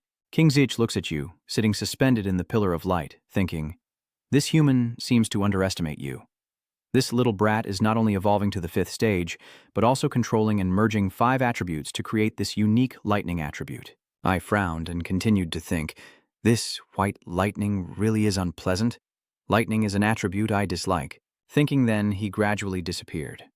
Meanwhile, Tu Do Lu looked up at the pillar of light, lost in thought as lightning energy soared into the sky. What is that? Something is rushing straight at her. Are you out of your mind? The collision causes the ground around to crack and shatter. Little Bean sighed in amazement. The only thing that surprises me is the 4-stage state, yet you possess such immense power. No wonder it's the strength of Lord Black King Chi.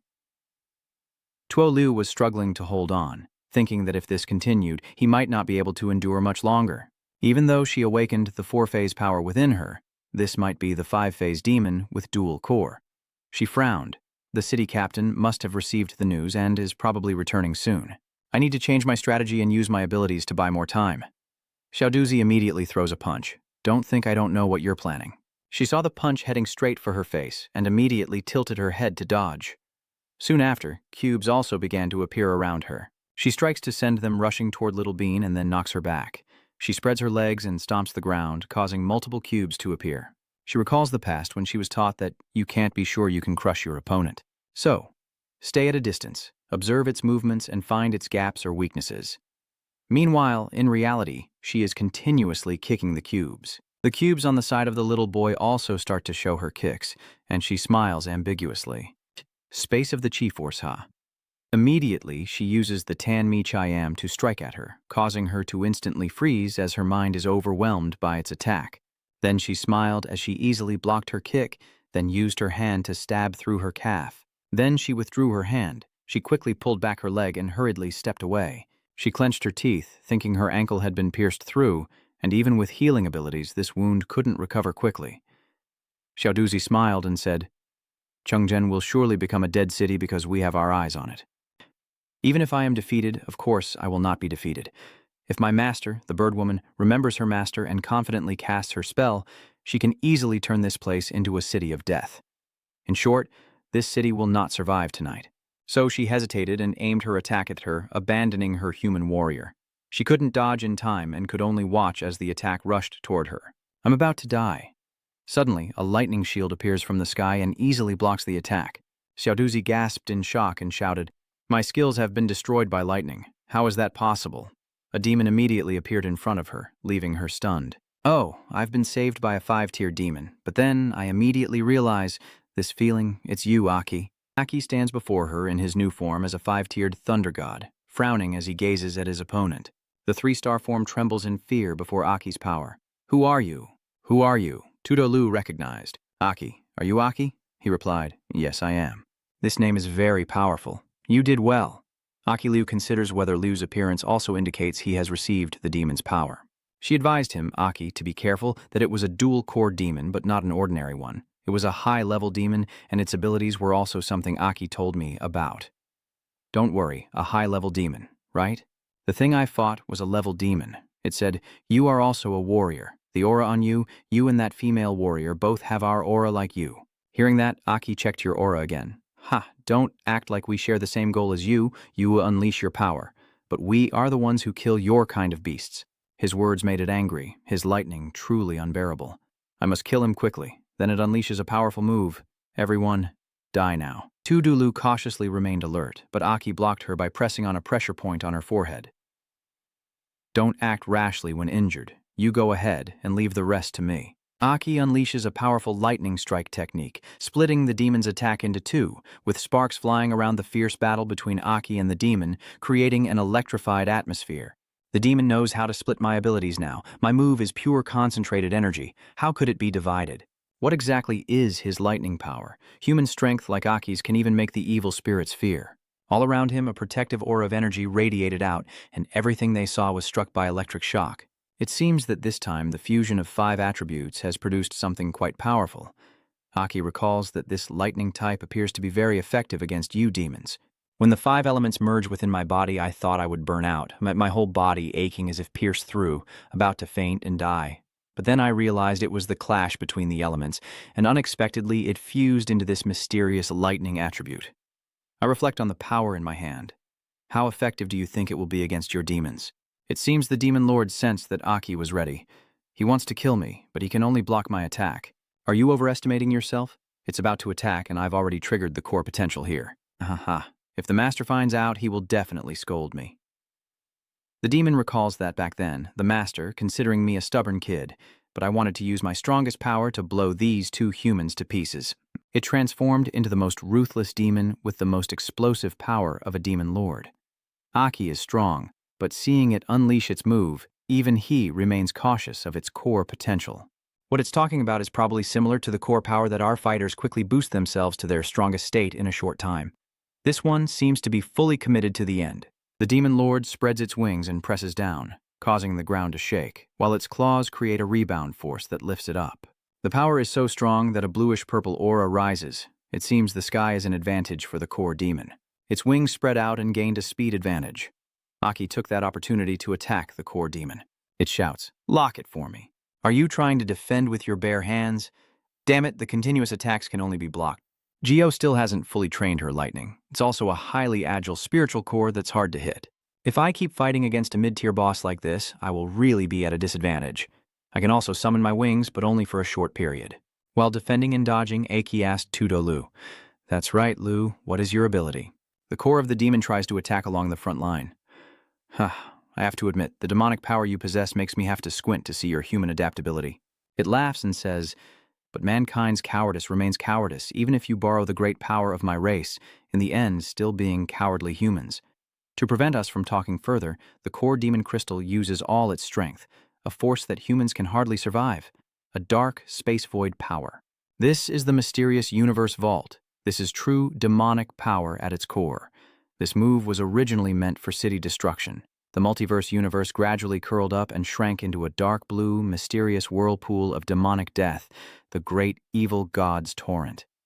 Suddenly, Aki ordered Tudo Lu, and at that moment he embraced her and said, "Run. It's interested. Run." "Ha ha ha. Run all you want. You can't escape my whirlpool." The tornado obeys its master's command, swallowing everything around it, seizing the demon within the core of the dark magic, growing stronger and darker with each victory. The core of the dark demon is delighted. Hit right on target. This time it will disintegrate into nothingness, but it didn't expect Aki had other plans. A small pink hole appears. The space door. Could it be? It hears a sound behind. I remember now. Aki ambushed it from behind. Our soldiers will never back down. Aki and Tudolu unleash their power, shooting down an enormous source of energy. Both shout, "Come down now!" The energy creates a massive lightning bolt that tears across the sky and strikes directly at the small target. She has no strength left to resist. Why is his lightning so arrogant? She gritted her teeth, thinking that her body was also paralyzed. Tudolu and Aki jumped down. They stand on transparent crystal blocks. Aki leans forward, his gaze sharp, then calmly speaks. Lightning will paralyze the enemy, making their movement sluggish. He confidently declares, "Tonight is your day to die." "You dare to kill me, little brat." Her voice, cold and steel-like, was full of challenge. "If you kill me, my master will surely help me take revenge. My master is an extremely powerful immortal being." Aki remained calm in the face of those provocative words. "Is there also an immortal existence? I may not know what kind of deity your master is, but if it comes..." Aki's eyes will be serious. "I will kill it again, and again until it is completely dead." Little Doozy, in her furious form, forcefully slams her hand on the ground and says, "How dare you look down on my master? You have no idea how powerful he really is." Aki remains completely calm, raising his hand to form a long weapon. The lightning surrounding that arrow creates an incredibly powerful source of energy. Aki, full of pride and confidence, said, "No matter how strong you are, I just need to be stronger than you." Tiny Tsu looked struggling at the two figures before her. Tuolu was about to offer help, waving her hand. "Aki, let me lend you a hand." A stronger push. Aki nodded in agreement. She uses her own space magic to quickly help Aki leap from place to place, and then accelerates his speed so he moves like lightning. Aki grabs the electric arrow, with arcs of electricity flashing across his body, before tearing through the air and shooting straight downward. The two dragons formed from your fading power appear, representing the thunder within your heart. Both sources of strength intertwine fiercely as they head towards the little girl. It quickly streaked downward, causing a massive explosion. Dust and smoke filled the air, rocks flying everywhere, and the little doll looked extremely pitiful. "She is badly injured, moaning in pain. Cough, cough, it hurts so much, master." The images of my master and myself from the past appear again, as she proudly lifts the little bean up. "Oh, I actually found a little elf, and it's a twin core. Haha. I'll teach you how to evolve and disguise yourself later." Both of them have gone through months of hard training together. Inside little Dudu's heart, there are always obsessions and the joy of slaughtering humans. The fear of facing a powerful being, you know. These feelings are instinct and emotions. Even low-level demonic instincts have them. The image of her with her master in the afternoon meadow appears again. She was much more innocent back then, carefree compared to now. But master, what is sorrow? My master just looked at her and smiled, then replied, "Not knowing what sorrow is can be a good thing. I hope you never have to experience this feeling." The body of little Bean fades away. "Master, I have disappointed you. I just thought that if I died I wouldn't be able to see you again." She immediately felt the sorrowful emotion, tears streaming down her face. The little Bean finally understood. As soon as she finished her thoughts, her body completely vanished, leaving only tiny fragments of energy. Aki stepped down and sighed. Finally done with it. Tudulu hugs her shoulder. It is a high-level demon, though considered a growing one. Its strength is truly formidable. Aki turns to look at her, smiling with satisfaction. Relying on the abilities of the fourth Kai warrior to fight it until now, she's already very strong. Tudolu's face turned red. Aki silently assessed again. Lu has also received demonic energy, whether good or bad, but I will definitely keep an eye on her. Aki saw the wound on her leg and kept asking anxiously, "How is your injury?" Tudilu looked down and gently rotated her leg. "I used Green Core energy control to manage the wound. This time, the injury is quite serious. If I want to fully recover, I need a place to refine my energy from a purple source." It seems both of them sensed Aki secretly confirming the aura of the warrior, and moreover, their strength was not ordinary. Tudolu immediately worried about these auras. "I am sure that the squad leader-level soldiers sent out on missions have already returned. This ambush seems to have been planned in advance by this demon and its master." Tudulo made her own judgment, her eyes deep and serious as she said that even if all the soldiers with captain ranks leave the town, it's likely part of their plan, which also provides an opportunity to clarify the situation of the demon and their plan this time. Remind them that the demon is not as simple as they think. Her tone becomes serious. Among them, there are very powerful beings, perhaps even 7th tier or higher, entities that humanity has never discovered before. Aki was surprised. He didn't expect the person in front of him to understand so deeply. She had already uncovered this issue. Humanity's understanding of demons only extends to the level of the seven Kai, and they do not know the specific types of demons. For example, this high-level demon, even in its growth stage, has strength that surpasses what 5th or 6th Hach warriors can handle. But do you think we're suitable to stay here with our current appearance? Tudelu looked at herself with a puzzled expression. Sensing her thoughts, Aki explained, "You just absorbed demonic energy, so you can't immediately revert to your original form, right? You probably already know I have surpassed the strength of an ordinary soldier because I borrowed demonic power, I seriously add. Now it seems you are just like me. Do you think that ordinary humans or soldiers would think we are human if they saw us?" Aki gestured towards Tu Do-lu, indicating she should come with him. "Let's go, we should leave here now, hold on tight." He said that then immediately carried her swiftly forward. I took her to get treated, then we continued on our way. Breaking through the thick layers of dark clouds, the last rays of light finally appeared. Cells, blood, and other organs gather together, gradually forming a complete body. He slams his hand down on the floor, Shiryu's face full of exhaustion, as if the power he just used has drained him significantly. Luckily, I have the resurrection ability. The Crimson King is too terrifying. I must report this to Lord Tuvuanqi immediately, stop the evolution mission, and bring little Doozy back. As I think this, I am stunned, as if I have realized something. Wait a minute, Tu Daotu's aura has disappeared. Shiryu is extremely stunned. He looked out the window, her lonely back heartbreaking to see. From above, he saw a group of people chatting. The other teams have split up to look for clues. Please make way for the villagers. A person carrying a yang approaches the Tiet Thu the Dao to report. Captain, this is the fragment of the core we collected. The Duong contains a few small pieces, probably from the 5-tier demon, but it has lost all its energy. The sword-wielding guard turned and said, "It's out of energy." Then it's no different from a useless stone. All right, just let the squad analyze it to see if they can find out any more information. The other person then closed the Duong and received the order. Understood. He gritted his teeth and frowned, realizing that this strange ambush seemed to be part of a plan, which had caused many high-ranking soldiers to die. And as the arena turns into a battlefield, the demonic aura still radiates with incredible intensity. Looking at the surrounding wreckage, it's clear this is definitely not the work of ordinary 5-stage demons. But the problem is, who is this demon fighting with? Why did it die? And who killed it? A series of questions kept popping up in his mind. With this aura, why does it feel like there's more than one demon? A girl resting her chin on her hand speculated, if the aura isn't from just one demon, could it be a battle of death among demons? He immediately said, "So you mean there are demons deliberately protecting the city? Don't say such stupid things." Meanwhile, the blonde guy was lining up to carry out his assigned mission, thinking reverently as he walked. It's time for a new incident to show myself. I feel like the captain has been paying attention to me lately. He. I definitely have hope for the next promotion. Suddenly, a hypnotic voice came from the alley saying, "Come here." The guy immediately stopped and then turned around to head toward the source of the voice. In the alleyway, Shiryu is wearing only a bathrobe. He frowns and asks, "Tell me what happened at the arena." He immediately recounted the events. The demon attack on the city had been dealt with, but he didn't know who was responsible, and he was silent, lost in thought as Xiao Duzi had died. Then, recalling the recent events, it was Shi Chuangqi who did it. No, if Shi Chuangqi had acted, this city would have disappeared already. He asked again, "What is inside the vessel?" The blonde-haired man announced, the fragments of the demon's core he collected, he immediately ordered to open them. The blonde-haired man obeyed and opened the vessel, then looked inside. "Little one, let me see who killed you." He stared in shock as a purple smoke gradually emerged from the fragments of the core, instantly expanding. From this, I learned that the soul control, or consciousness energy entering the core, allows one to see all the final scenes the core's owner witnessed. The more complete the core, the more scenes and information it reveals. The less complete, the fewer details there are, and then it gradually shrinks back. A small screen gradually appears from the smoke, showing the footage of last night's battle. He is surprised, watching the two human soldiers, a man and a woman, intently listening. Although I don't know which divine being your master is, if I see Aki's face on the screen in the form of a demon, I will kill again and again until it is completely destroyed.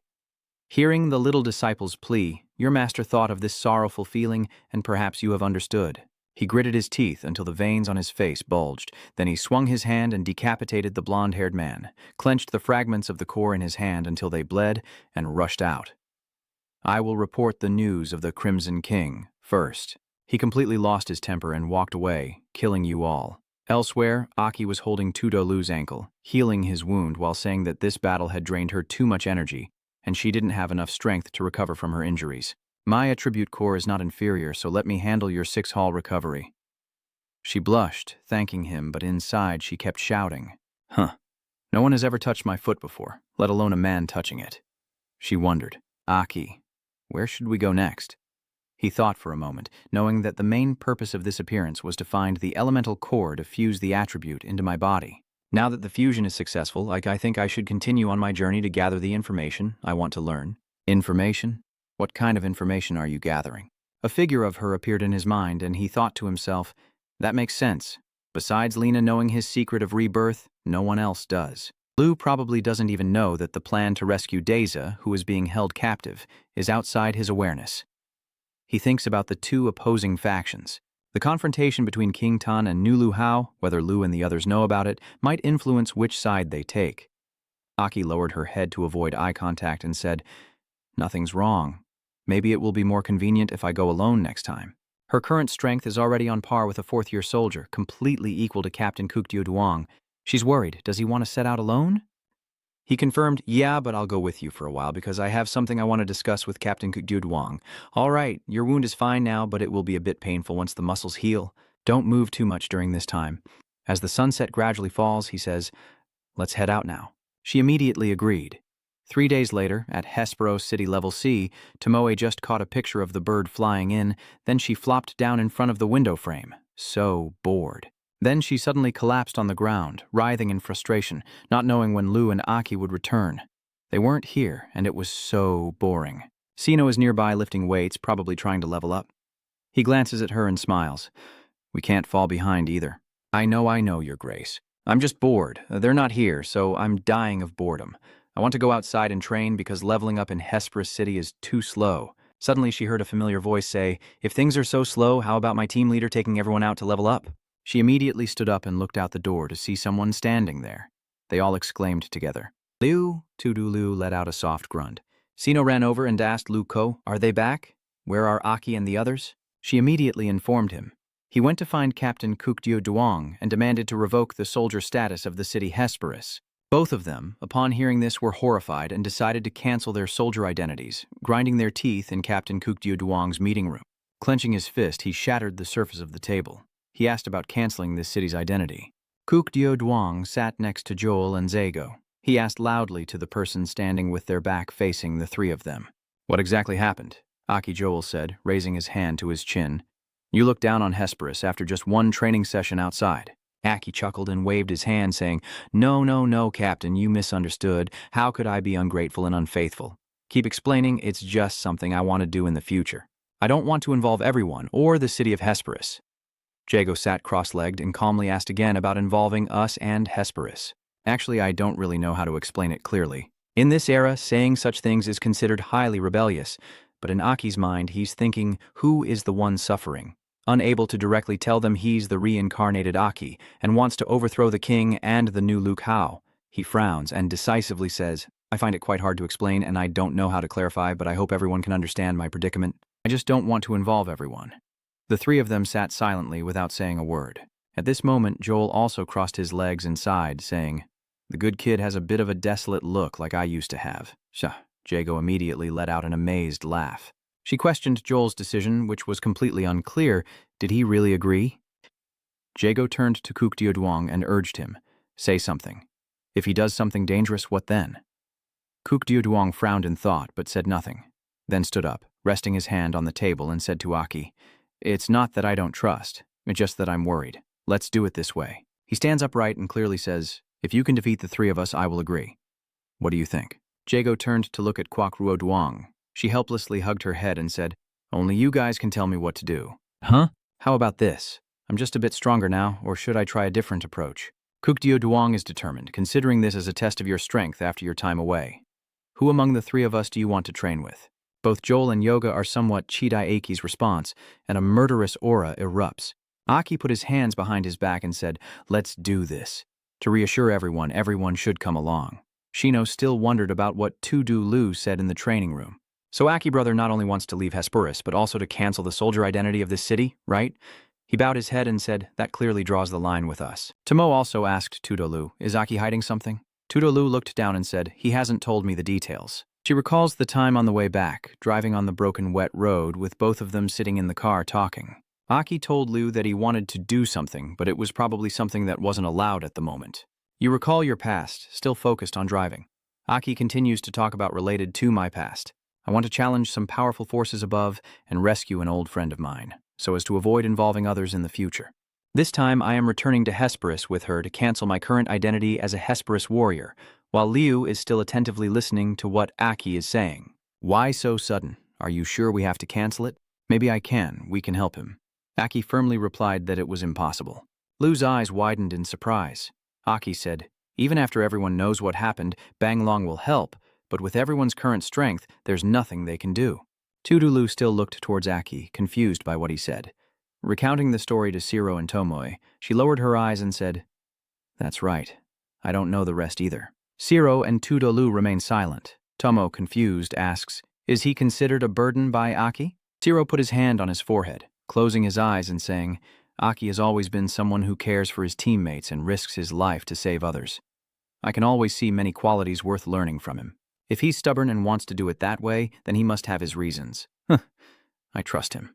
His hand clenched tightly, veins bulging on his back and arm, but Zero, feeling a bit uncomfortable, said that he didn't like feeling like he couldn't be trusted by anyone. It's really terrible. You're grinding your teeth. I can't accept this. Tomo wondered to Tudulu. Liu has always hated losing, so I really like her.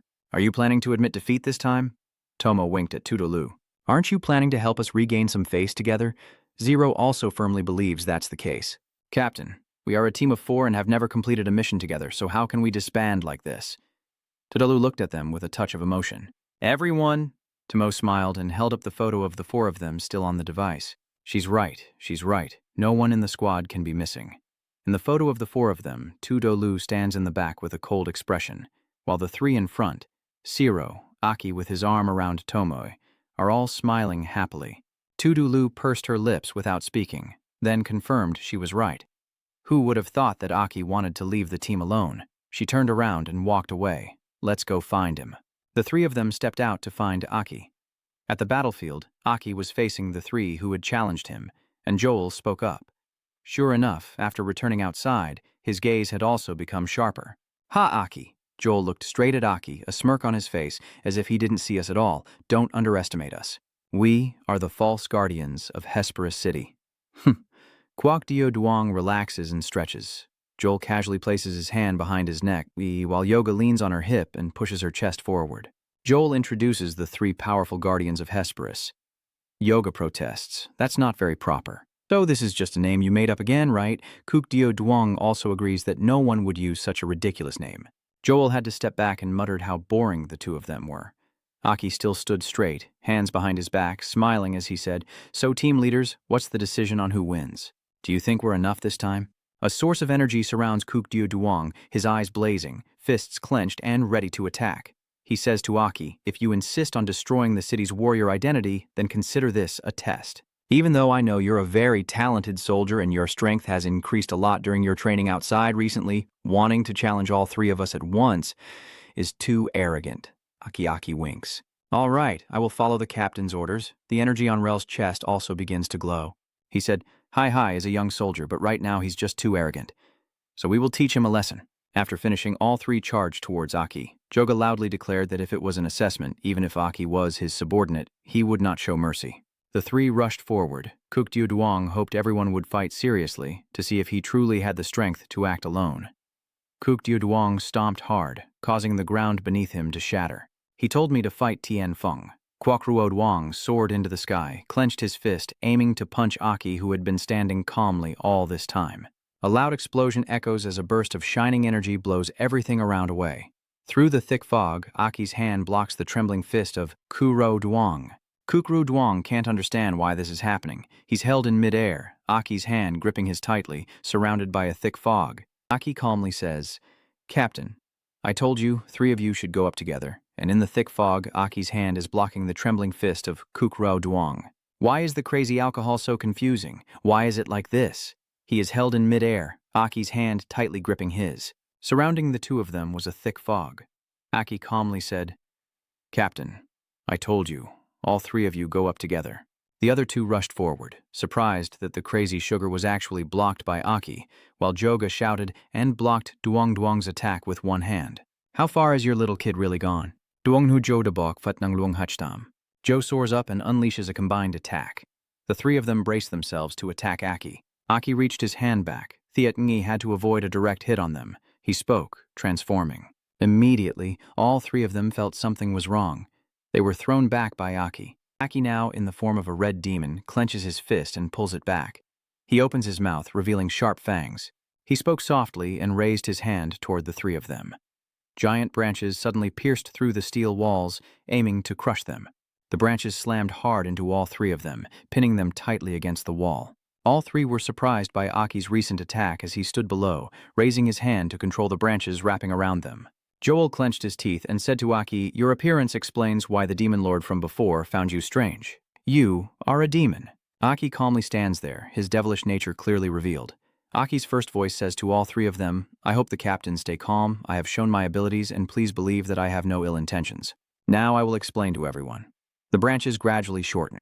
The three team leaders stepped forward to listen to Aki's explanation. I believe Captain Kook Diu Duong still remembers that this time Lu and I set out together to the City of Bones. Kook Diu Duong confirmed, "That's right. I told Lu to follow you because I wanted you to have a companion on the journey." They found a small, bright white quartz crystal. Just like Aki said, I had the elemental quartz there, then due to a mistake, I processed that quartz crystal. Receiving this unimaginable power, Aki, with a demonic appearance, extends his hand to explain. He thinks about Lu also transforming, with a fierce face, horns growing out, and nails changing color like a demon. Then he continued, "Lu also gained a similar type of power during that time. However, when controlling this power, my appearance and hers changed." At this point, Aki remembered that on the way back he had already told Lu, and based on this explanation, he clarified the changes in himself and her, which must be related to the elemental quartz they definitely knew about. This way, it makes much more sense. In the end, we can't say we received the power from Ma. Joga was surprised and said, "Liu also received a power similar to yours. So her current strength isn't fully revealed yet." Aki replied that her ability is still not completely familiar and needs more training. Her current power is roughly that of a 4th-rank warrior. The three of them were stunned after hearing that.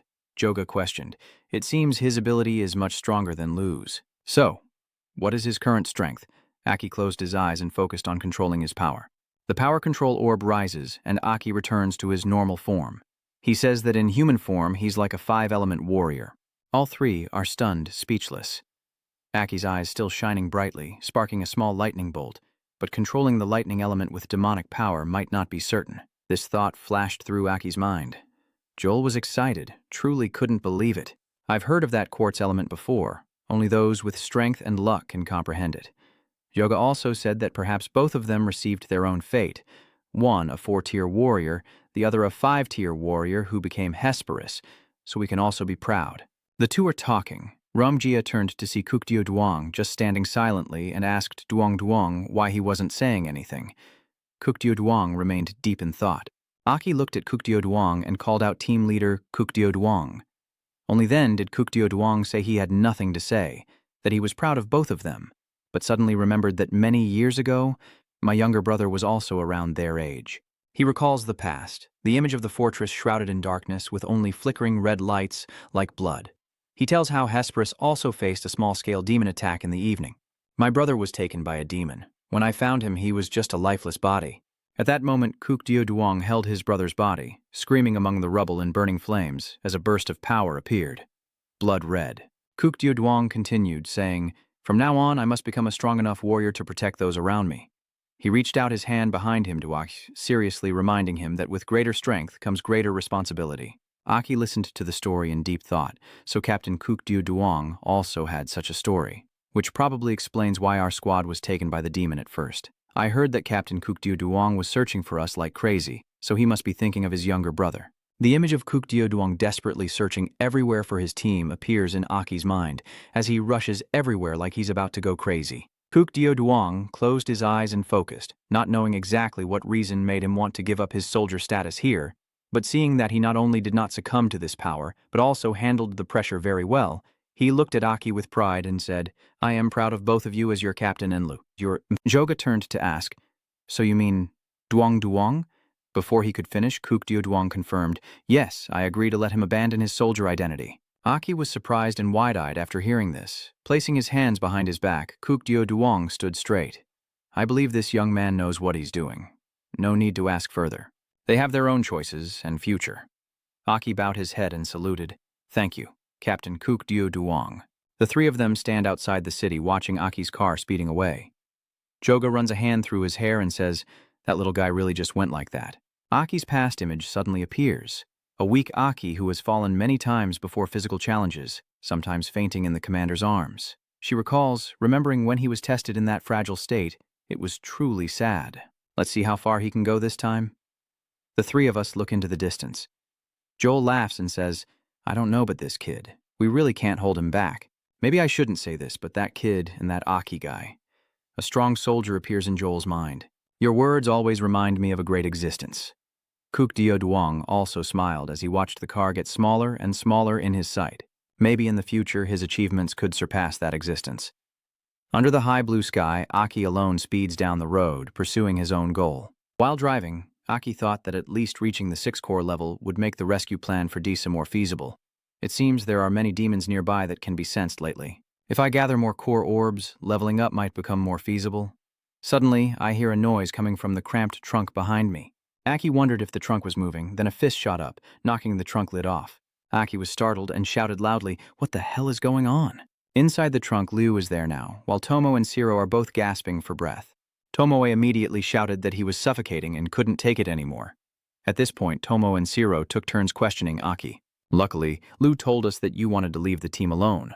Aki is a bad person." Aki's lips trembled as he couldn't speak. Then everyone shouted loudly. "When did everyone get on the vehicle?"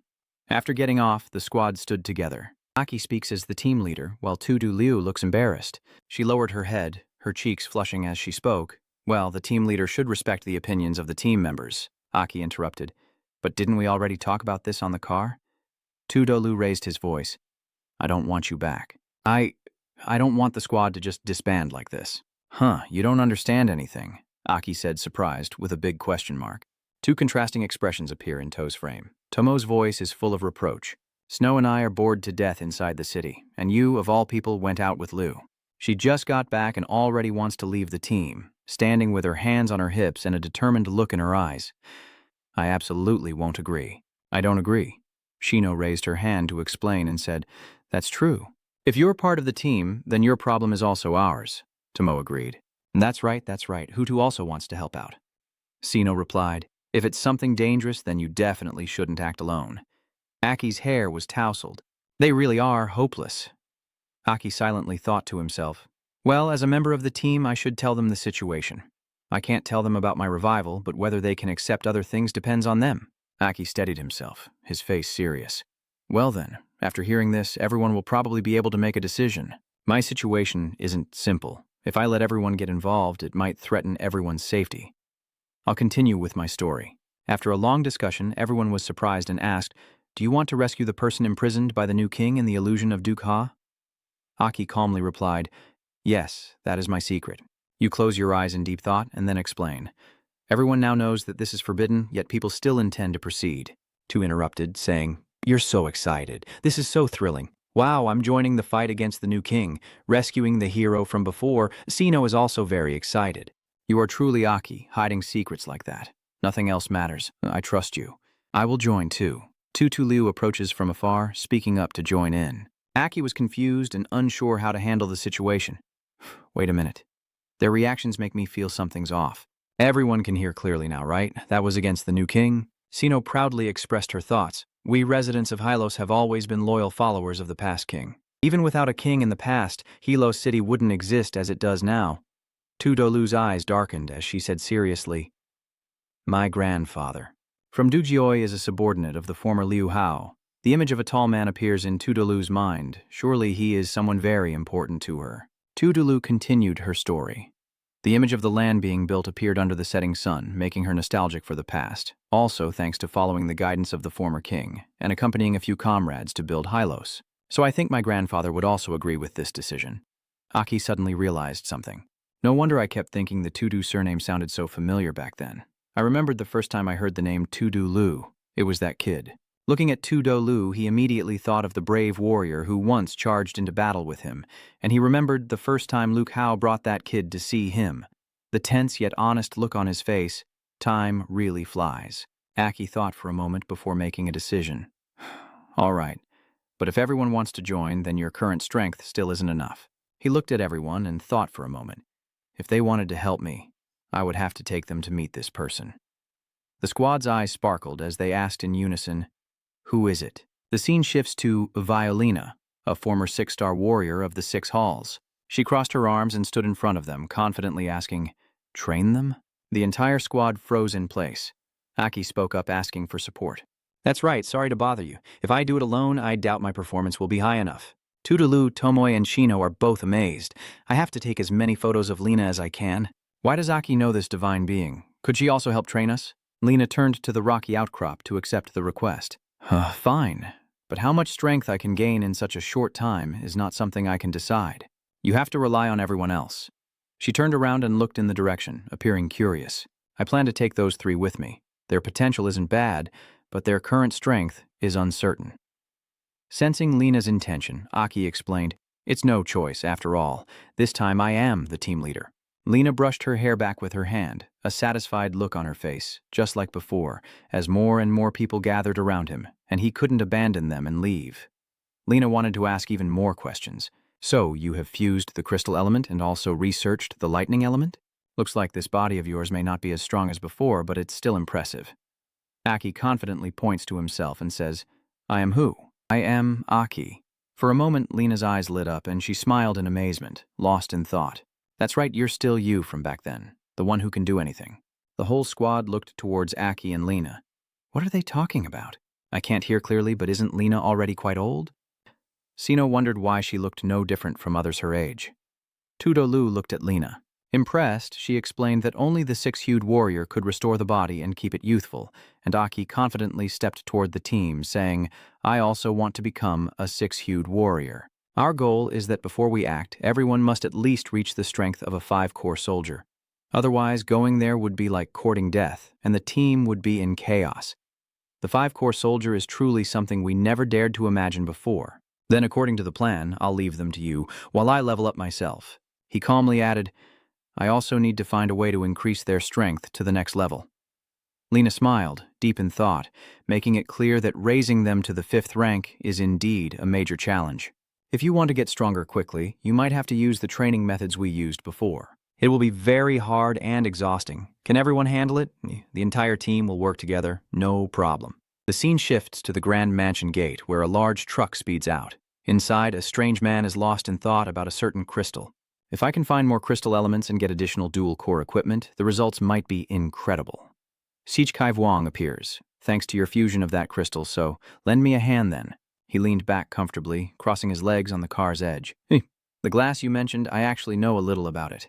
Aki drives around stylishly, unleashing dazzling flashes of lightning. "Thanks to your fusion with the quartz, I gained some strength." Sichkai Wang leisurely lay on the car roof. "The quartz you mentioned, I know a little, but the sound of the wind rushing past the speeding car can't drown out Aki's voice, so why did you appear? Aren't you planning to sleep for a while?" Sichkai Wang glanced over and said, Thanks to your cleverness in digesting it. Some kind of quartz element, yet it unexpectedly provided me with some spirit. Unfortunately, this spirit is still too weak." Remembering the terrifying and grotesque images, Sichkai Wang continued, adding that last time he casually helped you deal with that troublesome guy, wasting the hard-earned spirit energy I barely gained. Then he closed his eyes and smiled at Akai's baffling attitude. "Even if I explain, you wouldn't understand what I'm saying, so I won't bother with you. The quartz you mentioned with that foolish method, you probably won't find a single one in a year." Sichkai Wang said, making Aki stunned and blank-faced. "I can help you find a few effective alternatives in a short time." Hearing that, Aki suddenly slammed on the brakes. The car suddenly stopped, leaving long black streaks on the road. Aki's suspicion erupted inside. "What method do you have? Why do you want to help me? What kind of sound do you have again?" Viper King grits his teeth and says, "Next time you win by a sudden stop, let me know in advance." Aki sighs. "Who told you not to fasten your seatbelt?" Sichkai Wang paid no attention to the reminder. "Did you fight against the twin-core demon before?" A familiar image suddenly appeared in Aki's mind. You turn to Zichki Wang and say yes. It seems that you are not entirely cut off from outside information inside my body. Zichki Wang crosses his arms and replies, only the two evil cores fighting you are too weak. Otherwise, you would have already received a demon suppression core. What is that soul recovery shard? It works just like the crystal element. Zichki Wang laughed loudly. Ha ha, the effect is just as powerful. Zichki Wang, like a teacher giving a lecture, explained that ordinary demons usually evolve through demons of the same or higher level, but after enlightenment, demons, also known as demon levels, can jump tiers by merging with rare demon cores. Zichki Wang then thought about others and continued. You want to help your three teammates improve their strength. For you, human soldiers, if you can refine the demon suppression core, you will gain immense power.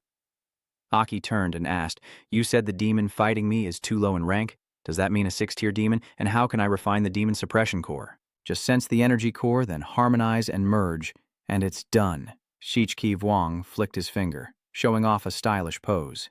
Ha ha, no, at least a 6-tier demon with dual core must be involved, only those with 6 tiers. And dual cores in their bodies can have the demon suppression core. Aki is suspiciously thinking, what scheme do you have? Why are you telling me this information? Are you planning to unexpectedly appear and seize the demon-absorbing core, then use my spiritual energy to control my mind, making you sweat? Aren't you also a demon, betraying your demon race, and you're fine with it? Zichki Wang suddenly laughed loudly. Ha ha, besides the 9 kings, including me. Other demons are just chaotic products of the ancient stone tablet. King Sichi appears contemplative. You really don't understand the situation with Ndu. Even if I tell you you wouldn't get it, and you've looked down on me too much, you only came to see the demon suppression core and even wanted to look at me. King Zichki spoke mysteriously, his large hand resting on the chair beside him. Zichki Wang rushed to the side. Didn't I tell you already? What are you doing? A flash of light streaks by. Zichki Wang grabs Akai's 2 hands with one hand. Zichki Wang looks at the person below him and says, I told you before that I am in your body and you are in my heart.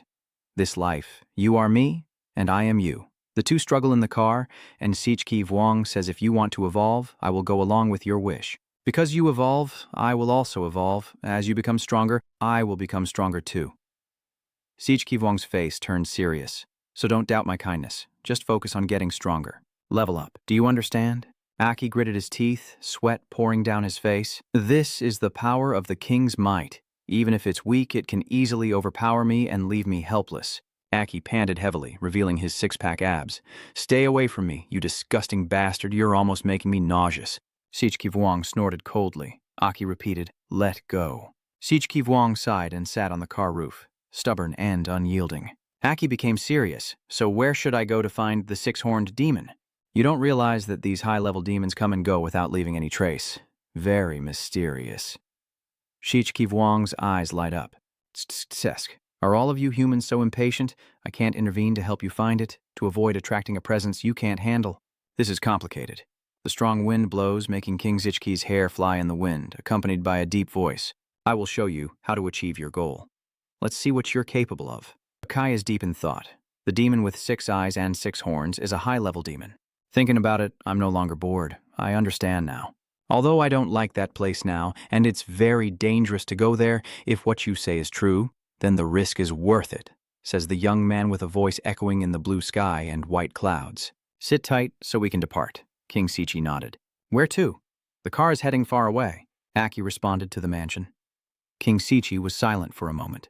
What do you mean by that seatbelt you mentioned? The sky is getting dark and the headlights are coming from afar. Aki stops the car. We're here. Stop here for now. It just happens to be the blind spot of the town. King Zichki sits in the car with his arms crossed. So before you obtain the Resurrection Demon Core, I won't appear anymore. When I do, it will drain a lot of my mental energy. Aki steps down from the car coldly. Got it. Zichki Wang glanced at him. Not knowing your specific plan, but I remind you, after obtaining the Resurrection Demon Core, don't think about forcing your teammates to undergo comprehension and refining, as that will only cause their minds to collapse and die. Hey, help me out a bit, Zichki Wang surprised. Oh, you also have times when you need my help. Tell me. Aki shyly blushed and bit his finger. Can you change my appearance? This time, I want to go to the mansion to find a way to join some high-level extermination missions. I can't use my old persona, especially at the monster hunting festival. Oh right, if possible, give me an additional weapon. A large sword appears. The great axe is still usable, but not quite powerful enough. The Crimson King gleams with pride, body shining, arms crossed as he looks up to the sky. Ha, if now you and I are not divided, this small matter is of course no problem. The body of Sichki Vuong turns into a small ray, which slips into Aki's body, causing him to jump back. Aki's eyes turn completely white as the tiny Sichki Vuong wraps around his arm, covering him entirely. Sichki Vuong's gaze inside Aki's body flashes with a proud smile as he looks at his new form. A sword appears. I'll lend you this sword to play with. Its name is the Crimson Dynasty. Thanks, you damn cursed demon. Holding the hilt tightly, Aki confidently walks in to try joining the punitive team. The northwest corner of the Bright Fortress Arena welcomes foreign soldiers to register and join the support team. This elimination mission requires a rank no lower than the 4th Hach. If the raid is successful, a huge reward will be given. Foreign soldiers are invited to enter the training ground in order. They are discussing. I heard that a powerful warrior from the fortress will lead the team. Who is it? They heard the announcement, inviting them to visit in order. Aki follows, thinking to himself that many different people come to sign up, but for the demon extermination mission, the more the better. The leader arrives with a muscular body and bulging muscles. This is the person in charge of the extermination operation, squad leader Niem Duong, a crimson 6-star warrior. He said, "Soldiers, join the extermination operation. Thank you all for your help. I am the person in charge of this extermination operation." They followed the orders, and this time the captain personally led the charge. It seems a serious situation is unfolding. I heard that Captain Niem Duong once faced a 5-stage demon and a 4-stage demon alone, and he cut off the head of the 5-stage demon. It's truly terrifying. The 2 soldiers from Thu Quang City are known to be much stronger than those from other cities. They are elite fighters. Niem Duong said that this week our scouting team was responsible for tracking the demon's whereabouts. They lost contact in the decayed forest 3 kilometers north of Thu Quang City, and none of the 6 team members have returned. He also said that the leader of the scouting team is a 5-core blue-core warrior, a comrade of many years and quite powerful. The other team members are also top-tier 4-core warriors. For many years, no incidents have occurred. According to the latest information from the scouting team, there is a high probability they encountered a powerful demon, at least a 5-core, possibly a 6-core demon, or even a demon king, which still poses a threat to the transportation around Tukwang City. Niem Duong also said that since the city cannot be without many soldiers, this time help from external soldiers is needed. Aki silently thought that it might not exclude dual-hued demons, at least 6-star level, meaning it could be a 6-hued demon. Coincidentally, the King of Chains mentioned that at least a 6-hex demon should be present to revive the demon core. Niem Duong also added, even as a warrior there are moments of enlightenment and sacrifice, but in life, you must see people die and see corpses. I must eliminate the demon, then you will command everyone. All right, everyone understands the situation. If you're willing to stay and help, then move forward. We will organize the team and set out immediately, aiming to return before the sun sets behind the mountain.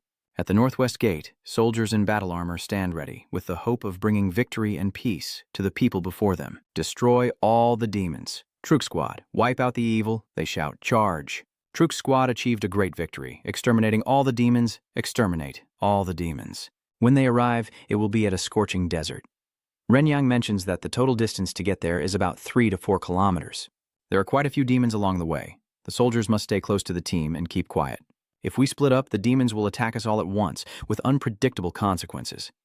Aki heard that guy say something not wrong. After leaving the shop, our team had already attracted the attention of the demons. However, the arrogant soldier puffed out his chest and said, "I'm telling you, Captain Niem Duong, don't think of us as rookies.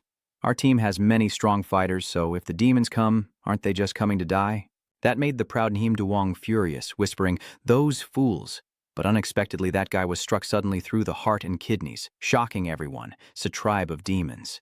The Sa Demon Clan is a race of demons in the desert wasteland, creatures that love to hide in the sand to ambush. It has a dark yellow color and suddenly attacked on the sand. Then it burrowed and escaped. The teammates shouted, "The evil demon clan, we are ambushed." The soldiers had to fight together against the demon clan, but they found it hard to catch because of its escape and the desert environment, which is the perfect stage for the demon clan. Ren Yangguan was worried. So from behind this team, the number is almost equal to the small-scale evil spirit of the 3-stage evil spirit. He shouted and kept fighting. "Soldiers, do not fight alone. Form teams and face the enemy together." Everyone charged forward with all their strength and fought with all their might, as if they were just playing. Niem Duong unleashes hidden murderous intent during the attack, but only a group of 3-star desert demons. He enhances his body with the system on his body, easily piercing through many people and attacking each one by one. Desert demons unworthy of catching my eye. It is Niem Duong's victorious satisfaction that makes him grin sinisterly. They cheer, "Captain, Our team is scattered. This time it's bad. Get everyone to regroup and fight. If we're divided, we'll die one by one. Some of the soldiers have already been separated from us quite far. If you can save them, do so. Before that, all we can do is hope for the best. The demons fight and kill soldiers with ease, but Aki appears and unleashes a red flame that forces the demons to retreat. The teammates noticed the black-haired guy with yellow eyes appearing as a savior to rescue them, but he accidentally broke something. Aki told them, "Stay close to the team. Don't just stand there." They ask, "Why don't you come with us? The squad is getting farther away, the demon clan is growing, we need to go now, there's no more time to worry about others." Aki just chuckled softly, then activated his mode to destroy everything in sight. It's much easier doing it alone. At that moment, all the teammates fought back and attacked the monsters. They were rescued by Niem Duong. He told them to stick close to the combat formation and not fall behind. They panicked, Captain. Soldier reporting, Captain, the team has regrouped completely. He confirms. Additional sounds can be heard as Captain Niem Duong's lost warrior returns. Niem Duong approaches them and asks, "Are you the most separated group? Is there anyone else?" They said a foreign warrior saved us to block our retreat. He stayed alone to face the remaining monsters. That was foolish of him to stay alone in the rear after that. Why didn't he retreat with everyone? The soldier was brave, but that was truly an inexperienced warrior, and he was doomed to die. They say this ambush was large-scale, so if he stayed alone, he would have to face more than 10 desert monsters. I told him to retreat with us, but he didn't even bother to look back, just said one thing and kept walking. Niem Duong asked, what did he say? The soldier said, "It seems I'd be better off alone." The man behind him laughed. You're so arrogant. If you still have your intact body, that's already lucky." Still, Niem Duong's intuition told him that even with a dozen or so monsters, I would hardly come out unscathed. Then he said, if it weren't for him staying behind to draw the attack of the monsters, our losses might have been even greater. He ordered, "Whether alive or dead, he is still one of our warriors. Come and see. I predict there are still many desert demons awakening, ready to fight at any moment." So, they arrived there with the captain right in front in a region of strong winds and obscured visibility, everyone paying attention. At that moment, our team was the furthest separated by the desert demons, and the blinding sandstorm quickly put us at a disadvantage. The reality before them is a sandstorm too fierce to penetrate, the domain of the desert demons. The team shouted out, "Captain A, the demons are coming." Niem Duong orders everyone to prepare for battle. Amidst the swirling dust, the figure of Aki holding a sword behind his back appears cold and mysterious. Seeing you, Niem Duong couldn't believe his eyes. The teammate only pointed to A, "That's him. The one staying behind to cover the rear is him." Aki has seen everyone. You speak up. Why is the team here? I thought you had already advanced. I was planning to follow. But Renyang looks at you. How can your body have such a dangerous aura? Is it because of the demon blood on you? Are you okay? I heard you stayed behind in the rear battle. Where are the remaining desert demons? Weren't there more than 10 of them? Aki quietly thinks to himself that all the demons have been killed by him. In front of them is only a skeleton on the desert. That news shocked the entire team. He single-handedly defeated more than 10 desert demons. What level have you reached? No way, Captain. There's something strange about this guy. If he's not higher than the captain, how could he have defeated all 7 demons alone? Aki replied, I am a level 5 core, you know? Even with my current potential strength surpassing that of ordinary level 5 or 6 cores, facing a level 7 warrior is no problem. But I never lied. Hearing that, everyone was stunned. Level 5 cores are not bad, but even Niem Duong didn't expect this. I didn't expect you to be just a 5th tier. Even I am a 6th tier. Facing over 100 desert demons alone is very difficult. How did you do it? Aki calmly replied, I am simply good at mobile combat, trying to avoid them gathering, then taking them out one by one. Your suspicion is useless. I am already prepared. They couldn't help but be surprised that they fought by moving around. If that's the case, facing each one individually without giving them a chance to encircle you truly is a combat genius. Then Niem Duong spoke up. The young outsider warrior did very well. Thanks to him blocking the rear, the team had enough time to regroup all right. Everyone change direction and keep moving forward. Everyone move. Finally, we have reached the place where the exploration team disappeared. He asked, is the marked map showing only 2 entrances? Are there really 3 entrances? They go deeper into the decayed forest entrance. Soldier Bow, if we explore each path one by one, I'm afraid we won't have enough time.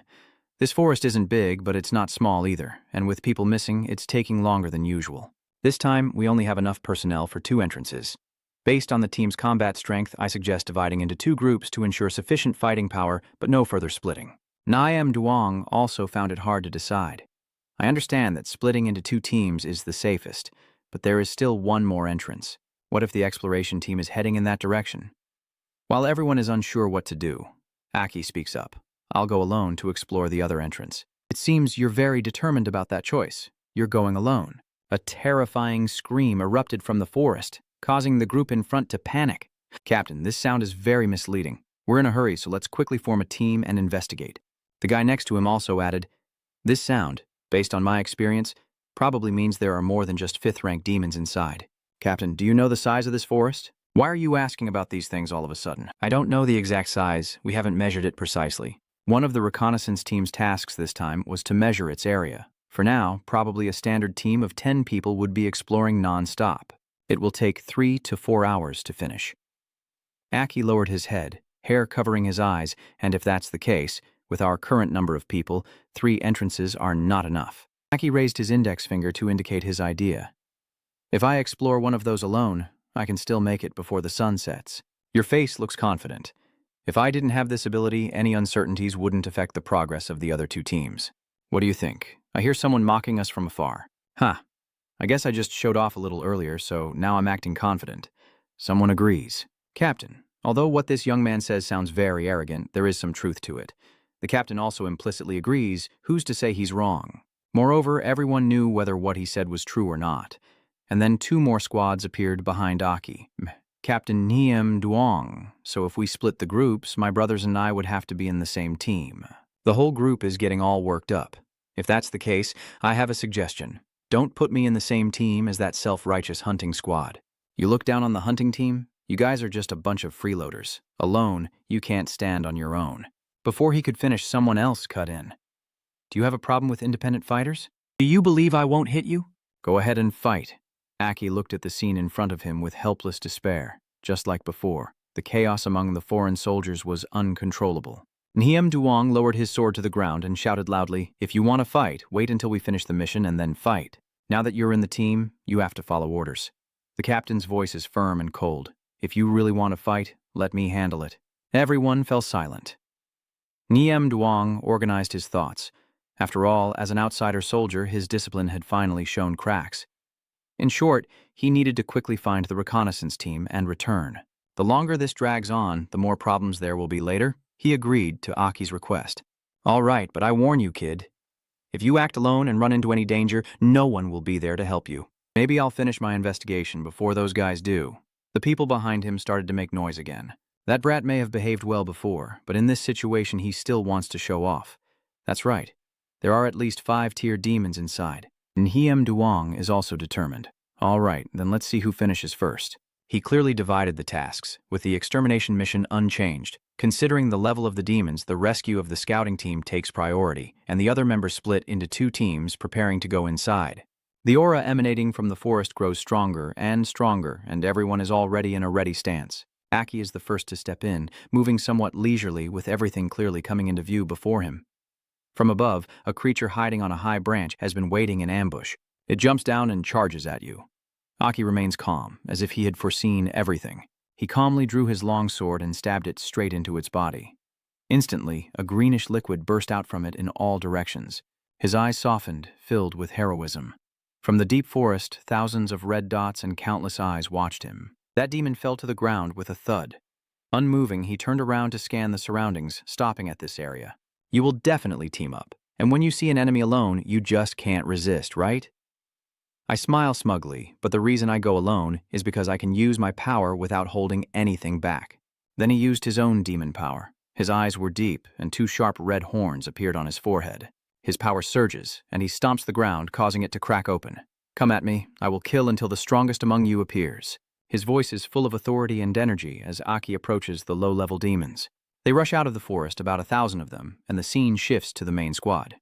Even during the day, the dense forest hides the sky and is as dark as ink. The guide in front holding a flashlight spoke with a worried tone, eerily calm, glancing around nervously, muttering, "Pay attention to other directions. Never let your guard down. As long as our squad stays united, the demons won't be foolish enough to attack.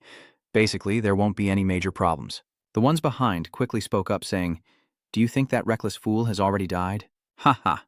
Even if they haven't died yet, they'll be chased by demons until they pee their pants. Ha ha." The leader seems to be shining a flashlight to spot someone's figure.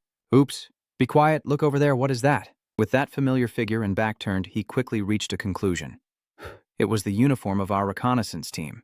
He was surprised and extremely happy. It really was a stroke of luck. Our squad found it right after entering. The squad behind is celebrating. Ha ha ha, I didn't expect us to find it first. It really wasn't a wasted effort. So, are we going to receive a reward? Ha ha ha ha. He quickly grabbed the lantern and ran happily and excitedly toward the body. Brother, are you a member of the Royal Reconnaissance Squad? We're here to find everyone. Where are the other team members? Where is the reconnaissance team leader? Brother, are you okay? Come with us. The figure in front of him was motionless, still making a grinding sound like teeth gnashing. He had no idea what had happened, so he bent down and shined his light on the corpse. Brother, what are you digging up? It seems you've realized there's a problem. His eyes showed shock and fear as a demon devoured its lunch, the very corpse right in front of him. He startled, dropping his flashlight and shouting as the demon climbed from the corpse toward him, its voice terrifying and eerily strange. Just then, this guy had already been devoured, and the entire squad behind him was trembling, their voices weak. Luke Hach, Song Hach Dam. The twin-core demon gritted its teeth, its eyes glowing, with two purple-green orbs on its head. It is the twin-core demon of the strange green core. The twin-core demon of the strange green core smiled eerily, blood on its mouth, with its fangs ready to fight and aiming at its target. You arrived just in time. A red light flickers in its left eye as its mouth emits a strange and terrifying smell, as if it has detected an opponent. The purple-blue core is a two-core Luke Kai demon. Outside in the dark night forest with tall trees and thick foliage, there is a call for Luke Kai. The core is a two-core Luke Kai demon. The green-haired guy is terrified of what's in front of him.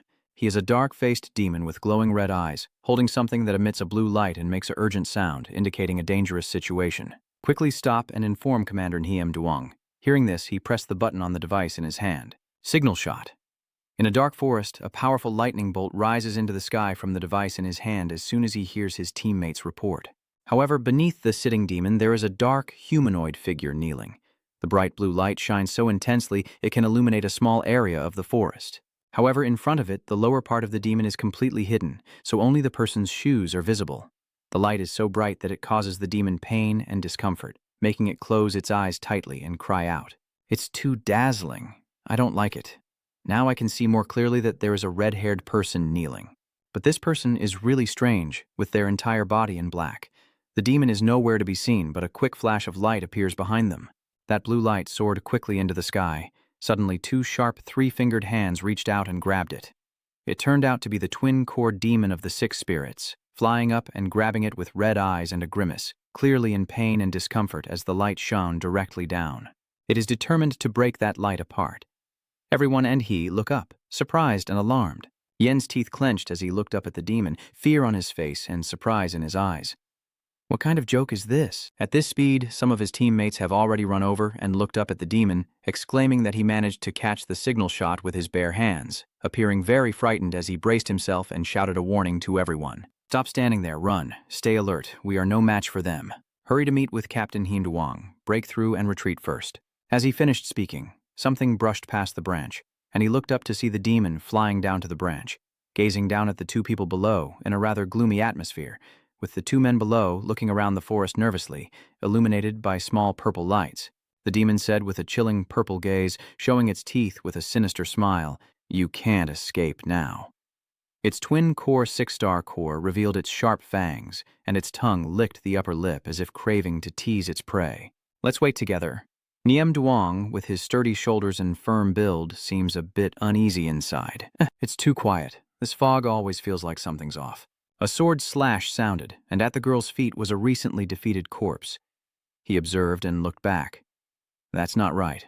Something's off. He didn't say anything and turned away. There are many bodies of monsters that just finished fighting on the ground. Her teammate looked a bit suspicious and turned around cautiously.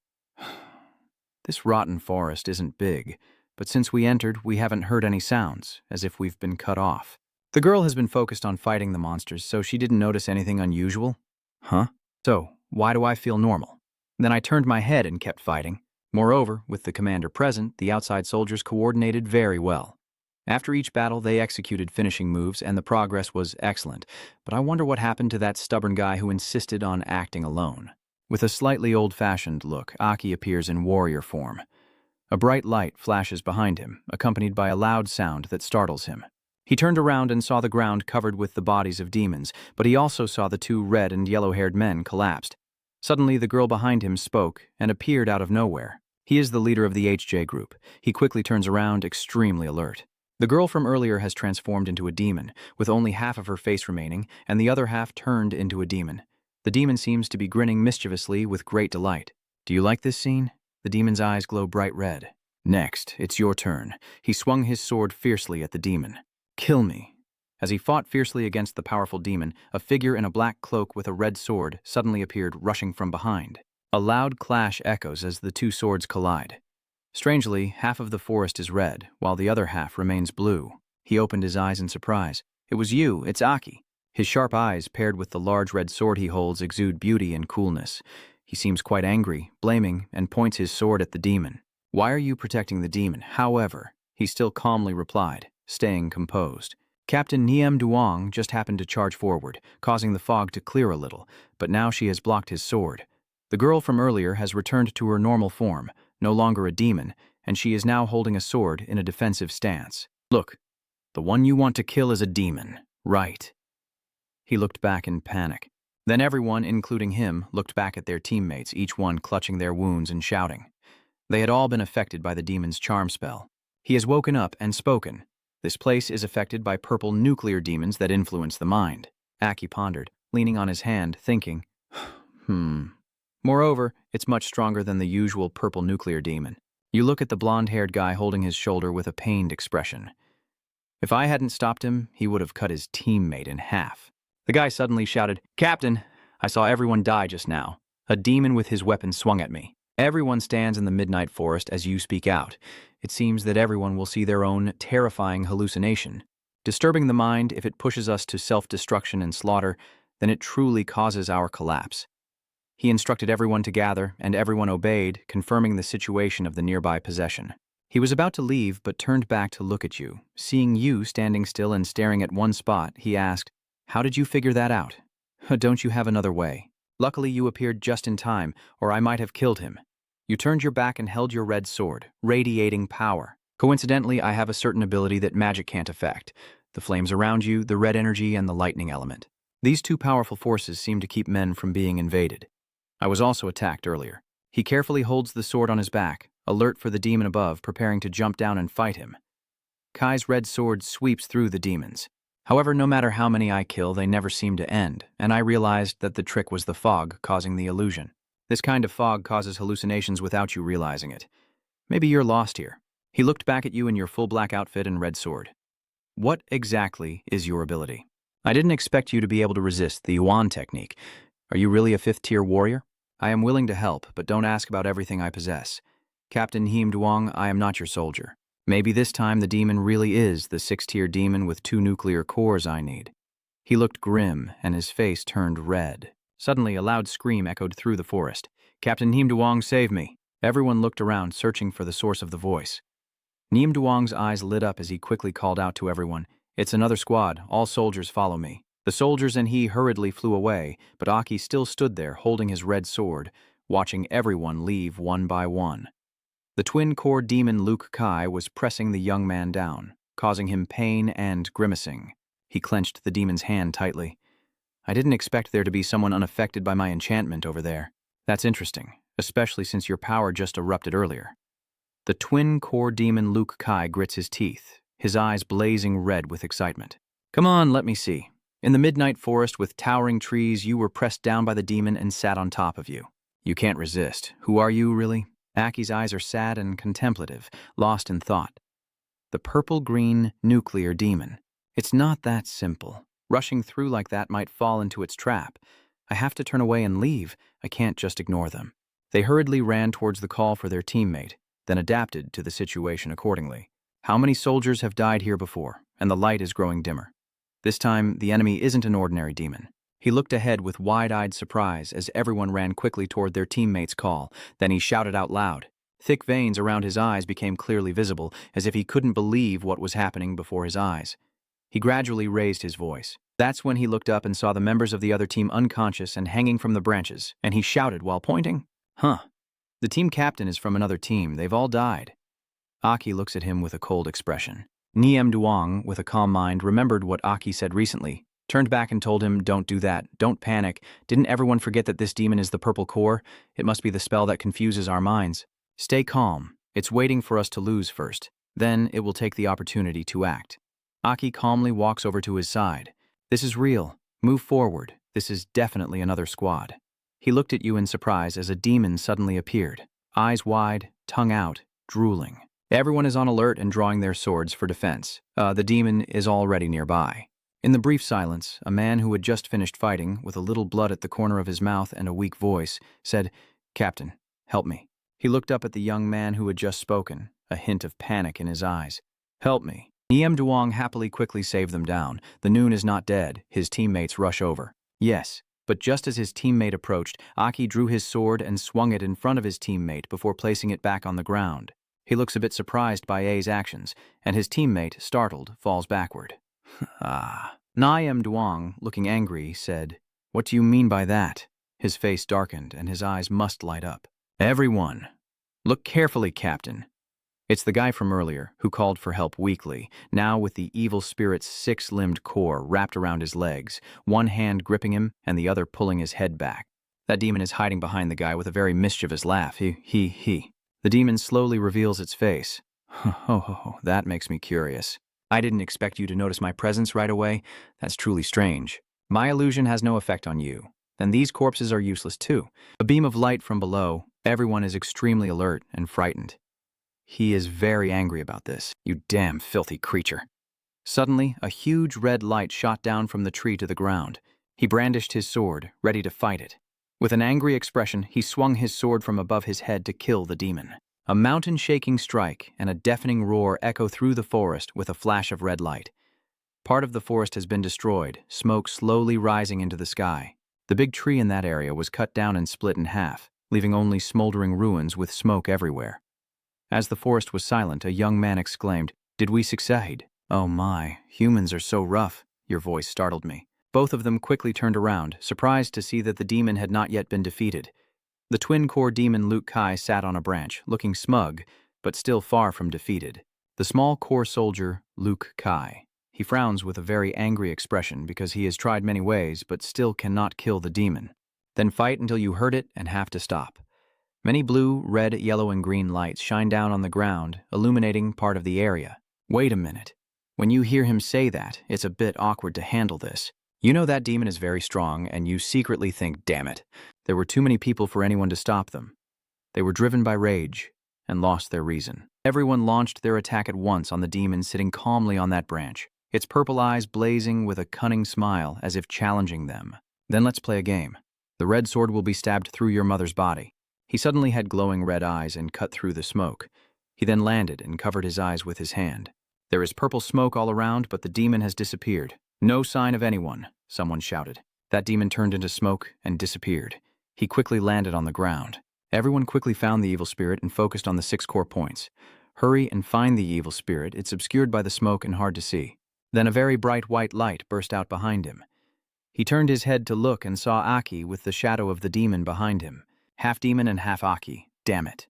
Aki's body has become a demon with a 6-lobed core, its face darkened and twisted into a terrifying smile.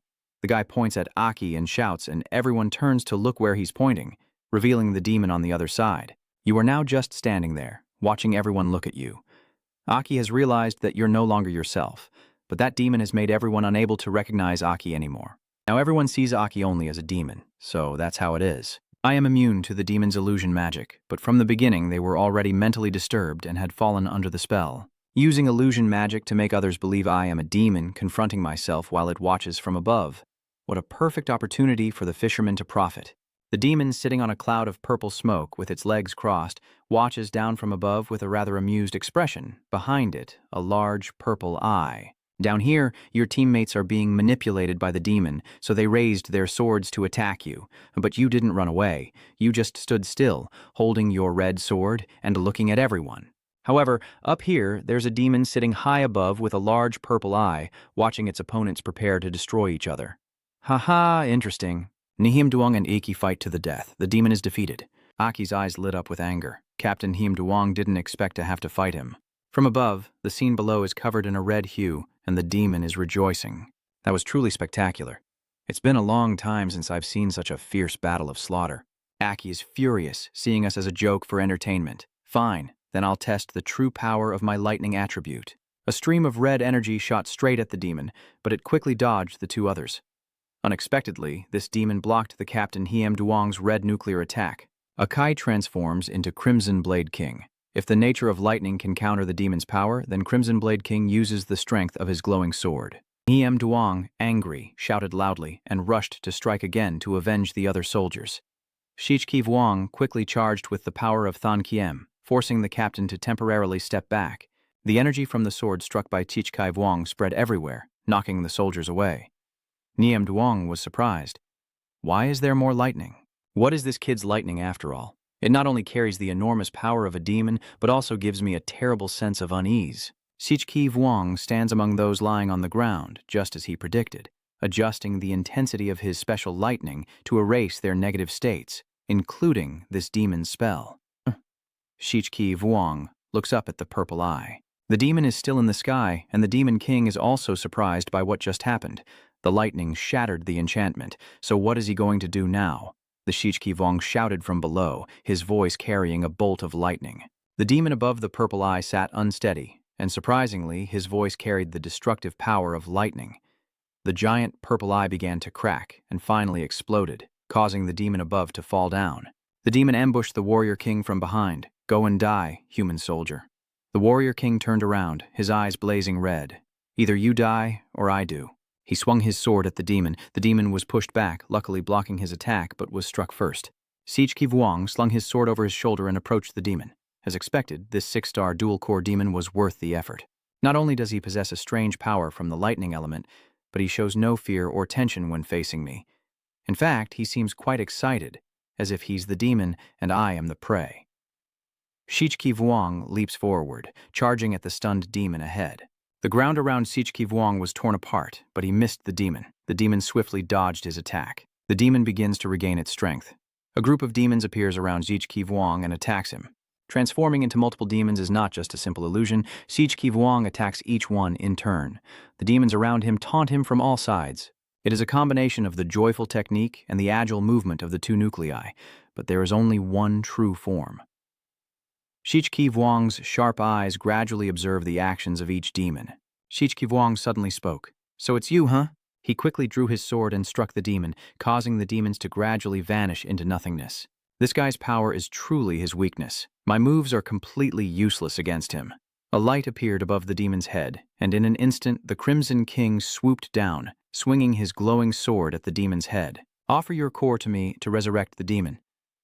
The scene shifts to Thukwang City. Lightning constantly streaks across the dark sky.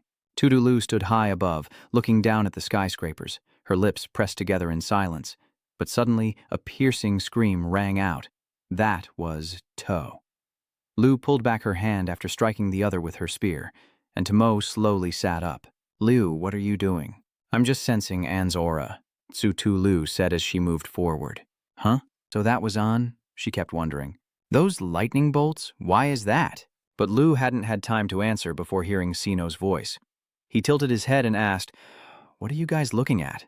As soon as he finished speaking, Tomo quickly pointed at the flashing lightning and looked at Anne, both of them crouching down in thought. Is that on? Tomoe replied. I don't know either. I heard that Lu said you can sense Anne's aura there. Hearing that, Sin retorted, What are you talking nonsense about? That's just thunder, right? It's probably raining over there. What are you all staring blankly for? Ui with a grim face approached forward and shouted directly into their faces. Before Anne returned, they didn't become stronger, so they could only become more trouble for her. With that, she immediately remembered Anne's instructions before leaving. Before I return, I need to strengthen their physical abilities. I want them to have powerful physiques. Anne's face became clearer and clearer, along with his pleading and earnest words. Please, it's up to you, Lena. At this moment, she silently thought that she had to fulfill Anne's request at all costs, as long as he could return safely. Hui Lena continued shouting, her tone growing more fierce. Keep fighting for me. I'm going up now. This time you must defend against my attack for 10 seconds. As soon as he finished speaking, Tomo sighed about the tough task. We already endured 5 of those 10 seconds. At this moment elsewhere, King Sichkai is relentlessly hunting the six-core demon, and the demon, not holding back, directly reveals its fury. Damn it, only I can strike from behind others. Before I finished speaking, the Crimson King immediately swung his sword forward. He grins mischievously. Could he be faster than lightning? Then he grits his teeth and says, "Why are you so stupid?" The legendary demon is now trembling with fear. Why do I feel an unfathomable and profound presence emanating from him? Is he really just a human warrior? Under the oppressive aura of the Crimson King, the strange demon seemed to collapse to the ground, and in the blink of an eye, a sharp, cold sword pierced through the demon's body. As he moved, he said, "Stop here. The demon is dying." The strange core of the demon Ruki was struck by the sword in front of him, and he shouted, "Damn it! Because of your strange lightning, my core cannot unleash even half of its power." It continued to threaten, "But don't even think you can get them." As soon as he finished, the demon's core emitted a strange light, and together they died, the demon trying to self-destruct.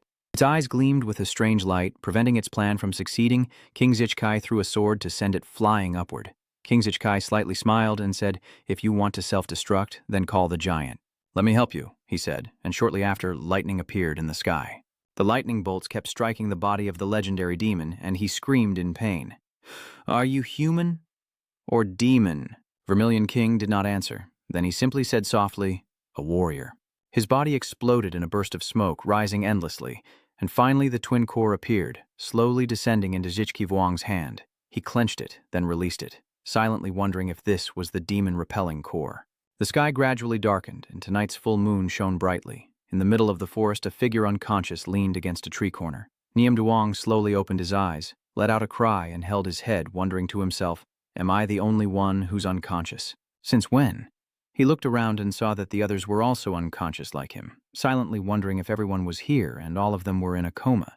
Interrupting his tangled thoughts, Niam Duong's familiar voice asked softly, "Captain, are you awake?" He responded with a surprised exclamation. It was him. Aki leaned to the side, one hand on the ground, slightly resting against the tree behind.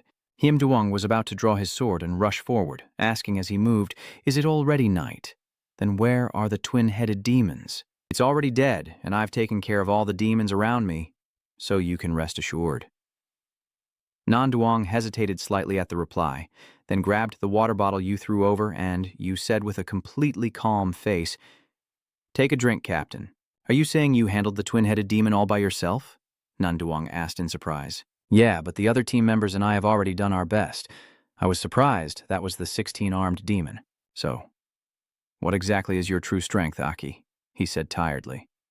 "Let's just say I happen to have the ability to suppress this demon, but the most important thing is that everyone survives, isn't it? I'll go check if there are any remaining monsters nearby. It's already midnight, so please rest a little longer with the other soldiers." Hearing that, Niam Duong turned around and looked around. Everyone was lying on the ground, leaning to the side, and he guessed they probably wouldn't wake up right away. The illusion magic of this demon really makes it hard to defend against. Even I was unconsciously possessed by its mind control. Aki explained, "The twin-core demon at this level is considered one of the most combat-capable beings, with 2 different dark cores, and their power is not just double. Are you trying to encourage me? Waking up so quickly already shows you're very strong." But Niam Duong sighed and said, "I am a powerful 6-core warrior and the top combat force of Kwang City. This time, this demon lord looked down on me, and I couldn't unleash my full strength, which really frustrated me." He frowned, and as the person in charge of the purge operation of Tukwang City, and also as the team leader based on the fact that you saved us, I will no longer investigate your specific identity. But as a soldier, I can't ignore this. Niam Duong clenched his fists. "I am very curious. As a 6-core soldier and you as an outsider soldier, who can defeat the demon alone, but who is stronger or weaker between the 6-core core? He suggested we have a little sparring so I can see what your true strength is like." Aki firmly refused. "It's not necessary, Captain. I believe your true strength is definitely not inferior. This time, the lack of information about that demon has put you in a difficult situation." Before I could finish, Niam Duong interrupted. "Don't refuse me. Just consider that I am extremely curious about your strength." His sword pointed at you. "Please spar with me." Is Aki quietly assessing the personalities of Hyo Qian and Hyo Thang? That's right. If a warrior doesn't have these 2 traits, how can they become a strong warrior? Then he corrected his words and said, "I have no problem with that. There is an open space nearby." The bright moonlight illuminated every corner of the forest. They moved to a nearby open area, Zhen Yuanyang began to move. He prepares for battle and says, "Please don't hold back your strength. If you're truly powerful, let me see it." Aki replies, "I was also aggressive like you, so I will compete seriously with you," and draws his sword to attack. Niem Duong feels happy. Very good. Like a gust of wind, he rushes toward Aki, launching a wild slash. The red blade keeps appearing in layers, but then Niem Duong is stunned. Where is he? He looks around but sees no one, only the traces of the previous attack. Niem Duong stared up in shock as a shadow leapt down to strike him. He reacted instantly, yet it was behind him, above. Niem Duong blocks Aki's sword with his, then unexpectedly stomps on his hand, causing a deafening explosion and a cloud of dust to fill the ground. Aki takes Niem Duong's weapon and suddenly speaks, "You lost." Aki is pressing down on him. "No matter how many times you try to stand up, I will find an opening to counterattack and take your weapon the moment you strike." His cold, emotionless gaze. "Do you still want to try again?" Niem Duong's voice trembled slightly. "He's right. Whether I'm prepared or not, I always get disarmed. It's a gap in strength, in his power, in the pressure he exerts. I only see that in them." Tan Luk Hao. Aki reached out to help him up. For a moment, his face softened. "That's enough." Niem Duong is still stunned, feeling completely different from just now, or from Tan Luk Hao, almost like a kind elder, sometimes cold, sometimes warm. He quietly concluded that he was truly a mysterious warrior. Niem Duong grabbed Aki's hand and happily said, "All right, I give up." A little later, he rubbed his arm and asked, "Why did you join this temporary team with your strength? You're definitely not an ordinary fifth-tier warrior. You are even the strongest warrior I have ever seen, only second to Tan Luk Hao." Aki frowned slightly. "You muttered, 'Tan Luk Hao is behind them?'" Niem Duong continued, "The seven-hued warrior is the peak, and the gap between the six-hued and one-hued is probably even greater than the gap between the one-hued and the six-hued. The power of the new sixth rank is beyond what a six-core warrior like me can compare to. No one has seen their full strength to this day. I heard that some of them once entered a place called the Ancient King's Platform alone and came out safely. Or this surpasses our imagination." Aki suddenly entered the Ancient King card. In the end, they are the Ancient King card itself. "You remember how badly you suffered inside there?" Aki's face grew serious. "That's not right. They're still hiding something. Niem Duong pulls you back to reality. It's almost dawn, and the other soldiers will probably wake up soon. Will you come back to Tukwang City with us?" Aki calmly replied, "Yeah, let's go back."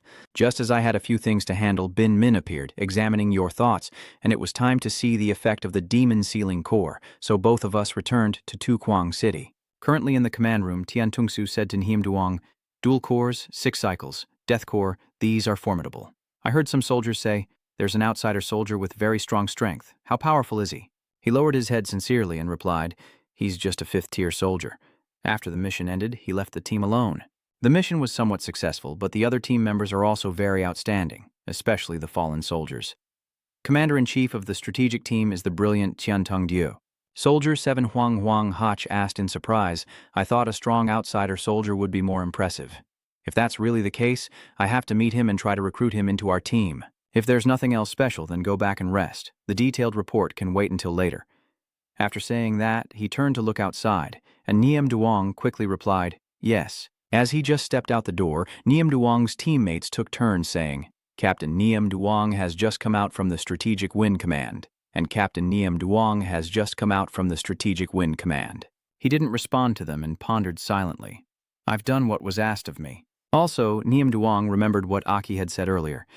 "Captain Niem Duong, I hope you can speak modestly about my abilities. I joined the temporary team of Tukwang City, but I don't want the higher-ups to notice me. This is my request." At that moment, he looked surprised and asked again, "So you saved a member of our team, which is something I could do, but aren't you interested in the reward for the mission? Who are you exactly?" Aki let out a sigh. "Whew." Then he looked up at the sky and calmly said, "I don't know either." At that moment, inside the bright castle at a hotel, Aki had just finished bathing and was stepping out while drying himself, finally cleaning the blood of the demon from his body. After walking to the bed, he looked at the demon suppression core again. Then, Aki sat down gently, quietly holding the core in his hand and muttering to himself, "Then this thing." 1 second later, Aki suddenly had a thought. This demon core is indeed completely different from a normal demon crystal core, especially because of the demonic aura contained inside. If it were an ordinary warrior, they would be forced to absorb the consequences, At this moment, the Crimson King suddenly appears, and the consequences will be unimaginable. Well done, you managed to retrieve the first demon suppression core so quickly. So suddenly, you appeared like this? If you've already obtained the demonic suppression core, do you know how to use it? But this thing really is only usable by you, no one else. Hearing that, Aki asked in surprise, "Why?" So Sichki Vuong calmly replied, "Because you are special." At this point, he transformed him to look like himself, causing Aki to angrily shout, "Hey, what are you doing?" And then the Crimson King said, "I like this form of yours. Still, you try to ask, what do you really want to do?" "Don't act so friendly with me like that," he said happily. Humans really have bad nature. Just a reminder, this form of yours is very effective. The Resurrection Core is a unique product within the internal body of high-level demonic beasts. Its power is beyond what an ordinary human body can withstand. Too violent, enough to drive a normal warrior's mind into madness or even cause self-destruction. "But your inner body possesses two things that can suppress this violent power?" Aki quickly asked him again. "Two things," Shichki Vuong quickly replied. "One is your demon physique because of my existence, so you are completely immune to any corrosion from demonic aura. The second is the lightning attribute that you self-upgraded through the Blooming Flower City." Aki still didn't fully understand his meaning, so he asked hesitantly, "Is this what you mean?" You are creating a stream of lightning in front of him. This made Sichki Vuong frown in discomfort. In addition, he ordered with a frown, "Just this. No need to show me. Take it back." So Aki accidentally discovered King Zichi's weakness and muttered to himself with doubt, "This guy really resists my lightning." Moreover, he also clearly told you something. Your formidable lightning attribute is very effective against demons. It can suppress their power but almost completely purify their aura. So by combining these two abilities, you can help other human warriors fuse with demon cores, but they must at least have strong physical and mental resilience, as without it, the fusion process can easily affect their sanity. The others, you'll only find out if you help them merge, whether you still have anything to say. After a moment of hesitation, Aki returned to his original state and asked him, "So how exactly should the merging be done? So I have to help them merge how?" "Very decisively. Shichkai Vuong exchanges 1-for-1. Naked body, energy merging." Aki screams in fear. "What? How do you combine with a naked body?" King Sichi begins to explain step by step. "Why are you so excited? To maximize the sensing of the other person, isn't this just a very normal thing? Combining means both combining and sensing energy. You can use your own energy to transmit into the other person's body." Aki did so while sensing the changes inside and muttered to himself. This is very bad. Tuonak is still a guy. Liu and Tamu are girls. They will misunderstand me as a pervert. Wait a minute. Tuonak is the weirdest. He started imagining himself naked and saying boldly, "I've finished undressing. Let's get started." Then he suddenly got scared, grabbed his head and shouted, "I don't want to do anything with a loud man." Seeing Aki react so dramatically, he sighed and asked, "What are you actually doing?" Moreover, the Crimson King cannot understand human embarrassment at all. While Aki is still dazed by what just happened, the door of the apartment swings open. The door opens and Lin Lina enters with a cheerful expression. "You're back, Aki. Aki calmly replies. "Yeah, I'm back. Where are the other three?" The remaining three appeared after the door. Uilina called out, "I've taken good care of them." Seeing Aki, the three of them ran towards Tomoe, with him leading, and suddenly asked Aki why he had changed again. Tu Dolu, who was running last, "I've gotten used to him." Feeling his aura more easily, he hesitated and said, "I have something important to tell everyone about training." At this moment, he appears to be very serious about the secret he wants to reveal to everyone. After a while of chatting in the room about the remaining secrets, Uilina suddenly stomps hard on Aki's little thing, making him jump in shock and scream, with an angry growl, "Are you serious?" Looking at Aki, Tomo suddenly covers her mouth. "Oh my god, I didn't hear wrong, did I? Naked fusion." Win Lina gritted his teeth. In the previous life, he was clearly indifferent to all hints and my nighttime attacks. This life, he's quite skilled at playing the game. With a look of contempt, she glared at Aki, the perverted boss. "Do you believe that if I step on you once, you'll be forever doomed to extinction?" Tom was trembling in fear of having no heir to continue the family line. "You're just rambling on about nonsense. What are you even talking about? I told you. This is an unavoidable situation. We have to cooperate like this to fuse the demon suppression core. Without my help, they would be corroded by the evil energy inside the core." His voice trembling, he looked down at the leg, threatening his little one, wondering if he could just put it down since it felt cold beneath. Hearing Aki's words, Uilina was speechless and had nothing more to say. She angrily flicked her coat and left. "Everyone discuss first. I'll go take a nap and call me when you've decided." After saying that, she went out and slammed the door, startling everyone inside. The room was now filled with a heavy silence. Tu hesitated. Lena, what's wrong, Senior? At this moment, Aki became very serious and explained to everyone the method is not only unusual but also dangerous. If it really works, I will quickly go and get the remaining 2 demon restoration cores. For now, this demon core can only help one person level up. Who will be the first to arrive? Tomo, lying on the bed, was lost in thought, feeling very shy despite being comrades, because she had to be naked in front of others. She immediately thought of Tunak. Of course, Tunak wouldn't have any issues, and right now her mind was filled with 7,749 positions with Tunak. In the hidden corner, Tu Do-lu hesitated to speak, her face blushing with embarrassment as she said, I already have demonic power within my body, so it should be easy to merge if I try. Maybe I should go first. Zeno immediately interrupted her. Of course I am the first one. I looked determined. Of course I should be the one to try first in such a dangerous situation. My strength and spirit are only useful in moments like this. All right, thank you for trusting me. Tomo happily supports. I understand, and I support. Contrary to everyone's cheerful appearance, at this moment somewhere in a corner, Tu Do-lu remains silent. Inside the room, the 2 of them gradually undress, and his physical strength, improved through Lena's training, has increased quite a bit. Feeling more muscular than before isn't bad at all. Sino slowly takes off his shirt to reveal his toned body. Maybe all the male fans of my channel want to have a physique like this, right? If you do, please leave me a like and subscribe so you can achieve a body like this. After changing clothes, Shino asked Aki if he should take off his underwear too, startling Aki, who turned around and held on to Shino's small pants tightly. No need to take it off, no need to take it off. It probably only affects a little, just a little. Outside the door, To and Tu Do-lu are secretly recording lively moments of the 2 people from this angle. Their cameras are capturing the moment they are exchanging inner strength. Is it okay for us to peek it this way? When Lena suddenly appears above the 2 of them. It's okay. We're just worried about them in case they need our help. Hearing her voice, Tomo looked up and asked, Senior, why are you here too? When Lena gestures silently with her hand to be quiet and whispers, let's just focus on the research. The 3 of them stood quietly outside, watching in as Shino held the demon pill in her hand. If what you say is true, then it contains an extremely terrifying demonic power. The magic stone in your hand emits faint lights and releases a black aura. Just holding it in my hand made me tremble.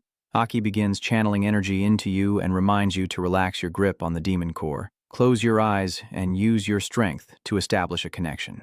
It will be a bit painful later, but don't worry, I am here to support you. Shino closed his eyes firmly and, with a determined voice, began to enter your subconscious. In the subconscious, a vast space envelops your vision, and a faint golden light gradually appears. I see it now, that golden light spreading further over there, like the core of my power. Can the resurrection core detect a power that suits it? The space inside is starting to warm up from the heat emitted by the golden light. Should I move closer to the yellow light? Thinking that, he slowly stepped toward it. Suddenly, he paused for a moment and looked up at the golden light sphere being held by a mysterious giant creature. Surprised by that enormous primordial demon power, this is truly immense demonic strength. You raise your trembling hand toward the sphere. Is this the mighty primal demon power?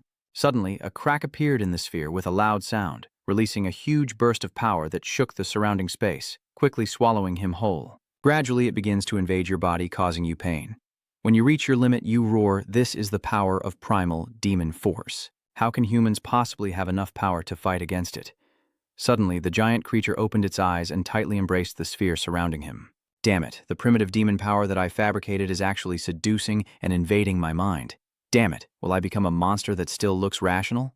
Vuong Kai Vuong is watching everything from above. I told you to follow my instructions, or there's a high chance your friend will die suddenly. He relaxes his hand, and above it, a different form is holding a sword. Now it's your turn, his eyes wide open, creating a strange aura of pressure. He soared into the sky, looking down at his opponent, the Golden Demon.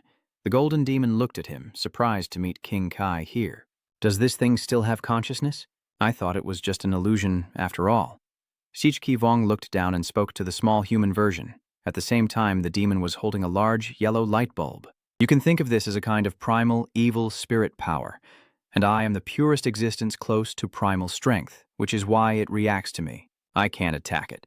If you want to help your friend, then act quickly. Otherwise, don't blame me if your friend turns into a monster and loses his mind. The tough and injured young man was thrown into the air, his steps lifting as he slowly approached. Two knocks soared high, lightning from his palm striking down at his opponent, causing the enemy to convulse in pain. You can't fall here. The golden demon curled up with a round light, looking at him, and its hearing had already detected something. You have an extremely foul smell on you. The golden demon detected a certain scent, and a bright yellow light rose up with an unpleasant odor. Such a disgusting smell that it must be completely eradicated, and his eyes also detected a certain scent. Suddenly, his eyes lit up as a human dressed in golden armor from head to toe blocked the powerful strike against the yellow demon clutching the glowing orb. The small character in his palm jumped up high, aiming his sword at the opponent. What is that?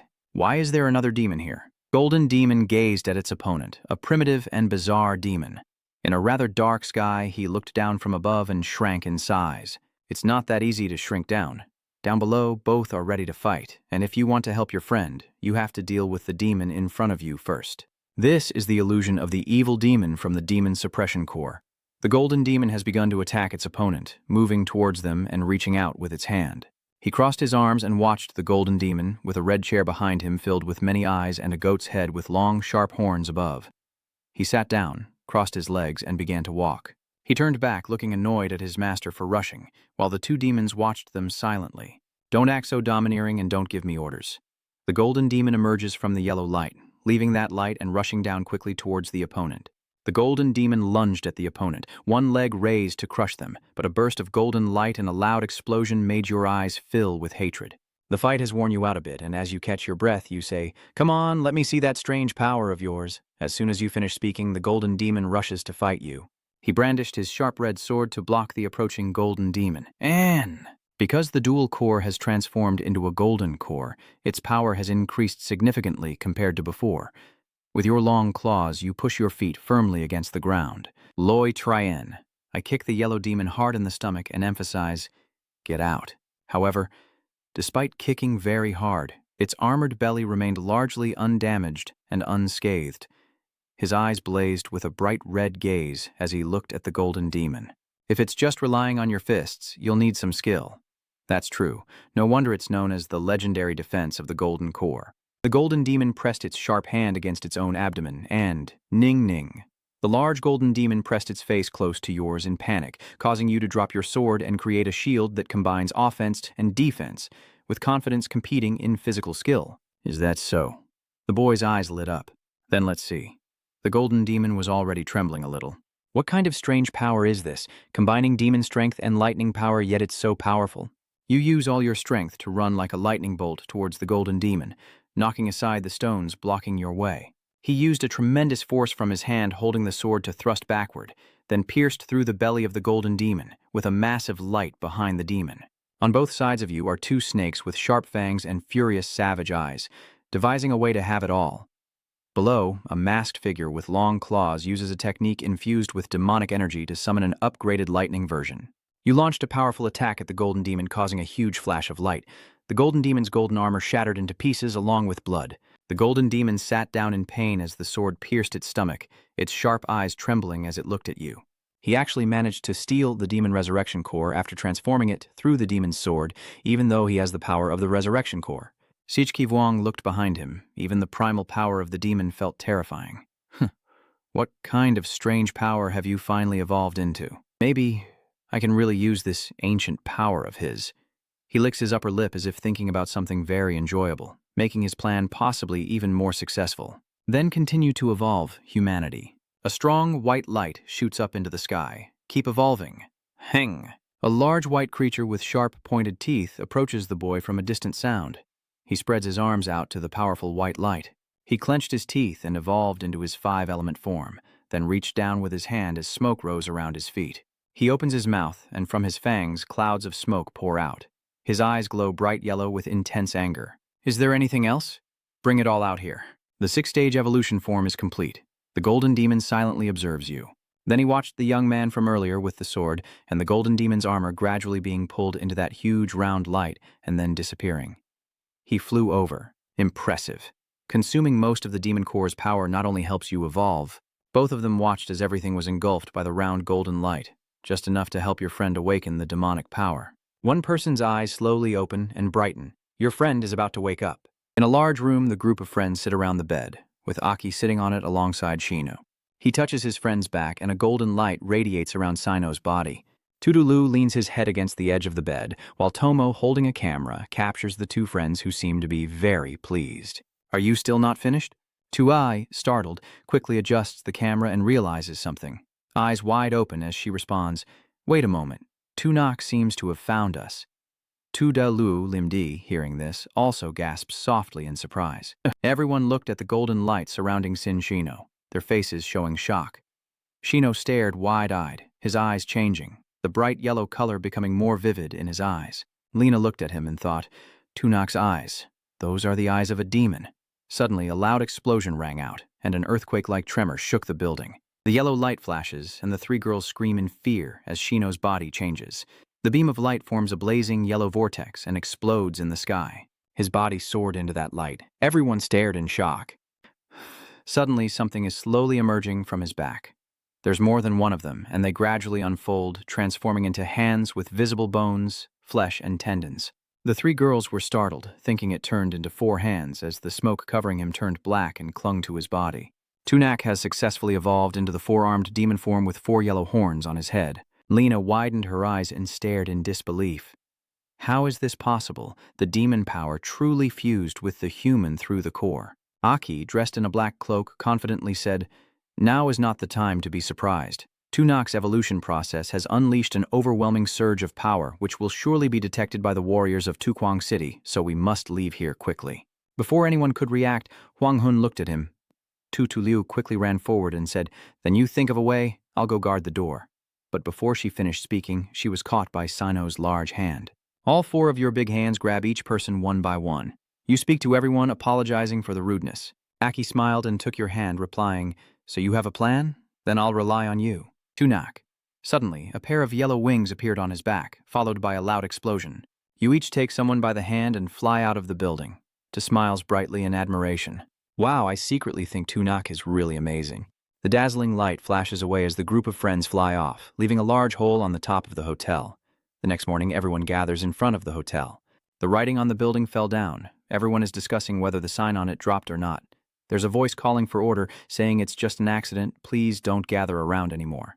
A young man loudly reports to the team leader that aside from the hole in the roof and the broken sign, no other traces were found. The captain of the Self-Glory Guardian team frowned and thought to himself, that was definitely the aura of a demon just now. I only took a few minutes to come here. Suddenly, the warrior looked up and shouted, "Captain, look over there!" Then both of them knelt down together as a mysterious blue light appeared, and a shadowy figure materialized within the light, gradually lowering itself.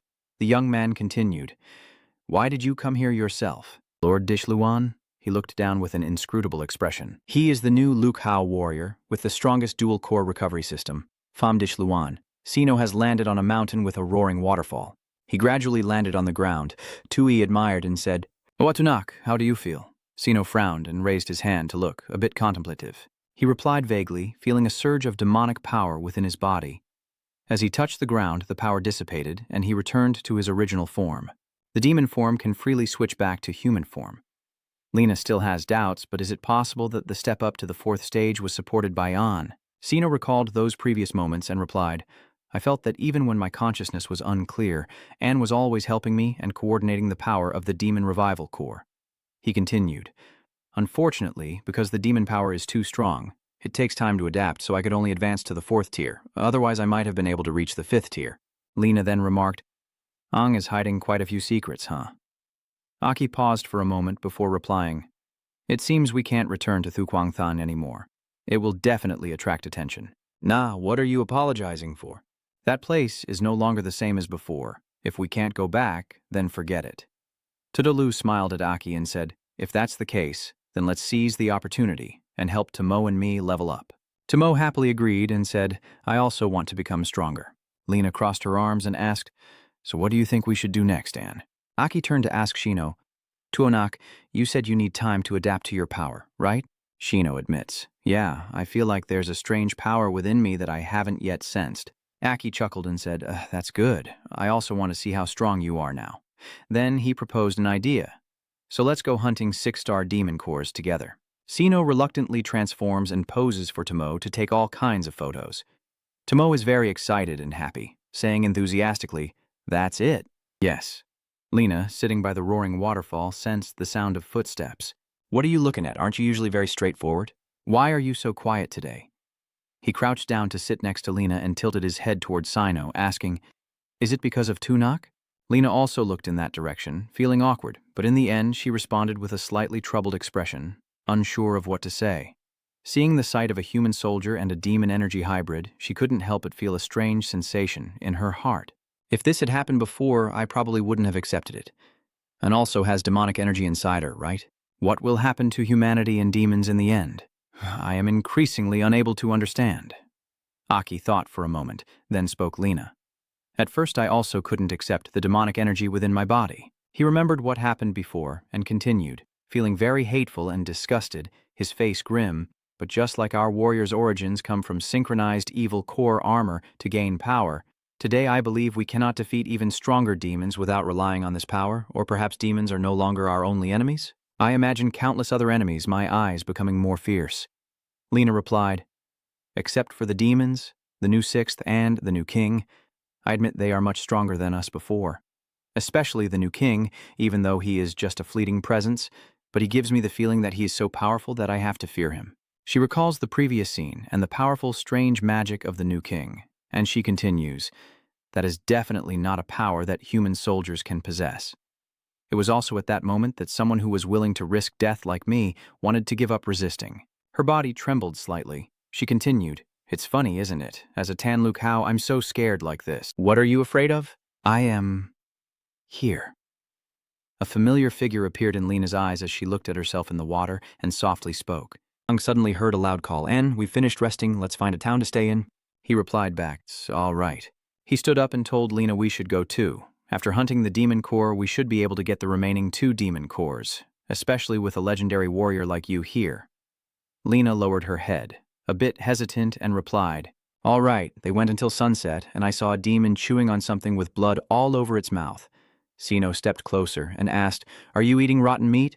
Then he commented, Demonic beasts of the first and second ranks can be found everywhere. This place, and found, seems to be a very large demonic beast lair. Aki thrusts his sword into the monster's mouth with a loud cry of attack. Aki firmly grips his sword and steps forward fiercely, saying, I've searched from dawn until sunset, and finally found a rare, large lair. I hope the demon cores are here. Don't let me down.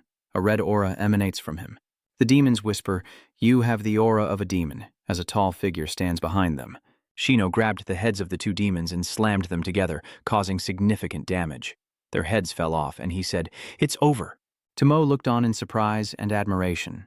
Aki sensed something inside and explained, I can feel a powerful force deep within this lair. Maybe we can find the demon recovery core inside, Tutulu suggested. I want to fight too. I can do it too. However, she hadn't finished speaking when Aki interrupted her. No, I know you also have a demon form, but now is not the time to fight, as it would drain both physical and mental energy. She and To cannot fight before merging with the demon restoration core. The fusion of Tunak consumes a lot of energy and stamina, because the process must be kept in an absolute state afterward. In the end, he goes deeper, and tells Lena to watch over the 2 of them. She agreed. Suddenly, 3 demons attacked from within. They screamed so loudly, but there's still a human here. Surrender or die. Shino raised his hand and said, Let me try myself. Aki rushed forward and swung his sword. Sino faces the demon and throws a punch at its head. The other 2 demons are a bit panicked, wondering if this is a demon or a human. In the end, they stomped and shouted loudly, determined to kill whatever it was. They charged more fiercely, and seeing this, Sino Tomoe turned to ask Aki, Will I also turn into this after becoming a demon? She imagined herself having 4 arms. Aki frowned and replied uncertainly. Then he fell into deep thought. Tunak became more aggressive and combative after turning into a demon. I don't know how Lu and To were doing, but Shino grabbed the heads of the demon and used the bone flower move. He said, I used to be very weak, carrying a core of defense against fame, but faced with a low-level demon led by the demon of the highest rank, I could only stand aside and watch the team leader protect the city, facing a second-level fire-type demon, and could only escape under the protection of the team leader. Now I am different, I have power, and from now on I want you monsters to fear me. Aki stepped forward with determination, quickly drawing the attention of the demons. Aki frowned, sensing the aura gathering here. As expected, it's a demon lair. Seeing them rushing towards him, he felt a bit worried as the number of demons kept increasing. Lena asked nervously, "Do you need my help? I'm worried that if this lasts too long, something might happen." Aki quickly replied, "Then please, quickly obtain the demon-slaying system. That would also be a good thing." Hearing that, Lena pushed her hands to the ground and began to channel her power. She took a running start, aiming to leap up. Tomo stood behind, very excited. Could I witness the true power of a level 6 How? Lena stomps her foot down hard, causing the ground to sink. With a spectacular leap, she swiftly rushes to defeat the evil monsters. This power leaves the onlookers in awe. Is this the speed and strength that Lu Hachtam can achieve? I never even imagined this before. Tomo is completely disappointed because the idol event failed. It was too fast. I couldn't get anything. Tunak, also surprised, exclaimed, "What the hell is this skill?" The demon in front was wiped out in the blink of an eye. Aki grinned happily. She didn't use any skills at all. Watching Lena still rushing at full speed, he continued, just activating the shield and running through. Their voices echoing in the cave. "Tunak, let's go after them too." Liu and Tomo are not allowed to fight. They must conserve their spiritual and physical energy.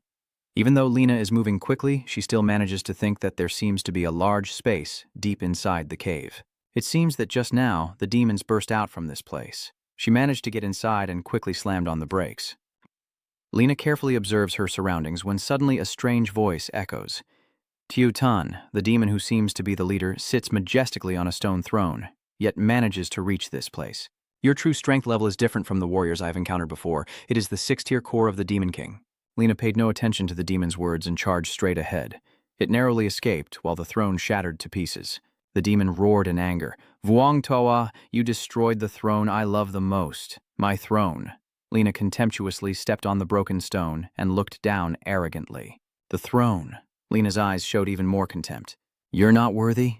The evil spirit finally snapped, pounding the ground repeatedly. "Are you talking nonsense?" Countless tentacles full of evil energy grow from the ground and shoot toward Lena. Tunak has now arrived, ready to play the hero and save the beauty. Let me handle this." He delivered a thunderous punch, easily destroying the tentacles. The demon froze like a stone, sensing the deadly aura emanating from behind. Still not enough? Aki has also appeared, sword drawn, threatening to bring out the core. Then he charged forward passionately, blood serum falling like rain. Aki looked at its corpse at his feet and felt satisfied. Got it. With that demon reviving core, we're still missing one more. Suddenly remembering, I turned back and asked, "Are you okay?" "It's nothing. Just my stamina is a bit depleted, so I can't fight alongside everyone in every battle." Lena glanced at the core crystal in front of her chest. Because of this old core crystal, her energy was almost depleted, and the rare core crystal was hard to find, especially after the new king took the throne. Our old Luke Hao was clearly told not to use core crystals anymore. Aki silently looked at her. Lena quickly spoke up to break the awkward atmosphere. "But I'm also getting old and no longer forcing myself to become a 6-star. And you, just look at him with that indescribable gaze as if you've poured all your dreams into him. You must create a miracle once again for us to witness." "Yes, I agree with you. I will regain everything I have lost." Meanwhile, in a different scene, at a hotel that looks quite modern, Aki is standing in the hallway, holding a vial of liquid and saying, "Finally got 2 of them. Now it's time to help them fuse with the demon energy." "You didn't forget to remind Lena and Tunak to watch carefully, did you?" Lena confidently replied, "Don't worry." Tunak also nodded in agreement. This is a small sea-level town, so there shouldn't be any problems. She suddenly asked straightforward, "And you?" Lena's cheeks flushed as she deliberately teased, "Can I handle 2 girls at once?" Akithan's anger is about to explode. "What nonsense are you talking about?" The 2 girls in the room heard the noise, and it seems they are talking outside in the hallway. Tui is hesitant. "Lu, do you feel tense?" The door opens and Aki steps in. He turns on the light and asks, "Are you 2 ready?" "Who goes first?" There was a hesitant reply. Okay, we're ready." Lu stammered, "Maybe you should awkwardly continue speaking." "Let who do go first." He lowered his head in embarrassment, secretly calculating in his mind. "Damn it, I don't know where to look anymore." Tui hugged Dolu tightly and did something embarrassing.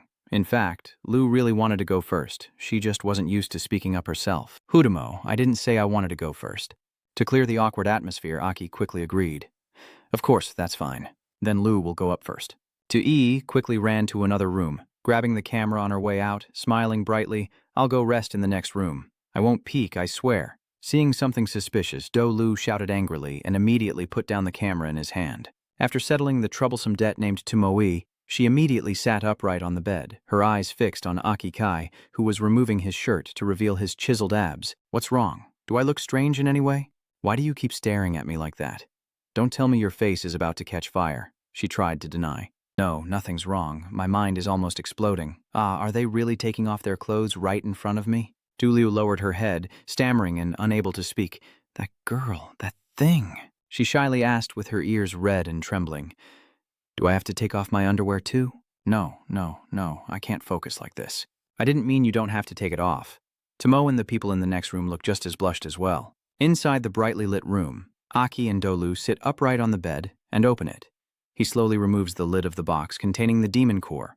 Aki generously handed the demon core to Dolu, who took it with a serious expression. And is the demonic power inside me the same as the demonic power within my body? Even now, I still don't know where that inner strength of mine truly comes from. Dolu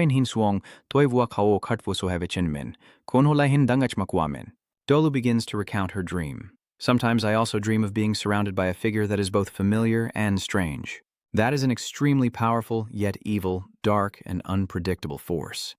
After hearing her confessions, Aki gently agrees. I understand now. If that's the case, I'm also very curious, so maybe this time we will find the answer. Kao gently guides Dulu through every detail, so maybe this time we will find the answer. Holding the demon core in your palm, then invading your mind with your spirit, okay? Aki slowly placed both hands on her trembling shoulders. You give the signal. I'll start now. Miss Dolu closed her eyes, memorizing Aki's words, penetrating her mind and forgetting everything else. Very quickly, she entered a mental state. Spirit rejuvenation. Dulu opened her eyes, fell, and gradually descended into a space where in front of her a demon was holding a glowing orb. Demonic power. Yes, that is demonic power. It is known as the primordial ancient demon. Dolu took a step closer, lost in thought, with absolute power representing the restoration system. They're all here, and the aura is truly powerful and overwhelming. The demon senses her presence and finally opens its eyes. It is emanating a powerful energy that startles her. In an instant, Dulu freezes completely. Her eyes gradually become hazy, and although evil, if she possesses this power, she will become even stronger. But if you reach out and touch that glowing orb, it will protect him, save many people, become a servant of the great demon clan, and grant you immense power. Dulu's hand trembled, just a little more to the orb. Embrace the primal demon's power. Humanity. At that moment, a hand appeared and grabbed her wrist. Another demon suddenly appeared. Oh no, I can't let that happen. My cute female warrior. Dolu also woke up suddenly, panicked and shouting, What are you? Are you the demon? The demon in my dream? The demon looked at her intently and then smiled with satisfaction. She wrapped her arms around Dolu's waist, channeling primal power. She is the Black King period, one of the 6 great kings who control time and space.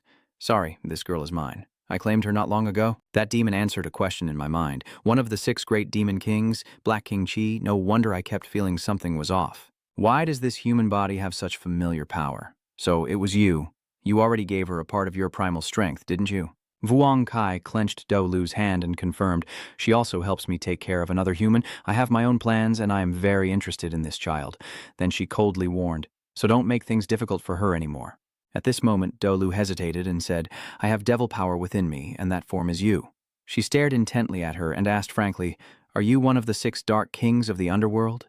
Does the pale face of Dolu really mean that she is even more powerful than a demon of the 7th stage? Vuong Ki slowly explained, This is truly our first time meeting for you. She touched the plump pink lips of Dolu, but I truly miss this mouth. It's really you, indeed enough to give others a headache. A familiar voice rings out. The demon, witnessing this scene, remarks, Indeed, that's rare. Aki and King Sichkai appear in a cool manner, and the demon sighs. The Song Kings gather. Sichkai Vuong looks down seriously. Didn't I tell you not to get involved in this? Black Kai Vuong Aki also had some doubts. Is the power in Lu's body from Black Vuong Ki? Both Vuong Ki and Dolu are covering their faces. Shichangeng. They act like 2 drops of water, identical in every way. Dongthan speaks. Your Highness has arrived. Siege Ki Vuong and Aki land on the ground, one after another. Black Kai Vuong quickly ran over with a smile and called out to Siege, blushing like a young girl in love and acting coquettishly. Hey, don't be angry. She winked and explained to Crimson King.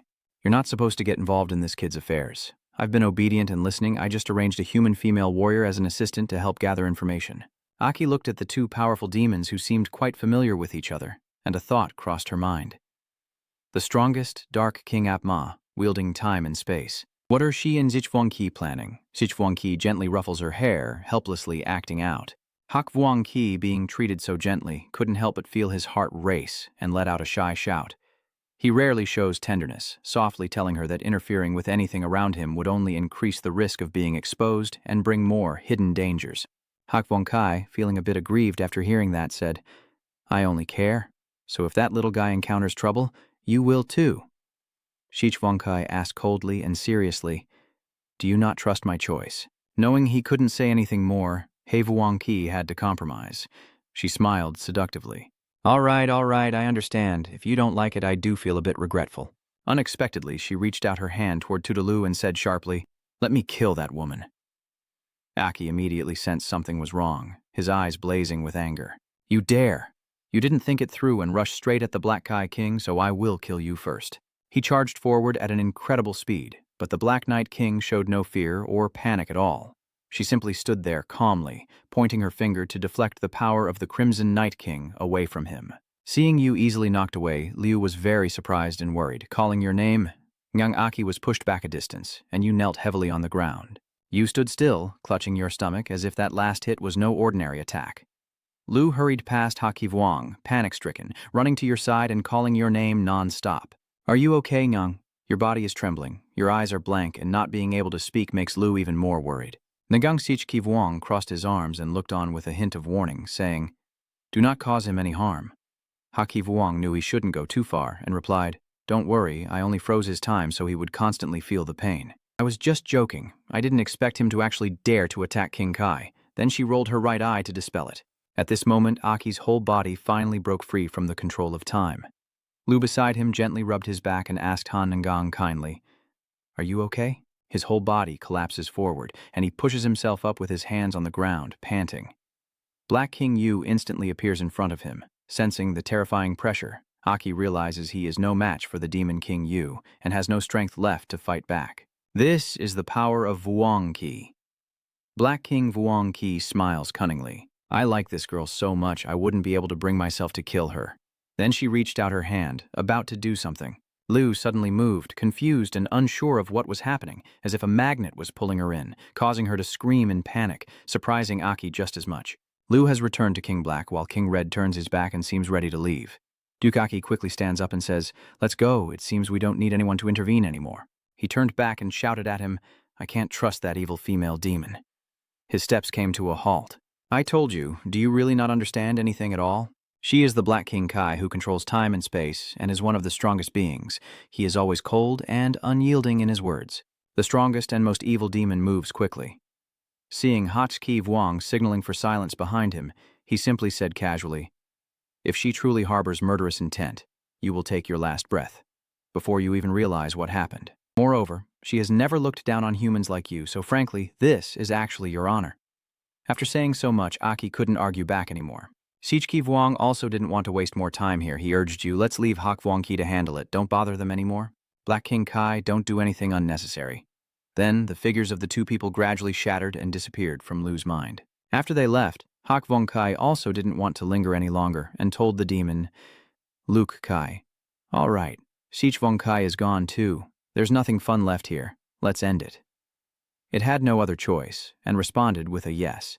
As soon as they finished, the two demons turned their eyes toward Tu Do Lu and pointed their fingers at her forehead, channeling their power into her.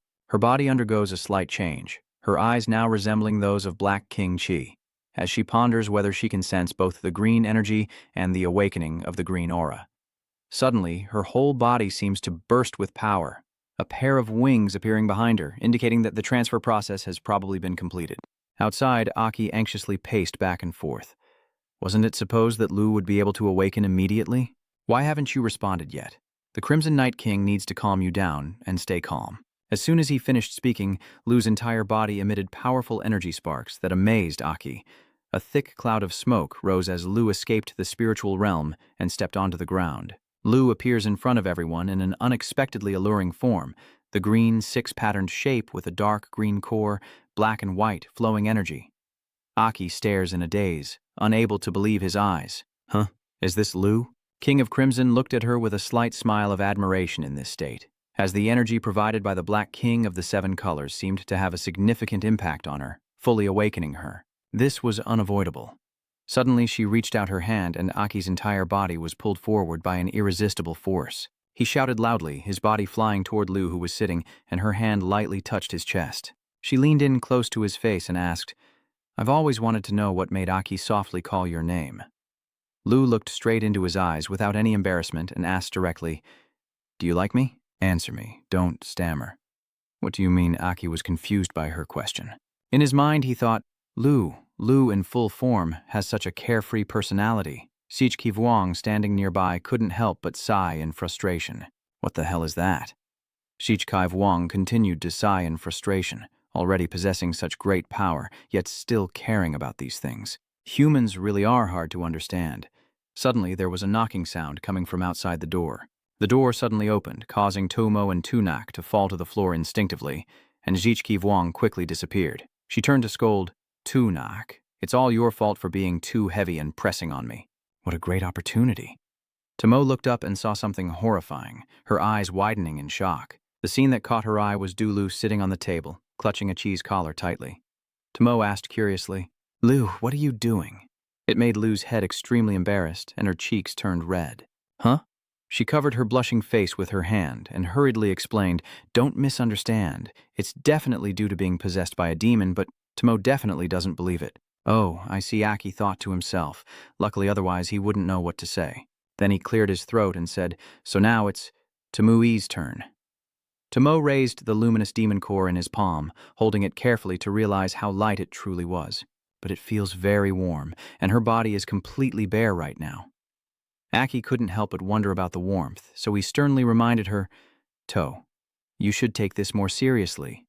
This is not a joke, or you'll risk a reaction from the demon core." Tomo raised her hand to give the command. Understood, so I'm taking this seriously, right?" Aki could only sigh helplessly. Honestly, he really couldn't ease her worries. He placed his hand on Tomo's back and carefully advised her, "Remember to stay calm so you can sense the puppet demon core. After entering the space of the resurrection core, you will face the primal demonic force.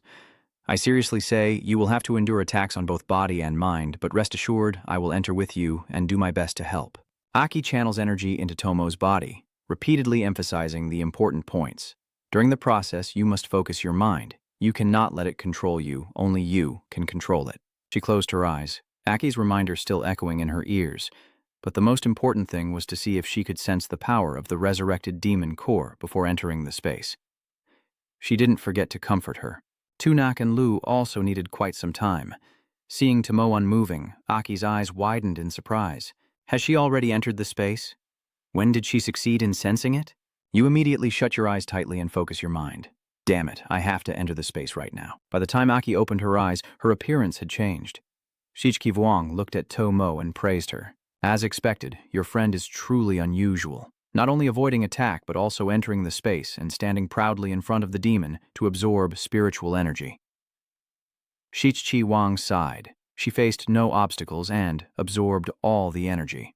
The demon looked at her, and Tomo also looked up at the demon, her gaze calm and not hostile at all. She successfully absorbed all the energy from the high-level demon. Aki opened his mouth in shock. Even the primordial demon. Kai Kwong smiled in response, as if even the primal demon's power liked her, and yet it willingly gave her all the energy it had accumulated in its core. Tomoe gradually absorbs the abundant energy source, her body emitting a mysterious blue light that grows brighter, tearing through the surrounding space. 2 small horns grew on Tomo's head, and she was also equipped with new accessories. The most special feature was the beautiful wings behind her. Yes, the light condensed into a sphere, and To disappeared inside it. King Sichkai couldn't believe what just happened. We didn't need to help at all. It's really strange. Your friend from that sphere just released a huge amount of energy, and Tomo seems to be breaking free from a cocoon. She now has a new title, the Enchantress of the Six Colors, Lanbak Suku Tomo, and even Tomo is stunned by this achievement. What is this? Is it already done? I thought it would be very troublesome. She called out, her wings behind her beginning to beat against each other. Tomo thought to herself, wait a minute, this might be able to increase speed. She immediately tiptoed and flew as fast as idle Lena, with Tomo instantly appearing in front of Aki to surprise him. Too fast, she's complimenting herself. Wow, Anne, I'm really strong right now. Aki also nods in agreement. Oh, right, you're much stronger than before. Inside, you start to suspect that Tomo might actually be a super genius, operating under a secret identity. All right, let's go. Suddenly, 4 colorful beams appeared on the roof, shooting straight up into the sky. Everyone looked at those beams of light, confused and whispering. Look, what are those lights in the sky? Is something flying up there? They ignore the gossip and rush past everyone. Those 4 beams of light are Aki, Lena, Tommy, and Do Liu. He advised everyone that it was time for us to find a suitable place.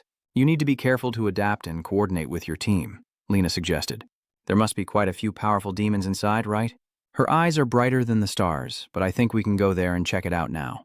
Thinking to myself, is this the Devil Squad? The 4-star Guardians continued their journey, and their strength would probably be enough to deal with the new 6 heroes soon. The next morning, Aki and Lena stood hesitantly by the stream. You're surprised you're not coming with us anymore? Your tone now becomes hesitant. Is it because I made you unhappy? She lowered her head, not because my nuclear energy was almost depleted. In theory, I can't help anymore. If I keep going with you guys, I'll just become a burden. Aki, angry, gave Lena a hard slap on the head, causing her pain. He hurriedly explained to her, "What do you mean by a burden? What are you talking about? How can you not be able to help at all? You're one of the 6 heroes. Besides, wasn't it you who reminded us about the nearby demon cave?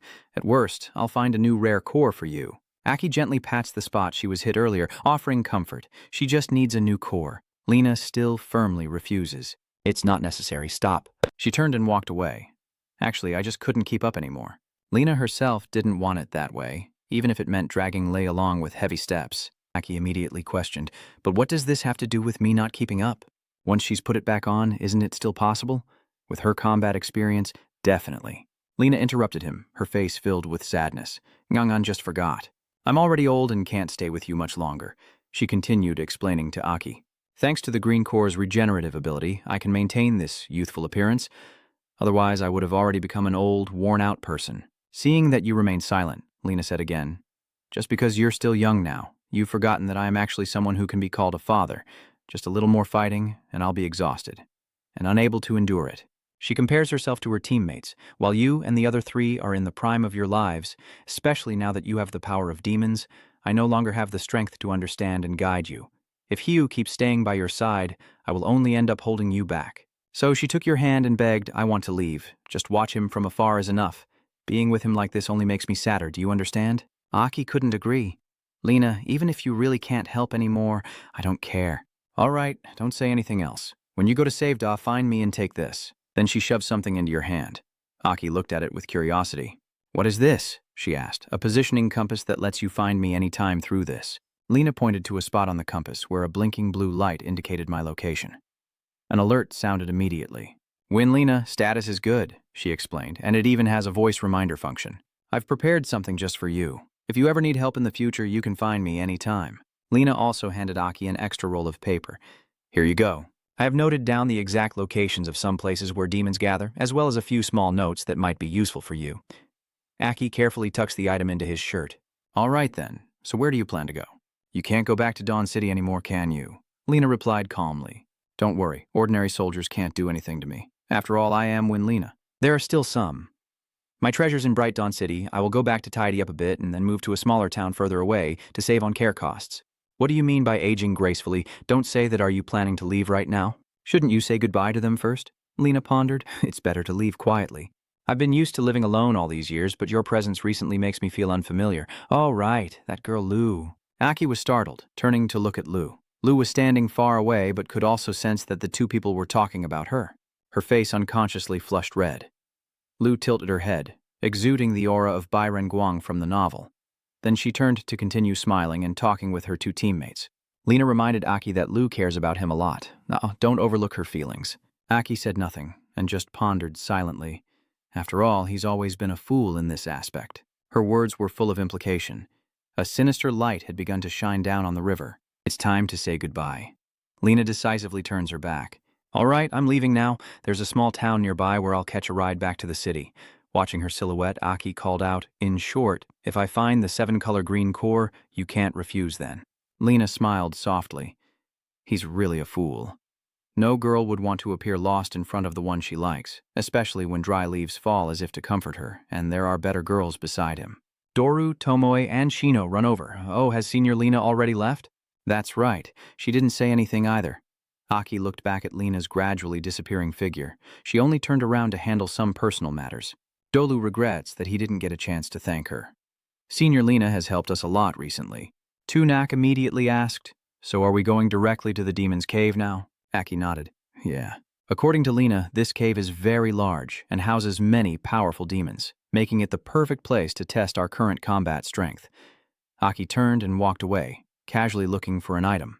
Tunak wondered what kind of weapon it was. Aki exudes deadly intent. The green core of the 7th type. Next time I see Lena, I will give it to her. The 4 of them now look ready to fight, each with a dangerous expression. Tunak shouted, "All right, let's return to the city. The tall buildings are shining with lights at night. Quick, let's go over there and check it out. If it's a demon, eliminate it immediately. That shadow is Lena. She has returned to the Dawn City, hiding in an alleyway. The patrols here are also more frequent. As expected, the shockwave from Snow's previous awakening still keeps them on alert." Lena found a safer entrance. Luckily, the window inside the house was still open. She activated her extraordinary speed, and in the blink of an eye, Lena had climbed into the room through the window. She quietly calculated that she needed to be faster, finish with the head and leave immediately. Lena kept searching tirelessly. It should be left here, right? Why can't I see it? No way.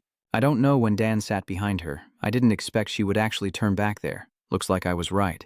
Win Lena? She was startled and turned around.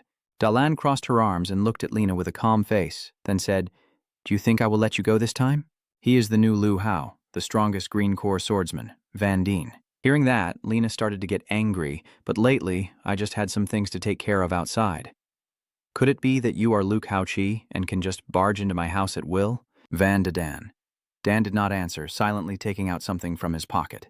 He gently smiled while holding a small box in his hand. You left here and especially returned because of this? Lena seemed surprised to see that box in his hand. Why is it in your possession? Memories of it started flooding back into her mind. Well, at that time, she was with everyone fighting to destroy the monsters. Lena scolded him as she ran. Why did your lazy guy come here? There are many people waiting for him to organize everything. Aki immediately turned around and responded. Lena, you're so kind. I have this to show you. Then he took something and held it out to Lena. It turned out to be a sparkling necklace. It's the necklace I just made. I want to give it to you. Lena takes the necklace. Tomtak praises it as very beautiful. Returning to the present, Dan suddenly breaks through her memories of that moment with sarcasm. She has always been easygoing about everything, except for this one thing she kept carefully, thinking it was some kind of treasure, a handmade necklace from stone. But it's old and ugly. Lena trembled, clenched her fists in anger. He continued to mock, so don't tell me it was given to her by some guy. Before Dan finished speaking, Lena charged straight at him. Give it back to me. She touched the necklace and clenched her fist around it. Suddenly, Dan kicked her hard in the stomach. Lena couldn't hold back and spat out a mouthful of blood. The kick just now made her hit the ceiling. Lena managed to escape, but Dan, as persistent as a leech, kept chasing after her. His powerful strike caused Lena to crash into the wall on the balcony. She used her foot to create friction and slow herself down. Finally, she managed to stop. Hate it, Lena muttered with a frown. The energy inside your body is too weak now, and your broken arm can't be healed.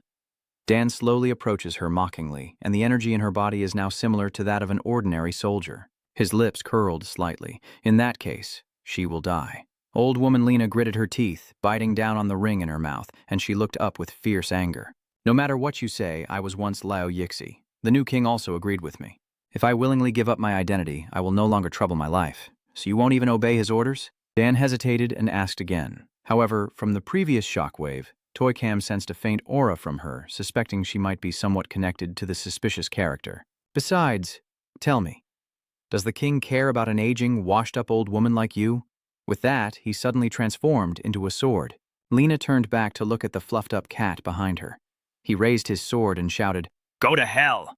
It rushed forward at full speed. In that life-or-death moment, Lena turned back to protect the cat. She pulled the cat back but accidentally frightened it. Dan's dagger caused a big explosion. The dust is thick and hazy. Lena, in her torn clothes and covered in wounds, pats the cat's head and gives it a warning. Next time you fight, try to stay a little further away. The cat was so scared that it ran away in a panic. Suddenly, Dylon rushed over and grabbed her tightly. He sneered, truly naive. If she struggled a little, she alone could completely avoid this attack. But it seems like there's quite a commotion. Dan quickly pulls her away. Let's go outside the city walls. He and she rush past the buildings. Lena was thrown forcefully towards the trees, taken outside the city, and directly slammed into the forest. The dust and smoke gradually fade away. Lena keeps her mouth tightly closed around the necklace. She sat motionless under the tree, too exhausted to move, while Dan stood above, watching her miserable state without feeling any pity. "Lena, your core, I can barely sense your energy anymore," he said, looking at her broken hand with a hint of sarcasm. "I heard that these hands of yours once saved more than 600 people in a battle. Truly impressive." Dylan raises her leg with an evil smile, but unfortunately, from now on, it can only be a memory.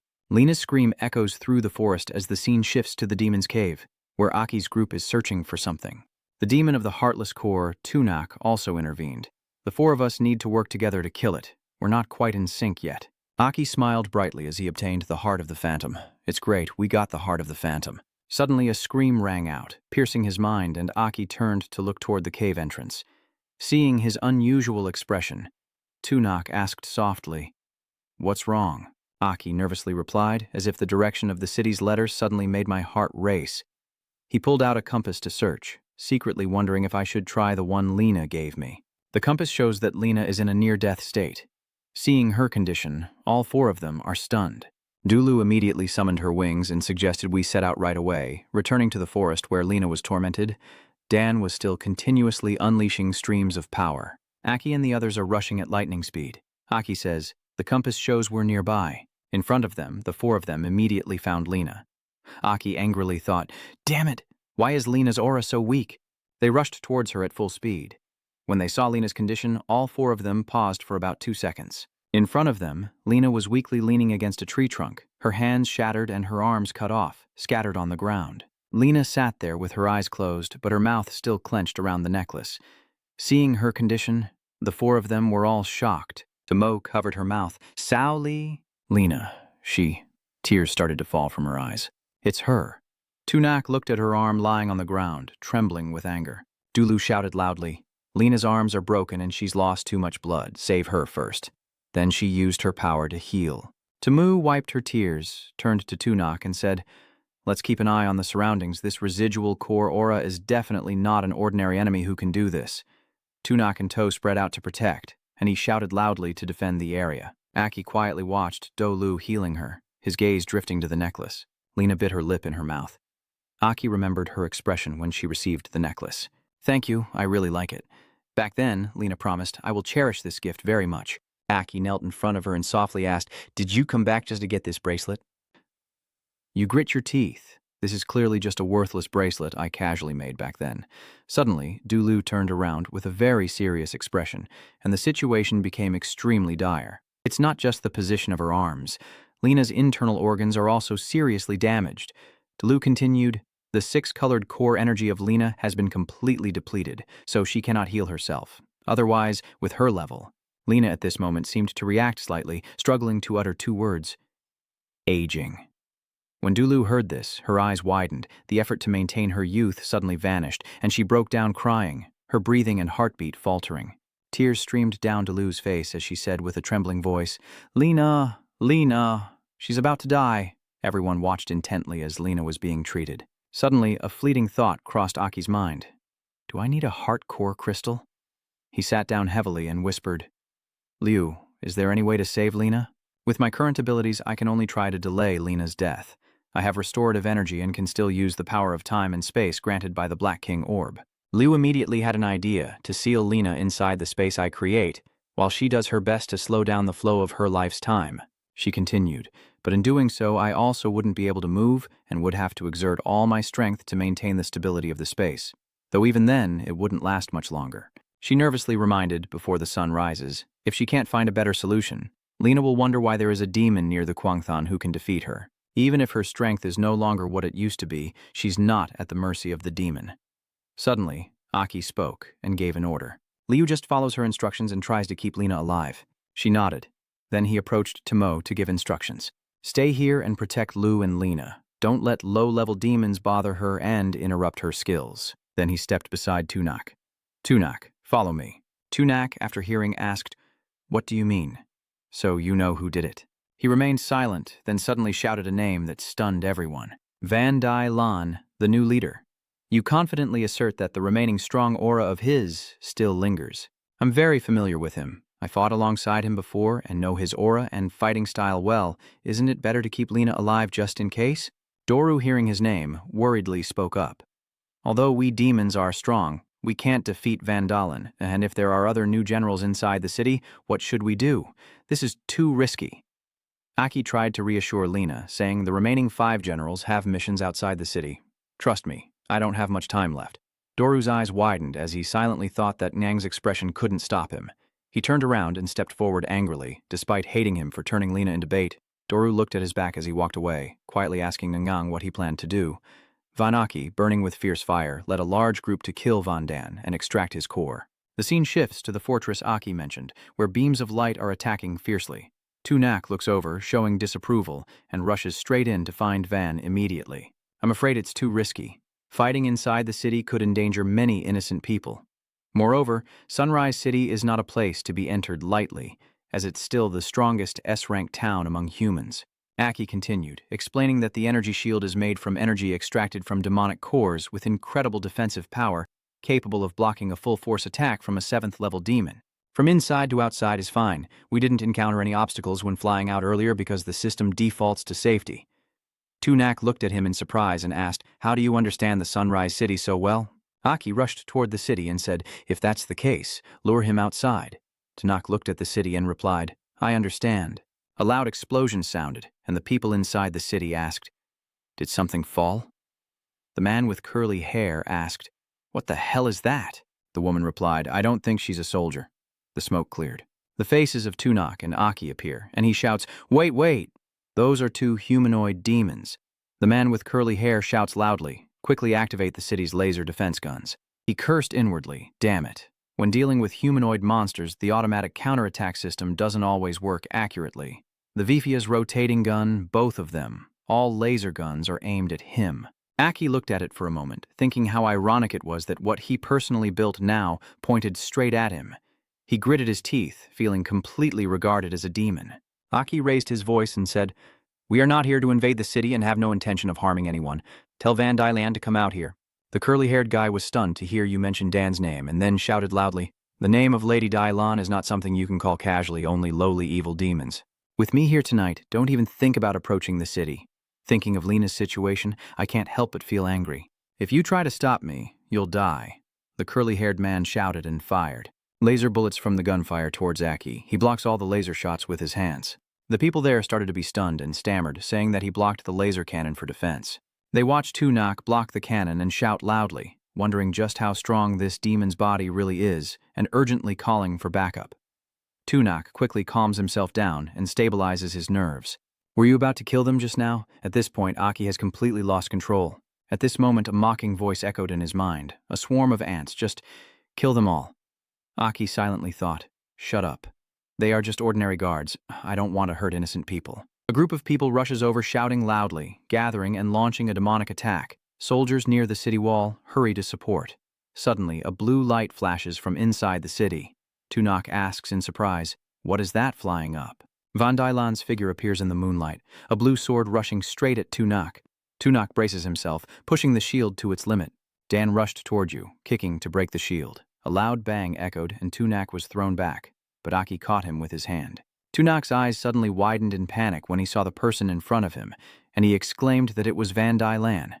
Dan stood there with one leg raised, wearing a cold, faint smile, surprised that he could withstand the previous attack. Not bad. The people on the city walls saw him and shouted, "It's Liu Hao, Lord Dan. The city is safe now." The crowd shouted loudly, activating all the laser cannons and preparing to support.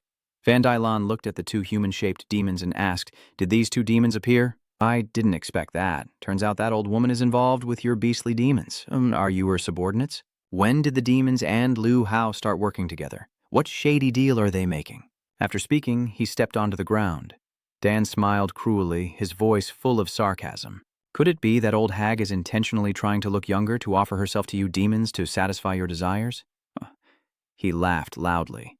"That is truly the shame of a human warrior, but luckily I have already disabled her. Aki, furious at these words and filled with murderous intent, cursed under his breath, deciding to unleash his power openly in front of everyone. Dan silently thought about the lightning. The energy was too strong, and why did I feel so familiar?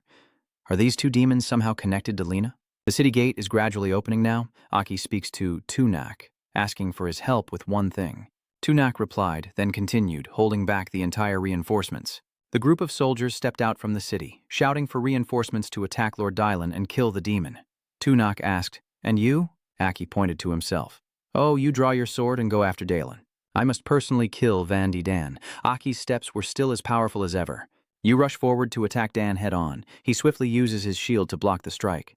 But it seems this shield is too thin to withstand Akai's sword strike, and quickly shattered into pieces. Dan had to step back a few paces from the attack. A subordinate anxiously shouted his name. Lord Den. Don frowned, recognizing this familiar aura. While he was lost in thought, Aki gathered his strength and launched an attack with his sword. Dan's entire body then shone as if blessed from above, standing calmly with his hands behind his back. Oh! While Aki was wildly swinging his sword, Dan's aura gently deflected the strikes, helping him stand relaxed with nature. Suddenly Dan's mouth curled into a smile, as if feeling triumphant. Aki, still wielding his sword tirelessly, shouted, "Ha ha ha, you've fallen for the enemy's counterattack." That counterattack caused a little Sarosa, making Aki freeze for a few seconds. After regaining his composure, he grabbed the flow of energy attacking him, grinding his teeth tightly. You grit your teeth in pain, pulling the aura to slowly draw Dylan back toward you. After the enemy reaches you, Aki delivers a surprise kick to Dan's stomach, making him grimace with a few drops of blood spilling out. Don then had to take a quick breath. After catching his breath, he suddenly burst into a very dangerous laugh. He immediately launched a surprise attack, leaving his opponent no time to react. That aura was constricting Aki, being controlled by Dan to lift him high into the air. Dan laughed triumphantly. "You damned demon. With this fighting style, you." A deafening explosion shattered the earth along with that beam of light. Dan was thrown into the air, still mid-sentence. "Do you dare to fight me?" A red sword appeared, spinning around before quickly stabbing into the ground, shattering the earth. It stands alone, steady and unshaken. The group of people in the distance rushes towards something, but cannot get close to Lord Dian. "At least we have to deal with this demon. This demon keeps disrupting our formation. Quickly surround that side." A stream of yellow light from above pours down, causing the group to fall back with screams. They used their bodies to break so hard they almost smoked. One of the team members looked at his leg in surprise. "Huh? I'm not hurt." The other person looked at their hand and then sighed before continuing. "Strange. It just makes us louder." Tunak seemed thoughtful when hearing the question. Why doesn't this demon use a deadly move? His eyes blaze with discomfort as he thinks, there are too many and he can't let them get hurt. Move faster on the right side. Tunak was thrown forward before being ambushed from behind, only able to cry out once. You grind your teeth, eyes blazing, and spit out each word. Damn it. Behind Tunak, he saw the figures of two strangers on the city wall. The two figures, one tall and one short, holding shining tools, are the two shadows from earlier, now revealed as a male and a female, with voices from afar explaining they are the attack team leaders. The girl holding a giant hammer looks ahead and says, "It's a bit far, but I can block your attack." This demon's strength is at least 5th stage. The bearded man is a 5th stage warrior. Where did that dog-heartedness come from? She even dared to force Liu Hao to appear publicly. The girl with the hammer is also a 7th rank warrior. She looks scheming and excited. It's been a long time since an unruly demon attacked the city of Dawn like this. The two failed warriors just shouted and turned back to find only a beam of light where the person had disappeared. Below the city, a man with a very serious face shouted loudly, "Call in artillery support to defend the city." Aki's yellow pupils flickered slightly as he thought to himself, damn it, those two failed warriors. A golden protective circle appeared on the ground, clashing playfully, and he whispered, "Then I also have to help hold it up." He stands alone inside the protective circle as enemy attacks rain down upon him. In an instant, he collapses fully onto the ground, seemingly powerless. Aki, exhausted and with a tired, expressionless face and contemplative eyes, thinks, damn it, the two failed cores still can't win. Dan saw Aki in a difficult position, so he quickly flew up and threw many spear-like beams at him. Aki remained motionless, his eyes fixed on the enemy as he sneered. Finally, the protective circle was broken by a giant golden egg, and those around it were also injured. Tunak's mouth drips with green syrup as he screams in pain. Snow on the golden egg suddenly flashes brightly. Someone's voice is about to brighten everything up. Everyone around is badly injured. Some are covering their mouths in fear. about to cry. However, Aki was not afraid at all, seeming triumphant as he shouted, "Shichvuangqi, lend me your power," while using all his strength to attack. "Die, demon!" The ground beneath explodes. After the attack, he laughed triumphantly. Ha! Still daring to come to the Dawn City, not knowing his limits. As soon as the taunt finished, one of his ears was physically struck and torn apart. Dan looked at the wreckage in front of him caused by his own actions and wondered what was going on. That move should have been enough to kill it, right? Where did it get such immense power from? King Kai just rose from the wreckage, pointing his finger. "I was wondering how long you'd hold out before asking for my help. The arrogant pride is just a waste of time." Clenching his teeth in frustration, he's now several times stronger than before. "No, your aura is more than 10 times stronger. What's going on?" The majestic image of the king of the era appears incredibly powerful, standing tall with his red sword firmly on the ground, and in a blink he retracts the sword from afar. King of Wonders, holding his sword with a stern face, said with a friendly expression, "Let me teach that kid how to use you. What do you think?" The soldier stared in shock, wide-eyed, stammering as he spoke. The evil core in his chest is trembling, as the scene before him reveals a sword-wielding figure in midair, emanating a deadly aura. Everyone fearfully steps back and whispers, "What is that?" That aura is the aura of evil. Leaving everyone behind, the dying soldier ran forward without looking back, only saying, "Hurry back to the city." Seeing him run around wildly, she turned her head back, her face furious as she shouted, "I will see who dares to run. I will crush anyone who moves." Someone stands there, staring in confusion and pondering the surrounding scene. Unlike before, Aki boldly steps forward with spreading energies, thoughts filled with amazement, and a very unfamiliar aura, with a cold expression on Aki's face. Dan looked down from above with a cold smile and said, "I didn't expect you to hide your true strength. Not bad, you're a 7th-level demon, but even if you are a 7th-level demon." He releases green energies that surround him, with steel wires snapping out of his hand, smirking as he taunts, "Don't forget, I have 2 level 7 core nuclei." As soon as he finishes, both sides rush into battle, but Dai Lan suddenly halts. Aki's strike was so swift and light that he couldn't react in time. The force and brutality of the blow sent Dan flying far away. Seeing that, the soldiers shouted in panic, "Great Lord Dian has been knocked back. Hold on to your weapons." He watched intently, then gradually entered deep thought as his body began to disintegrate, squinting with rapid contemplation.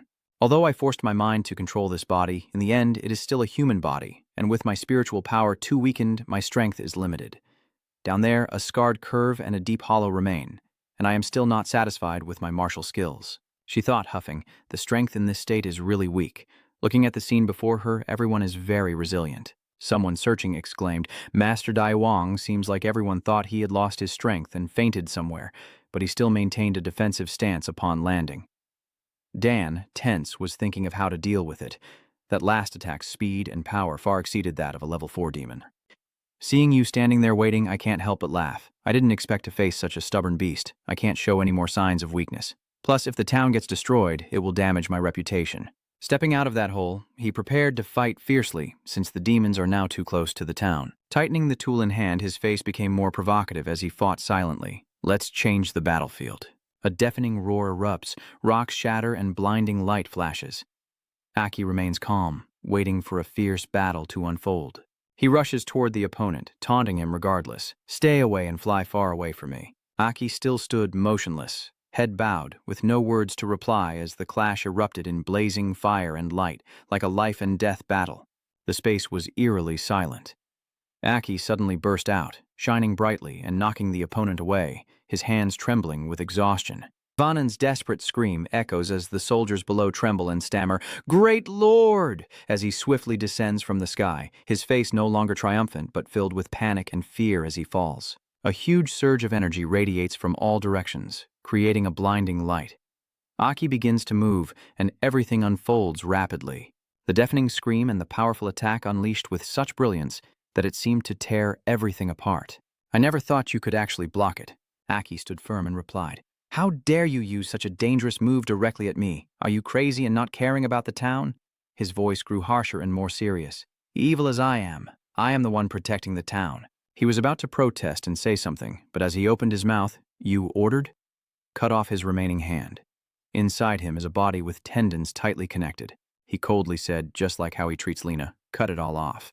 A terrifying voice echoes, "I'm fine, but I wonder if your body can handle it." Aki's body is making cracking sounds as Dan tends to his wounds.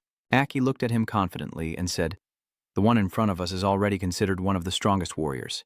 It's a rare opportunity. Kid, before your body collapses, I'll teach you a few tricks." Far away on the horizon, the sun is gradually rising, and suddenly a flash of light cuts through the forest, splitting 3 or 4 monsters in half. A monster rushes quickly toward Toe, but she swiftly twists and jumps onto its back, avoiding the attack. Then she stomped hard on the monster's back, causing the ground to crack and debris to scatter, blood splattering everywhere. The blood splashed on her face, making Tomo frown in discomfort. She stands on the corpse of the monster she just killed, coldly uttering a single sentence. "Continue." Under a tree, Lena is severely injured and unconscious, next to Tu Do Lu, who is creating a shield to protect her from the monster's attack. Her face is grim, she thinks hurriedly. Damn it. Time is running out, I must quickly take the 7-horned core back. Meanwhile, in another part of the city sky, 3 streams of energy continuously clash, sparks flying, until an explosion erupts overhead, sending 2 people flying apart. Van Dylan grits her teeth, gathering all her strength into her hand, rushing forward and whispering, "Die for me." Instantly, a series of green, crescent-shaped energy waves rushed towards the Crimson King. He simply raised his hand and easily deflected all of Dan's attacks, causing the counterattacks to be reflected back and become even more sharp and fierce. The attack forced Dan to struggle to dodge, but he still couldn't avoid getting hurt. He silently assessed his strongest move. That surge of power struck the ground, causing the earth to shake and forming a long crack. Suddenly, Dai Lan's face changed as he realized that King Sichkai had somehow circled around behind him. Dan's face was filled with horror as he immediately turned around and stabbed Dan in the stomach. He looked down at his own bleeding stomach, blood spurting out with a terrified expression and gritted teeth, enduring the pain. He guesses that the current strength of this demon is not just at the 7th stage, and unexpectedly he can use sword energy to extend his attack range. Dan's 2 subordinates, witnessing this, are terrified and say, Master Den. He's actually in a weaker position." The red-haired man, looking worried, shouted, "Let's go help him." Sino, knocked down, clutching the legs of the 2 people on the ground, muttered, "No, I can't let you interfere." The old man, seeing this, was furious and immediately drew his sword to stab Sino, causing him to cry out in pain.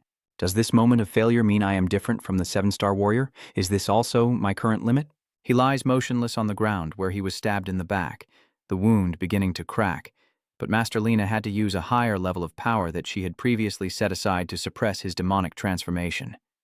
Suddenly, a powerful force descended from the sky. Seeing this scene, both of them were extremely amazed, never expecting the demon to have such strong willpower. The little red-haired boy shouted loudly, "Evolved, growing a 5th wing." Sino supported himself on the ground, forcing himself to stand, his eyes fixed straight ahead with a cold expression, silently determined to protect the one he cares about. Meanwhile, Dailan was thrown aside by the Crimson King, battered and torn, with one arm severed. He gritted his teeth, using his remaining arm to summon his newly acquired power to barely stop, then adjusted his body to focus his strength and create the non-glowing Tran bullet before commanding it to move forward. Danjen shot swiftly toward King Sichi, but with a single strike he sent Dan flying dozens of meters away, causing a loud explosion that left a deep crater in the ground. In the middle of the crater, Dailan's body was bleeding heavily, both arms limp and exhausted. He asked unconsciously, "Did he cut off my arms?" He forced a weak smile, guessing that he was mocking the action I did to that old lady. Interesting. Aki inside also looks uncomfortable, blood flowing from his nose and mouth as he struggles to remind us there's no more time, kill him and extract his core. The golden eyes of Crimson King still coldly watch Dan lying on the ground as he raises his hand to gather the blazing red energy into his sword. He only confidently says, "Killing me. Do you think you are underestimating me too much?" The blue energy suddenly enveloped Dailan's body, with 2 wings growing from his shoulders, and his arms, empowered by the strength, slammed down onto the ground while his other wounds began to heal, allowing him to slowly stand up. He let out a strange smile and muttered, "I once agreed with the king never to use this form." Dan's body still couldn't stand upright, but suddenly 2 green wings sprouted from his back. "It seems I have no choice but to kill you now." Both King Crimson and Aki stared in disbelief. Demonization. Dan, with a demonic form, looks up and reveals a dangerous smile. The Crimson King was a bit surprised, staring intently at Dailan and evaluating him, then suddenly smiled softly. You're quite thoughtful. From above, the Crimson King calmly analyzed, fighting, while quietly retreating from the Dawn City. Even with the demon transformation here, it shouldn't be detected, right? So I complimented you. He looked up at the sky, shrugged with a nostalgic expression, and said, "How long has it been since an enemy forced me to use this state?" He confidently said, "I even hate this look. This state is truly unbeatable." Dan's figure suddenly disappeared, leaving only a trace of his presence. He immediately appeared in front of the proud Crimson King, smiled, and launched an attack while still mocking. But it must be admitted that the strike sent the Crimson King crashing to the ground, shattering into pieces. Dan spun around, one hand shooting out a black cord to hold the Crimson King down, while the other swung forward. He shouted loudly, "It's not over yet." The sound of the explosion made the ground tremble and crack open with many cuts. Dai Lan looked down with a gloomy expression, still radiating her overwhelming power. He frowned, carefully observing below without any negligence. From the deep pit and the lingering smoke and dust of the long cuts, a figure gradually appears. The Crimson King stands still, his sword covering his face, coldly gazing at Dan. His brow furrowed as he thought to himself that the power after transforming into a demon truly exceeded my expectations. Dan, still high above, looked down with a smug expression, his words carrying a hint of praise. "As a humanoid demon, you've done very well." He laughed maniacally, his voice full of sarcasm. "You can't defeat me," Sichkai Vuong replied mockingly, not showing any fear. "Oh, no one has ever dared to say that to me before." His sword grip tightened as a blazing red energy poured down from the sky into him. The shockwave of energy bursts out around him, distorting the terrain, and the continuous flow of energy hitting his eyes non-stop leaves Dai Lan utterly amazed. "No way! What level is this?" Suddenly Sichkai Vuong's eyes turn cold with anger as he looks at Dai Lan and says, "I will show you what true power is." But suddenly he froze, eyes tightly closed, suppressing the pain as blood continued to flow from his body. He silently thought, "This kid's body has been carrying my power for too long." Tiny drops of blood drip onto the ground, reaching his limit. Sichkai Vuong's body is covered with cracks and wounds, his lips pressed tightly together. If he hadn't pulled out in time, he wouldn't just die from his body shattering, but maybe even my spirit would be lost too. Sichkai Vuong glanced at Dan high above and sighed inwardly, never expecting to find interest in that opponent. Truly ridiculous. Then he exhaled loudly. Maybe because he slept too peacefully, he's bored already. Although his eyes were full of reluctance, he still had to smile bitterly and compromise. Well then. Suddenly Sichkai Vuong's eyes widened, and Dai Lan was also a bit surprised. His aura returned to how it was at the beginning. "What's wrong, Sichkai Vuong? Why didn't you just kill him at such a crucial moment?" But he quickly regained his composure and exhaled, "Huff, don't be so foolish." Sichkai Vuong's voice still echoed in Aki's mind, his whole body floating, the red cords on him beginning to fall off. "If I didn't pull out in time, this body would have exploded long ago. You're dead, and I will disappear too." The voice of the Crimson King still sounded worried, but he had already turned into a demon. "Now my power can't defeat him. My teammates are still waiting to get the core. He is trembling all over, looking terrible." He silently calculated. "Inside the Crimson Kingdom contains my power. You just haven't tapped into it yet. Try transmitting your consciousness into the weapon." Sichkai Vuong's hand still tightly grasped the sword for support, sensing it. "It will guide you on what to do. It will show me what to do." "You mean it can talk?" "The red sword appears in my mind. The Crimson King dynasty was my most trusted subordinate back then. The battles it has fought are beyond your imagination. Kid, wake it up." Facing Aki, Sichkai Vuong simply said, "If even someone like that trash can't be killed by you, then you're worthless. I also have to admit I chose the wrong person." Seeing King Crimson fall to the ground motionless, Dai Lan burst out laughing mockingly. "I understand now. That previous state wasn't yours. There is another powerful force within your body, but now you are too weak to control it anymore." Dan laughs loudly, full of pride and arrogance, raising his hand to deliver the final blow. Then die.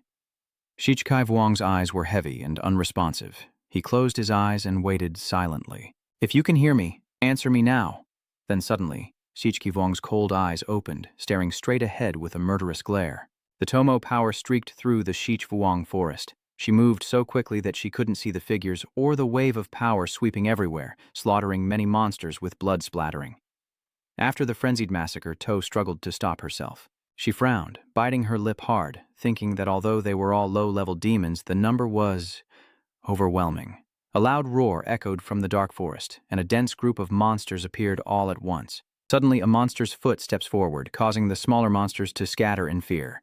2 level 6 demons and 1 level 5 demon stride confidently, speaking with a mischievous grin. The bloodline scent of you humans here is truly fragrant. Seeing these 3 demons, Tomo was both shocked and terrified. Tudulu, seeing no reaction from Tomo, asked what was wrong, and Tomo, sweating profusely, forced a faint smile and replied, "Lu, focus on protecting Lena and don't worry about me. It might get even more intense than before."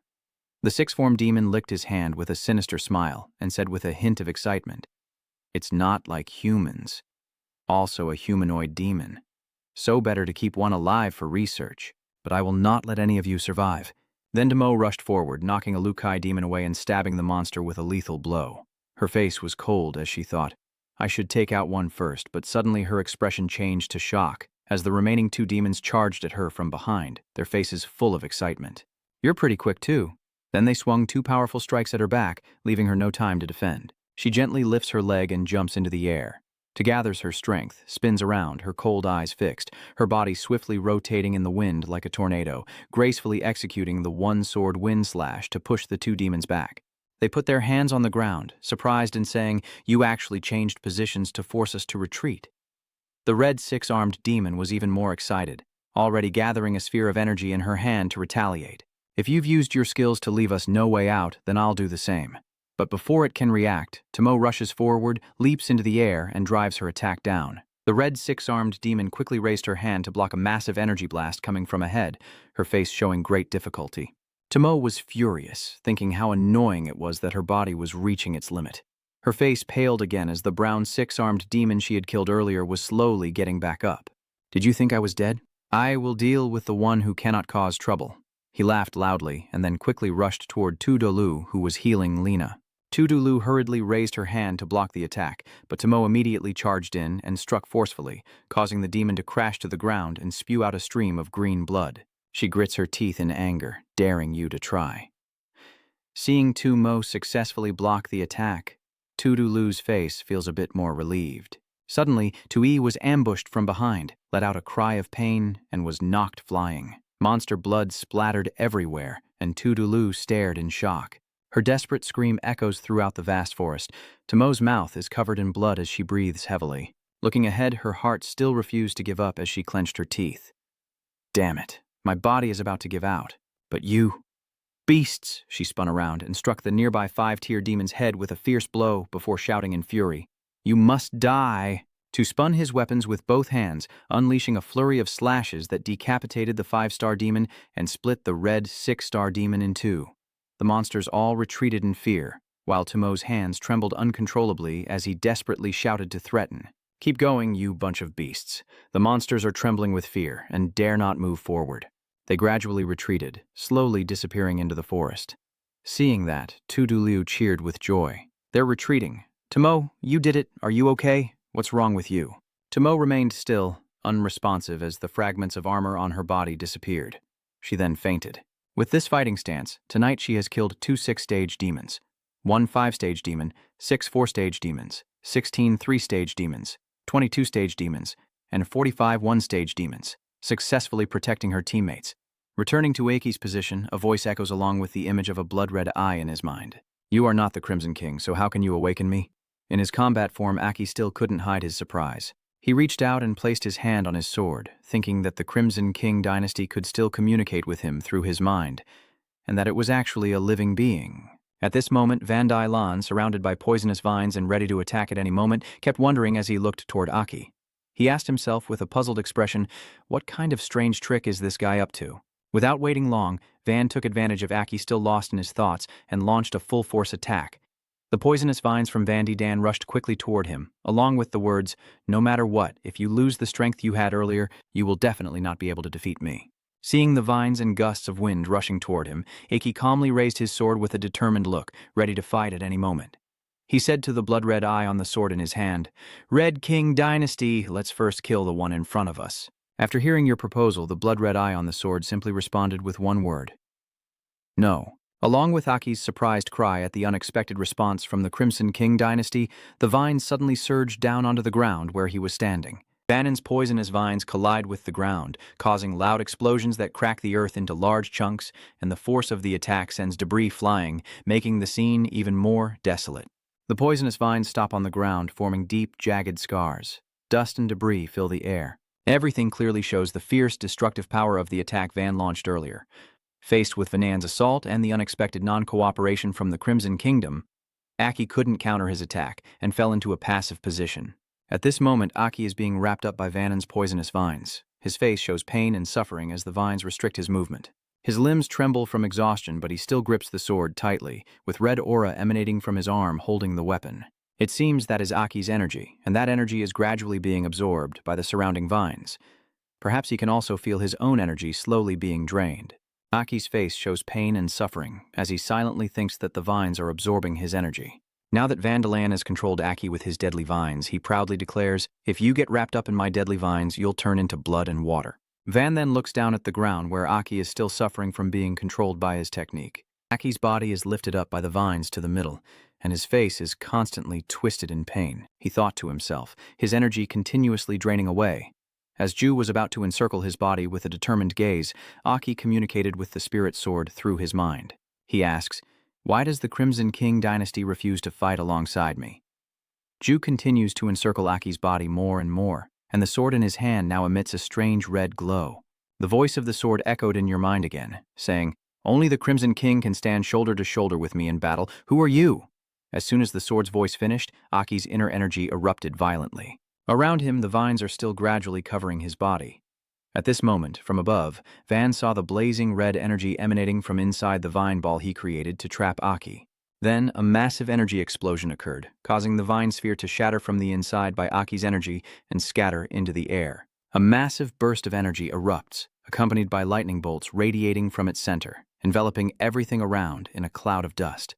From the smoke and dust of the explosion, Aki appears holding a blood-red sword, surrounded by blazing red sparks and fragments of broken vine strands. At this moment, his eyes light up with a bright red lightning bolt, white smoke billows from Aki's mouth, and he confidently declares that even if he loses, he will stand up and fight to the death. After seeing Aki emerge from the energy explosion, Vanillin began to take a defensive stance. A green aura radiated around him. A worried expression appeared on his face. Vandalan wondered about the strange lightning he had used from the very beginning. But why did he have the lightning element? Then, his gaze gradually turned dangerous. But there was still a hint of worry mixed in. Vandalan silently thought that he had to deal with him quickly. At this moment, the Crimson King dynasty seemed to be pondering something. Then suddenly the sword let out a loud laugh as if it had figured something out. The clean lightning passing through Aki's sword was also surprised as it looked down at the sword in his hand.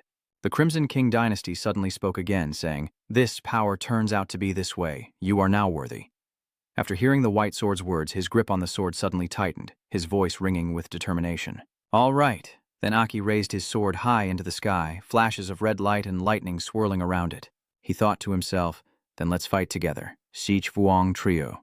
As Aki finished speaking, the sword in his hand shattered into pieces, leaving him in shock and amazement. Then, the shards of the sword gradually gathered back onto his hand, forming a sturdy red armor, just like Aki's original sword. After the armor finished condensing, surprising the young man, now there was also a red eye on his arm like the one on the sword. That eye spoke to Aki, saying, "I will let your little guy see the true power of my Crimson Dynasty." The surprise faded, and the young man smiled. Aki looked at the armor just created by the Crimson Empire, a triumphant smile on his face as he thought, "Indeed, you are very strong, Crimson Empire." At this point, Vanlan was gradually losing patience. Greenish drops appeared on his face. Vanlan thought irritably, "I increasingly don't understand what kind of monster he really is." Then, the greenish aura surrounding him suddenly burst out, transforming into a writhing snake that coils around him. Vandalan thought, "I must kill him immediately." The snake created from Vandalan's energy, with fangs, rushes towards the ground where our main character is standing as his thoughts echo, "Use my strongest skill." At this moment, Vanan's eyes also flashed with streaks, almost cracking his face as he extended his claws to gather a powerful energy and send it toward the ground. The giant serpent with its fanged mouth rushes quickly toward Aki. He remains steadfast in place as if nothing has happened, ready to face his opponent's demonic attack. Suddenly, Aki leapt up, stomping hard on the ground where he stood, then charged straight toward the approaching serpent. At this moment, only a stream of red light is seen rushing from where he just stood toward the fierce serpent. Our protagonist clenches his fist, his eyes blazing. He tore through the wind and shouted, "Come on!" The clash between Aki and the serpent continued as the red beam of light shot straight at the serpent, causing a blazing explosion across the sky. At this point, Vandalan finally realized in shock that his skill had been destroyed by him. How could that be? Aki's energy beam gradually approached Vandidon, and he threw a punch straight at him. At that moment, the intense confrontation caused their energy beams to merge and light up the entire sky, followed by a powerful explosion. The shockwave from the explosion spreads outward in all directions, and Vanlan struggles to defend against Aki's attack. His face is still cracking, his eyes bulging with the surrounding green energy radiating outwards, and he screams in frustration, "No way, you can't beat me." After hearing that, he calmly replied with an indifferent attitude, "To me, you're just a cheap imitation of a second-rate hero." Then Aki mustered all his strength and punched straight at Vandidan. The surrounding energy blazed brightly as he shouted, "I was once a king." Vandilan continued to desperately block the enemy's attack. His hand was trembling now, as if he was about to lose control. Two beams of blue and red light still clashed fiercely. Vanlan started trembling as he asked, "Once you were the king of Ngang? No way. You didn't die." Vandalan finished speaking, but no longer waited patiently. Aki rushed forward, punching through him and determining the winner and loser. Even after losing, Vanlan still couldn't believe he had been defeated. His eyes are filled with shock and regret as Aki flies straight past him at high speed, the surrounding blue energy gradually dissipating. The sound of Vannon falling from above echoes across the sky as he turns to look at the battlefield and speaks as if answering his past self. "That's the right answer, you stupid idiot." Two energy spheres are rushing through the sky above the vast mountain range, when suddenly a figure appears and disappears along their path. At this moment, Aki rushes to catch the two green spheres in his hands at lightning speed, then quickly dashes away, leaving only a streak of red light across the vast sky. Aki said, "Got it. Let's head back quickly."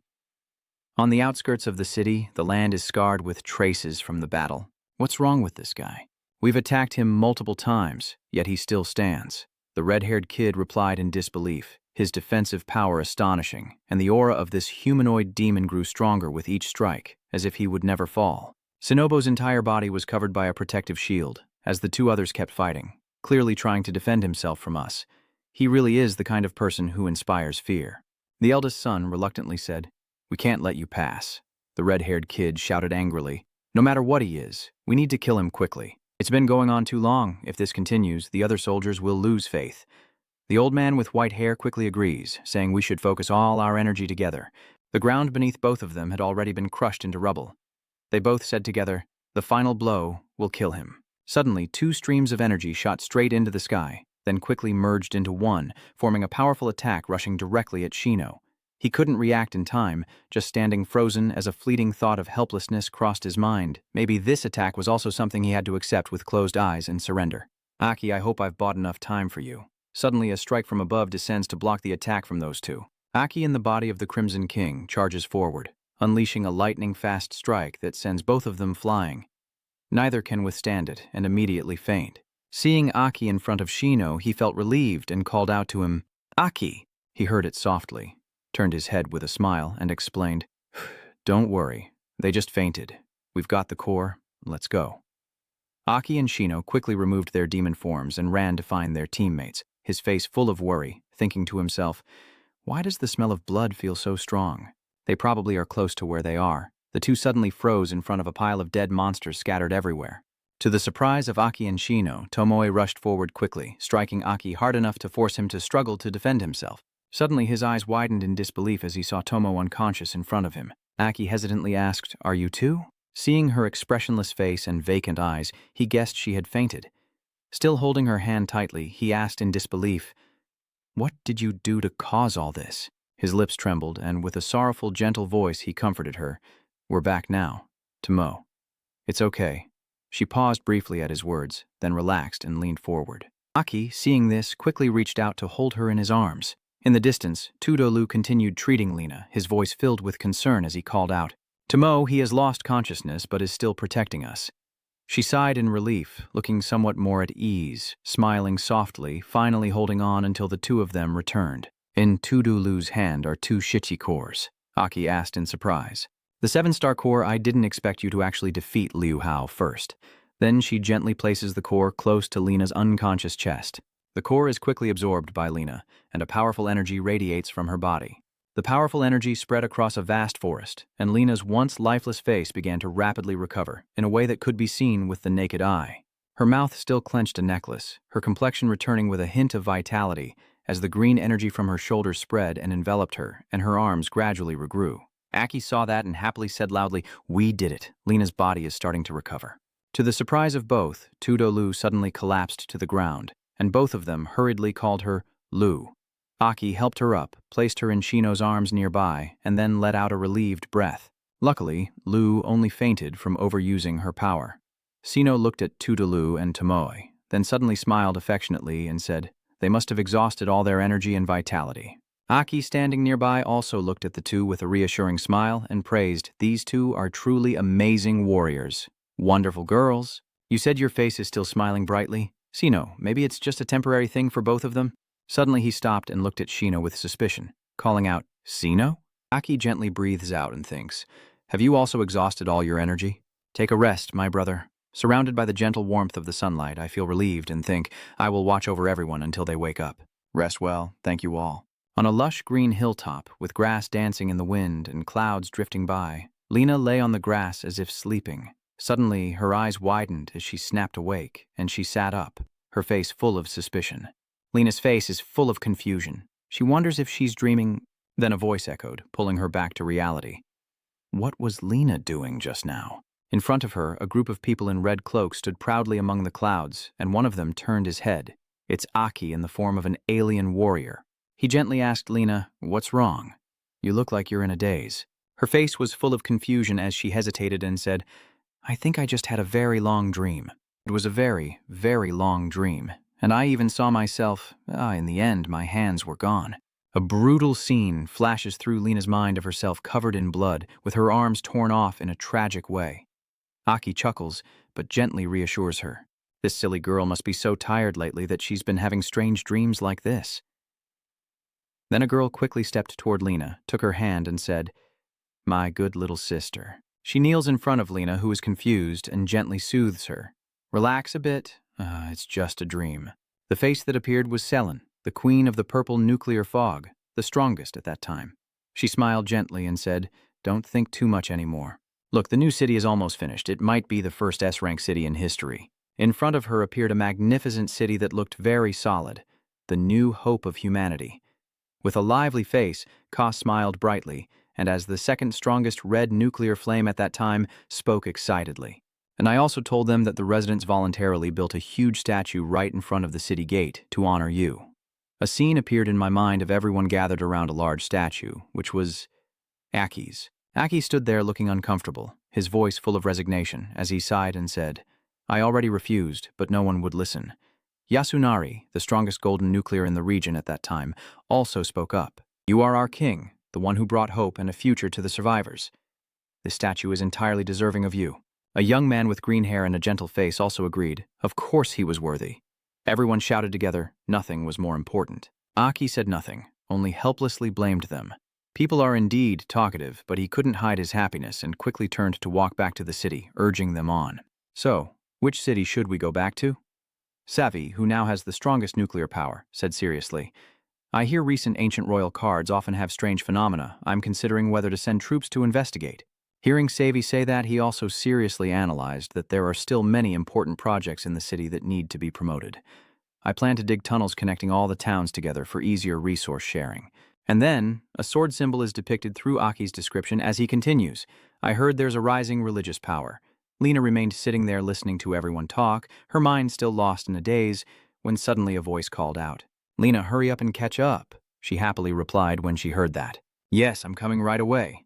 As her hand hit the ground, a strange sensation washed over her. She collapsed in pain, her arms gone, only fresh blood flowing endlessly. She knelt on the ground, helplessly looking at everyone. Their shadows fade before her eyes as she screams in agony, reaching out with her hands. "Wait, everyone, hold on, Akai." Suddenly everything returned to Lena's sight. Aki, Tomo, Tudolu, and Shino sitting there.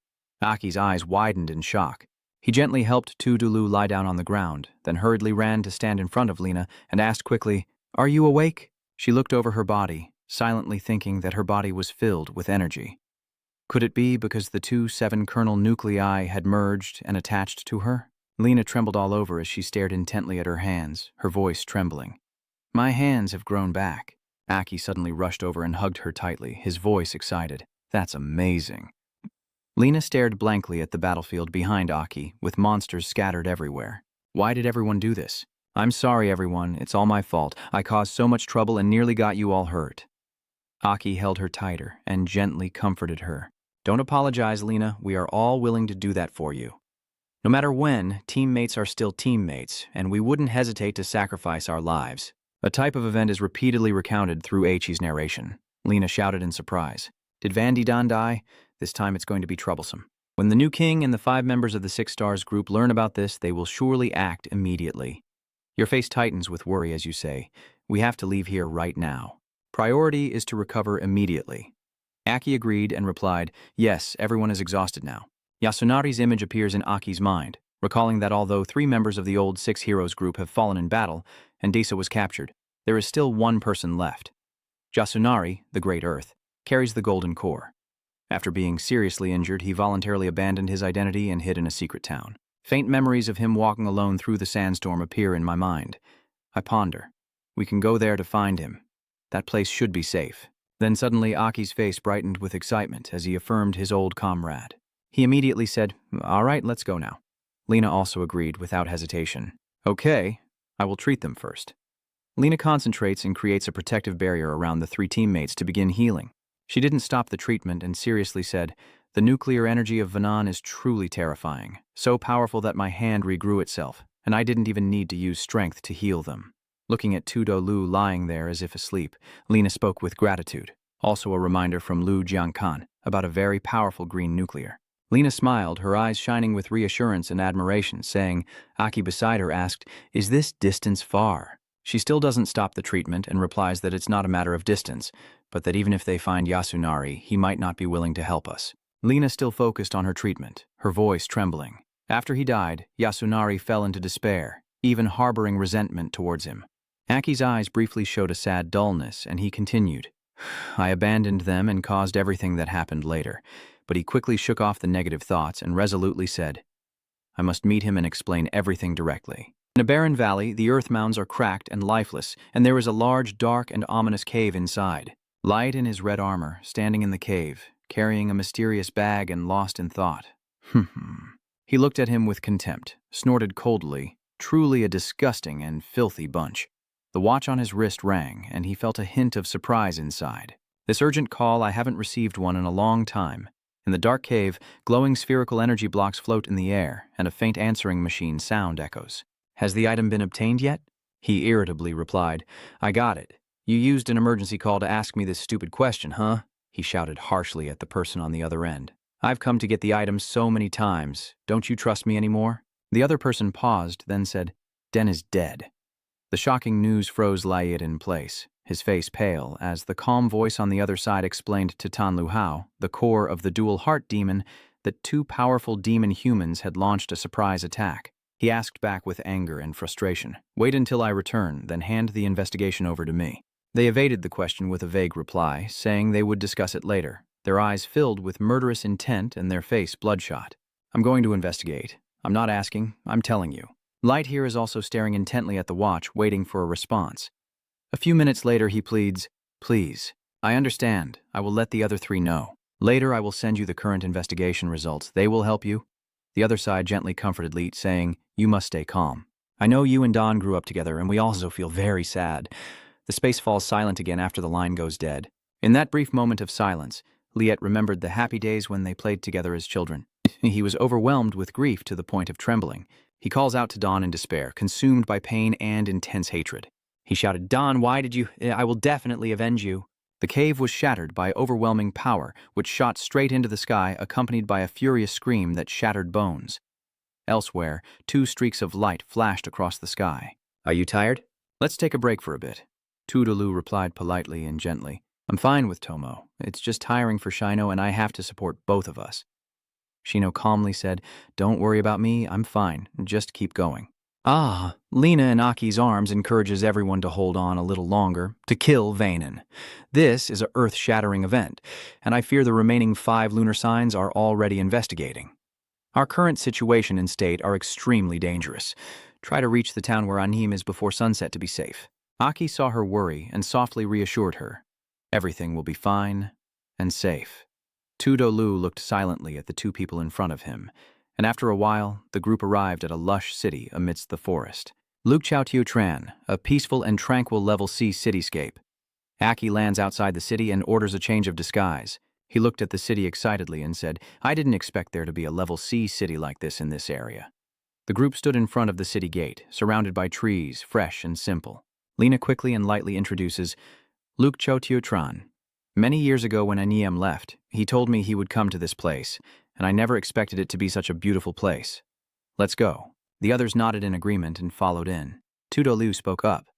Aki, are we here to find the old 6 colors? Anhiem is a vast land, right? Aki replied frankly. That's right, Lena advised us to come here and consider our current situation. If we are attacked by the remaining 6 heroes, it could be very troublesome. Tudulu hesitated shyly. What I mean is, are you okay? Are you okay?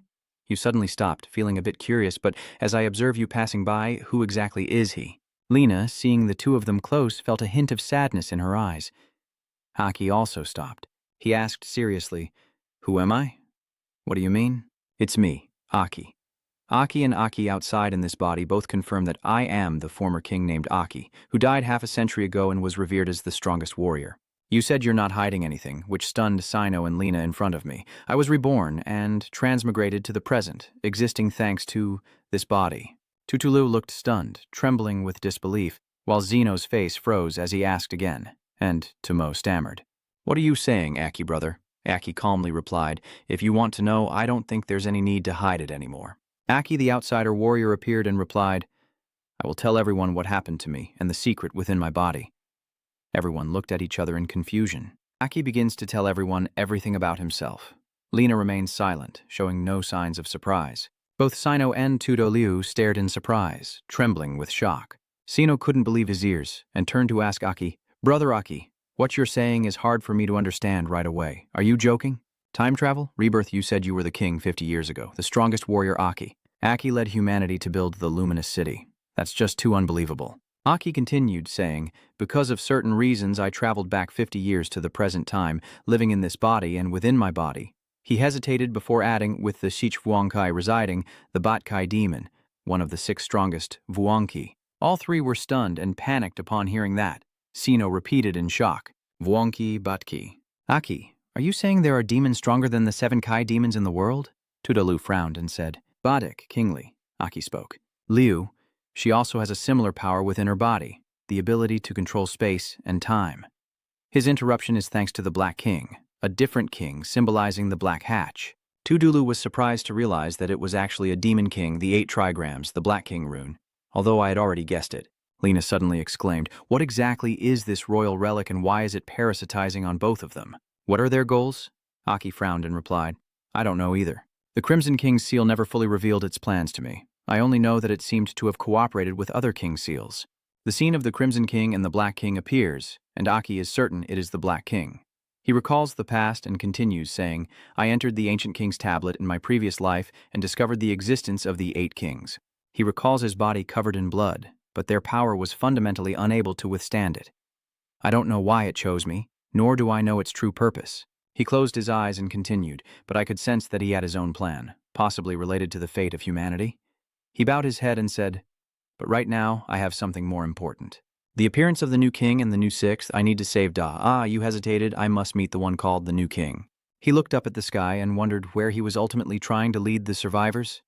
Tuolu nervously asked, "What are the goals of the Crimson King and the Black King?" "Aki, will you forever coexist with the Crimson King or not?" The boy bowed his head and replied, "Is it my final destiny?" "I don't know."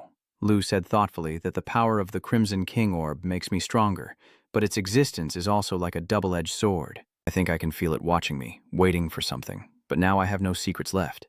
Everyone is my teammate. I think they need to know these things. Maybe it's for everyone or just for me, but it's probably for the best." Sino scratched his head and said, "Aki brother, your secret is really frightening." Sino looked to the side and forced a smile. If Tomo is still awake, With her personality, she would be so shocked she'd go crazy. I look into Aki's eyes and say, "But no matter what king you are, I trust you. You are my brother." Tudulu frowned and said, "Aki, thank you for telling us, but this whole thing is too big. What can we do?" Aki smiled and replied, "No, all along this journey I should be the one thanking everyone. You've done enough." He turned to Lena and said, "Keep leading the way. Once we find a Neum, we'll tend to our wounds first and then plan the next move." She looked at Shino and Tudulu, still worried, and thought to herself that this was really hard for young soldiers to believe. She turned and walked away. They needed some time to get used to it. Everyone continued walking when suddenly a loud scream came from afar towards them. "Don't go any further." Lena was startled and turned around to see the most formidable defensive soldier. He raised his weapon and loudly said, "Sorry, outsiders are not allowed to enter. This city has never welcomed foreigners.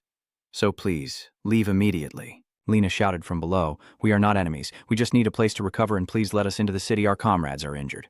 "We have an old friend inside the city." The soldier didn't believe and said, "Are you really injured if you say so?" "Old friends, who knows if you are really demons in disguise? Our place has never had outsiders before and doesn't need outsiders."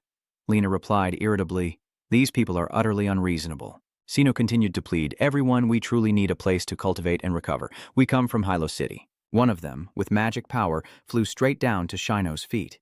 The soldier swung his spear and shouted, "Enough! If you don't leave now, do you believe I will kill you all?" The red magic aura appears around Aki as he steps forward and repeats, "Kill us." He reaches out and grabs the bow he just shot down. He breaks it.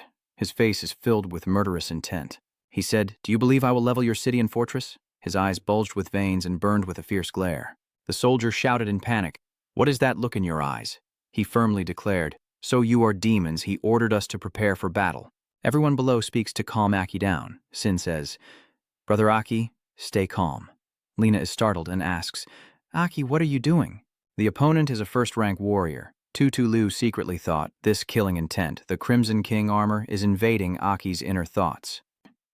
Suddenly, a figure appeared and leapt forcefully onto the ground, creating a powerful shockwave and landing on the surface. Aki's murderous aura disappeared when he saw that figure. I stammered, "A Neum." The figure appeared with a strong, fair body wearing a yellow cloak, dust and smoke swirling around. Master Neum said, "The murderous aura is so strong, let me see who dares to cause trouble in our town." The soldiers were startled and exclaimed, "It's Master Neum." The soldier who spoke earlier said, "Lord Neum, these people insist on going inside and even threaten us." Everyone cheered. "That's great, Lord Neum has arrived." And Neum stared intently at Aki, and the two looked at each other before Lena hurried out, laughing and removing her armor and hat, saying, "Wait, it's me, Lena." And Neum's eyes lit up. He took off his hat, revealing a face that looked older, scarred and weathered. The old man suddenly asked, "Lena, why are you here?" Lena hurriedly explained, "Neum, we need to recuperate. My teammate Tomo is seriously injured. We mean no harm, just hoping for a safe place." The old man thought for a moment, then closed his eyes and ordered to open the door. The frightened soldier said, "But Lady Neum." The aura just now was filled with magic energy around the old man, and he said, "Don't worry, I'm here." He also obeyed and said, "Yes." Then he ordered the door to be opened. The brown wooden door swung open, revealing a stunning scene inside. The heavy door was pushed open, revealing a large man in red clothes entering with a suitcase in his hand. "You're here, Lyat?" This sister is Terena, the new chief of the Luke Hao, with a pair of purple core stones, a rare core. Then she hesitated and said, "Leet about Den, I am very sorry." Although he heard, he didn't respond, his face darkening. Then he placed the white suitcase on the table. But Leet said nothing, only slowly opened the suitcase. After showing Terena the neatly arranged multicolored core stones, I finally spoke. I have safely returned with the new batch of core stones. Lyat's hand brushed over the colorful stones before stopping at the green one, but his choice was the red stone right next to it. That hand decisively clenched the gem before turning away with a cool message to send DN's battle info, whether it's a demon or anything else, but Terena quickly stopped him. "Wait a moment." Hearing that, Leet stopped and asked in a deep voice. "You go ahead," Terena replied calmly. "Someone will accompany you this time. This is an order from your superiors." She let out a sigh, probably knowing Lyat wouldn't like this, but she couldn't do anything else. Hearing that, he was startled and turned back to ask, "Is this an order from your superiors? Are you talking about the king, or what?" Before the words were finished, someone from the corner of the room, who had been standing there unnoticed, interrupted. Is this also the first time I've acted alongside you humans? The mysterious figure approached casually, wearing a sleeveless sleeping robe with slits at the bottom, slippers on his feet, and was Shi-Dieu, a handsome demon with a charming smile and an overly enthusiastic attitude, whether genuine or not, hoping for a pleasant cooperation. Then the two of them set out together. Liet, who disliked his teammate on this mission, didn't bother to wait and quickly walked ahead. Chidiu Ungdong followed behind, knowing the other didn't like him, yet he still teasingly provoked. "It seems you're not very happy about me coming along, huh?" Light asked sharply, then continued, "If it weren't for orders from above, I wouldn't even bother to look at a 5-tier demon like you once. Just stay out of my way. I have no goodwill towards you demons at all." Not a single word of his reached the ears of Shidiu. Han Nan frowned and said quietly, "Is that so?" Liet continued. "A 5th-tier demon? I can crush you with one hand." As soon as he finished speaking, he was suddenly pierced through the chest by a giant scythe. Could it be that the demon, in his anger, lost his mind and killed his own comrade? Light roared in pain, "How dare you ambush me?" His whole body bulged with veins, eyes wide and rolling back, pupils contracting, shouting angrily, "This damn thing." But then suddenly the sickle on his chest disappeared, and Shidiu's indifference left Liet feeling embarrassed and speechless. Seeing this, he stepped forward and said, "Let's go." Looking down at his chest, he saw it was completely healed, and Liet was speechless with a dark face. Then he thought to himself, "It's illusion magic, and not even low-level illusion magic. Even I couldn't detect it immediately." His suspicious gaze fixed on Shidiu, silently confirming that this guy is definitely not Wu Qi. Now Shidiu finally smiled and said, "You just called me Ngu Qi, but that's only what I want you to believe." He turned back with a gaze full of resentment and said, "Let's go, Mr. Liet. I also have a grudge I cannot forget." The scene shifts to a small wooden house, where a loud scream of shock shakes the entire building. Hu Hua, chewing and mumbling, curiously asks what's going on. "Our strength is pretty much on par. That's really impressive." Seeing the excited attitude of the little boy, Lu chuckled and said, "I knew Hu Hu would react like this." Sino, sitting nearby, was speechless as he watched the kid eat so quickly like a machine. "Hu Hui, the spiritual core isn't for the purpose you mentioned earlier, and the kid doesn't care, just keeps focusing on stuffing food into his mouth. So delicious." While the three of them inside the house were chatting happily, another group of 3 outside in the garden was also talking.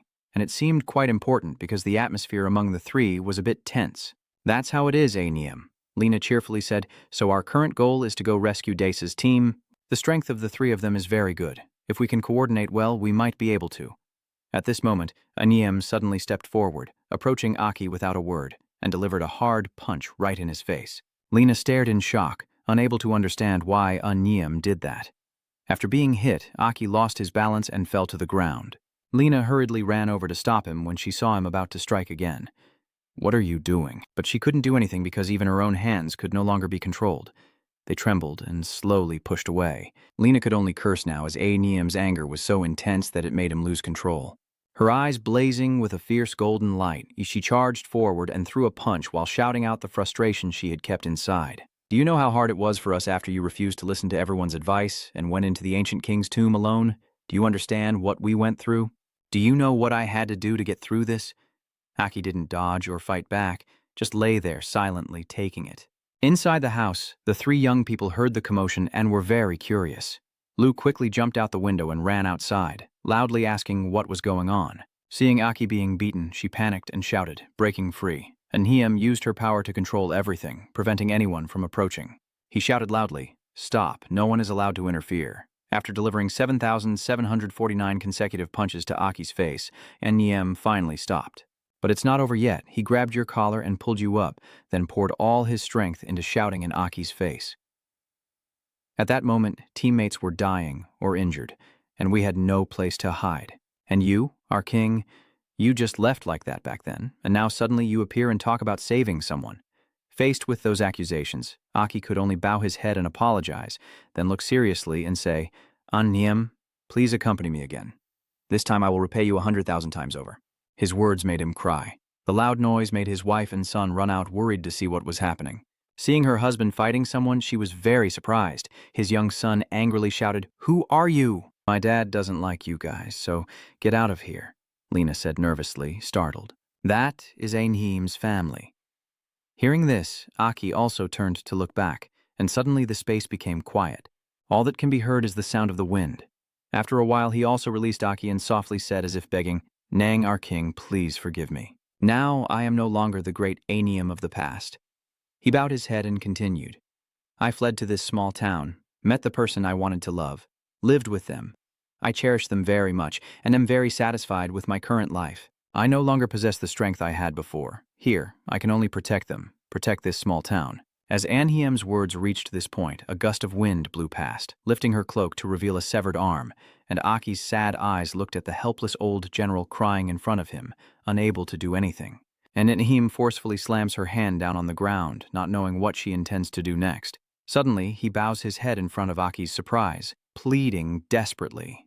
"Please leave here after you recover." Lid is lying sprawled on the ground, exhausted from a fierce battle, struggling to stand. Light cast a deadly glare at the person in front of him. He is very angry, the one who killed Den. About 3 hours earlier, Lit and Shidieu stopped at a rocky outcrop as the scene shifts to a peaceful wooden house under a vibrant orange sunset sky. Inside the house, Tomo smiles happily and says to Frank, "Little brother, we really didn't come to cause trouble, we just need a safe place to rest for a while."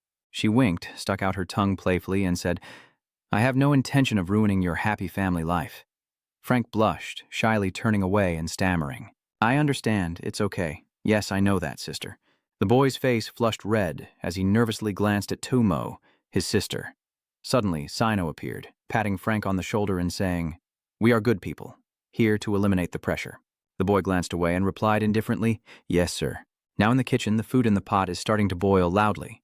Valia, chopping vegetables, said, "It's really great to have 2 helpers. It's the first time in the house that so many people have come to eat together." She continued, "I really don't think I can handle this alone." Valia turned to smile at the 2 girls, saying, "Honestly, for many years now, not just our house, but almost no outsiders have come to this oasis town.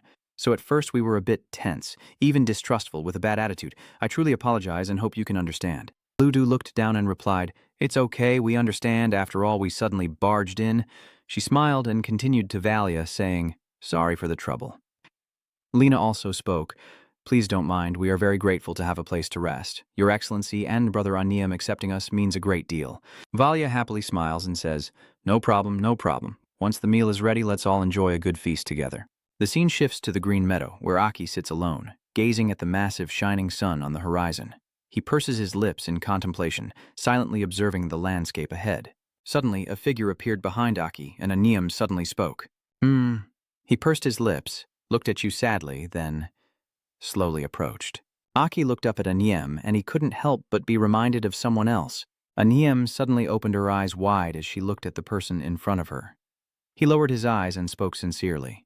"Just now, I had to admit that even with Lena as a witness, what you said about reincarnation and time travel is really hard to believe. At first, I couldn't accept it at all." Hiem recalls the past with a slightly emotional and somewhat agitated feeling, having hit him a few times, now thinking it was really rude. He steps onto the lush green grass and slowly moves forward. Immediately after, Aniam kneels 1 foot on the dark green grass. He bows his head in a respectful bow. "Demon King, Aniam respectfully bows to you." After a moment, Aniam sits on the grass and recounts, "I was seriously injured that year and fled to this town, almost thinking I wouldn't survive." He reminisced about the past. "It was her, my current wife, who healed my wounds and took me in." And Neem, with a sad look, continued, "She has never asked about my past. She just quietly stays by my side. Later, we developed feelings for each other, and I decided to give up everything." Former Lu Haoanhiem of the land. He recalls her gentle smile. "I just want to be her husband, protect her, and protect this town. After having a child, I have someone else to protect. This peaceful, simple life is the most precious treasure in my life." Aki smiled happily and looked at him. "Aniem, I truly rejoice that you have found a place to belong." My eyes suddenly grew sad. I've never dared to dream of a life like this when everyone calls me the strongest warrior and finally calls me the king. I am very clear, I am not someone who longs for that life. I am someone who creates that life for others. That's why I never dared to stop. Aki recalls the past, saying that back then I ignored everyone's advice and resolutely entered the old King Bee to seek the truth. Those damn ancient kingstones bring endless disaster. What secrets are they hiding? If I don't go, who else can go? He frowned and continued, holding on to what is called temporary safety, which is just fooling ourselves and others. As long as the ancient imperial city exists, there will be countless deaths and tragedies yet to come. I have no other choice. Anhim suddenly spoke. The king's victory in the demon hunt was only temporary, only a fleeting sense of safety, seducing those who were afraid, including myself. He looked at you intently and then continued, "That is also why you are the king and not someone else." Aki looked up at the sky now with a new king. "I also want to know where he will lead humanity. But after fighting Famdish Luan, I realized that the so-called new 6 heroes can actually turn into demons. This makes me very worried. Wait a moment, then you curiously ask, what secret is the new king hiding?" Aniem shouted in panic to stop her. "The king advised you not to confront the new king.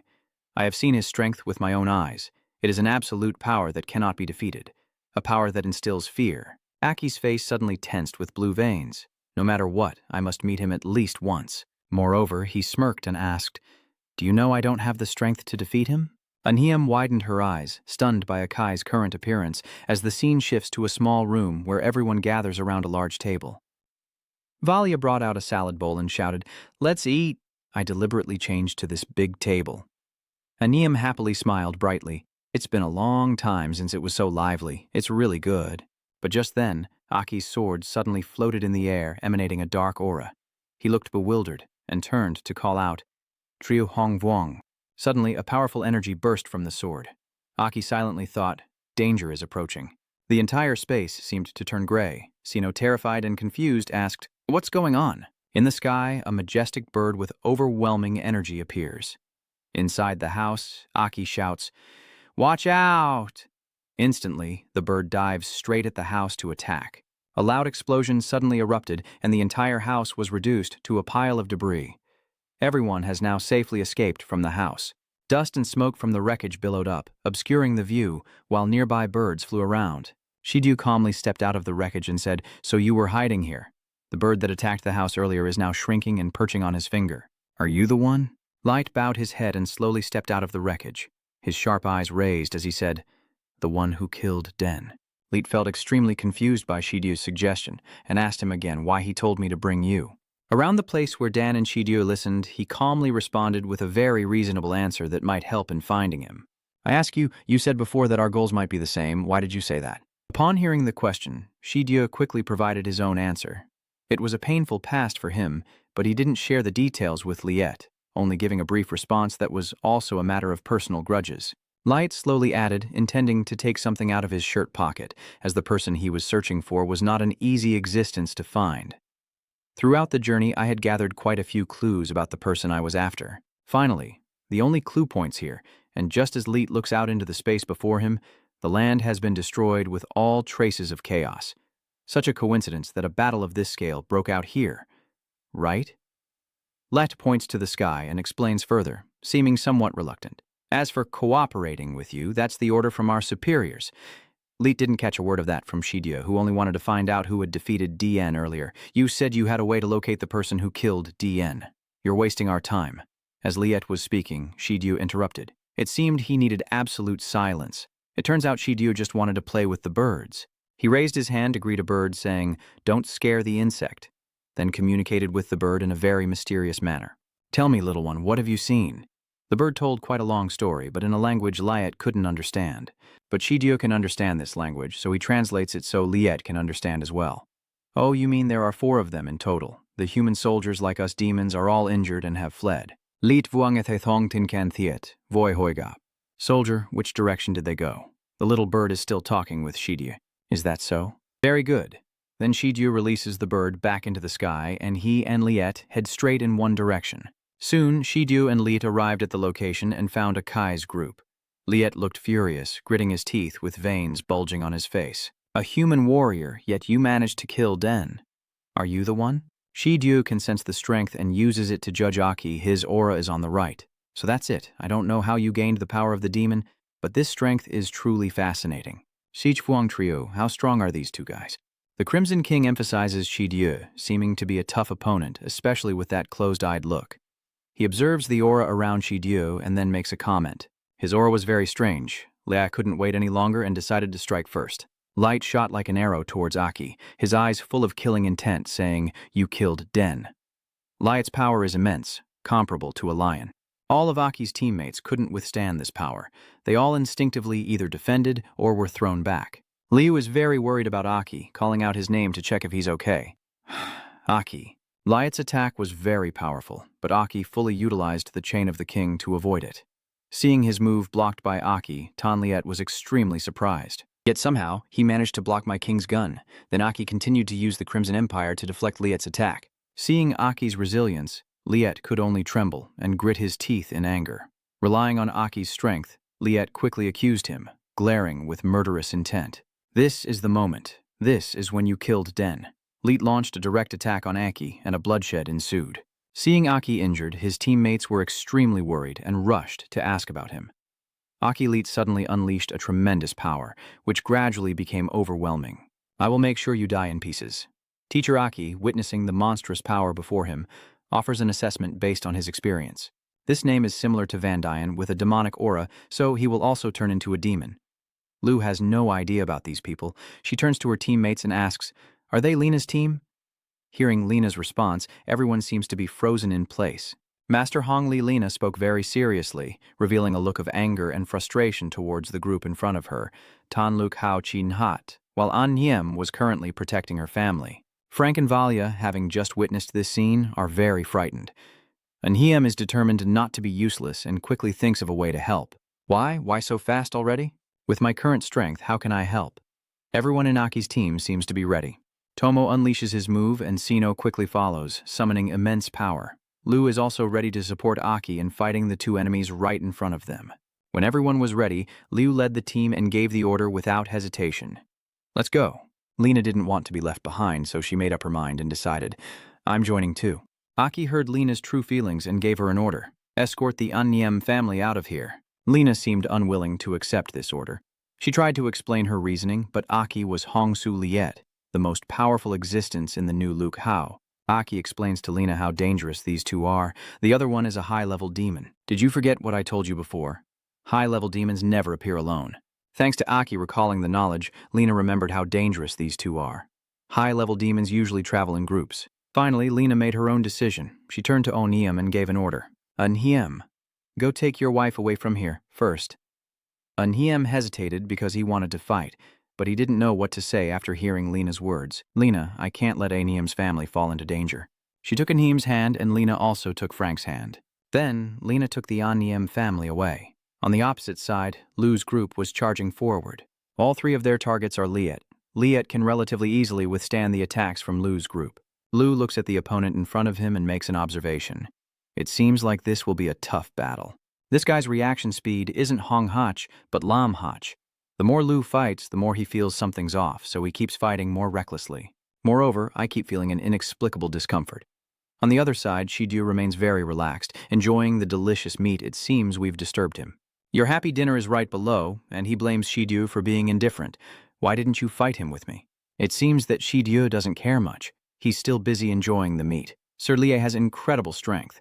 Aki remembers Sichuang's warning and has his own plan. Be careful, that guy has a strange aura.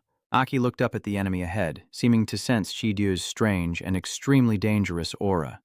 Chidyu was still standing on the cliff with a massive wave of power before him. Lu and Shino are still fiercely attacking Let Hong to defeat him. Lu encourages her teammates and emphasizes that everyone must do their part to prevent him from escaping the encirclement. Even though he is a new third-rank martial artist, right now we only need to unleash the demonic aura to suppress him.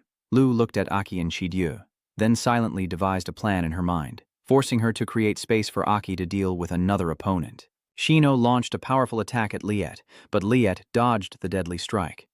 Shino continued to fight hand-to-hand with Liet, but Liet also managed to block the attack. Even as the attacker, Shino still felt a sharp pain because Liet's defense was too terrifying. The pain and physical strength of this guy are truly frightening.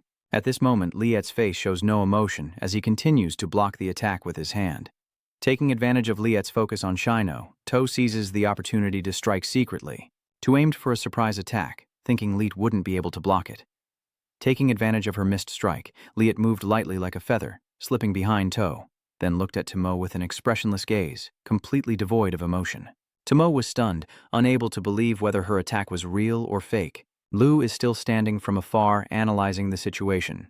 She deduces that this person named Liet is clearly a red Hach, but he has speed like a lamb Hach and defense like a Huang Hach. This is the true strength of Hongsu Liet, the new 6-star. but just a small failure. How could Lu's group give up and keep attacking? Still, Jinlu also knows that this battle has already gone off course, yet he can't shake the feeling that something's wrong here. The three members of Lu's group attack Liet together, but to no avail. On the other side, Shidyu and Aki still haven't made a move. Aki looked at the opponent in front of him, seeming to have lost patience after waiting too long. He gathered his strength, prepared to strike first. If you won't make a move, then let me handle it. The ground around Aki shatters as he prepares to fly towards Shidyu. Aki punched Shidyu hard, while Shidyu used some move, and as he brushed past Shidyu, Aki realized his strike still hadn't hit Shidyu. The afterimages didn't hit. Aki tried attacking like that a few more times, but he still couldn't land a hit on Shidyu. Shidyu suddenly disappeared right before Aki's eyes, vanishing without a trace. Aki focused his mind and then seemed to sense Shidyu's location. Aki immediately turned around and managed to block Shidyu's attack from behind. After a quick exchange of moves, it seemed Shidyu was still not satisfied. Too fast, but still not enough. It seems Aki has understood what Shidyu meant. Is he really using that much power? So, you want to test speed. Aki doesn't forget to utilize the great power of the Crimson Empire, so let's have a match. Then Aki moved like a lightning bolt across the sky, causing Shidyu to freeze in place for a moment. Soon after, Aki appeared right in front of Shidyu, who looked on in shock with a thunderous roar. Then Shidyu was hit by Aki's attack and was thrown far away, but Aki still managed to catch up with him. Aki and Shidyu face to face. Catching up with you, then Aki strikes directly at Shidyu's chest. This time, Shidyu couldn't hold on. Shidyu was struck and his hands trembled as if suffering from pain. Shidyu praises Aki, at the same time holding tightly onto the chain of the realm. Impressive indeed. Suddenly, behind Aki is Shidyu, who rushes to attack him. Unfortunately, he's mistaken about his target. Aki feels like he's in a daze. The person he was about to defeat turns out to be Lu. Lu is now saying a few final words, his tone somewhat blaming Aki. Why did Aki? Even Aki didn't know why he mistakenly attacked Lu. He stammered, "Why, Lu?"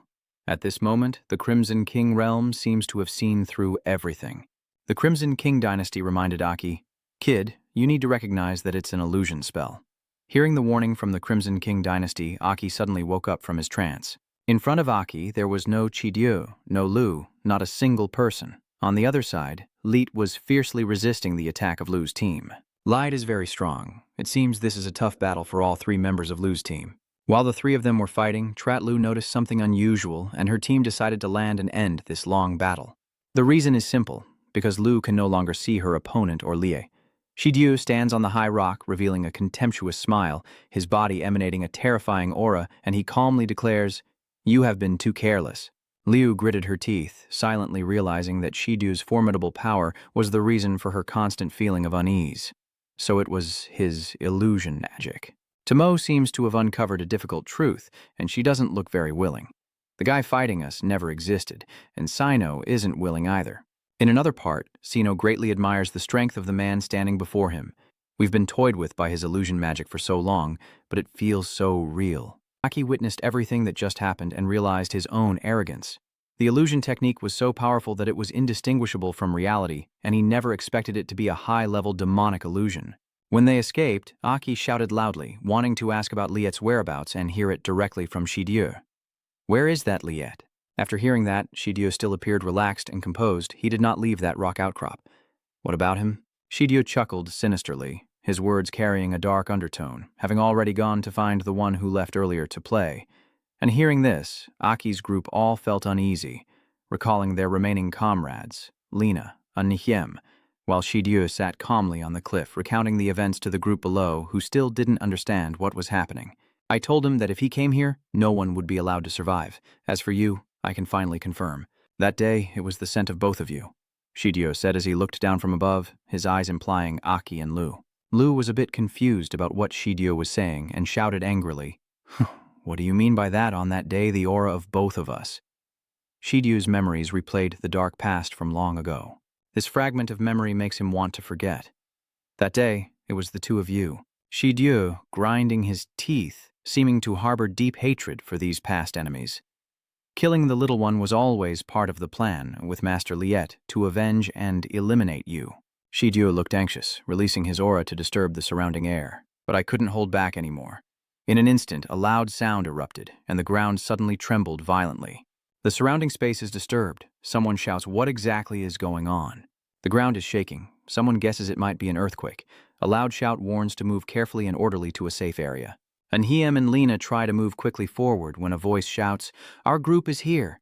Someone angrily yells, "Don't pull me." A voice rings out. The sign in front has fallen. "Be careful," someone shouts loudly. "Make way. Everyone stay here and don't run around, okay?" Someone looked at Anhiem and shouted, "Wait a minute. Is that Lady Anhiem over there?" "Husband, you have to be careful." "Dad, I will protect Mom really well." Niem turned around and ran back, telling Lena, "Lena, follow me to the city wall. Something's wrong with this sound. I need to check it out." The scene shifts to a city wall where countless soldiers are gathered. A wave of demonic energy emanates in the air. "What is this? How is this possible? We've never seen a scene like this before." Suddenly, Anhiem and Lena appeared, landing right beside Vayan. Anhiem looked up and softly said, "What are you just standing there for?" Reporting the situation. Lord Ani. Realizing something, Anhiem's eyes widened with shock as he saw a large gathering of demon armies ahead, their eyes shining like distant sunsets. The demon army glared at Aniem's group and roared in fury. Lena looked down softly, her face filled with horror. Lena exclaimed, "The demon lord!" Aniem raised an eyebrow, assessing that this level is at least the third stage of the demon lord. A map appeared in Aniem's mind, and his voice echoed, "The small town of Luke Chao is quite far from the gathering point of the source of the evil spirits." This time, the evil spirit is summoned intentionally by someone. Lena squinted, thinking for a moment, and deduced that the two figures who appeared earlier were Liet and Shidieu. Suddenly, a red shadow flashed by, and Anhiem and Lena were startled, looking up at the sky as someone soared over the city wall and descended straight to the ground. Someone's voice rang out in surprise. "What is that flying out of the city?" The person who just landed is Liet, and the ground cracked open from the impact, dust and smoke billowing everywhere. Anhiem and Lena stared wide-eyed, surprise clearly visible on their faces. Anhiem exclaimed, "It's Hongsu Liet." Liet propped one hand on his knee, raised his face, and his eyes flicked toward Anhiem's group. "So it turns out the new Lord Hao is cooperating secretly with the demons, and that new king didn't even bother to disguise himself when appearing before us. It seems he has already made his decision, so he put his hands behind his back and said as he walked, 'You don't know how to talk when you die.'" Anhiem tilted her head slightly, and he whispered, "Let's see if the small town of Luxiao can survive today." The Demon King army advances together, pressing toward the city wall. From afar, Liu is observing the situation at the wall. She exclaimed, feeling the oppressive demonic aura approaching. Aki stood still, calmly giving orders. "Everyone go to the clinic for Lena and Anim." Lula leaves in frustration. Aki alone, his aura and illusion magic are definitely at the master level. Aki coldly interrupts her. Hurry up. After hearing Aki's response, Liu grits her teeth. She remains silent for a long time, helpless. "All right, let's go." "No." Aki shifted slightly on one foot, and the ground suddenly cracked into many pieces. Like lightning, Aki leaps to Chidiu's position and calls out, "I'll handle this." He swings his arms fiercely, attacking Chidiu. In an instant, his body seemed to tear apart.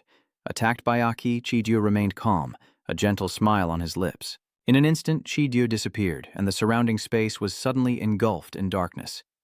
Aki froze for a moment, silently gazing into the empty space around him. Aki looked around, a thought crossing his mind. A dark shadow, the illusionary space. Suddenly, 3 faint points of light appeared in the distance.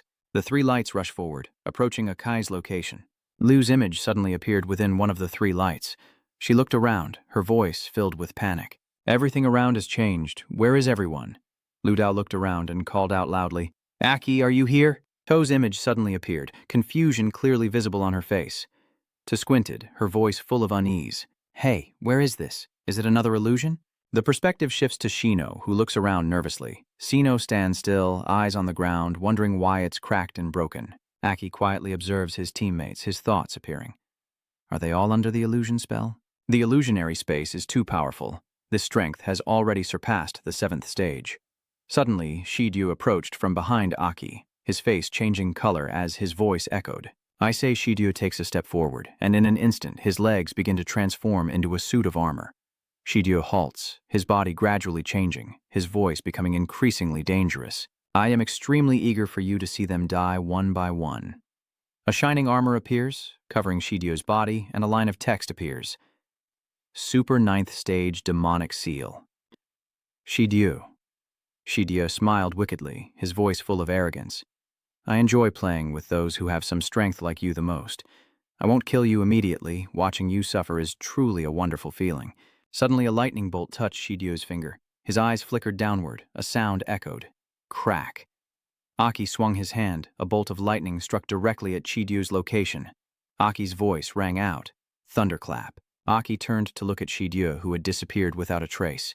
Shidiu's voice echoed. That was indeed a mighty blow. Shidiu reappeared, smirking mockingly, and said, "Even if you strike hard, you're only hitting my illusion."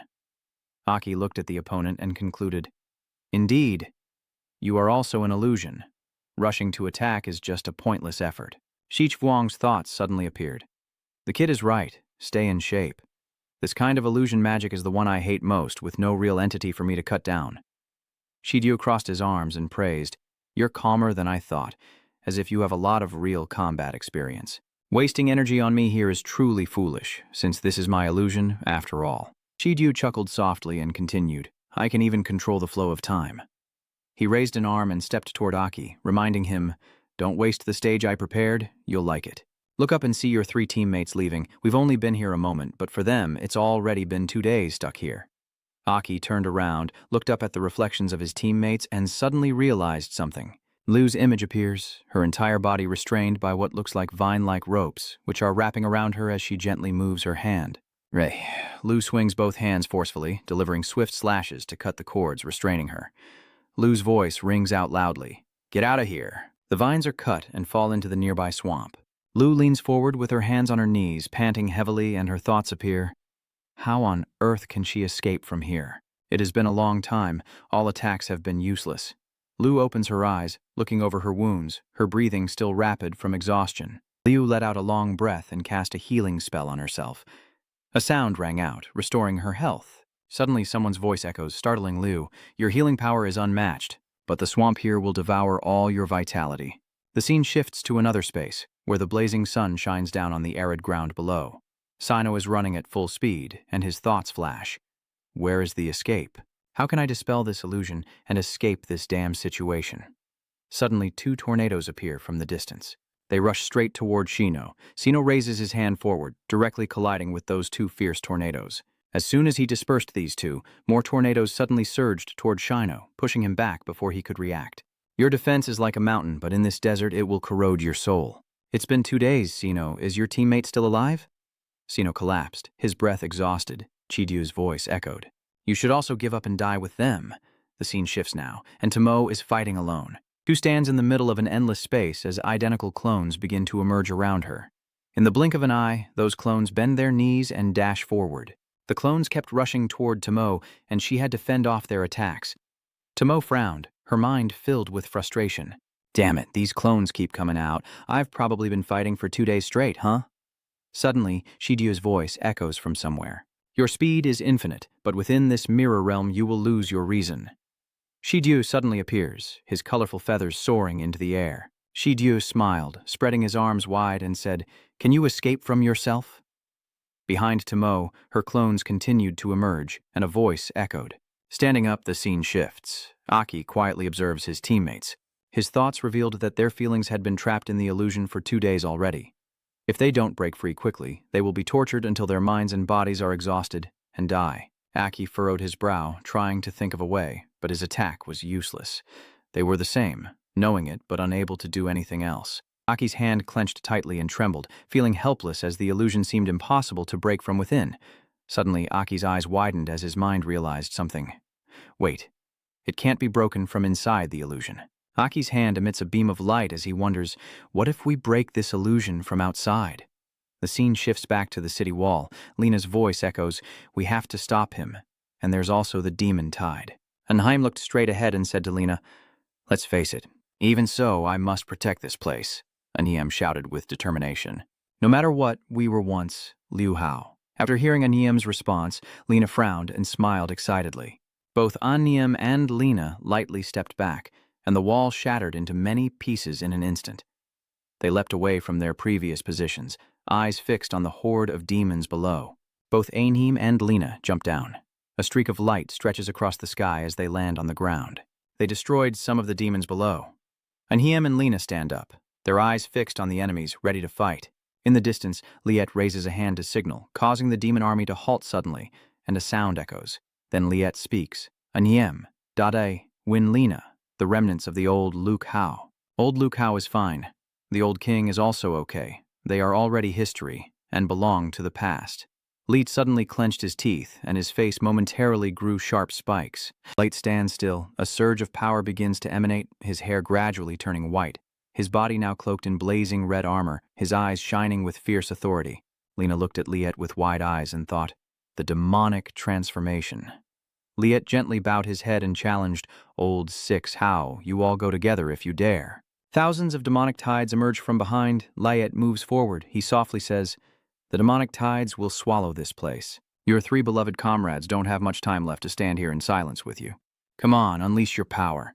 His hand trembled violently, veins bulging. He laughed maniacally before strangling himself. Go ahead and go crazy trying to kill me. The thing I want to see the most is your frantic and hopeless look.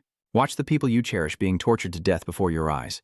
Then Shidyu laughs excitedly while you can do nothing but linger with me in the illusion. Finally, with all my strength, I will take your pitiful life. It will be so beautiful, little bean. You will surely love it. You grit your teeth and say, are you underestimating my teammates too much? Suddenly, Shidyu freezes and stares intently at the floating images as if in shock. Lu is being tortured in the swamp, with vines wrapped tightly around her, her face showing intense tension. She silently thought that as the team leader, she absolutely couldn't give up first, and had to find a way to help them. Meanwhile, Shino was fighting alone against the fierce whirlwinds in the desolate desert.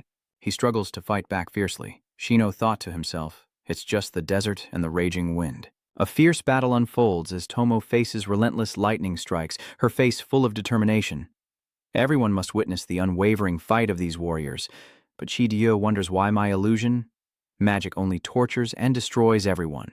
Aki calmly said, you don't understand, do you, demon lord? Have you never wondered why humanity has not perished all these years? He laughed out loud and pointed at him, sneering. It's only because you still have some use left, you lowly race called humans. Suddenly, his leg spun 90 degrees. So what? A gentle stream of energy slowly emanates from his hand. Then I will adopt a human stance. Aki raised his hand to eye level and said with a cold, icy expression, defeat you. Immediately after, his body emits a fierce light that spreads throughout the space. Shidyu trembled in fear. Why do I feel afraid of his aura? The fierce lightning shot out from Aki's hand as he confidently declared, trust, courage, and hope. This is the reason why our humanity can never break free from this cycle. The sky turns crimson. Clouds gather to form a giant storm eye. The earth beneath Shidyu's feet begins to crack and shatter, and he fears, wanting to break my illusion from outside. Aki raised his hand to the sky, clenched his fist with all his strength, then struck it down fiercely and shouted, break this illusion for me. Immediately, a furious lightning bolt shot down from the giant storm eye straight into Shidyu's illusion. Lightning also strikes above the heads of your teammates trapped in the illusion. Then suddenly a light emerges from the swamp where Lu is being held. Meanwhile, beneath Shino's feet, the cracked earth shards shattered and light emerged from there. The space around Tomo also gradually cracked open, letting light shine inside. Lu's eyes suddenly lit up with joy inside. Shino and Tomo were also stunned, and a thought suddenly flashed in their minds. Aki. Only then did he become furious, his body emanating a dark energy. He growled, impossible. What kind of power do you possess to maintain my illusion? A massive explosion has occurred, with light spreading across the sky. At this moment, Lena and Anim also see a blinding white lightning outside the city walls. He wondered aloud. Lena looked up at the fiery red sky and exclaimed, it's Aki! And Anim spoke. This aura is completely different from the one when the demon transformed earlier. The evil creatures also looked up in amazement, mouths agape, while Leet stood silently observing, ignoring their panic and retreating. His eyes full of thought. Has the demon named Shidyu been defeated? Or is his illusion magic also useless?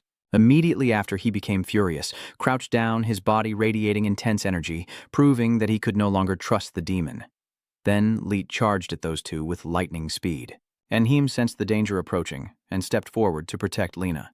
He managed to block Leet's attack with the earth shield in time. His punch roared like a lion, blowing away everything around him for hundreds of meters. Anhiem's golden shield began to crack from the force of the blow. He threw a powerful punch that pierced through the golden defense shield and directly attacked Aniem.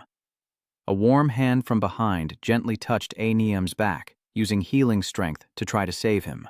He was knocked back far away, while Lena behind him was healing and trying to hold on, using all her strength to transfer more power and energy to Han Hiem. Lena asked Han Hiem. He spoke up. "How are you?"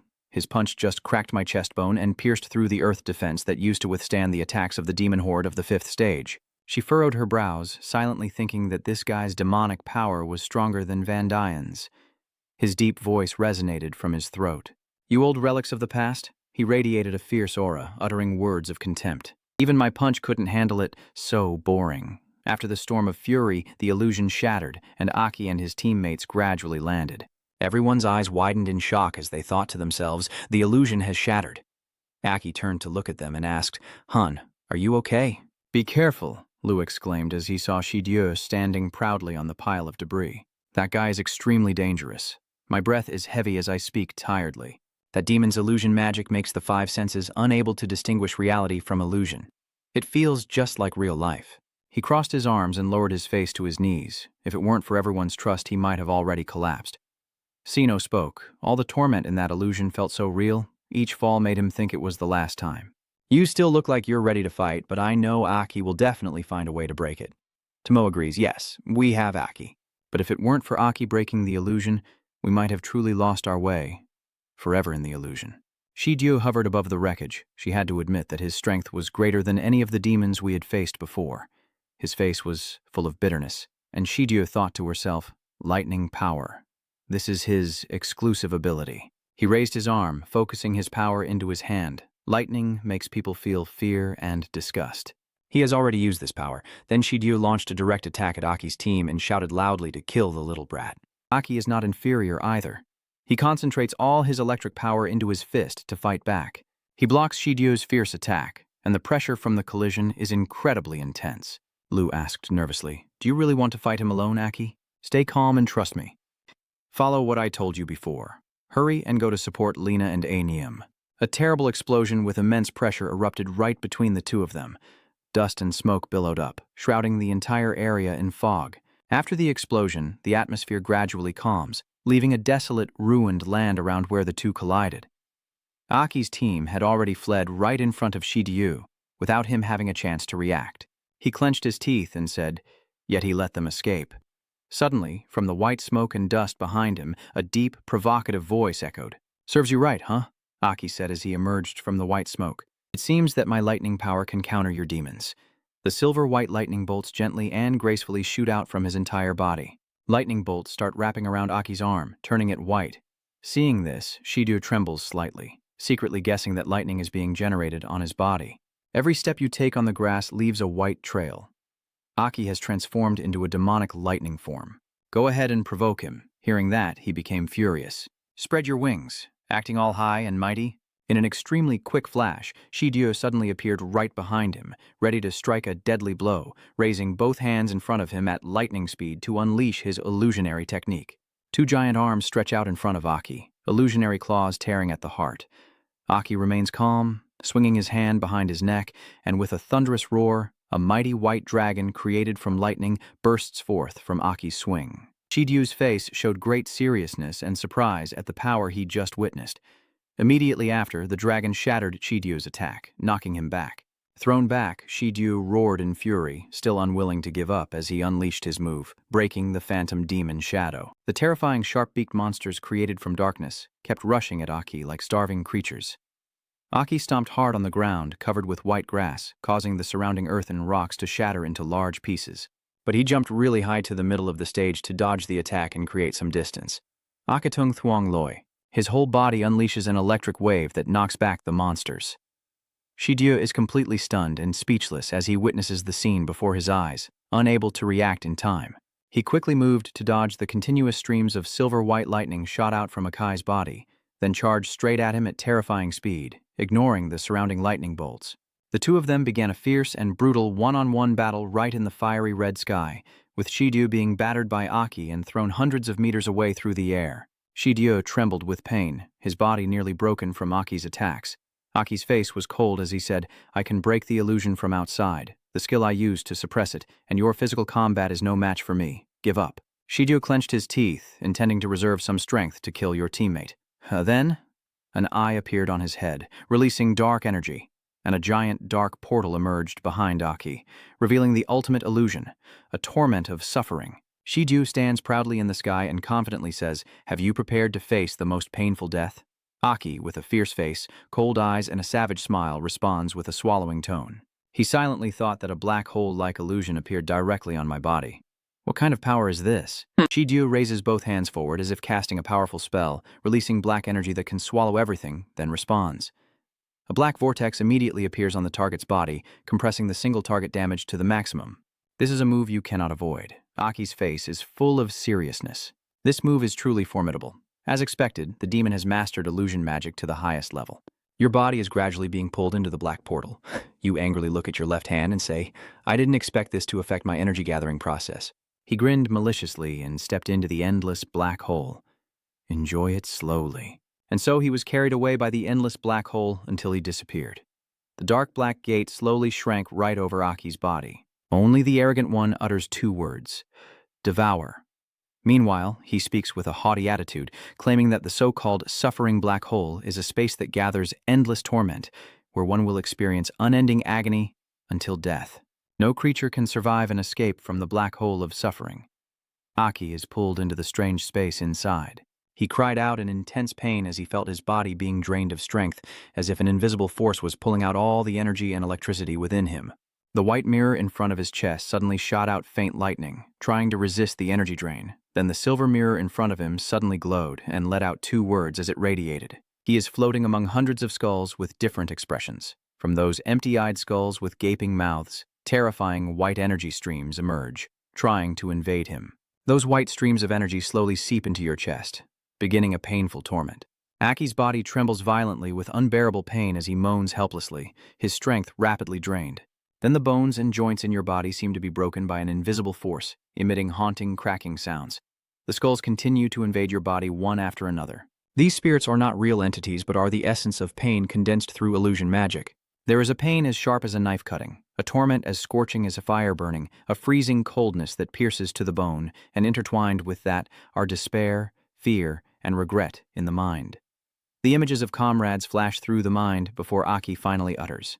My memories scream into the black-purple void of the black hole. Aki's consciousness seems trapped in an eternal cycle. Aki's face quickly aged, life force draining away as he felt himself fading rapidly, skin sagging, bones stiffening, hair turning white, and his strength dwindling to nothing like a tiny speck of dust. But then everything reversed. His body returned to that of a child, but he carried the painful memories of his previous aging. He kept shouting, his hair gradually turning black. He was slowly growing into a teenage boy. He has gone through countless lifetimes. Sometimes he was an ordinary person, a naive child holding a teddy bear, but he had to watch the people he loved gradually be harmed by villains and see his loved ones pass away one after another. In another life, he was an ordinary soldier with a handsome, mature face, becoming one of the failures torn apart by demons on the battlefield. There was a time when Aki, the lonely king, appeared in his divine form as a mighty ruler, wielding a sharp sword, surviving alone on the brutal battlefield among the fallen bodies of his fallen subordinates, burdened with endless regret. Each time the memories shift between the past and the present, Aki's body also ages from youth to old age. Every cycle of reincarnation adds new layers of pain. The endless cycle of reincarnation torment has torn the body apart, shattered the spirit, and broken the emotions. Yai dio buok suong dad, long sexo, tu kan roik zwang, dung truok kwakao den hot. Akiwakio ngao noirang dui voi han hu da tre kwa wosonam tang sin tu trong hoden. Moi giai troa kwa diula noi, da don hong hoai kid. Even if the 6 spirits were to reappear, I fear it would still be difficult to survive and leave this place. His wings spread behind him as he soared into the sky and declared, "Open the sphere again." He looked up at the blazing red sky outside and then fell silent for a moment, as if recalling distant memories. Shiju remembered the joyful, cozy moments spent with loved ones, feeling truly happy. The small black seed sphere imprisoning Aki suddenly cracks open a large fissure and gradually disappears. He raised his hand and stood before Aki's fragile body, speaking as if his master had avenged his son. Shiju stood calmly with arms crossed, looking at his weak body with a contemptuous expression. He smiled and asked, "When did you start suffering to the point of death?" His eyes slowly opened in the dark purple void, revealing the terrifying white eyes of the lightning demon form. Aki once again transforms into the powerful electric demon form, terrifying Shidyu. He roars in fury, impossible, no one can resist. In that moment, Aki vanished completely before his eyes at lightning speed, leaving no trace. Suddenly, he appeared behind Shidyu and struck him. His breath billowing out, Aki exclaimed, "Foolish, you confidently declare that I am the strongest human warrior. 5 years ago, the sky opened wide as heavy rain poured down like nature's fury, with a C-rank fortress stained with blood blending into the pouring rain, flowing across the cold ground. A lone figure silently walks among the scattered corpses, blood-stained and soaking the ground red. Shidyu stands still in the rain, his wet hair clinging to his face, heavy drops trickling down. He put his hand into his clothes, and indeed this place had been destroyed like this. Rebuilding another base was no longer possible. Shidyu gently curled his lips into a gentle smile. I also told them to be gentle. Why so rough? His eyes suddenly flashed with a cold, murderous intent. As expected, those subordinates still haven't been enlightened. Their evolution is too slow. Suddenly, a hand reached out through the pouring rain, grabbing Shidyu's collar and pulling him back. The sudden movement caused the atmosphere to freeze for a moment. He immediately turned around and looked back, and in front of Shidyu was a girl lying motionless on the cold, wet ground, her breath faint and ragged. As soon as he saw that face clearly, Shidyu froze in place, his eyes wide with shock. He knelt down on one knee to look at the girl and said, "Human, you've clearly lost consciousness and are about to die, yet you still cling to a stranger like me." Shidyu couldn't help but gently touch the girl's cheek. Is that instinct? The instinct to keep surviving really is fascinating. Humanity, huh? Both resilient and fragile, he slowly spoke with a cold, deep voice. I can make you live on, but at that moment, a fierce surge of power erupted from Shidyu. You will forget that you were once a human. A purple stone suddenly appeared from his chest, shining amidst the gloomy rain. Little girl. The relentless rain keeps pouring, heavy drops continuously striking the purple stone in Shidyu's hand, and soon the wind begins to howl fiercely, swirling through the damp space. From now on, I will call you Little Bean. The purple light suddenly erupts fiercely, tearing through the rain and darkness, spreading across the deadly space that envelops us. Amidst the heavy rain, a faint butterfly suddenly appeared, trembling as it fluttered gently in the air. Aki suddenly rushed from behind, moving with lightning speed, leaving no time for Shidyu to react. He trembled as he spoke, saying, "Back then, the rain was like a thin sheet of water covering my whole body, just like now." As soon as he finished, Shidyu's body suddenly stiffened, and then lost all strength, collapsing. "Sorry, little one." He collapsed in the pouring rain, his wet hair covering his pale face. Shidyu clenched his teeth, his jaw tight as if trying to swallow the pain and rage surging inside him. In front of Aki, the blue stone hovered, continuing to emit a brilliant light. Strange symbols gradually appeared on the surface of the stone, twisting like living creatures and glowing faintly under the rain. Aki slowly reached out to take the stone, his fingers gently closing around the flickering light. The stone suddenly trembled, its light flickering violently before suddenly shifting to one side, as if deliberately avoiding your hand. However, Aki quickly reached out and grabbed the stone, tightening his grip before it could escape. You look at the stone in your hand, the core of the shattered relic. If it weren't for the lightning electric power that just happened to counter his nature, I wouldn't have absolute confidence in winning this battle. Aki couldn't help but be surprised. Even here he could feel the intense fighting power of the new Lord Hao matching his current strength, standing firm against them. Aki silently resolved that in the future he would have to face even more powerful demons. Enemies, the new king or other royal artifacts, even the hidden schemes behind them. I must become stronger to protect everyone. Then, Aki decisively pressed the stone into his chest. Then go ahead, only by becoming stronger can I keep searching for the answer. The stone clings tightly to my body as the light erupts violently, and the pain pierces to my very soul. A tremendous surge of power erupts, crashing like a raging wave, causing the surrounding space to tremble as Aki screams in pain through the tearing rain, trembling as his inner strength erupts violently. On Aki's face, veins bulge violently, his facial muscles twitch uncontrollably, and the fierce aura within him erupts uncontrollably, spreading out like a tidal wave. The sky below. The rain suddenly begins to shake violently. Massive gusts of wind begin to appear and roar continuously. From the sky, a giant tornado suddenly forms and howls as it crashes straight down. Aki's eyes trembled, then slowly moved, eyelids twitching as if struggling unconsciously. His eyes gradually opened, vacant yet deep, reflecting a strange, sinister glow. Aki shouted loudly, "Yes, keep evolving. keep evolving into anything, directly evolving into the complete 8th stage.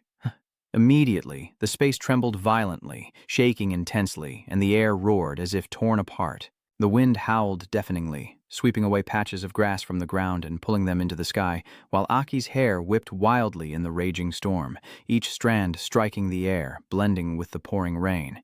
He calmly walks through the pouring rain, each step steady and unwavering. Aki has fully achieved the form of the 7th stage of the demon, with an aura of evil and darkness enveloping his entire body. The giant wings behind him slowly folded and then descended onto the wet ground, one side replaced with lightning. I will immediately unleash my form and rush forward like an arrow slicing through the wind. Everyone, I am coming. At the same time, on the battlefield outside the city walls, it was a scene of blood and chaos, with our forces nearly exhausted or wounded against a formidable enemy. Meanwhile, Liet approached coldly, one raising a shield to cover the entire wall, another healing and restoring the 5 of them. You 2 old men are quite something. For a moment, your voice deepened, but even with these 3 trash added, you can't break my armor. Aren't you ashamed? Lena concentrates her strength on defense. Damn it, what kind of protective layer does he have? It can't be broken, not even a Niem can do anything more. Not only that, his fist is also very heavy. My defense won't hold out much longer. At this moment, Liu's gaze never left Lai. There must be a weakness somewhere. That red membrane has to be exposed clearly. Thinking that, she quickly jumped behind Leet. Just as Lu was about to ambush, the surrounding power barrier around Leet blocked her. Not only that, but Lu was even knocked back by its power. However, thanks to this, Lu was able to be certain. Everyone pay attention. No wonder it's getting harder for us to fight. The red membrane on his body is absorbing our attacks, not only becoming more solid but also boosting his fighting spirit, making him even more courageous. This is probably his exclusive skill. Hearing that, his 2 nearby teammates immediately prepared themselves. After unleashing her power to cover her body, both of them rushed towards Liet simultaneously. Sino shouts, "2, let me handle his direct attack." She looked for an opportunity to break through his red barrier.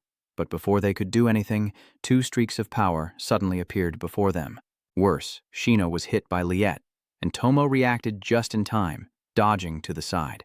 Without time to think, she had no choice but to use her ultimate move. Swift as a bee, just as the thorn was about to pierce Liet, Tomo suddenly froze. Wait. Because she was recalling Lu's words. Attacking directly would be absorbed by his shield and only make him stronger. However, Liet had just finished dealing with Shino and was turning towards To. In that instant, he struck with all his might, leaving only a blinding flash of light where Mo was standing. Faced with such overwhelming force, the beam of light was knocked away. Seeing this, Sino was helpless and could only shout out To's name. It seemed like Tomo was in trouble, but unexpectedly Lu spoke to reassure everyone. "It's okay. It turns out Lu managed to pull Tomo away from that attack. It didn't hit, don't worry." Before they could catch their breath, light charged forward again with murderous intent, and in front of the 2 of them, the red light had transformed into a giant beast bearing its fangs. "You 2 keep jumping around. Just die for me."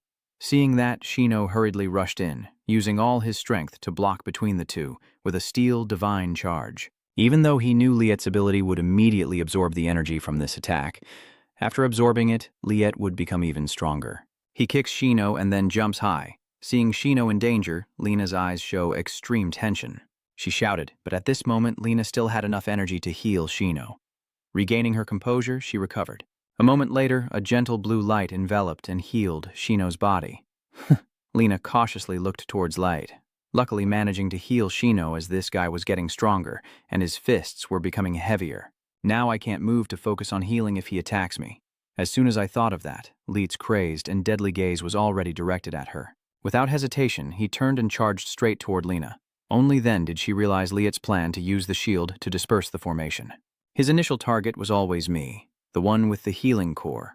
While Lena and Aniem were still stunned, a sudden beam of light shot toward their heads. Its trajectory is aimed straight at Liet, who is rushing forward at incredible speed. Unexpectedly, with this single strike, Let was hit and knocked back. A fiery red sphere appeared among the dust and smoke, and when the haze cleared, the protective barrier around Let also vanished instantly. You clearly weren't involved in this situation, so how could you break my perfect shield? Thinking this, Let turned his gaze back to the others as if seeking an answer. There, a figure with flowing white hair has appeared, and the person is Aki. This defensive shield is a perfect champion. Seeing you, everyone else couldn't hide their shock deep in their eyes. "Hey, Aki, At this moment, Aki looks incredibly majestic, with that steady back enough to reassure everyone. It's me. He tilted his head slightly and said in a deep voice, "Just leave the rest to me." At this moment, Liet still seemed to be observing and hadn't realized the strength of the person in front of him. In just a moment, Aki's figure transformed into a red tornado, and within seconds, a hand with golden claws reached for Liet's face. Without hesitation, Aki immediately used all his strength to crush Liet into the ground. But it wasn't over yet. His feet pressed firmly on the ground, as if the explosion was about to happen. Sure enough, Aki used incredible speed and force to drag Liet, leaving a long scar on the ground. Liet, under Aki's control, had no strength to resist. How could his power be so immense? My blood power cannot escape. Then, the surrounding space seemed to fade away, leaving only a streak of red light. When Aki reappears, he is dragging Liet as if he were a toy flying up into the sky to die. Once reaching a sufficient height, Aki puts all his strength into a throw, sending Liet crashing back to the cold ground.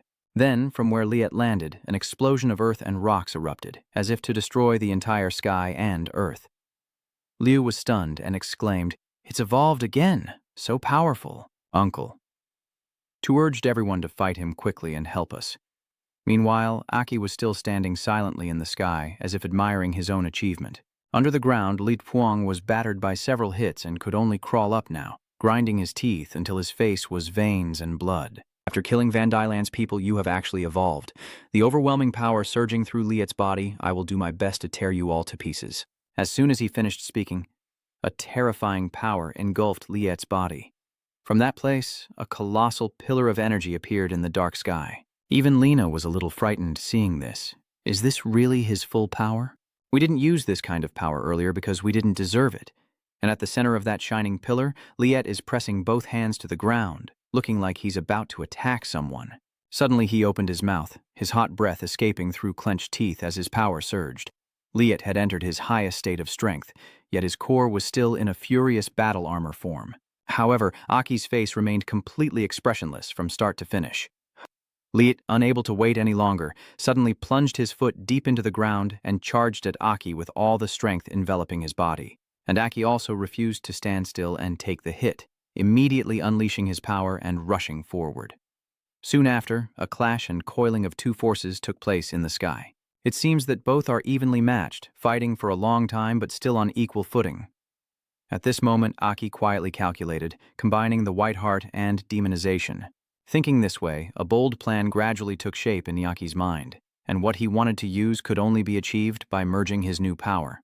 Then, a sudden flash of light appeared before Iki's eyes, the illusionary core technique. The beam of light grew larger, forming a powerful energy shield, the death core illusion devouring everything. In an instant, an energy sphere suddenly appeared, along with the disappearing figures of the two people. Liet is dragged into a strange space, a place filled with his shattered memories. Unprepared for this move, he instinctively utters a name he thought he had long forgotten: Van. At the same time, cracks appeared on the giant energy sphere outside. After a deafening roar, Liet successfully shattered the sphere. Meanwhile, Liet's pupils dilated, his aura radiating a savage rage. Moreover, in the white expanse, Liet clenched his teeth tightly, his white hair billowing in the wind. At that moment, Aki charged with a wind-breaking kick, catching Liet off guard. However, his gaze remained unmoved, only a coldness lingering. Then, Aki spun in midair and delivered a kick to Liet, creating a long streak of light that shot straight down to the ground below. Moreover, Liet's fall accidentally pierced a corner of the magic wall behind him. As he lay sprawled among the dirt and rocks, he kept wondering, isn't he only supposed to have the red and white? When did he suddenly gain the power of Deathcore? While Liet was still confused, Aki slowly flew in front of him. A strange thing happened. Aki's figure suddenly transformed into Van Dylan, and in that dreamlike moment, Van Dylan called out to Liet with a familiar voice. At this moment, Liet suddenly lost himself in that emotion and called out Van Dylan loudly, as only white surrounds them, and Van Dylan runs toward him. As soon as Liet reached her, Van Dylan threw herself into his arms, leaving him stunned. She whispered in his ear, "Liet, it's enough. Let's go." Although Jiang was unwilling, Liet's body trembled as his mind was in intense turmoil. After a while, he finally calmed down and made his decision. Yes. As soon as the words finished, Liet's whole body trembled slightly and a stream of blue blood was spat out from his mouth. It was none other than Aki.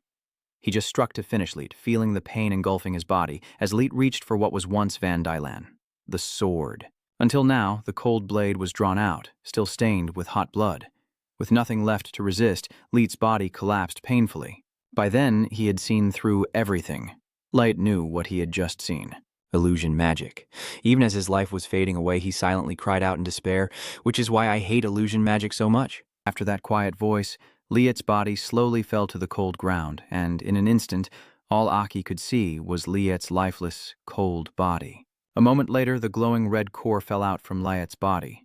The crimson core suddenly seemed to sense something and floated up, hovering in midair. But Aki didn't take them, but turned and walked away. Seeing his strange behavior, everyone was surprised. Aki coldly moved the magic core to the side. "Lu, please hold this for me." As soon as she touched it, Lu felt its aura, the core of that guy's heart, an endless source of energy, like two hearts beating as one. Aki then explained that it would be useful for their future level-ups, so keep it well preserved. Then he approached his two teammates, Aniem and Lena, who had been working hard. "With everyone here, I can finally feel at ease to support them." Lena was still worried, but the battle was not over yet. The demon horde is still nearby, and they have lost their leader's command. At this moment, Aki's gaze shifted toward the demons, seemingly unsure whether to continue the attack or retreat. It was then that Aniem spoke up. "This is troublesome. Even without their leader, the demons' numbers could cause them to lose control and become completely berserk. If they all rush in, even if the town and its residents know everything, Aki remains very calm and reassures everyone around him, don't worry." "Wait a moment, Shino." Aki unleashes his magic with this many, but they can't compare to the two guys just now. But they are really too many. To E responds, "We will charge together." Lu immediately suggested making a plan. In response, Aki glanced back as if deep in thought, now facing not just one enemy, but an entire army of the Demon Empire. "Leave it to me." After a moment of contemplation, Aki immediately channels his strength into his toes. Then, a few stones from the ground broke apart and flew up at his command. Then, they quickly formed a vortex surrounding Aki. In just a moment, the power of the vortex expanded to the heavens, and yet, from the gloomy sky, a blazing red light suddenly appeared. That's just the beginning. The demon army below is trembling non-stop as Aki's vortex of power pushes them back. Then, a giant beam of light descended from the sky, striking the demon army below. When Aki reappeared, he was surrounded by a white dragon. At the same time, Aki's pupils shifted into two different colors, his eyes filled with unstoppable determination. The power emanating from him was now enough to submerge the vast sky and earth. Just as Aki slightly opened his mouth, two sharp teeth flashed like a beast. Following Aki's command, the dragon created from his power opened its mouth and roared fiercely. The roar immediately forced the demons to retreat, clutching their ears in pain. With that one move, the demons had to withdraw from Aki's base. After a few moments, the figure of the demon army had disappeared. The enemies retreated completely, leaving behind a scorched battlefield from the fierce battle. Aki's teammates are still in shock. Oh my God, this whole thing was just caused by a single scream. Aniem was stunned and directly caused the demon horde to retreat in fear. Suddenly, his eyes widened and his pupils contracted as if he had seen something. In front of Aniem is the straight back of Aki. "Aki, our king, just how formidable has your strength become now?" The battle here has ended, and suddenly the sky begins to clear again. In the Kwangthan Palace Council Chamber, a figure stands by the window, gazing into the distance. That person is Terena. Her eyes hold a deep sadness. At that moment, a tear in space suddenly appeared behind Terena. In an instant, the tear grew into a huge space portal. There, round objects emitting strange colors appeared. And then, Luan led Barros and Ho out of the black hole. Lan just arrived and immediately demanded to know what had happened and why Leet was also dead. Barros stood beside him in silence, seemingly waiting for an explanation. And the most difficult one was probably Ho, because he didn't even have a face. Hearing Luzan's voice, knowing they had arrived, Terena slowly turned her head back and directly expressed, "So I think the four of us need to regroup and act together. Do we really have to leave right now? I thought you guys would stay a few more days." "We can't afford to delay. Staying any longer might trigger a battle in the town. Thank you for providing us with the war chariot." Then he asked Lena, "Do you have any specific information about the location of the Duke?" At this moment, she handed over a small object and said, I can't find the exact coordinates. The new king is extremely strict about information related to the former Six Flags." Aki quickly guessed, but only knew the approximate location. Lena continued, "You just need to go near that area, and this compass will react. Because the place where the Crown Prince is held is a tall tower called the Sunset Tower, and that name leaves Lu in constant shock." She whispered again, "Sunset Tower. Then Lena finally revealed, based on the scattered information I received, I heard that there is a mysterious and terrifying creature guarding it. It is because of that existence that the vast land hundreds of miles around the Sunset Tower has become a deadly zone that even demons avoid. Shino and Tomo exclaimed in surprise. What? Even demons fear and despise it. Lena didn't reply, but from her eyes it was clear that this was probably the reason why the Sunset Tower could imprison a powerful warrior like the Demon Lord, a creature capable of driving away even demons. Moreover, that place probably doesn't just hold Duke Ha. I wonder if there are other unknown beings there. Are they enemies? Or friends? A moment later, Aki calmly reached out and took the compass. Okay, I understand, but Lena pulled her hand back. It's okay, Aki. I can hold it. I rolled up my sleeves as if I was ready, but my core and demonic power are much stronger than I imagined. I was planning to continue analyzing the combat data of Pham Dich Luan and Liet on the way, and study the fighting style of Tan Lu Kao to help you in the upcoming battles, but Aki made a quick decision. Lena, stay here. Immediately, the atmosphere here grew as tense as possible. Aki, knowing Lena was in shock, explained, I hope you can stay in this castle and help Aneem protect this place. With you here, I will feel much more at ease. Hearing that, Aneem said nothing, only watching Lena's actions. And she, who has been motionless all this time, remained silent in an unusual way, but she also knew she could only accept. I understand. I will follow your arrangement. As Lena finished speaking, the atmosphere at the city gate became awkward and tense. Only she knew how turbulent her heart was, and she could no longer help Aki. That's right, I can no longer keep up with their level of combat. Facing enemies like the New Green Horn, I really can't do anything. On the contrary, it became a burden for them. While she was lost in her sorrow and helplessness, Aki reached out his hand. Thank you. He gently pats Lena's head, every word filled with sincerity. Thank you, Lena. Then Aki got into the car and left Aneem's base with his team. When only the two of them were left, Aneem finally spoke. Do you think that will be okay? I still think that with your personality, you would have to go with Vuong, no matter what your feelings for Vuong. Hearing that, Lena's mood once again sank. She softly called out, Aki, the sky above your head is where a moon is shining. He carries a mission and responsibility that no one of us can imagine or understand. Moreover, I am no longer at the age of a girl who can do whatever she wants. Neo, guided by that moonlight, Lena sighed. Aneem. This era no longer belongs to our generation. My feelings for him are to support him wholeheartedly, not to become a burden for him. Then she fell silent again, watching the convoy carrying Aki's group disappear into the distance. After that, Lena stretched and turned away. Let's go. There are still many things in the city that we need to handle. The compass shows that our route ahead is still very long.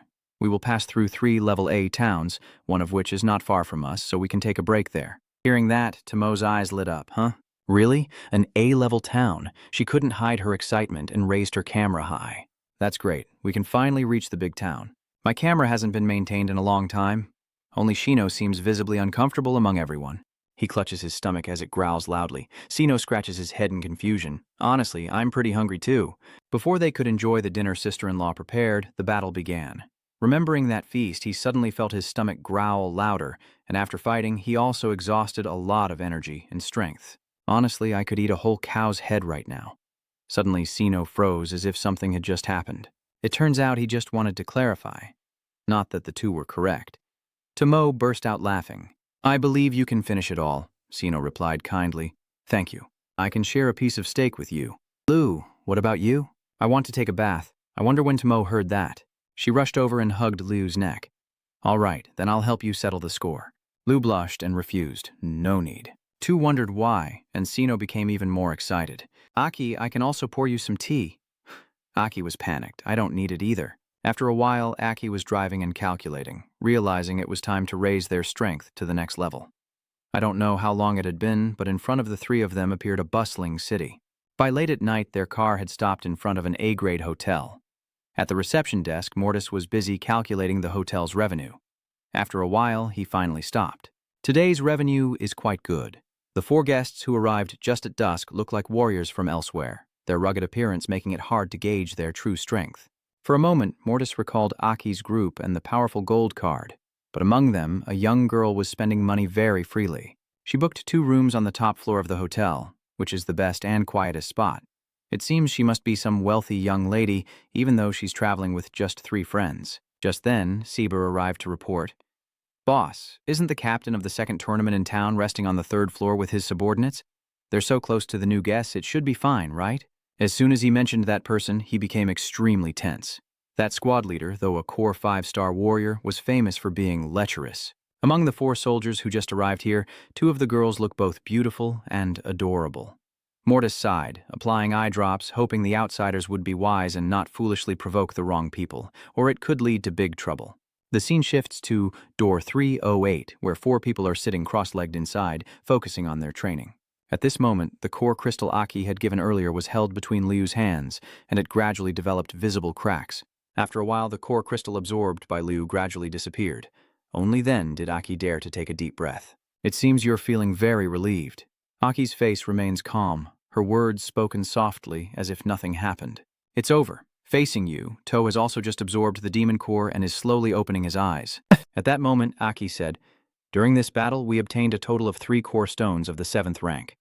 I also guided the energy flow to increase everyone's internal energy. You explained that the foundation might be a bit unstable, but with a little practice, you'll probably master it quickly." At the same time, Aki also announced good news that everyone might now be 5th-tier warriors. Hearing that, Shino still couldn't believe it as she looked at her hand. In such a short time, she had leveled up so many times, and now she had become a 7th-tier warrior. However, Aki also had to remind them that everyone is my teammates and my most important companions. Although using this special method has greatly boosted everyone's strength, on the road ahead, even in the distant future, there may still be countless difficulties and obstacles waiting for us. At this point, he emphasized, so this is the only thing I can do for everyone. Liu immediately interrupted. Aki, don't say that. We are soldiers. Having the ability to protect humanity is the meaning of our existence. If it weren't for you, Aki, the 3 of us wouldn't have reached this level, let alone in such a short time, Shino added. I can't even thank you enough. Honestly, when I was in Hero City, I thought becoming a core soldier in the 2nd stage for my whole life would already be incredible. Tomo nodded. Exactly. Besides, we're a team. Then she reached for the camera. All right, don't miss this moment. Everyone, let's capture this great breakthrough. Liu tilted her head toward Aki, her face involuntarily flushing with embarrassment, but she quickly regained her courage. So a photo of 4 members full of passion and sincerity was taken. A moment later, a sudden scream echoed from the female dorm room 307. Tomo looked uncomfortable. I can't do it. I can't. My whole body is just sticky with sweat. Over there, Liu is also smelling the glove that has been with her for many days. She has been fighting nonstop for days, and it's been a long time since she had a proper bath. Moreover, I heard that this hotel even has a special natural hot spring, reserved for warriors. Liu's eyes showed clear happiness and anticipation, along with her beautiful clothes. Hearing that, Tomo's eyes lit up. The hot spring. I've only heard of hot springs in old books from the city of Heroes before. I didn't expect to be able to experience it firsthand here. It must be very relaxing. I don't know how long has passed, but Tomo finally managed to say that it's almost done. Let's go remind Shino and Aki that they can go soak in the hot spring. Liu also didn't object. All right then. I happened to be passing by that way. A while later, there was a series of rapid knocks on the door of Aki and Shino's room. Hearing the sound, Shino cautiously peeked out. He cautiously looks outside. Someone? Immediately, brilliant and unusual sparks flashed in Shino's pupils. He was stunned, unable to believe his eyes at the sight of Tomo and Liu. At this moment, Aki, who had been silent in the room, suddenly noticed the strange thing. Liu, you're already late. Where are you 2 going? The other 2 stammered. We are going to soak in the hot spring. There's a free hot spring here. Tomoe mentioned calling the 2 of them. Tomo excitedly asked Aki and Sino if they wanted to join, and both almost said yes at the same time. No, even if you don't stay, you'll still blush. Wait, Tomo, what are you talking about? Tomo is so innocent. I thought everyone would have fun fighting underwater with demon transformations together. But in the end, they still went to the hotel's hot spring bath. Tomo was wondering why they still separated men and women. The book says you can soak together, but at this point, Liu couldn't take it anymore. She immediately gave Tomo a flick. Liu reminded her, "Stop messing around. Tomo's demonization isn't for playing. Next time we go to the beach alone, I'll play with you." Then she quickly pulled Tomoe inside. "Let's go in now. Aki and Shino will come down here later." Just then, the curtain of the neighboring men's room was drawn up. At this moment, Bach stepped out and suddenly froze in front of the door, realizing that his gaze had been captivated by the youthful beauty of Tomo and Liu. Seeing that, Bach couldn't hide his craving as he licked his lips. Where did this fairy come from? A dark and dirty thought crossed his mind. Tonight, he had some fun lined up. Bach looked straight at the 2 girls in front and whispered, "These 2 are truly the finest I've ever seen." Judging by their appearance, they must be tourists from elsewhere. Immediately after, Viber also looked directly at the two girls in front of him. Everyone rushed toward the two girls. Oh, those two are beautiful. Lu glared coldly at them. Is something wrong? Tomoe stepped forward and said, Sorry, I think you have the wrong person. Bok smirked and said, Nothing's wrong, no mistake. You two sisters, I am the captain of the 2nd platoon of Than Nuyet Yen, a 5-star nuclear soldier. His name is Bok. He smiled as he stared intently at the two of them. So, are you two beautiful girls interested in going out for a drink with me tonight? Bok secretly chuckled to himself. There has never been a woman he couldn't conquer. He thought to himself that as long as he showed them his status and strength, no one would remain indifferent, and he would easily conquer them. Bok smiled cunningly, secretly feeling pleased. Too easy, just like today. Lu coldly said, 2nd platoon. What about the 5-star nuclear soldiers? It just reminds me of a scumbag. Tomoe smiles and says, If there's nothing else, don't block our way anymore. Lulan lung dap lai, chung toi fai di tam sui nuak nong roi. Baching hik song thi tramat, kang woi han run rai bituchkia. The very next second, Bok stomped his foot down. Do you dare to look down on me? He stood in front of the two girls and slammed his hands against the wall. Bok smirked menacingly as he looked down at the two girls. Then tonight you two have to let me have my fun first. Do you understand? The two little brats are ungrateful. Lu looked at him coldly and asked, What if I refuse? Bachman said with a sly smile. What if I refuse? He licked his lips with a perverted expression and replied, Of course, with force. Suddenly, two figures approached, and within 3 seconds they disappeared from the scene. Those two are none other than Aki and Shino. He frowned, his sharp eyes glaring at them, and both girls immediately changed their expressions, calling out in turn, Aki and Shino. Shino, suppressing his anger, stares fiercely at them, while Bok angrily shouts, Do you guys know who I am? How dare you talk to me like that? I am Aki and I will punch you. He starts counting down in a low voice. Baviber angrily shouts, Hey, you dare to disrespect the city captain. Ignoring his noise, Aki continues the countdown as before. Hey! Bok spun around, cursing, What the hell is this counting for? What does it matter when it's done? I'll do the counting for you. As he finished speaking, a surge of power shot toward him. Bok froze, eyes wide with disbelief. In less than a second, he was hit by Aki's punch. Bok was overwhelmed by that power and was thrown far away, crashing hard into the wall behind him. Aki's face was covered with bulging veins as he counted down the last seconds. 3. Bok's subordinates watched in fear at his overwhelming power. Everyone hurriedly ran towards Bok. The team captain. Bok slowly got up from the pile of bricks and debris, coughing uncontrollably. His face was now covered in blood and dirt. He stammered, You're fast too, but you're a soldier and you're not wearing combat clothes. How is that possible? Ordinary soldiers are required to wear specially designed black combat uniforms, especially with a special energy conversion device on the chest to safely channel and control the destructive power of the demon core. The higher the synchronization, the greater the strength the soldier gains from the demon core.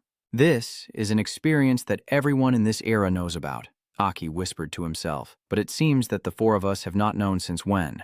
Bok was startled as he looked at the 4 of them, his eyes filled with fear. He silently thought to himself, I no longer need to rely on external objects like combat suits. Immediately after, all 4 of them radiated a power that made everyone tremble in fear. Bok broke out in a sweat, his whole body seemingly trembling. After witnessing that power, they ran for their lives. Wait for me, you guys. Lu turned around to speak but suddenly froze in place because right in front of her was Aki's alluring, muscular body. Aki couldn't help but be puzzled. He curiously glanced down at Lu. Aki looked at her blushing face and couldn't help but wonder. Lu, why is your face so red? Thank you. Lu hurriedly ran away shyly. Come on, let's go soak in the hot spring. Te, seeing through Hong Tran, smiles softly. After a noisy day, it's almost over. A strange but warm hot spring trip is beginning. In the women's bath, a small hot spring pool is set amidst the natural scenery. Lu's delicate white legs slowly step into the water. Feeling the hot water, she let out a satisfied cry. Over there, Tomo was pulling up her towel to cover her full bosom. She stands in the water, stretches comfortably, and lets out a satisfied cry. Tomo responds with a joyful sound. This feels so relaxing. Like my whole body is about to melt away. Someone on this side comments in admiration, look at those 2 girls. They are female warriors. Do female warriors also have such beautiful skin? They're truly admirable. Another person added, and not only that, just now in the changing room I also faintly saw their abs, and they look even more impressive than my damn old man. Suddenly, a girl approached and said, These 2 girls, she asked in a questioning tone, are you warriors from outside? With your demeanor, you're truly impressive. Would you like to have a sip? She then placed the 2 fragrant teacups down. The girl holding the cup introduced herself, saying, "Here is the specialty of our Ngan city. Lai Tuyet Ding tea, when steeped in hot spring water, takes a sip and feels very relaxed." Liu quickly responds, "Yes, thank you." There is also another girl here holding a tray of tea, inviting Tomo. "Come on, the girls around are also eager for the 2 of you to try ours." The group of women, captivated by Liu's beauty, eagerly invited her to try their tea. "Just try my tea first. If you can't, then try mine." She smiled happily and replied, Okay, thank you, everyone." Leo didn't know how to respond to the kindness of others. At this moment, Tomo had finished enjoying the cup of tea she was offered. Her eyes sparkled as she looked at the tea in her hand, praising it. "So good." Tui happily said after finishing her tea, "Give me another cup." Lu sipped the tea in his hand, quietly thinking that as a team leader, he should be as open-minded as To. At the same time, behind the screen was the adjacent men's bathroom, and the group of men stared in surprise in the same direction. They whispered among themselves, looking at Aki and Shino's muscles. Probably high-level warriors, right? Everyone looked at each other quietly, wondering. They seemed much stronger than ordinary warriors. Maybe they are high-level warriors. Hey, look at the scars on their bodies. That's evidence of battles with demons. Keep your voice down, don't offend them. They don't seem easy to get along with, do they? Don't talk nonsense. Mino looked intently in one direction, then suddenly spoke in a deep voice. "Aki." Aki also glanced over, and he also called out in a low voice first. "I have a question." Aki also responded, "Me too." "You asked, why are they so far away from us?" The people over there bow their heads in fear, whispering to themselves, "Wait, it seems like they are looking this way." Aki and Shino looked terrifying and deadly in the eyes of those around them. After soaking in the hot spring for a while, everyone finished bathing. All 4 of them step out at the same time, almost in unison. Don't they look a bit lifeless? They're getting too easy. To raised a finger and said, "How is that possible?" Let me tell you, when we were soaking in the hot spring earlier, those girls were really enthusiastic. Not only did they invite us for tea, but they also showed us many fun places in Nganuyet City. Both guys looked at each other in silence, puzzled after hearing that. Tomoe was stunned and shouted, "Huh, how can that be?" At this moment, Liu suddenly turned around and walked away. "Let them be, let's go," Te asked in confusion. "Huh? Where are we going?" Liu smiled and replied, helping To exchange for a new lens. She joyfully shouted, "I love you so much." Tu, holding the camera in her hand, couldn't help but feel excited. "You're giving me such an expensive lens." She smiled happily and thanked them. "That's wonderful." "Thank you, Luno," Lu replied. "As long as you like it." The group ahead muttered quietly, watching the 4 of them. Lam Hach Baros, Hoang Hak Luzan, and Tu Hach Tarina. Aki calmly walks ahead of them, passing by. Suddenly, Aki and Tarina both stop at the same time and say together, "Stop! Stop!" Both of them fall silent at the same time. No one says a word. Lu glanced at you with a puzzled look and asked, "Aki, why did you stop?" All 3 of them simultaneously widened their eyes in surprise, secretly amazed by the aura of those 4 people. Tarina shot a sharp glance at them before ordering her companions to turn away, while Aki's group remained silent and expressionless, all of them now facing each other with a serious demeanor. Both sides face each other, and the atmosphere here seems to be suffocating. Aki and Tarina continue to stare silently at each other, neither speaking. Suddenly, Tarina lifts her face and smiles, revealing her beautiful face. Aki was stunned by that and looked at her in confusion, but then Tarina turned around and ordered her subordinates to leave. Lu asked his father, "Aki, do you know them?" "That woman seems to be smiling at you," Aki replied absent-mindedly. No, I don't really remember them. I wonder why. Why did the quantum core energy near his left eye suddenly react like that Sino carefully analyzed? The aura of those 4 people is extremely strange. Each of their strength is unfathomable, and when they stood still there was an aura as if complete, impossible to break. 2E couldn't help but wonder, could they be an elite squad of some A-grade town or a mercenary army? Secretly worried, it could also be that they are demons. She suddenly called out loudly to the 4 people ahead, "Wait a moment." At this moment, a loud voice shouted from afar, and immediately after, the fireworks exploded into the sky. The scene before them was incredibly dazzling. Tomo's eyes sparkled, fireworks from the Moon Festival celebration. She excitedly raised her camera to take a picture. It really is this fireworks. In Hachatsu City, they had only heard elders talk about it before, but it turned out to be this beautiful.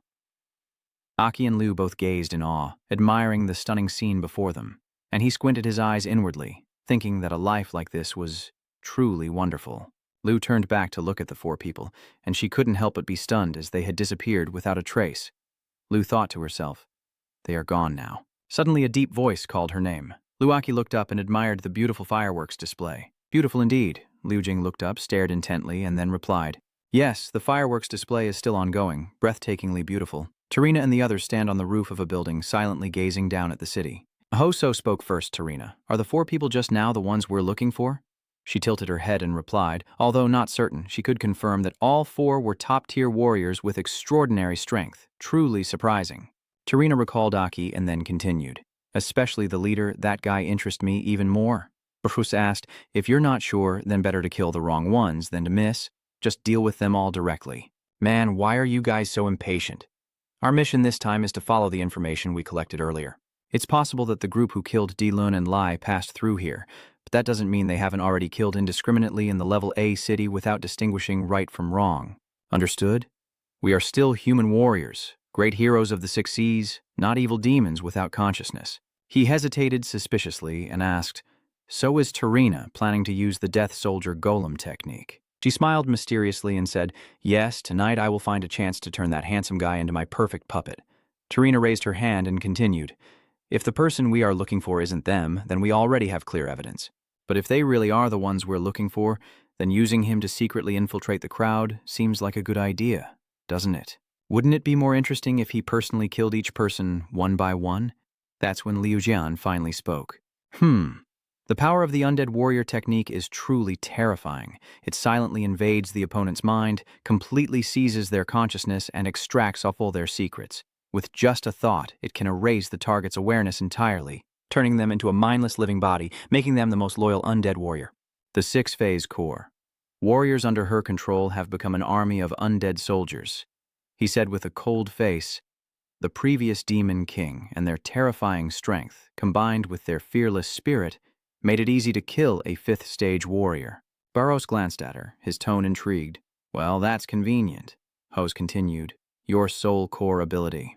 Tarina couldn't help but laugh out loud. "That's too much praise." Hauso lowered his voice. "Van Lee and the others will avenge you two." Tarina placed her hand on her chest and declared, "Wait for me a moment, handsome guy. Tonight I will uncover all of his secrets. The festival scene has covered the entire Samuet town during the Ngan Niguit festival. People are pouring out onto the streets everywhere, joining the lively festival atmosphere." Tomoe happily looks around, excited by the bustling scene. "Is this the festival the sisters at the hot spring mentioned?" Liu also feels overwhelmed by the crowded crowd. "That's right. No wonder it's a Level A town." At that moment, Tomo's gaze was caught by a stall on the sidewalk. She quickly grabbed Shino's hand. "Shino, let's go play ring toss again." Seeing how close they are, Aki and Liu both laugh spontaneously. At that moment, a strange light was emanating from the rooftop of a distant high-rise building. It was Tarina who had followed here. She watched each move of Aki's group. They really have a good relationship. "All right." Tarina's voice carried a strange aura, so good that it made others instinctively want to destroy it themselves. At the same time, she made an interesting discovery. After observing, it turned out that the beautiful girl named Liu was actually the team leader.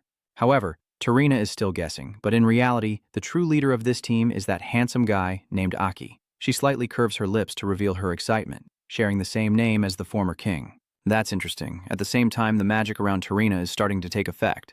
As soon as she finished speaking, her figure vanished without a trace into the air. At the same time, Shino was holding a bunch of dolls. The prize doll from the ring toss game. He couldn't help but praise, surprised that Tomoe was so skilled at ring tossing. Among them, only Aki seemed to have just realized something and suddenly froze. Standing before him was Tarina. She deliberately radiates her magic to lead Duaki over. It seems Tarina is very confident in her plan, even looking like she's provoking. At this moment, Tarina's pupils began to glow, accompanied by a dangerously intense gaze. Realizing the threat was imminent, Aki immediately stopped as his friends were still playing around. Toma was the first to notice something was off. Why did he suddenly stop? Aki immediately said cautiously, "I saw 4 warriors earlier, but her eyes and aura have completely changed. It's right there in front of the tree." Hearing that, the 3 others quickly gathered around Aki, their faces full of suspicion. However, unlike Aki, they couldn't see Tarina. "It's nothing." Not wanting to worry everyone, Aki quickly corrects himself. Maybe I was mistaken. You just don't realize that a hand is reaching for you from behind. Tarina reached out as if to touch Aki's hand, teasing on purpose. As soon as he saw her over there, Aki immediately turned his head around. This time, Tarina had become bold enough to directly approach and touch him. Then she slightly narrows her eyes and mutters two mysterious words to activate it. A circle of magical runes appears instantly beneath Aki and his friend. Aki was pulled into the subconscious world where Tarina had locked him away. For him, in the real world, he was just dazed and stunned for a moment. She further revealed that only I and you are part of my soul world. Then Tarina generated magical energy in her hand. But from now on, there is nothing about you that I cannot uncover. I am very curious about your true value. It seems Tarina is very curious about Aki. Anyway, this is the first time I've seen a key as big as this. With that, she clenched the glowing weapon in her hand, and then Tarina leapt straight toward Aki, saying, "Become my undead servant." Tarina confidently said, "My move has never failed. As long as I can forcibly unlock the opponent's mental defense chains, I can completely seize their mind, consciousness, and inner self." Just as she was feeling proud, a giant hand reached from behind Aki, grabbing the chain binding him and pulling it sharply. At this moment, Tarina, who was confident, froze in place, completely unprepared for this to happen as Aki transformed into that giant demon right in front of her. At the same time, the Crimson King also appeared, fighting in his red armor and white hair. Half of Tarina's face is shrouded in darkness, her eyes showing terror. Shichvuong looks at her and coldly says, "What Khan? You've chosen the wrong target." In the dark space of the mind, the Crimson King has completely taken control. Tarina stands stunned. What exactly is this? Is this his mental defense skill? I've never heard of a mental defense ability that terrifying. She is still wondering to herself, no way, this is fundamentally not something that the will of humanity could create. No, the shadow isn't his own will at all. What exactly has parasitized his body? Now Tarina wants to find out who this Aki really is. A while later, the Crimson King slowly speaks. "You think you can probe this body's mind just because of your status. What kind of useless skill is that?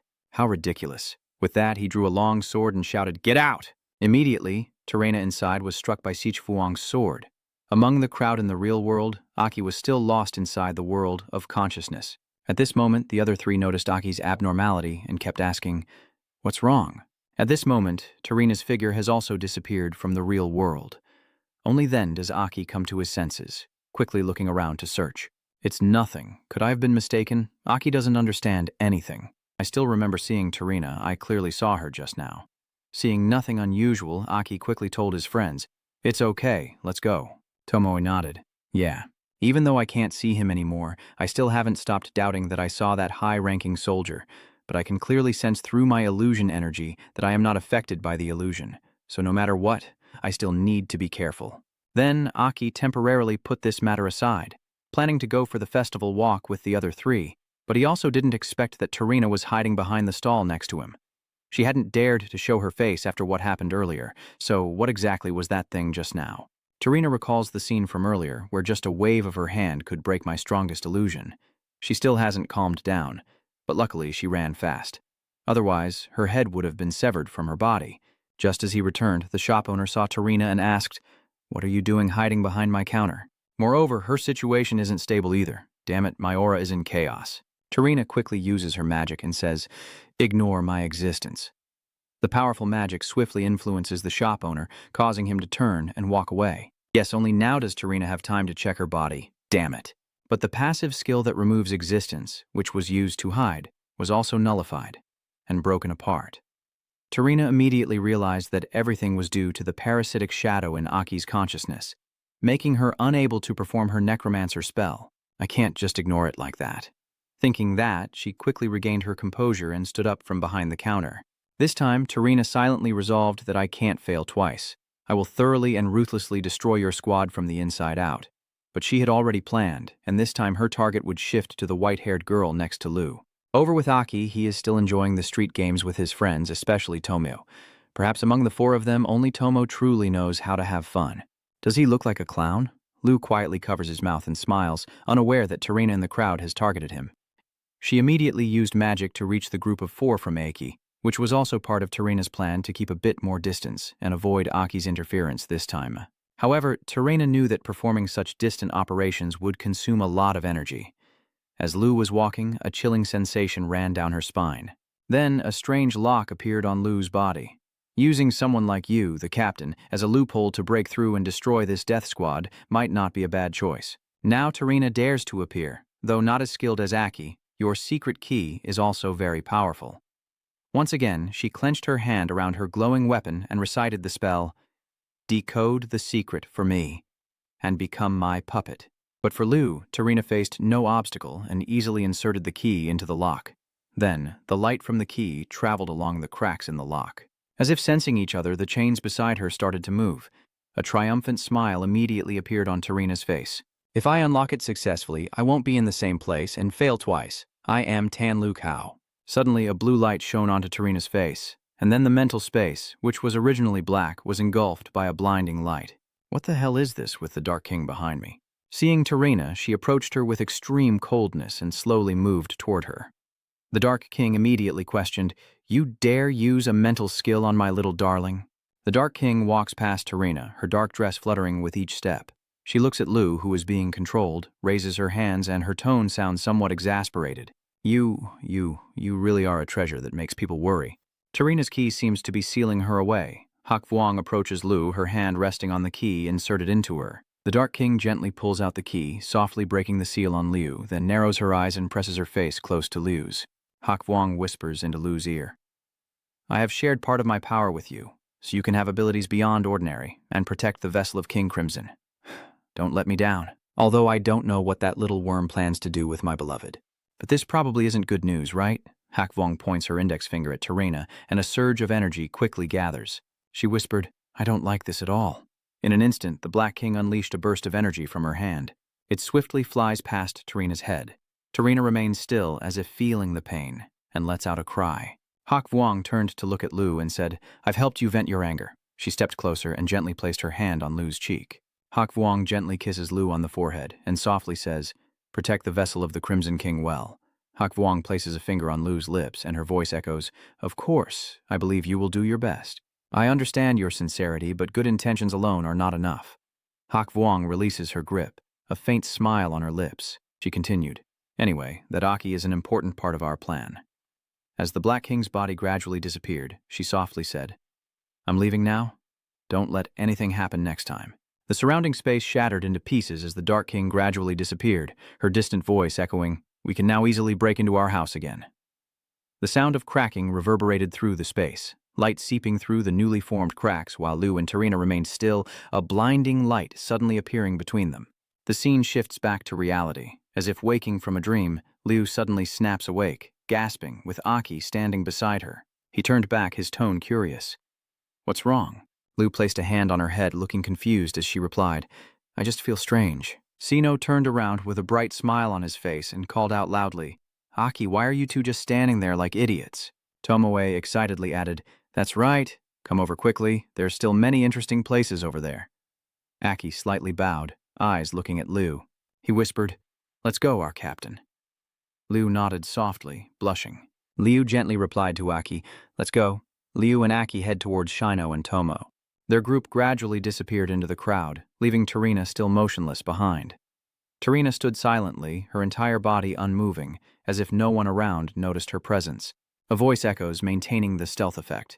Suddenly, Tarina's eyes blaze brightly and her body jerks, causing her stealth to fail. The people around turned their heads, realizing Tarina's presence. Someone approached her and asked curiously, "What is she doing?" A message appears saying the stealth skill has been disabled, and someone shouts excitedly, "Wow, she looks so fresh. Is she performing some kind of act like this?" Suddenly, blood started to flow from Tarina's ear, running down her face. She snapped awake, beginning to cough up blood, which shot out of her mouth with each cough. Exhausted and powerless, Tarina sank down, her hands pressing against the ground to keep her balance. Everyone around was terrified, stepping back in fear as someone's voice echoed, "Blood is coming out." Tarina put her hand to her mouth, trying to stop the blood from flowing out. She muttered, No way, a direct mental attack. Who exactly is within my illusion spell?" Tarina sat still. Suddenly, a magic circle appeared beneath her feet. In an instant, Tarina completely disappeared. The people around her were all extremely panicked. A little dust rises where Tarina just disappeared, and someone shouts in confusion, "What's going on?" Someone else added, "Gone." The scene shifts to the top of a building where a light suddenly flickers in the air. Tarina appears, her body slumped forward, with Hose standing motionless in front of her. A magic circle appears in Hose's hand. He is the one who transported Tarina back, and a line of text appears, shifting space. Barros, Hoso, and Luan all run over to Tarina at the same time. Luzan's voice echoes. Tarina, what exactly happened? Tarina opened her eyes wide, her voice trembling. I was directly hit by a powerful mental attack. My mental core is severely damaged, my head hurts like it's going to explode. I need to start mental recovery immediately. The images of Crimson King and Black King appear in Tarina's mind, her voice still tinged with fear. Even Aki or Liu, they all seem to be protected by divine demons. I can't even figure out what just happened. Luzan, Barros, and Hoso remain silent. They looked at Tarina trembling on the ground. One of the group asked in confusion, who exactly are those divine beings? The scene shifts back to the summer festival. The photos just taken by the camera appear, capturing the fun moments of the entire Aki group. Tomo, holding the camera, hugs Liu tightly. Tomo's voice echoes, criticizing the new camera she just got. Liu, you're truly my god. This one works much better than the previous one. Thanks for giving me the new camera. Liu reached out to pat Tomoe's head and gently said, you're overdoing it, as long as you like it. Liu told everyone, let's head back to the hotel. Tomo pouts and says, don't hold me like that. From above, many people are gathered in front of the hotel. A line appears, showing the tourist's dream, the hot spring hotel, the main entrance. Near the hotel entrance, a loud, angry voice echoes. Follow me in and bring them out. The woman you're looking at them with, no one will escape from my hands. Bach appears, his body surrounded by shining armor. He shouts loudly, what the hell is going on here? Maybe the core of his power was the problem before, but this time he's changed both his equipment and his core to new ones. This time, I have to teach them a lesson carefully. Isn't that Captain Bach? Which unlucky guy dared to mess with him? Who would have thought that the poor girl would end up with him? A soft voice whispered. Who said he had previously fought and slain demons? His strength is truly formidable. Mortis chuckled softly, rubbing his hands together to reassure Bach. Captain Bach, what wind brought you here? Is there something in our inn that was not properly served? Your Excellency, be generous and consider my face. Can you not be angry here? Bach frowned and shouted, get out of here. Stop talking and don't waste words in front of him, or he will have the people who provoked me thrown out here. Bach looked up at the hotel and shouted, I don't mind helping you rebuild in a new architectural style. Mortis hurriedly calmed him down. Captain Bach, don't be angry. Those guests went outside to watch the fireworks festival and haven't returned yet. Fiber suddenly appeared beside Bach. He whispers, Captain, look quickly. They are back. As soon as he finishes, Bach stands still for a moment as if waiting for something. From afar, Aki's group approaches, chatting happily. Bach and his squad quickly move toward Aki's group, his voice ringing out, it's perfect timing, you damn bastards. Bach's guards quickly surrounded Aki's group. A voice shouted, surround them. Aki stood still, with a slightly surprised expression on his face. Aki glanced up at the man in front of him. Bach stood tall before Aki, emanating an unpredictable aura of deadly intent. Bach's core energy flares up as he roars, open your eyes wide, you dogs, and see clearly. I am a 5-tier core warrior, the captain of the 2nd Squad of Silver Moon City. Bach grabbed Aki's collar and continued, his tone full of contempt. You half-baked dogs, you don't even dare to wear combat gear, yet you dare to attack me. You dogs, are you regretting now? Kneel down immediately and apologize to me. Aki remains calm, motionless. He stays silent for a long moment, confusion clearly visible on his face. He asked in confusion, then a loud laugh echoed from behind as a civilian softly said, they don't even bother to pay attention to Bach. Bach clenched his teeth tightly and angrily shouted, what, Mortis? Where did you come from? He hurriedly intervened. Wait, Captain Bach, don't get agitated. Mortis clasped his hands together, trying to persuade Bach. They are still young and naive. Please don't resort to violence here. I've already taken out my fine wine. Just wait for you to come in and drink. You still dare to play dumb with me? The bastards you are exactly what you were like at the hot spring. Sorry, I thought you were someone important, so I didn't pay much attention. Now I remember. The memories of Bach and Liu Tomo at the hot spring come flooding back to Aki. You mock him, saying you are the ones at the hot spring entrance, speaking rudely and plotting to harass my 2 female teammates. Aki, hands behind his back, stepping forward, coldly concluding, brat. Bach's eyes turn bloodshot, anger clearly visible on his face. He swings his arm fiercely at Aki and shouts furiously, drop dead. It's over. Aki, stay calm. You stand motionless as the enemy attacks, and in an instant, Aki swings his arm forcefully, sending Bach flying far away. Viber hesitated, then looked towards the fountain where Bach was thrown to. The fountain was dented in one spot, water splashing into fragments, dust filling the air. Big Brother Bach. A large wound appears on Bach's face. Aki coldly says from afar, "Your face looks very eager for a fight." Aki turned to Viber and softly said, "Sorry, I went a bit too far, and you guys should compensate for this damage." Bach's guards all rush towards Aki at once. One of them shouts angrily, "Want to die?" In an instant, the guards launched a flurry of slashes at Aki's position. Aki stood still, and with a single punch, he knocked all the opponents away. Witnessing what just happened, Mortis and those around him couldn't help but be amazed. Aki stood firm, then suddenly shifted his stance, turning himself backward. On the other side, Bach's guards were knocked away by Aki and fell right into the water pool he had headed for. "Did you just say you have fine wine?" "Yes, there are also delicacies. Please come inside." Early in the morning at a hotel, it seems a guest is checking out and doing so successfully. Aki pulls the door open forcefully, followed closely by Tomo, Liu, and Shino. Aki's group was quietly leaving the hotel when suddenly a sound started to ring out. Right in front of Aki were Mortis and the staff. They are bowing respectfully. "Good morning, 4 distinguished guests." Then Mortis carried a bag without knowing what was inside and walked past the bowing staff. He is facing Aki, then Mortis also bows his head, showing respect to Aki. He hands the bag to Aki. "This is a fine wine for you. Please accept it." Aki was surprised to find himself and his team receiving gifts for no apparent reason. Why all of a sudden? Mortis offered no further explanation, bowing his head and repeating himself, "Please, please accept it." Although Mortis didn't say anything outwardly, deep down he knew how much Aki had helped him, and thanks to Aki's group, Mortis no longer had to worry about dealing with Bach. That damn Bach probably has no face left to cause trouble anymore. Aki still feels very awkward receiving such a valuable gift. "Why did you give us such a valuable gift?" Lou whispered softly to Aki. She also seems to understand a bit of Mortis's intentions. If he refuses, it will make the hotel owner very uncomfortable. After reminding Aki, Lou closed her eyes in thought, feeling a bit of admiration for Aki standing before her. He didn't even care about what happened yesterday, taught Bae a lesson, and also helped the hotel out of trouble. That's true, he's used to small matters like this. Aki has always been slow to understand.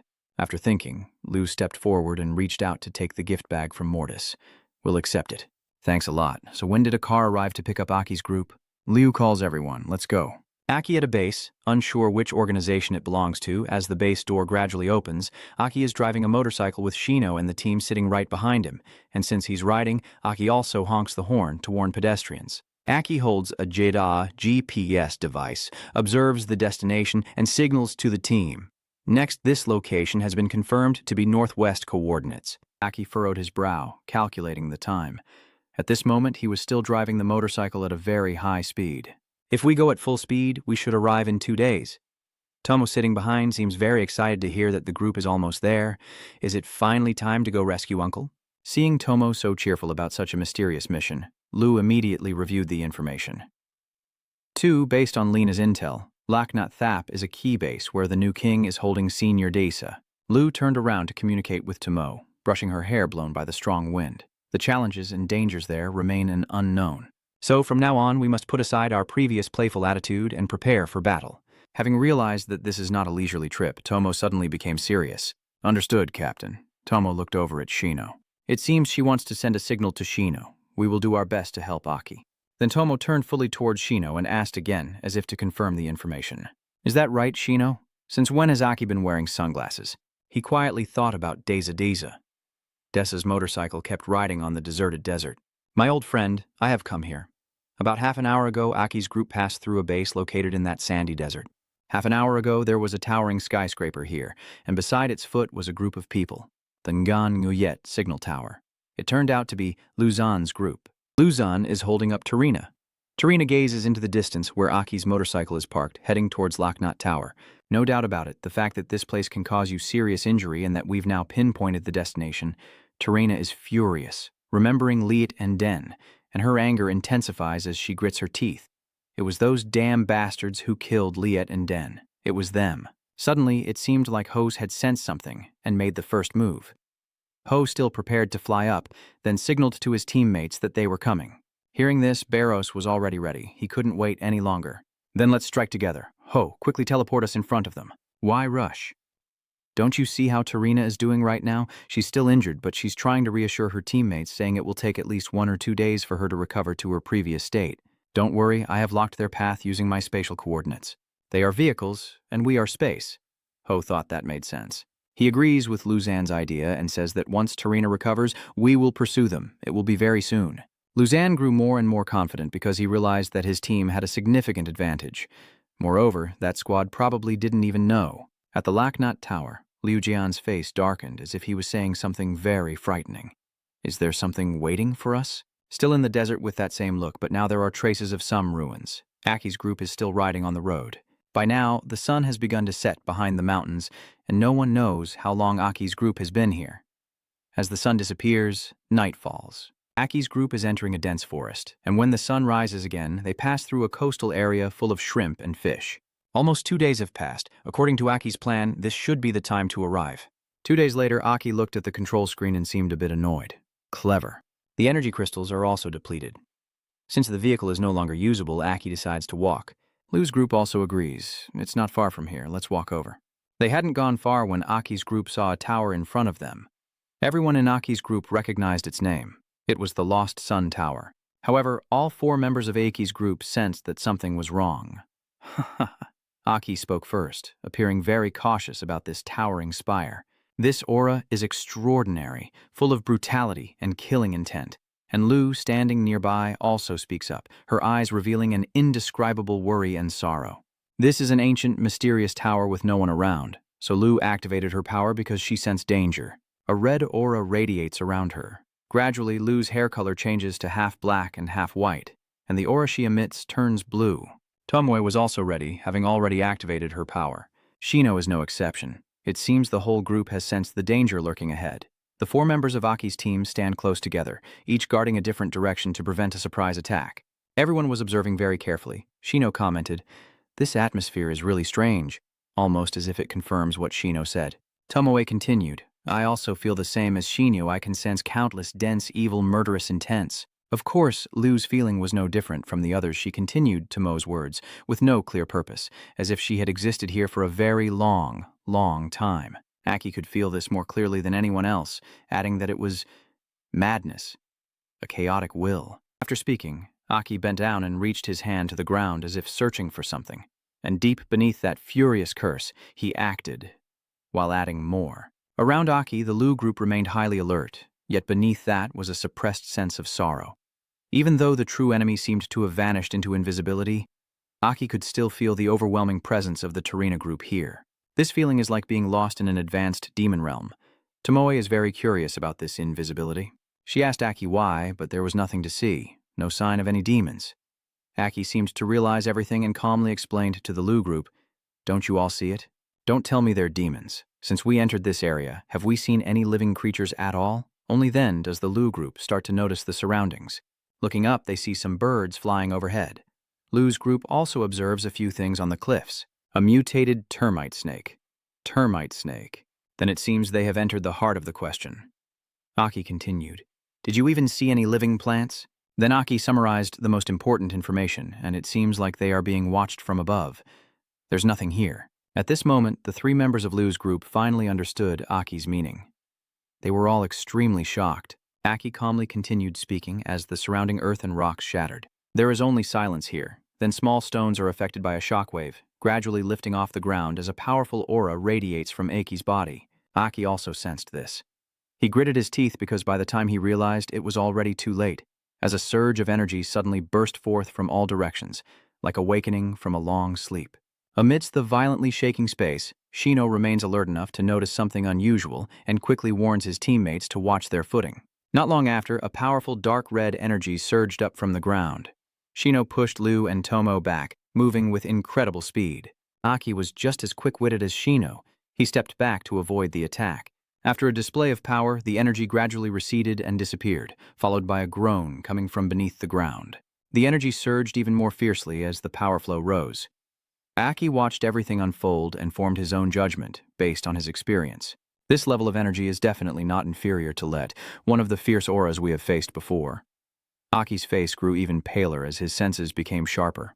No, even in terms of quality and intensity of energy, it surpasses it. The scream tearing through the empty red-hued space of the energy stream shatters the dull colors of this desert. To saw this scene with 102, she couldn't help but worry, but was also very surprised. Who is that figure of Kwang Tru? So that was Daisa's scream. As Daisa appears, the dark red energy gradually disappears. It seems that Daisa has endured something, he keeps shouting, but finally Daisa stops yelling and the red energy disappears. Daisa appears with a fierce expression, his face seemingly stitched together from torn pieces of cloth. Hino, upon seeing Daisa, couldn't help but worry about the future. You stare at Daisa with wide eyes, thinking to yourself, this guy is someone Lu also senses as powerful enough to shake up the battle. Tu shows a very anxious and worried look. She has realized the dangerous situation ahead, extremely powerful. Because he sensed the danger, Lu warned Aki, who was alone in front. This humanoid demon must not be underestimated. Aki is charging up its energy. We must work together. Right now, Aki seems out of his mind and he's heading straight for Daisa. Seeing Aki in an abnormal state, Shino and Tomo do their best to stop him. What's wrong with him? Come to your senses, Tomo shouted loudly, calling Aki's name. She hopes Aki can regain consciousness after someone calls her name. Aki. It seems Daisa is very satisfied. He tilts his head back and laughs mockingly. Then Daisa plans to launch a powerful punch directly at Aki, and the group behind Lu are all affected by this attack. Lu and Shino cover themselves with their hands. When Lu opens her eyes, she sees a terrifying scene. Daisa is gradually getting closer to his target, Aki, who keeps moving forward without stopping. It seems like Aki isn't afraid of the strong Daisa in front of him. Why is Aki walking over there? When they reached a certain distance, Aki suddenly spoke, as if he was about to call out to Daisa. Aki steps close to Daisa, as if ready to embrace him with both hands. Your eyes look at Daisa as if you're seeing an old, familiar face. Daisa, it's you. At this moment, the three members of the Lu group finally start to realize who this person is and why Aki is so bold. He is Daisa, and the Lu group has witnessed the entire scene before them, with Aki facing Daisa. They gradually realize that he is the old 6-star general they need to save. Under the surprised looks of his teammates, Aki is pushed away by Daisa. A powerful blow that distorted the ground, causing Aki to fall to the ground in pain. Shino, standing outside, saw his friend being attacked and shouted in worry. Aki! Daisa's name does not let Aki go. He rushes swiftly towards the fallen boy. Daisa's sharp iron arm is about to strike Aki's neck, and he lies there helplessly, unable to resist. At this moment, Shino rushes forward like lightning, using his own arm to shield Aki. Daisa radiates an incredibly terrifying power, causing the ground to collapse and crack apart. Shino's armor has cracked, and the spear attacking continues to try to thrust downward. Shino silently thought about this power. Suddenly, Tomo and Lu quickly flew in to knock away Daisa and rescue Shino. Liu quickly assumes a fighting stance and says with determined eyes, "We will protect you." Tomoe also frowns, her eyes filled with fury. Tu worriedly calls Sino.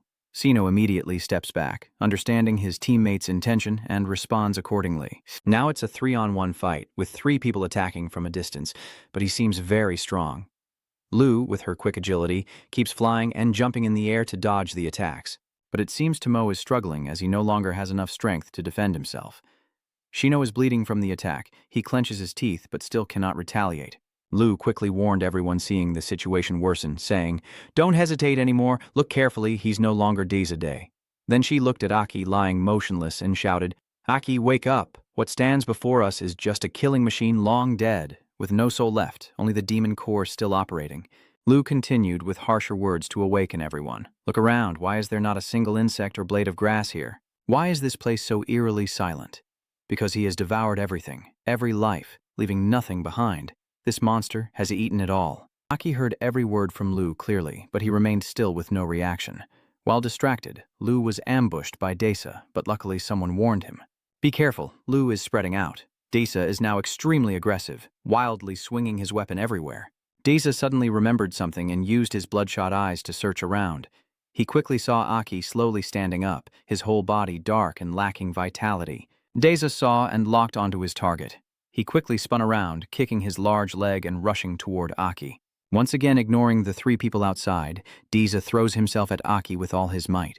A huge explosion occurs. Shino, Lu, and Tomo rushed forward in great concern, shouting together, "Aki!" Daisa attacked while roaring fiercely, determined to kill Aki. Lu's face now showed pain as she tried to hold back. Then she turned around. Da's sharp hand was right against Aki's neck, but he didn't fight back immediately. Instead, Aki quickly turned to dodge and punched him square in the stomach. Lu's eyes widened, expecting Aki not to evade, but he had already begun to counterattack. Suddenly seeing Daisa's entire body lift into the air, Aki only needed one punch to take him down. Shino and Tomoe cheered happily because Aki had decided to fight back. Both of them shouted, "Aki, Aki, Aki."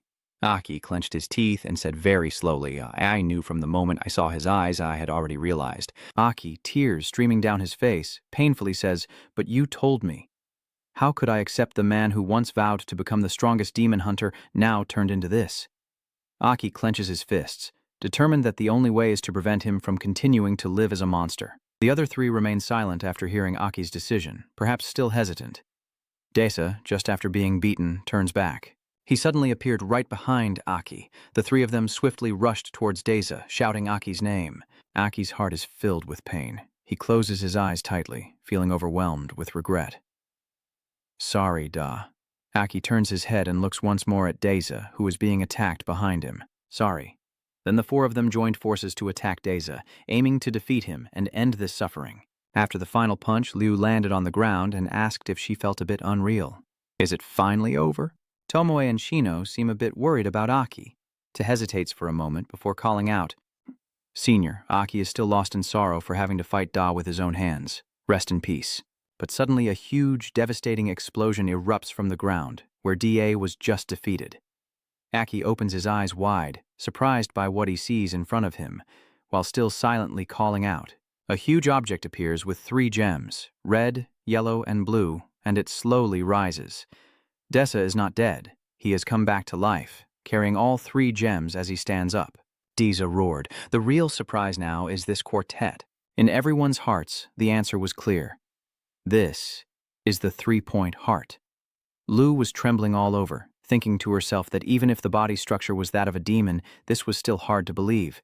And it was not just a simple accumulation of power. Seeing the energy emanating from Daisa's body, Lu was terrified. The energy density had surpassed the 7th level. Daisa was now even more aggressive than before, roaring loudly before charging straight at Aki's group. That huge footstep leaves the ground wet wherever it goes, showing just how powerful Daisa is. At this moment, Daisa transforms into a giant 3-colored tornado, attacking Aki, causing everyone to panic. Sino quickly volunteered to be the first fighter. He told everyone, "Let me." Sino recalls Aniem's battle and decides to follow the method that Senior Aniem from Lukchao Small Town demonstrated, immediately choosing to use the earth armor technique. He is trying to hold this protective circle for everyone with his strength, but it seems about to be broken by Za's power. But immediately Daisa struck Shino away, proving her power was truly formidable and no longer something to be overlooked. A pair of blue wings immediately spread out, ready to fight. Tomoe swiftly dodged away. She kept using her illusion/skill, but the sharp thorns on Daisa's body released red spheres. When Tomoe saw it, her eyes widened with surprise as red spheres continued to attack her. She kept dodging but couldn't keep up because the enemy's attacks were too dense. Lu outside also got caught in the crossfire unintentionally. The ground where she stands was shattered by gunfire, and Liu recognized this move as very familiar. It seemed to be a space technique. Liu quickly seized the opportunity to attack, standing in front of Da and launching a strike, a space-cutting blade. After exhausting all her strength, Da still remained unaffected, and she was utterly surprised. She looked at that enormous body and marveled, never expecting to wield the power of the Imperial Jade without any harm. Another person is rushing toward Daisa, but he quickly notices. Tomoe's eyes are white, and she is charging forward with great determination. Daisa quickly realized it, clenched his teeth, turned his head to look at Tomoe approaching, then squeezed a large red gem from his mouth, which grew bigger, and immediately threw it toward Tomoe, rushing in. She was a bit surprised. A terrible explosion had occurred. I wonder if Tomoe managed to avoid it? Daisa's strength is truly extraordinary. Daisa turns around. Wherever he spins to, an explosion follows. Tomoe struggled to escape, surrounded by thick smoke and dust. Now everything was obscured and shrouded in smoke. Lu saw Tomoe in danger and, very worried, shouted, "To, watch out!" To, with her agile body, kept flipping to dodge the attacks. After escaping, To replied to Lu, "I'm fine, damn it. This guy is too strong." Sino also realized that the attack not only had incredible power, but was so frequent it was suffocating. He didn't care at all about the pressure on his body. Even though his muscles are torn and bleeding from overexertion and his bones crack under the pressure, his assault never stops for a second. At this moment, Da steps toward Lu. She flinched in fear, but Aki leapt forward, swinging his arm to push Disa back and save Liu from falling into danger. Aki jumps down from the air. Just as he lands on the ground, he is caught in another attack. Aki charges straight at Dasa. The two, with their incredible strength, have made the ground uneven. Aki and Dasa are evenly matched. They keep fighting without a clear winner, and Aki fights on while thinking to himself, "You're suffering here so much that you'd rather be dead, right?" Dachan frowned, eyes filled with sadness. "You must be suffering a lot if you can't stop anymore," Aki thought with determination. "Then let me make you stop.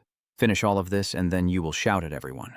Aki gives the order. "Everyone, follow me upstairs." To and Liu exchange deadly glances. Sino does the same, and the three of them shout in unison, following the clear command. Then all three charged forward together. Seeing Sino risking his life, Liu immediately warned Shino. But Sino did not hesitate at all. He ordered the metal shields to appear instantly. Sino reassures, "Leave it to me," then pushes the shield toward DSA. This is the ultimate four-hit move. Liu and To recognized the opportunity and spoke together. At this moment, Liu immediately jumps up and launches an attack. The space layer on this side. Tomo coordinates seamlessly with extreme speed. Seeing DA attack from both sides, Aki immediately flew in front of him and launched a decisive strike, not hesitating but directly aiming at the Zhongyuan slash. Aki's strike shatters 3 gems on Disa's body. Surrounded and unable to fight back, Disa immediately falls down. A pair of hands quickly supported Disa's head to ease his pain. The ugly skin on Disa's body is gradually fading away, revealing a familiar face. Uncertain under the unclear vision, Disa softly calls out. Lord Disa opened his eyes to see the ugly stitched-up skin on one side of his face. He muttered weakly, "Are you here to pick me up?" At that moment, his head suddenly cracked open with spiderweb-like cracks spreading rapidly. Then Disa's body shattered completely into dust and gradually disappeared with the wind. The sky turned dark and foggy, leaving no trace of existence behind. Aki collapsed onto the ground, his trembling arm uncontrollably dropping dark red blood onto the cold earth, making a painfully dry sound. Realizing something was wrong, the people around shouted in alarm and worry. King Aki spoke, his voice trembling but trying to stay calm. "Don't stay here." He grits his teeth tightly, closes his eyes, and his chest heaves violently. Aki trembled, trying to compose himself.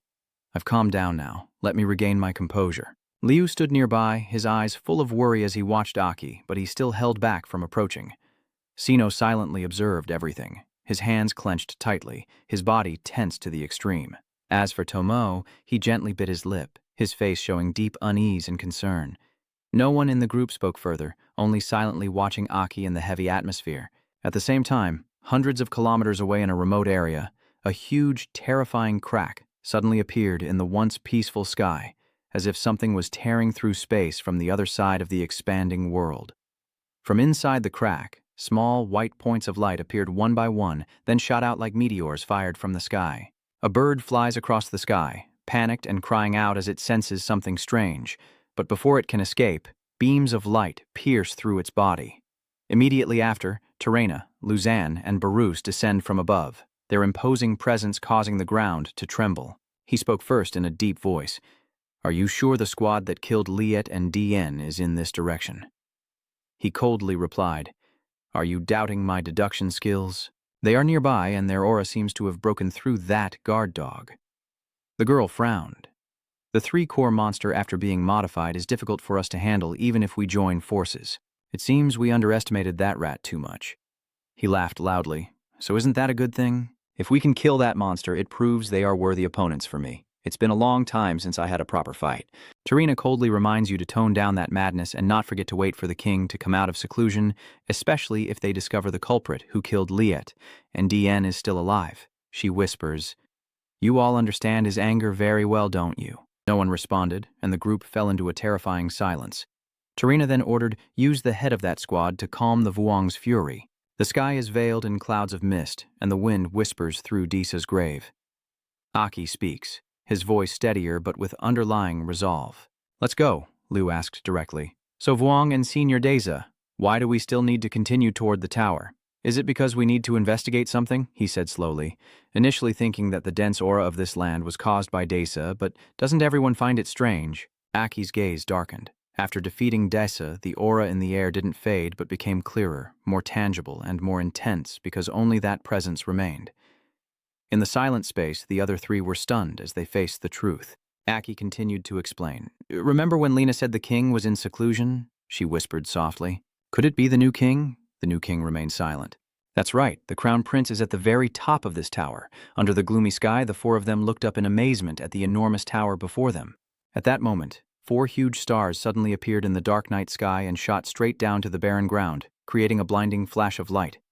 As the dust settled, Tarina's group stood firmly before them. Lan spoke up, wanting to disturb the king in seclusion, and he said angrily as he threw his coat onto the floor. Lang roars, the mixed blood killers and the twin core DN sensed a familiar aura, and Lu Tomo and Sino simultaneously thought to themselves.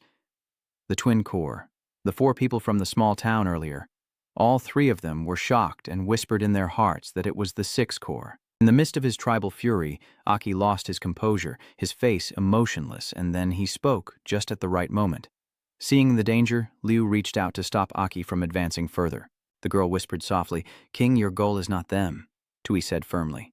"That's right, Aki, these 4 are just guard dogs. You don't need to stop, go deal with that dead dog king and pull him off the throne." Sino said, "King, go ahead, handle the more important matter." The others stepped forward shouting, "Leave these 4 to us." Aki roared silently, his body twisting violently as his aura completely transformed, and a pair of enormous black wings tore through the air behind him. In an instant, Aki shot straight into the sky, tearing through the wind as he sped toward the giant tower. Watching his figure, Liu Jian roared, his voice filled with fury. "Come down here." He raised his hand high, energy gathering intensely, a meteor cannon forming and surging violently, but before it could launch, the space in front twisted and reflected, blocking the attack.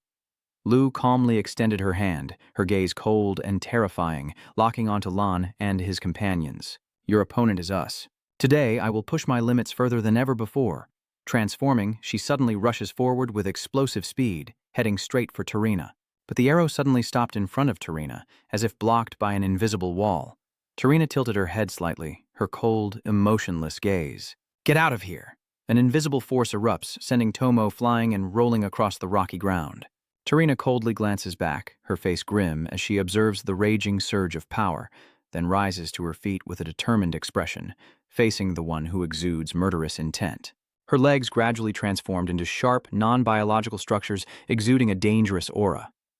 Observing this change, her deep voice was not just about boosting energy, but also altering her body's structure. He smirked slightly. "Did the recent battle help you find enlightenment?" She lowered her voice, each word like a nail hammered into the ground, prompting Lu to shout loudly, "Unless you cross over our bodies." Hearing that, Liu Jian burst into loud laughter, his shoulders shaking with uncontrollable excitement. He said loudly, "Interesting, very interesting. I thought they were just slightly stronger bugs, but it turns out they are wolf cubs baring their teeth and claws." Hoso speaks slowly, his voice emotionless. "If that's the case," Burros nods, his aura erupting completely. "Then I'll deal with you first." In the next moment, all 4 enemies stomped their feet on the ground simultaneously, unleashing a fierce burst of power.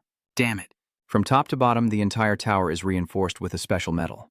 He channels his strength into his foot and stomps hard on the ground, unable to directly destroy the top of the tower. Then Aki decided to attack again. He thought to himself, so I need to find a weak point at the base of the tower. A devastating attack strikes the foundation directly. Billowing dust rises fiercely. When the dust clears, the base remains unmoved, standing firm against all forces. Seeing that, Aki couldn't help but frown in annoyance, his hand gripping the sword tightly without any strength. At that moment, the sword in his hand echoed with an ancient voice. This is the rule of power. It goes on to explain that there is an extremely vague and chaotic ancient energy surging inside the tower. This gate has been sealed completely by that ancient energy. The sword continues, "Seals, rules, there is nothing in this world." You silently stare at the giant gate before you, your eyes gradually sharpening, and Aki's voice drops to a deeper tone, worthy of sealing everything in front of us. The sword laughs loudly in response to that madness. Aki raised her sword and shouted angrily, causing a powerful shockwave. With a devastating slash, the tower reacted for the first time. Tarina's face changed. "Your friends trying to break the main door are truly foolish. That seal was set up by the king himself." As the dust settles, Aki stands before the gate, a solitary figure shrouded in black lightning, with a small crack just flashing. Black lightning spreading like a spiderweb, and the door emitting red sparks to form a magical barrier. He gathers all his strength again, ready to strike the second blow. Break! The door cracked open, with long cracks spreading and carrying an overwhelming pressure from inside. Seeing this, the four others were stunned, standing frozen in horror before that power. Tarina's voice trembled with panic. Can he really break the seal? Lu sneered coldly, blocking the attack while shouting, Your king is nothing more than this. Everyone, do not be careless. If the door has already been opened, Lu said as he attacked, so we definitely can't let you go in there and disturb him. Barrows frowned, feeling the mounting pressure. They are not weak. We must deal with them quickly. She grits her teeth, her eyes as cold as ice, emanating a chilling aura that envelops everything. Tarina shouted, I won't allow anyone to disturb the king in seclusion. In front of the dark cave entrance, Aki stood there for a moment before slowly stepping inside. He stood silently observing, unable to hide his amazement as he found himself in an incredibly vast space, filled with mysterious characters. He guessed that the highest point must be at least 100 meters, and this place must have used some kind of space-folding technique. The actual interior is at least dozens of times larger than it appears from the outside. The voice from the sword echoes, Be careful, kid. This aura is no ordinary presence. Even I feel unfamiliar and uneasy. That voice speculated as if something had forcibly mixed all kinds of chaotic powers together. Watching my shadow in front of him, he muttered to himself. And then the feet with sharp claws appeared. The horde of demons densely approached, surrounding him. Surrounding. Aki counted, at least 40 of them. Looking at the monsters, he secretly underestimated at least the 4-stage demon. Even some 6-stage demons. They are baring their teeth at him, and he grits his teeth in anger. This is the new king, a royal family who must save the world, protect humanity, and be a hero who should despise demons to the bone, killing them all to prevent any future threats. Aki questioned why you kept so many high-level demons confined within your own lair just to guard your so-called retreat. His eyes widened, and immediately a fierce red light burst forth. The demon horde, seeing this, begins to tremble in fear. Aki has already started his attack, planting his hands on the ground to defend himself, slaughtering the dark armor. The demons also immediately charged forward. Don't be afraid. Go ahead. Suddenly a shout rang out. Stop! Sharp claws are ready to strike at him. Aki sneers. Each floor of this tower is prepared with the same welcoming ceremony. Then you stomp your foot, causing the stone floor to crack and shatter instantly. Aki charges at the demons, so I will take on all of you. The scene shifts to another place where lightning-like flashes streak across, and the powerful energy continues to blast relentlessly. The scene has become desolate. A voice echoes. Sino, are you okay? Tomoe asks with concern. You've taken all the damage for everyone. Lu hurried over saying, Sino, let me heal you. But Sino still bravely said, I can keep fighting. He glared angrily upward. Even Tanhao Kiet, I will definitely tear some flesh off his body. Seeing that, Tarina sighed and said, Their strength is truly not weak, forcing the four of us to fight together until now with such battered bodies. She irritably ordered, and also called the bugs over, Quickly deal with them and fight with all your might. And then the waves of power surged forth, growing stronger and stronger. As soon as they had gathered enough strength, those waves of power immediately struck the group of Shino. Lu opened her eyes wide in amazement as she looked at those streams of power. The new 6th rank already possessed terrifying strength, and now it had increased even more. In front of her is the new 6th star Tarina, standing in the air and looking down with her horns appearing in her demon phantom form. Next is a massive warhammer, the Battle Hammer. It is the weapon of the new 6th Marshal Lu Jian in the demonic twin-core form. He also appears with sharp horns, followed by the appearance of Liet Na, Barus's weapon. He is the new 6th star Barus, with a dual-headed demon form. Finally, the Time-Space Scepter, the weapon of the dual-horned demon form. Seeing this, Lu felt worried, and with the increased density of the demon transformation, she silently thought, Aki, we can only go this far with you. She grits her teeth and silently vows to go all the way. Then Lu shouts, Aki's squad launches the final attack. The two sides clash fiercely, blood splattering everywhere, with dazzling flashes of light and explosions. 3 monsters are gathering energy to attack, but immediately they are all knocked out by a single burst of power. Aki swiftly takes down each one, her eyes wide with shock. You're too slow. Aki stomped hard and coldly said, So you like to greet us that way. As soon as he finished speaking, Aki swiftly used his speed and overwhelming power to wipe them all out. Use your lives to cleanse this ground for the tower. The room is now filled with fresh blood, fierce flashes of red lightning and blinding white light erupting violently as the thick smoke gradually clears. Through the smoke, Aki lowers his sword to the ground. The surrounding scene is filled with nothing but corpses. First floor, demons are completely wiped out. A deadly glint flashes in his eyes as he speaks in a harsh voice. The next level, the scene shifts to another place, where bright yellow lightning flashes across the sky. Shino is fiercely battling the enemy in the sky, looking incredibly intense. He gathers his strength and then plunges straight down to the ground, causing rocks and dirt to scatter everywhere. The scene shifts to Aki, who has also eliminated all the demons. Second floor. All the demons are dead. Somewhere else, where Lu is, she screams at the pile of broken rocks. Shino, a crack appears in the sky behind Lu. Are you still free to care about others?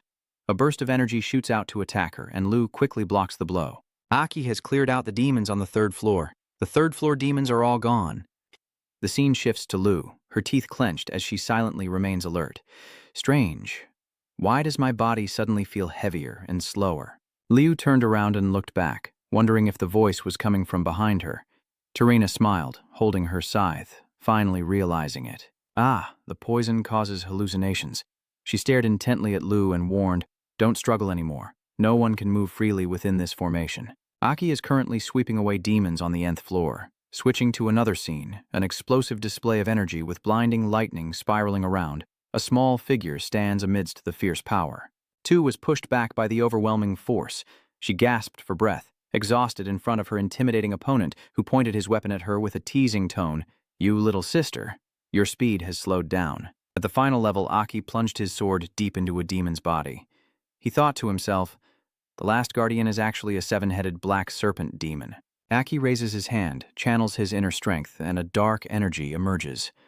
The specially marked stones on the demon's body suddenly fall off. The stones fall to the ground, then fly toward Akai. He silently thinks, red represents power, yellow represents defense, blue represents speed, green represents healing, and purple represents illusion ability. He clenched the two stones in his hands, thinking to himself, and now the black stone representing space, red, yellow, blue, green, purple, and black, had fully assembled. A surge of power erupts fiercely, dark energy streams swirling around him. Aki closes his eyes softly, silently contemplating his mastery of space power. Suddenly their eyes widen to reveal two different colored eyes that look incredibly fierce. Aki raises a finger and quietly says to himself, "Is this the power of all attributes?" He poked his finger into the space, tearing open a portal to reveal another dimension where the flow of space could be felt. He looked toward the door, thinking to push it open. It's the top of the tower. Aki suddenly widened his eyes in surprise, as if sensing something. He quickly turned around, and behind him was the one called the New King. "Now you can't open the shield barrier anymore, right?" El immediately slammed the hammer down and shouted, "Die!" But the space and time suddenly turned gray and froze. Stopping time in the dark space, the sky suddenly emits green circles. Over here, Aki concentrates with his eyes closed and whispers, "It's been a long wait for everyone. You send a message to your teammates. I have collected all kinds of cores, broken through that barrier, and fully fused them." "Wait a moment," Aki said quietly. "I will make you evolve again at the same time."